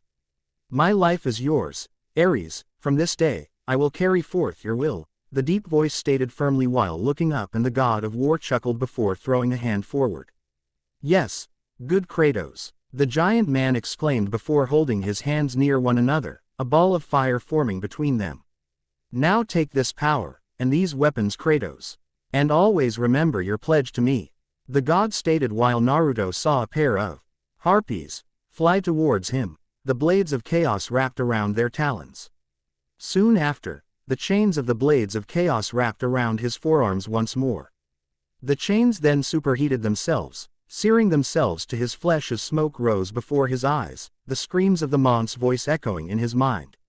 Snapping his eyes open, Naruto fell back onto his ass and looked around with wide eyes before taking several calming breaths. What now? Aren't my own memories horrific enough without more nightmares? Naruto wondered to himself before pushing himself up and off of the ground and turned to look at the White Tower. No time to stop now. I still have something I need to do. Naruto said to himself before quickly rushing off, heading straight for the tower and jumping across several stone columns between him and it. Reaching the base of the tower, Naruto looked up and narrowed his eyes upon seeing a speck of white either climbing or running up its length. Scowling at this, Naruto jumped onto the tower and began the long climb up the side of it. Making his way up the side of the tower, Naruto felt his eyes start to lose focus as memories of the past began to surface once more. Shaking his head as the visions began to form, Naruto slowly grit his teeth while pulling himself up. However, even as he pulled himself up the side of the tower, his eyes lost focus as the memories played before his eyes. Pandora. Though he had come far and done much on his journey, even now more visions of his past tormented him. Visions of his trials still echoed and flashed before his eyes as he rose back up, towards the uppermost layer of the inferno. Memories of his time seeking the Yasukani no Magatama. Past. Naruto threw a ghoul through the doors into the next trial, the ghoul vanishing soon after while Naruto walked into the room with a frown. Looking around, Naruto noticed several boats were built into the room, thus it was obviously Susano's challenge. Added on to the boots was a pool of water on the floor, and numerous alcoves in the walls with different switches and turnstiles inside of them. Last was what looked like a gold pedestal with a large diamond of some kind centered on it. Something tells me I'm really going to hate this, Naruto thought to himself before making his way forward and knelt down at a shrine to Susano. A scroll unraveled before it. Through the portal of Susano, follow the light of Tsukuyomi and you will find the way to salvation. The scroll read to himself before frowning, and taking a calculative look for a moment. The portal must be that pool of water, so where is the light to lead the way? Naruto wondered to himself, then shook his head and walked over to the pool of water and knelt down before it. Frowning, Naruto looked into the pool and hummed when he saw how far down it went. It's times like this I wish I was part fish, Naruto thought before taking several deep breaths and then jumped into the water and swam his way down its length. Soon, Naruto turned and came to an old wooden wall, thus mentally groaning before rising up to an air pocket in a square cubicle. Taking several deep breaths, Naruto then swam back down and moved back, coming to a wall. He then crouched on its side before launching himself forward and rammed through the wooden wall. Breaking through it, Naruto then swam forward. Soon spotting an air pocket, he rose back up and took another couple breaths of air. Ducking back into the water, Naruto swam over to the next wall and then swam up towards the surface. Coming out on dry land, Naruto shook himself off for a moment before fully rising to his feet. Looking around, Naruto noticed a shutter above him and raised a brow for a moment before walking over to a switch. Clicking his tongue as he looked at the switch, Naruto then looked back to the shutter above him and frowned. 10-1, the water rises after I pull this switch, then I need to swim up there, out of the room, and start using the switches in the main room to find the way out. Naruto mused, mostly to himself, having gone through hell like this too often to be surprised by it. Shaking his head and muttering under his breath, the ashen-skinned warrior grit his teeth and yanked back on the switch. It clicked into position and dozens of shafts opened up all around him and within the main room. Instantly they began to pump out water and Naruto shook his head while casually floating up towards the shutter. All things considered, this isn't so bad. Naruto mused if only to himself while he swam under the shutter and it opened, allowing him to pass through it. Coming out into another room and pulling himself onto dry land once more, Naruto then saw a turnstile and raised a brow. Walking over to it, Naruto began to turn the turnstile until he heard a click. Instantly a doorway opened up with a loud grinding noise echoing in the room and Naruto walked through it. Coming out back in the main room, only the lowermost level of the room was now filled with water. Frowning for a moment, Naruto looked over the room before seeing a ladder leading up towards the ceiling and narrowed his eyes. Could that be for letting in the light? He wondered for only a brief moment before taking a few steps back, then ran forward and jumped into the water. Swimming over to ladder, Naruto grabbed it and started to climb up it, soon coming close to the ceiling where he could see it was visibly cracked. Wrapping one arm around the ladder to hang on, Naruto reached back and pulled one of his blades of chaos free. Rearing his arm back, Naruto then swung the blade up, the weapon exploding in a blaze of heat and knocking open the ceiling to where some moonlight filtered into the room. Tsukuyomi's light, moonlight. Naruto mumbled with a shake of his head before sliding down the ladder and back into the water. Swimming across it, Naruto noticed two open areas he could enter. One with a switch, and the other with a turnstile. Turnstile first, Naruto said to himself while swimming over to it and pulled himself back out of the water. Shaking himself off once more, Naruto walked over to the turnstile and grunted while pushing it slowly. Gritting his teeth even as a sound of grinding and churning gears echoed, Naruto looked to the side and saw a large pillar rising up out of the ground with the golden pedestal and large diamond from earlier on the very top of it.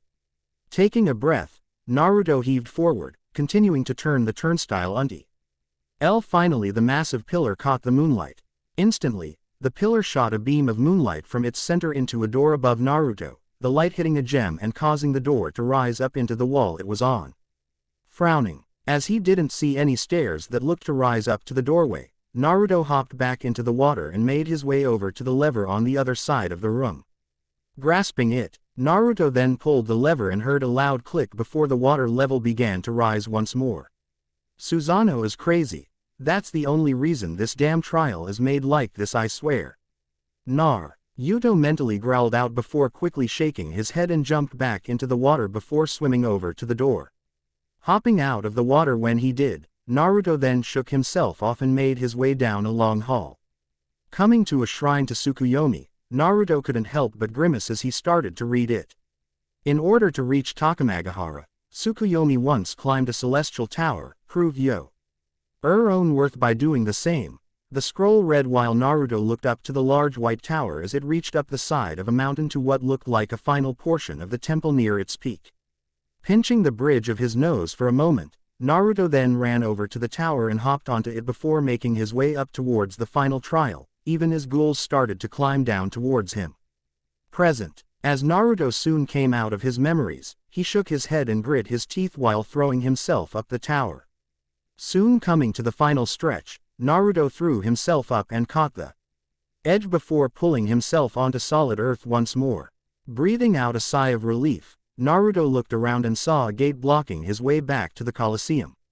Narrowing his eyes and forming the gauntlet of Zeus over his right arm, Naruto ran towards it only to slide back as several ghouls came at him from out of the ground.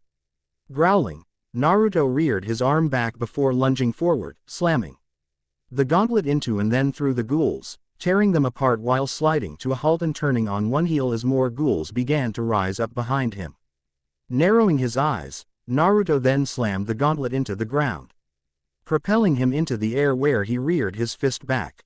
Energy arched over the gauntlet before Naruto lunged at the ground, slamming it into the ground and throwing the ghouls into the air. Quickly swinging his arm one last time, Naruto knocked the ghouls down into the depths below. Turning back to the gate, Naruto roared while lunging at it, then slammed the gauntlet into it, shattering it instantly. Running past the ruined gate, Naruto saw the strange man he'd met earlier pacing before the onyx before the coliseum. Stopping for a moment, the man turned and looked him in shock. "Warrior, you're alive," he said, sounding clearly surprised, and Naruto narrowed his eyes onto the man as a result. "And what exactly is that supposed to mean?" Naruto demanded of man, and he held up his hands with wide eyes. "And nothing. But no one who's tried to reach Hercules before has ever succeeded. The man replied, and Naruto rolled his eyes before walking over to the onyx that had impeded his earlier path. Rearing back a fist and collecting a bit of power into the gauntlet, Naruto then slammed it into the onyx, shattering it instantly. "You've done it, warrior. OT. Hank the gods, I feared I'd be trapped here forever," the man commented, and Naruto looked at the man, then to the chain that was attached to an anklet holding him to the bridge to the coliseum. "Whatever. I still have a job to do," Naruto muttered while walking forward and stopped at some onyx that held the coliseum to the layer of hell. "Wait, don't mess with that or the entire coliseum will fall," the old man tried to warn, and Naruto merely narrowed his eyes for a moment. "That's the general idea," he grumbled before rearing his right arm back and slammed it into the onyx, causing the entire coliseum to visibly move at a downward angle while the old man fell down. Wait, fool, you'll kill us both," he tried to warn, only for Naruto to jump up and slam the gauntlet into the next batch of onyx, shattering it and pulling the man towards the now dangerously unstable coliseum. Ignoring the old man as he continued to try and reason with him, Naruto tossed his blades of Pandora into the ground of the coliseum, then placed his back against the ground and his feet on a portion of the bridge he'd already knocked loose. Gritting his teeth, Naruto then started to push on the coliseum, causing it to crack and crumble while the old man widened his eyes. "Oh no, no, not again. I don't want to fall into that cursed river ever again," the old man started to scream while trying to crawl away, as Naruto then kicked down viciously, knocking the coliseum loose and then jumping after it as it fell. Hanging onto the chains of his blades, Naruto fell with the coliseum as it slid down the length of the layers of hell. The massive structure crumbled and broke along the way, pillars falling and sections of its walls being knocked out. The old man from before had it worse, however, screaming as he fell under the building and widened his eyes. "Oh, not again," he shouted just as the coliseum slammed down into and smashed its way down into the fifth layer of hell, him being crushed and smashed each time. Soon enough only a bloody pulp was left of the poor shade, and the coliseum fell onto him once last time, crushing down on top of him as it landed in the river Styx itself. Naruto, however, landed on top of the remaining ground of the coliseum and then pulled his blades of Pandora free before placing them on his back. "Now I need to find Agni," Naruto mumbled, only to hear a roar and then flip back as a beast ripped through the ground. The beast then threw the corpse of the old man from before, slamming it into a wall that then collapsed in on top of the corpse. "Wow, and I thought I had bad luck," Naruto thought to himself before turning when he heard a deep inhuman growl come from the beast that had broken through the ground. "Who dares invade my home?" The furious sounding voice demanded, while Naruto raised a brow upon seeing this demon, which in his own opinion looked more like a true demon. This beast appeared to be made from molten rock, with 4 powerful arms and clawed digits at the end of each of them.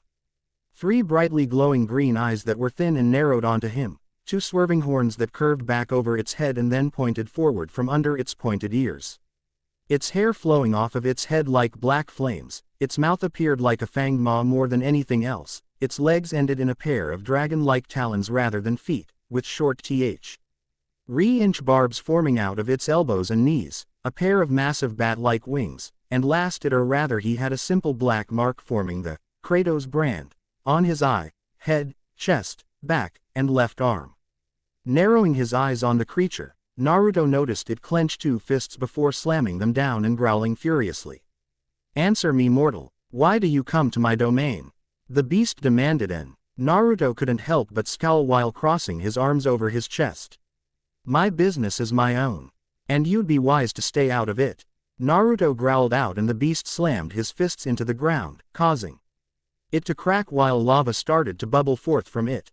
"You will not disrespect me in my own realm, whelp," he hissed out before roaring loudly and lunging into a charge at Naruto. Seeing this, Naruto backed up and flipped over the beast as it then slammed into a wall. Quickly pulling his blades of Pandora from his back, Naruto then cursed and rolled out of the way of a fireball while the beast walked towards him. Frowning, Naruto twisted into a slash towards it, only for it to easily dodge his strikes and then lunge at him while on all fours. Roaring out, it then slammed into his midsection and stopped, sending him flying back and skidding to a halt. Looking up with a scowl, Naruto formed Karen's wrath in one hand before firing it at the fire beast. It seemed to raise a brow foe. Only a moment before chuckling as the green flames hit it. Instead of burning or even weakening it, the green flames spread over its form before it held up a hand and conjured a ball of green fire for itself. Cursing, Naruto rolled out of the way of the fireball while the fire beast lunged at him and slammed its fists into the ground. Instantly an arch of lava spread forward, heading straight f. Naruto, who cursed and rolled out of the way. Sliding to a halt on one heel, Naruto then called forth the winds of lust and lashed out at the fire beast, this time only serving to piss it off as it backhanded him with one arm before roaring out furiously. Grunting and flipping back to his feet, Naruto placed the blades of Pandora onto his back and then pulled out the gauntlet of Zeus and narrowed his eyes. Crouching down, Naruto then lunged at the fire beast as it ran at him also. The two then slammed their fists into one another, both flying back from the force of the impact. Growling, the fire beast grabbed the ground and slid to a halt while Naruto flipped in midair and landed in a crouch. "You fight well, mortal. Are you a Spartan?" The fire beast questioned, and Naruto rolled his eyes for a moment. "No," Naruto stated simply before lunging at the fire beast once more, swinging the gauntlet of Zeus, only for the creature to duck to the side. Rolling out of the way of another swing, it then threw its four arms out to its sides. Instantly 4 chains arched off of its wrists and it caught them in its hands. "Feel the wrath of my chains of torment." The fire beast rumbled out arcly before lifting all 4 of its arms and then slammed the chains into the ground. The impact of the chains instantly sent a wave of lava flowing towards Naruto, the ashen warrior cursing as it came at him. Growling lightly, he quickly slammed the gauntlet of Zeus into the ground and was propelled into the air above it.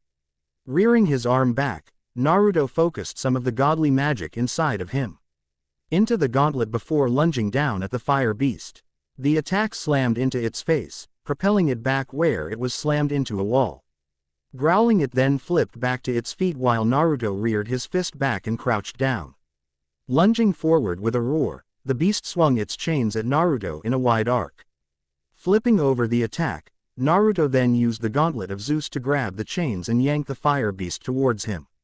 Releasing the chains, Naruto then slammed the gauntlet into its face before backhanding it, leaving it sprawling on the ground. The fire beast shook its head for a moment, clearly disorientated. However, Naruto then grabbed one of its legs and spun on his heel, throwing it into and through a wall. Panting for a moment, Naruto then watched as the fire beast shoved several rocks off of himself with narrowed eyes. "Well, you can certainly take a punch," Naruto mumbled while cracking his neck, and the fire beast rolled 3 of its shoulders, several cracks echoing from it. "You as well, mortal. You're a very impressive specimen," it noted while glaring at him, and both crouched into stances once more, only to stop upon hearing someone start to clap. Turning, they both saw a man standing on top of the coliseum, clapping and shaking his head with a chuckle.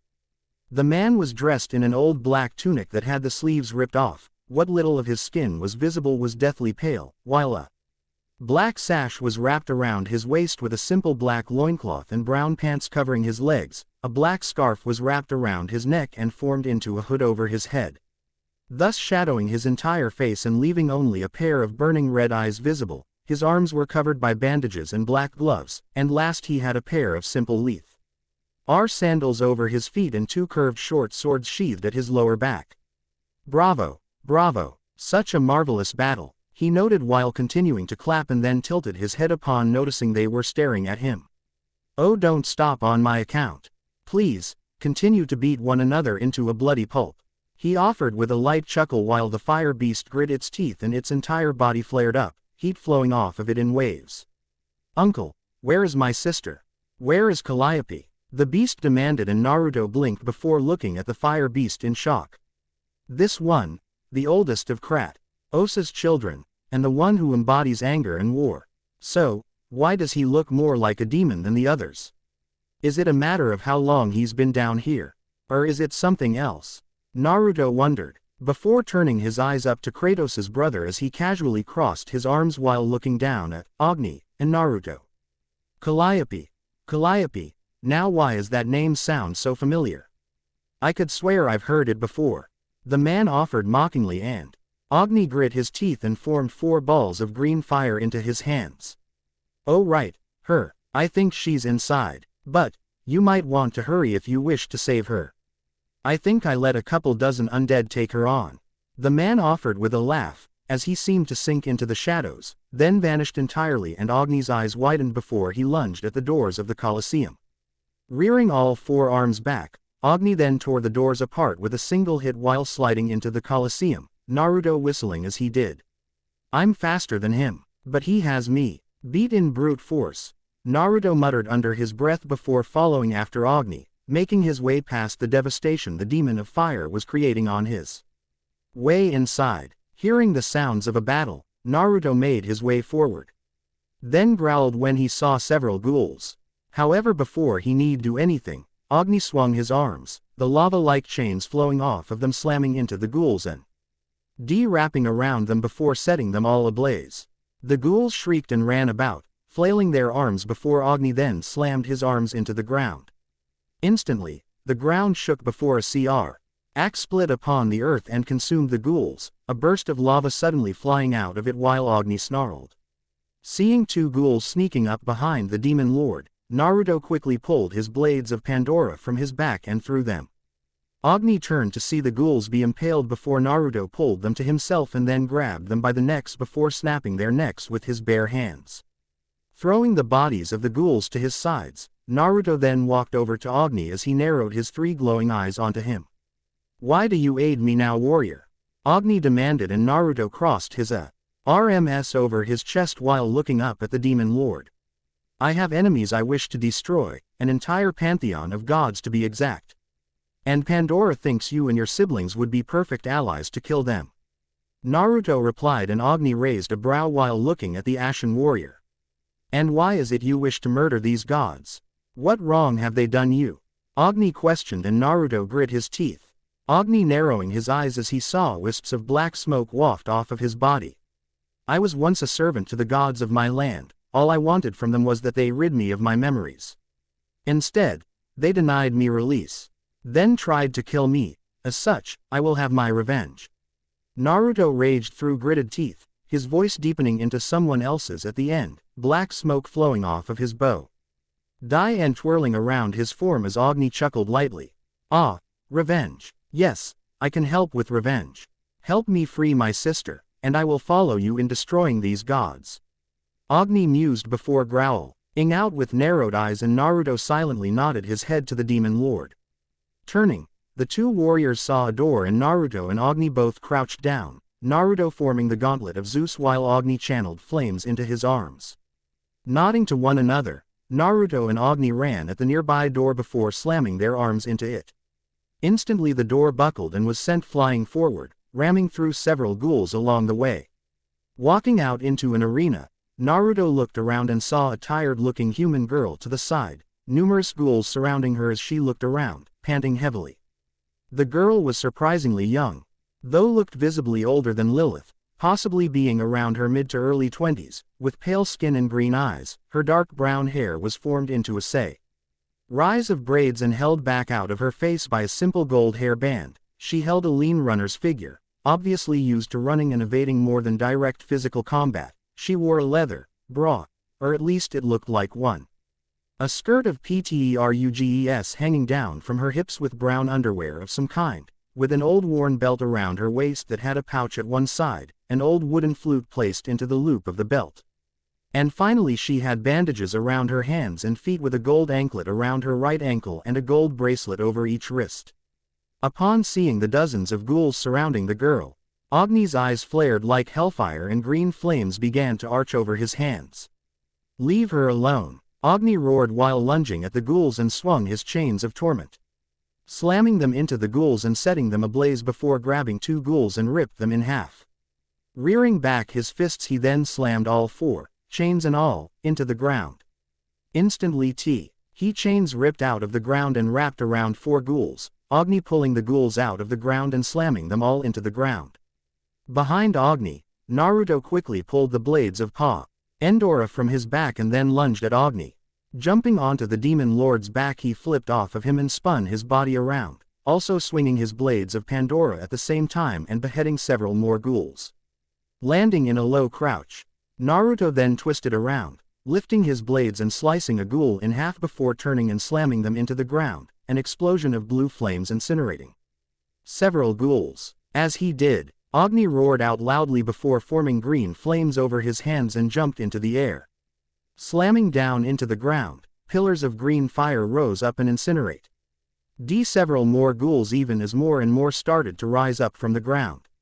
Growling low in his throat, Agni formed 2 fireballs in his back arms and threw them at 2 more ghouls before slamming his hands into the ground. The demon lord thus sent an arc of lava heading for more of the ghouls, burning them alive before he grabbed 4 of them and smashed their heads in.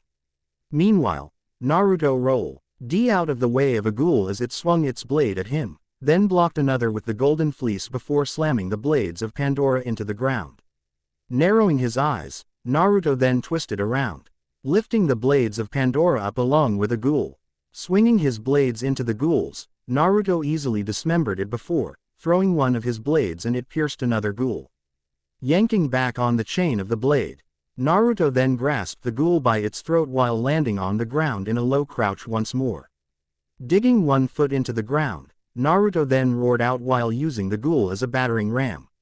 Slamming through several more ghouls and then slid forward and threw it through several more ghouls. Meanwhile the girl, Calliope if Naruto wasn't mistaken, groaned while trying to push herself to her feet, only to fall back down to her knees. Panting heavily and then looking at Agni and Naruto as they continued to tear through the ghouls easily, she tried to stand once more, bracing herself against a nearby wall. However, she then gasped as roughly 6 ghouls lunged at her and swung their weapons at her. Grunting, she closed her eyes and fell to the ground, a strange being forming out of her body and roaring out before it slammed its hands into the ground, a ring of fire protecting her. The beast was a pale red in color and very muscular in physique, with gold eyes, pointed ears, and 2 fangs coming up over its upper lip, fire forming off of its elbows and back from its head like hair, with heavy-looking black bangles around its wrists, the bangles over its left arm visibly made of metal. Black hoop earrings, an armlet around its left bicep, and instead of legs it seemed to have a tail that floated down into Calliope's back. The odd beast then began to slam its hands repeatedly into the earth, causing spikes of fire to rise, incinerating several ghouls while Naruto looked at the girl in shock. What was that? He wondered to himself for only a moment, even as the beast roared out and slammed its hands into the ground one final time. Instantly an explosion formed from around the girl, throwing several ghouls away and incinerating those that did not survive the initial explosion. As the explosion of fire faded, the beast itself sneered at Naruto for a moment before it slowly sank back inside of the girl, causing her to look ill as she fell to her knees, and Agni narrowed his eyes. Damn, it looks like the Ifrit is starting to drain her life force with each summoning. How often has she had to use it by now for that to happen? Agni wondered to himself while crushing one last ghoul and walked over to the girl and knelt down towards her. Looking around, Naruto frowned when he didn't see any more ghouls and placed his blades of Pandora onto his back. However, he then turned to a spectator's box above when he heard clapping and saw the hooded man from before with his feet up and an amused chuckle echoing from him. Marvelous, simply marvelous, boys. I applaud your ability to slaughter dozens of enemies at a time. Yes, truly I am impressed with your level of skill. What a wonderful show, he cried out before standing up and leaning over to look down at Naruto while Agni growled in his throat. Such a fine warrior. You'd be smart to serve me, I could even give you anything you wanted. The man noted while looking at Naruto, the ashen warrior scowling as he did. I serve no one, Naruto declared angrily, and the man narrowed his glowing red eyes as he did so. Oh, is that so? The man asked while shaking his head for a moment, and then looked at Naruto darkly. Eyes narrowed onto the warrior. You know, you act a lot like my brother used to. But you should learn from his mistakes, being so foolish is what got him killed after all. He noted, his voice cold and calm. Naruto mentally twitching before the strange man turned his back and Agni roared. Don't you dare turn your back to me. Agni roared out while lunging at the man, jumped up and tried to hit him. only he vanished into a burst of black smoke. Blinking, Agni looked around for him, Naruto doing the same until they heard a chuckle echo around them. "Oh, don't be so eager to start a fight you can't win, Agni." The man's voice taunted as it echoed out around them, and Agni growled low in his throat. "And don't worry, I'm sure we'll meet again, warrior, and hopefully, you'll be a challenge for me." He noted, and Naruto frowned deeply while looking for the man to show his face. "But until then, how about I leave you both a little gift?" His voice echoed out once more before a chuckle echoed out while dozens of archers started to rise up around the arena. "Shit," Naruto growled out while forming Karen's wrath and sent a wave of green flames at two of the archers. Agni growled upon seeing the archers and then formed a fireball in each hand before throwing them at 4 different archers.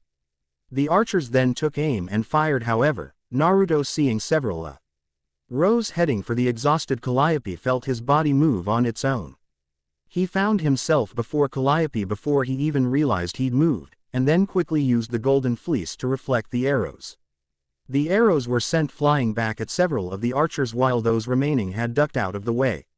However, Agni roared out furiously and then jumped up before falling to the ground.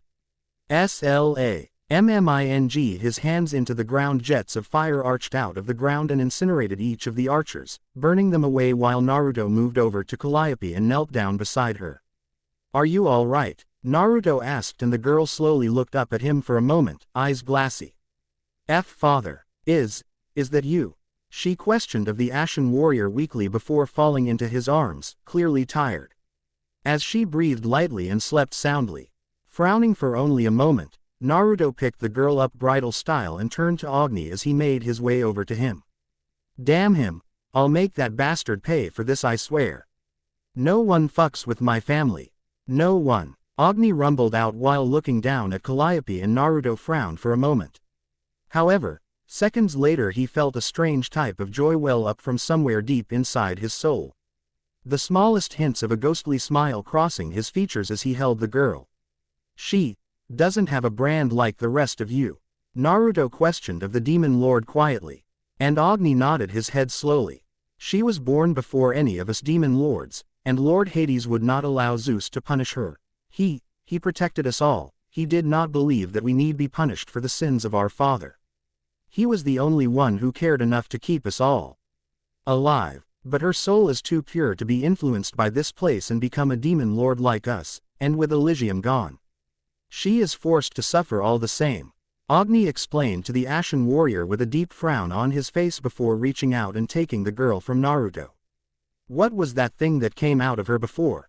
Naruto asked, and Agni was silent for a moment while cradling Calliope in his arms. "The Ifrit, a beast captured by our father many years ago. Since the time he first came to Hades, it latched itself to Calliope. Because of our father's will and desire to see her safe, it protects her, but absorbs any magic near her, or even her life force to do so," Agni explained, and Naruto nodded his head slowly while looking over to the girl as she slept soundly, breathing lightly while Agni then turned his back to him and began to walk away. "Thank you for aiding me in her rescue.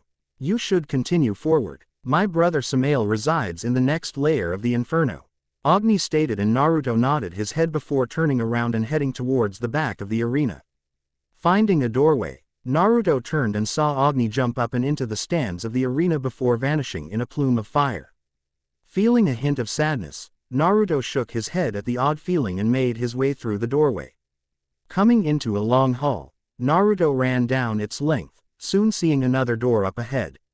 Grunting under his breath, Naruto formed the gauntlet of Zeus once more and rammed through the door before sliding to a halt as he came out of the coliseum. Turning and looking back at the coliseum for only a moment, Naruto then turned when he heard Pandora's song. "So she's down here too." Naruto mumbled before making his way forward, only to slide to a halt as he came to a river. In the river, dozens of shades were trapped, unable to escape the muddy swamp while reaching out to grab him. Backing away from the river, Naruto looked around before spotting a speck of gold to the side.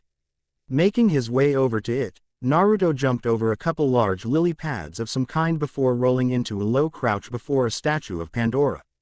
Looking at the statue, Naruto then looked to the blue flame in the statue's hands, Pandora appearing from it and smiling towards him. "Hello Naruto, how have you been?" Pandora questioned, and Naruto frowned before putting a hand to his head. "Something feels wrong with me.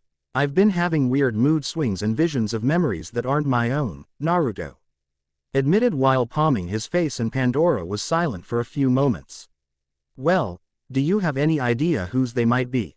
Pandora questioned, and Naruto nodded his head, the voices of Ares and that woman floating in his mind. "Kratos himself," Naruto admitted, narrowing his eyes when he noticed Pandora clearly wasn't surprised, and the girl frowned for a moment. "That's interesting," Pandora amused, and then shook her head while Naruto clenched his right fist. "She knows something, but why isn't she telling me what it is?" Naruto wondered to himself while almost glaring at Pandora, then crossed his arms over his chest. "How do I get across this marsh to the next layer?" Naruto demanded of Pandora, and the girl hummed in thought for a few moments. "Hard to say, the river Styx will not release any who fall into its depths. But if you're really in a hurry, you could climb the cliffs. Up there you'll find the way to reach the city of Dis in the layer of heresy." Pandora mused, mostly to herself, and Naruto looked over to the cliffs and nodded his head while getting up. Walking away from Pandora as she vanished, Naruto narrowed his eyes while approaching the cliffs. "What are you hiding, Pandora? What do you know about these visions?" Naruto wondered to himself while walking over to the cliffs, and then jumped onto the side of some soft rock, digging his blades of Pandora into the rock, and then started climbing up.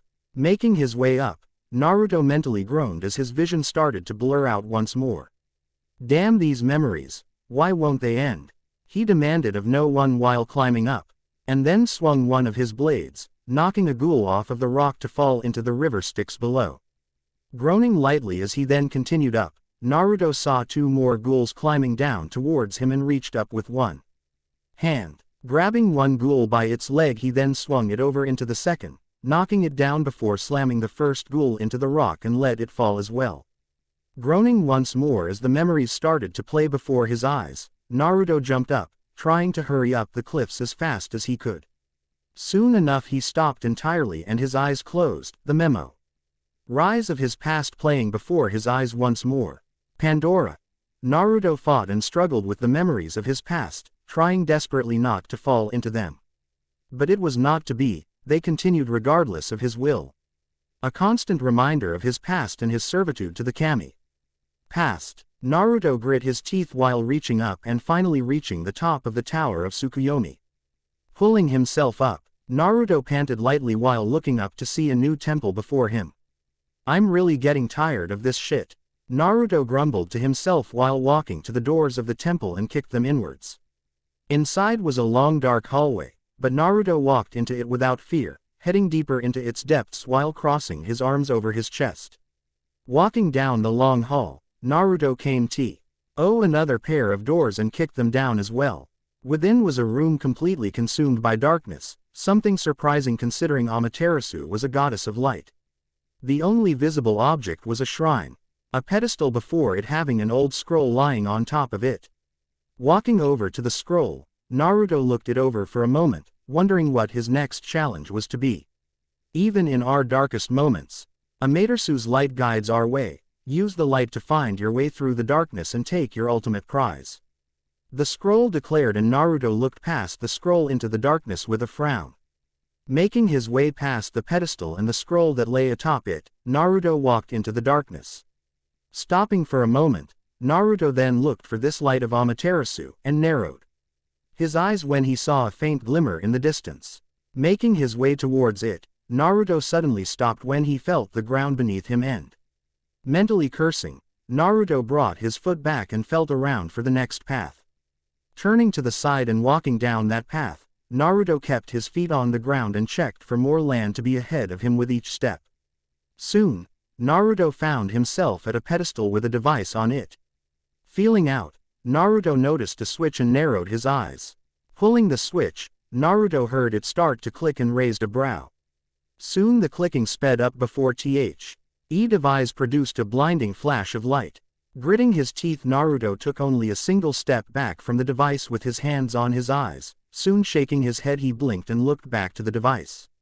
Narrowing his eyes he walked forward and pulled on the lever once more, preparing himself he then caught the flash of light with the Yata no Kagami. Throwing his arm out, Naruto saw the room illuminate and saw another device like the first over to one side. Quickly running over to it, Naruto then slid to a halt as the light faded and left him in darkness once more. Feeling this device, Naruto pulled the lever on it with a grunt and took a cautious step back. However, unlike the first, this one produced a single beam of light and shot it through the darkness. Feeling around the device, Naruto soon found a handle like a turnstile and moved it around.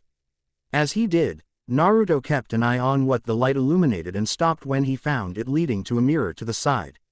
Frowning, Naruto made his way over to the mirror and then slid to a halt when he neared it. Beneath the mirror was a skeleton, wearing aged battle armor and holding a note in one hand. Kneeling down, Naruto reached out and took the note, a frown forming across his face as he read it. The kami have charged me with retrieving the Yakusani no Magatama. I have braved the first trials of the gods and reached this place, but the darkness. It's growing and I can't find the way anymore. How do I escape from this darkness? Milady, where are you? Shaking his head as he read the note, Naruto put it down and looked at the skeleton with a frown. Rest easy now, Naruto mumbled before looking at the mirror and then frowned in thought before nodding his head. Holding up the Yata no Kagami, Naruto used it to reflect the light and turned it around the room. Soon finding a new path, Naruto saw that it led to yet another machine. Bringing his arm down, Naruto ran across the path he'd seen and slid to a halt before the next machine. Looking to his side, Naruto could see the original light he'd noticed was brighter than ever now. Turning back to the machine, Naruto grunted while turning it on and then saw the light shoot off into the darkness. The light hit a mirror and bounced off of its surface, however it hit nothing when it did and Naruto frowned for a moment. Looking at the path that was revealed, Naruto made his way across before coming to the mirror. On it was a handle like a turnstile and Naruto nodded his head slowly. Grasping the handle and turning it, the light soon found a second mirror and bounced off of it. Now heading straight for the light he'd seen earlier. Releasing the handle on the mirror, Naruto made his way over to the next mirror and noticed the handle on it like the last. Rubbing his chin for a moment, Naruto considered leaving it alone before shaking his head. Reaching out and turning it, Naruto saw the light soon come into contact with a gem on a doorway. The door glowed for a few brief seconds before opening up, revealing a path from the light to it. Releasing the handle of the mirror, Naruto then walked across the path he'd seen to the light of Amaterasu. On a pedestal was a statue of a three-legged raven, Amaterasu's messenger Yatagarasu, and in one of its talons was a ball of fire. It was a pale white flame, and upon reaching out to it, Naruto felt warmth surge through his entire being. Almost like he was being bathed in sunlight. Shaking his head, Naruto then saw a scroll before it and narrowed his eyes while reading it. The fires of Amaterasu, you glow brightest in the deepest of darkness, just as hope grows stronger in the worst of times. As a mortal uses hope when all else is lost, so have you used the light to lead you here, now claim your reward. The scroll noted and Naruto scowled deeply before looking down, the ashes of the fire seemingly coming alive. The ashes coiled with wisps of the white flame around them, then struck out like a snake, flying into Naruto's chest as he grit his teeth. Taking a step back, the ashen warrior threw his arms to the side before falling down to one knee. The flames and ashes formed over his body, covering him further in ash while the fire seemed to sink deep into his being. Soon the ashes and fire faded and Naruto widened his eyes for a moment before reaching a hand to his head. Standing up a second later, Naruto turned to the doorway to the Yakusani no Magatama and made his way over to it. Walking into a room, Naruto looked around, seeing an average-looking shrine around him. Walking forward, Naruto came to a pedestal with the Magatama necklace placed upon it. Slowly reaching out, Naruto took hold of the necklace before looking around. Frowning slightly when he saw nothing happen, Naruto pulled the necklace on. As soon as he did, he felt like throwing up, his body shifted and changed, the rage of the demon altered itself, and Naruto roared out loudly. Our rage of the demon. He limed as he changed into a beast once more, though obviously altered. The new form had white flames for a body with red lightning formed where his tattoo would normally be. His arms were bound by the chains of the blades of chaos. However, black smoke formed over his forearms, right shoulder, over his shins, and over his waist almost like armor. Last was his eyes, which normally turned red now looked to be a golden yellow. The claws and fangs of his new form having turned black as obsidian. The Yakusani no Magatama now glowed green around his neck. The Yata no Kagami was white and shining over his left forearm, and finally, the Kusanagi no Tsurugi gave off a violet glow where it was sheathed at his side. What is this? This power? Naruto wondered while looking to his hands in shish. For a moment and then shook his head as he clenched his fists. Instantly a red barrier formed over the exit to the room and Naruto turned to see several ghouls rise out of the ground. Narrowing his golden eyes, Naruto pulled his blades of chaos free and lunged at them with a roar. Swinging his blades, Naruto felt power and strength course through his entire being. Grabbing two ghouls by the throat, Naruto roared out and an explosion tore from his body and incinerated everything around him. Looking around as several archers rose up, Naruto formed the light of dawn, only now it was glowing a brilliant white color. Narrowing his eyes dangerously, Naruto started to hurl blasts of white fire at the archers, setting them all ablaze. Still more ghouls rose up as soon as the archers were gone. Naruto roared out while swinging his blades of chaos up into the air and then slammed them down into the ground. Instantly, white flames arched off of the blades, burning the ghouls away while Naruto then twisted around, spinning the blades of chaos and tearing the ghouls apart.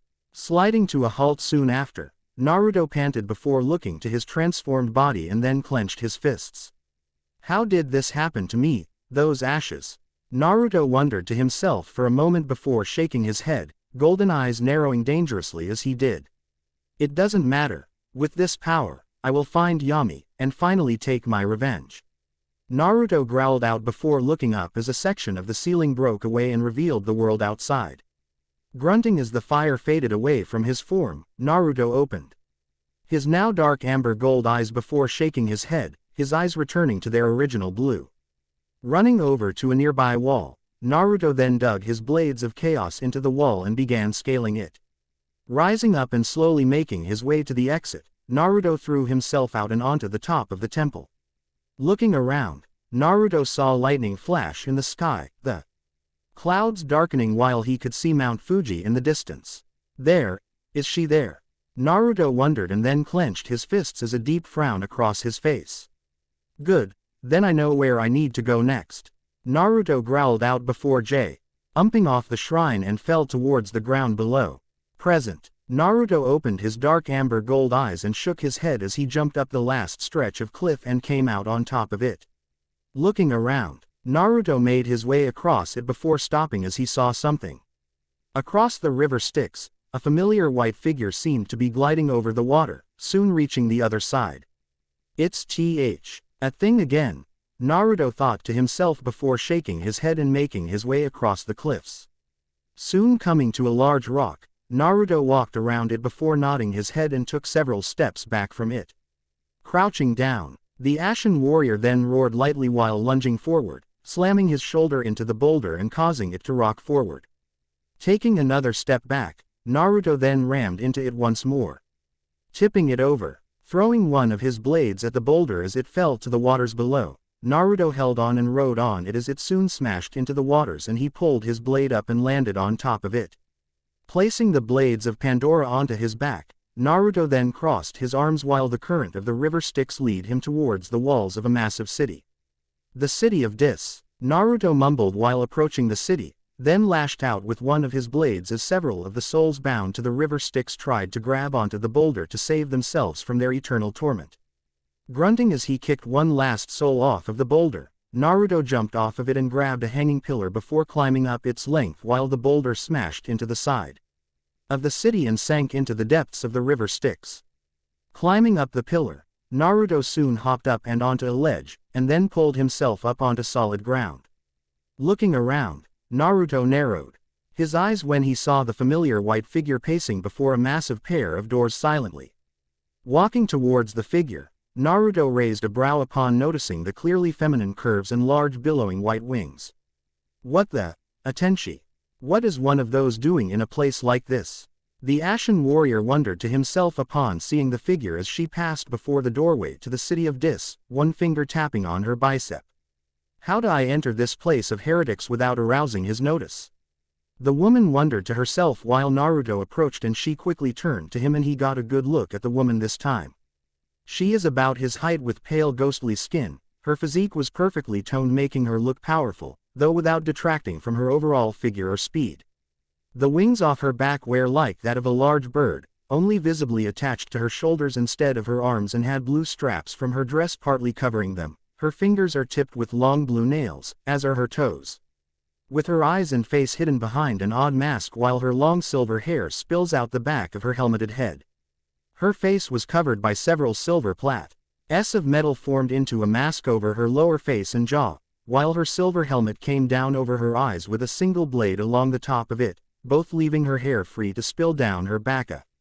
The helmet having a visible wing motif, she also wore a pair of shoulder guards that were similar in design to the golden fleece, neither of them covering her chest but protecting her shoulders and biceps.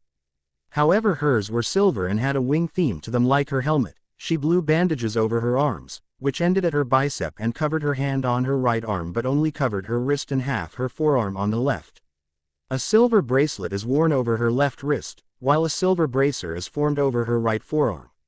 Over her body she had on a blue off-the-shoulder dress that formed into a loincloth and two tails at her waist, though left her legs bare, while it also formed into straps that weaved together over her chest and biceps, silver armor forming from her back and over her breasts in the shape of feathers. Her legs were covered by high-heeled silver boots, with silver greaves that went up to her knees with wings formed off of the sides of them like the boots of Hermes.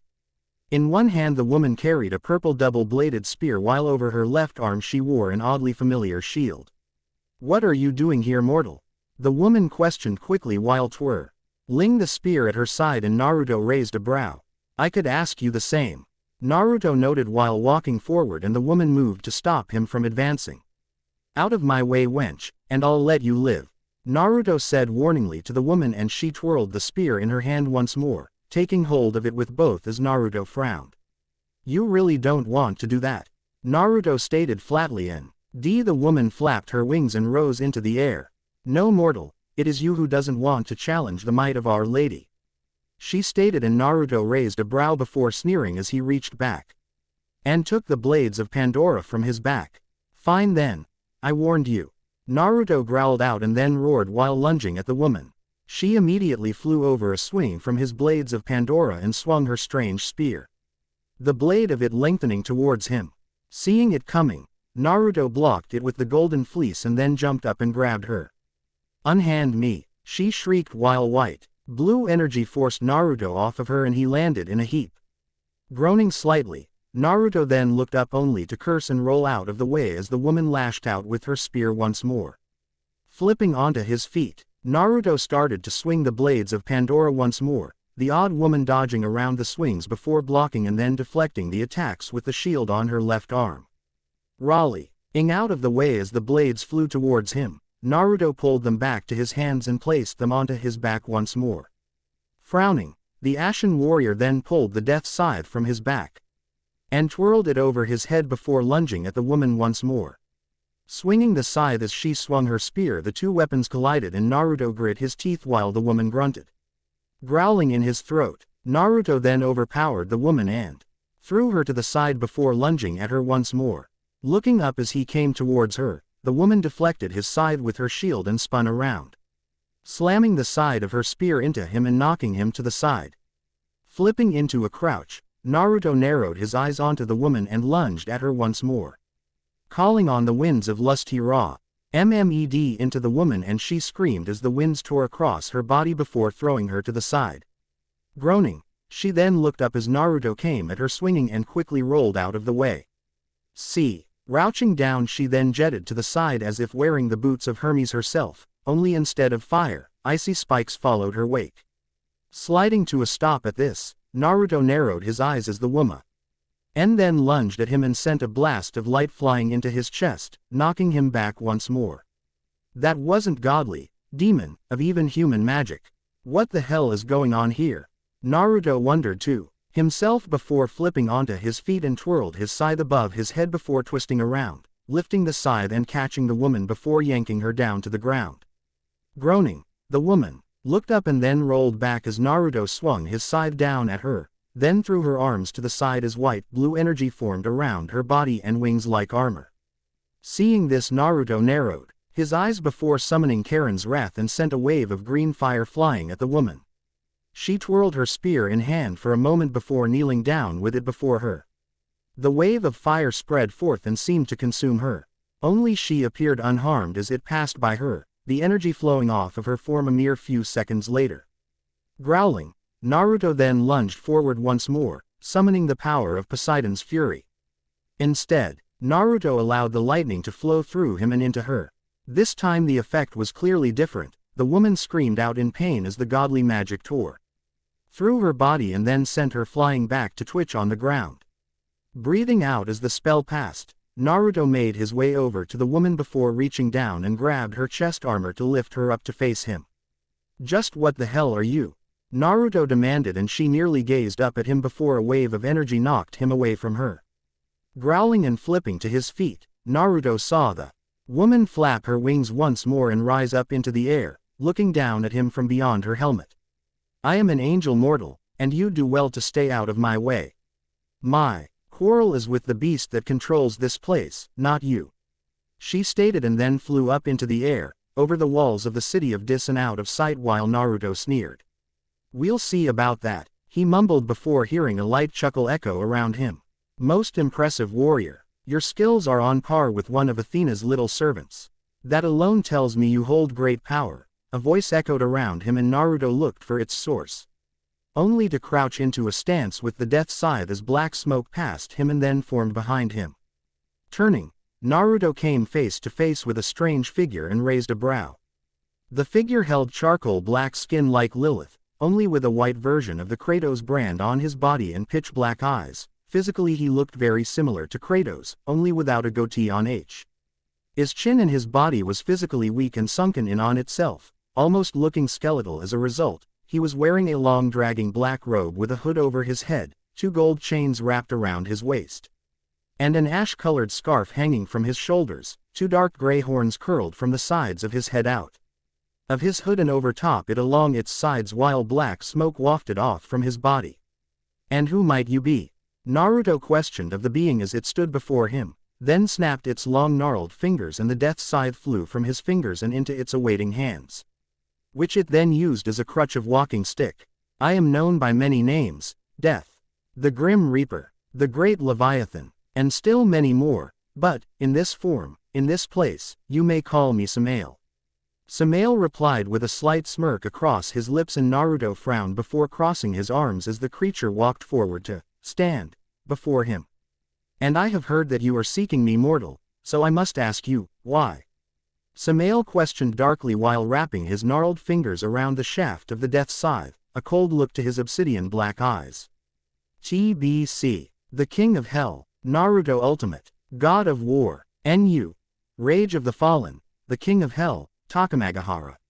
Sister, brother, I believe I said I would greet them alone." Tsukuyomi grumbled while Susano and Amaterasu waited beside him, Amaterasu beside of Susano. Even after his tantrum, she still liked her oceanic drunkard of a brother more than she liked Tsukuyomi.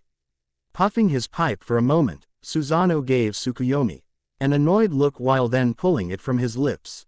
"Yeah, you did, but me and Nichan here decided we wanted to be here too." Susano replied with a flippant wave and then placed his pipe back into his mouth with a nod. Amaterasu giggling into her hand as Tsukuyomi twitched. "Very well then." The god of the moon grumbled while crossing his arms over his chest, and then gazed towards the area the Olympians would land on. Tsukuyomi, Susano, and Amaterasu watched as the Olympians landed on an old chariot. "Do they all have one of those damn things?" Susano grumbled out, and Tsukuyomi elbowed his brother in the side. The god of the sea grumbling to himself while Amaterasu frowned.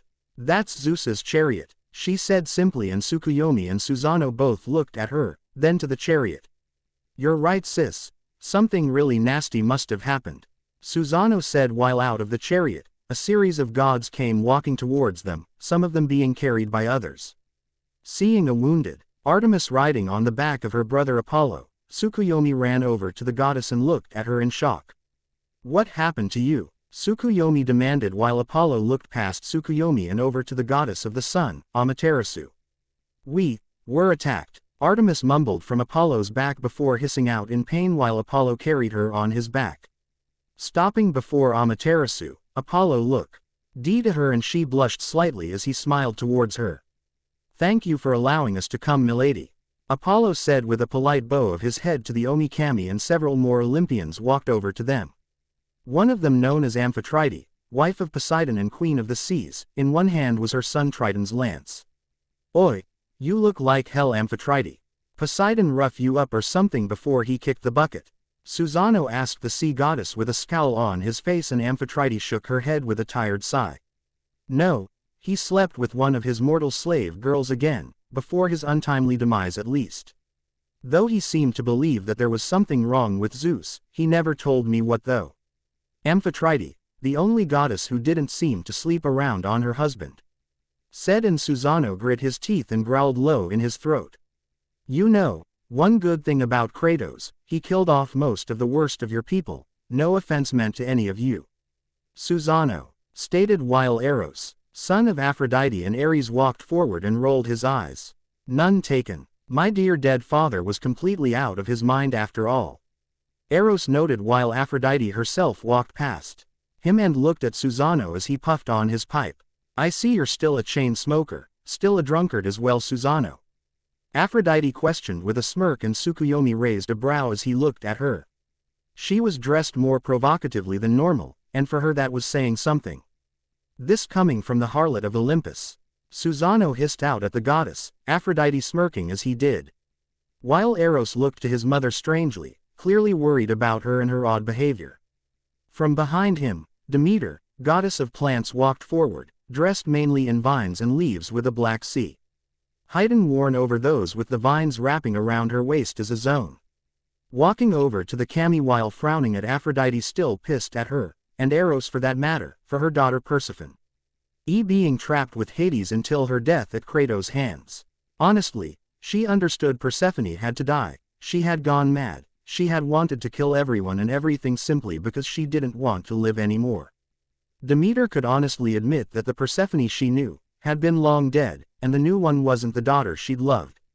And even while she was sad it had come to that, she knew it had to be done for the greater good, and as far as Hades was concerned in the matter of her daughter's fate, well. And as far as Hades' trick to keep Persephone with him, Demeter couldn't honestly blame her brother for it. He'd been alone for centuries, toiling away in the underworld, constantly trying to keep it running smoothly and devising ways to punish the wrongs of souls and reward the virtuous.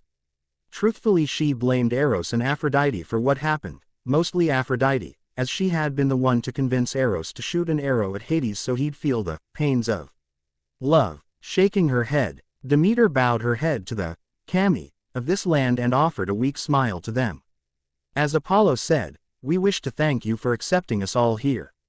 Since the deaths of the other Olympians, we are all that remains of our once proud and clearly very arrogant race to have fallen so far," Demeter said politely, and then admitted with a shake of her head, and Tsukuyomi nodded his head.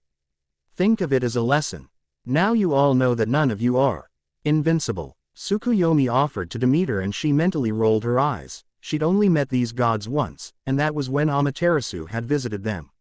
Not surprisingly, both Zeus and Poseidon had been rather taken with Amaterasu when they met her. However, the goddess of the sun was no one to allow them to try and take her, and both learned how painful a flaming arrow could be when fired from an angry goddess.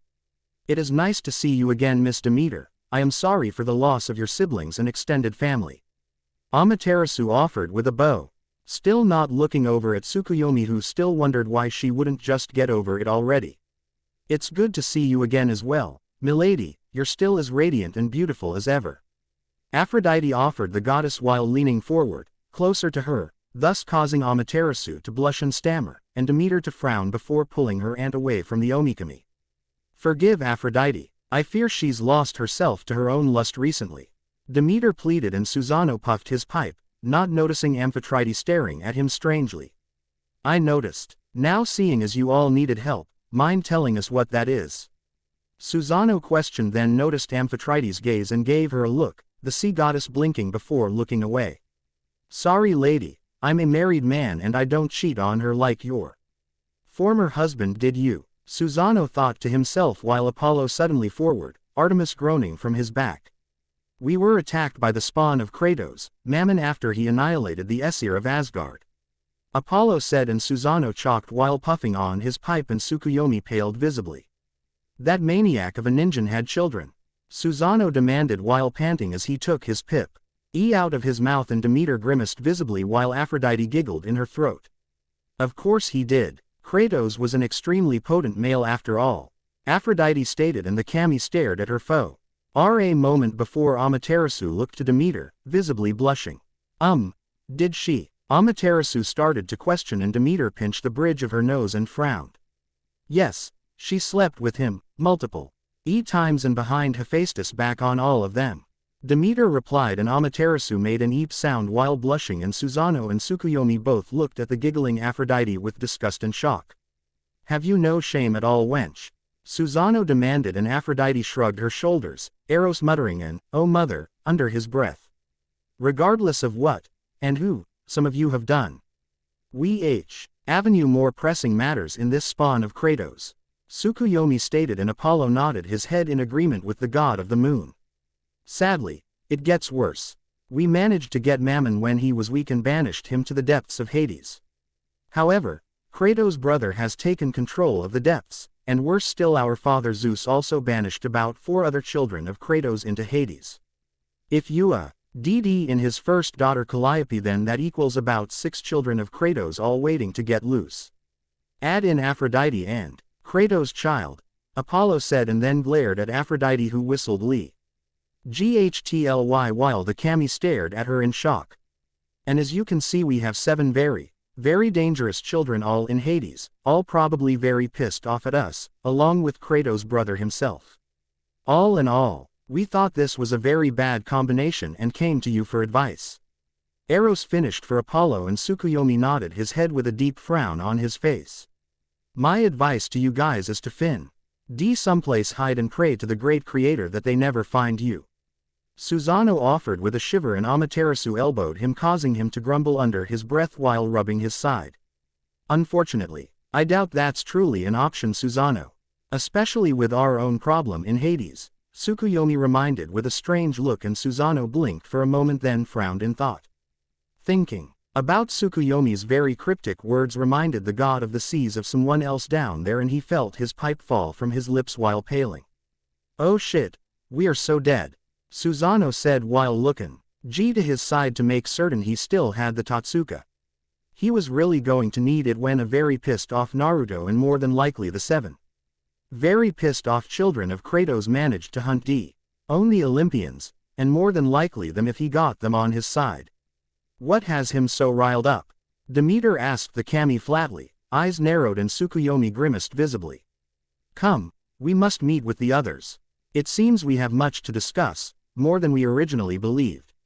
Tsukuyomi said while turning and walking towards the main hall to meet with the others, Susano and Amaterasu following. Though Amaterasu kept her eyes eschewed from Tsukuyomi, looking to one another, the Olympians then followed the 3 kami and wandered into Takamagahara with them. Hades, Pandora. Having versed the trials of the upper layers of the inferno, Naruto had reached the gates to the infamous city of Dis, which had once been the palace of Hades himself. After facing one of Athena's servants he had finally found the demon lord of death himself, Samael. Naruto walked beside of Samael with his arms crossed over his chest, the demon lord of death cupping his chin while walking with his scythe like a crutch. Truly an intriguing tale, warrior. You've been through much, seen incredible sights, and battled your way through countless enemies. You are truly a mirror image of our father. Samael noted with a slight smirk while looking to Naruto, and the ashen warrior sneered at Samael. I don't care if I'm his reincarnation, Samael. Will you convince the rest of your siblings to aid me in destroying the kami or not? Naruto demanded, and Samael chuckled in his throat while they came to and rode an elevator up to the top of the walls of the city of Dis. Truthfully, warrior, I would aid you without a second thought. As will Lilith, Calliope, and Agni now that you've proven yourself to them. However, Astaroth, Mammon, and Beelzebub, they will be the hard ones to convince. Though, if you did something for us, Samael left off while waving an arm and Naruto frowned while looking to the Lord of Death silently. What do I need to do to convince them to aid me? Naruto questioned simply. Samael smirked slightly while looking to the ashen warrior from the shadowed depths of his hood. Deep in the inferno, on the edge of Tartarus, our uncle holds our father's wife captive. Her name is Lysandra. Save her, and the others will follow you to the edge of the world and back. Samael replied with a wave and Naruto nodded his head silently before looking at Samael strangely for a moment. Why are you and Agni the most demonic of your siblings? Naruto questioned and Samael looked down at himself and sighed visibly. We are no different than the others just choose not to show their true forms. Calliope's soul is too pure to change into a demon's, and Mammon isn't like us, because he hasn't been down here as long as we have. Samael explained with a wave of his hand and Naruto slowly nodded his head. Then wondered what Beelzebub or even Lilith truly looked like. Right, then where is Lysandra, and what has your uncle done to her? Naruto questioned and Samael Ally smirked while walking next to Naruto. Ironically, Lord Hades managed to prevent the inferno from becoming too horrible to the pure souls that once inhabited this place. Just in case he didn't survive his battle with our father.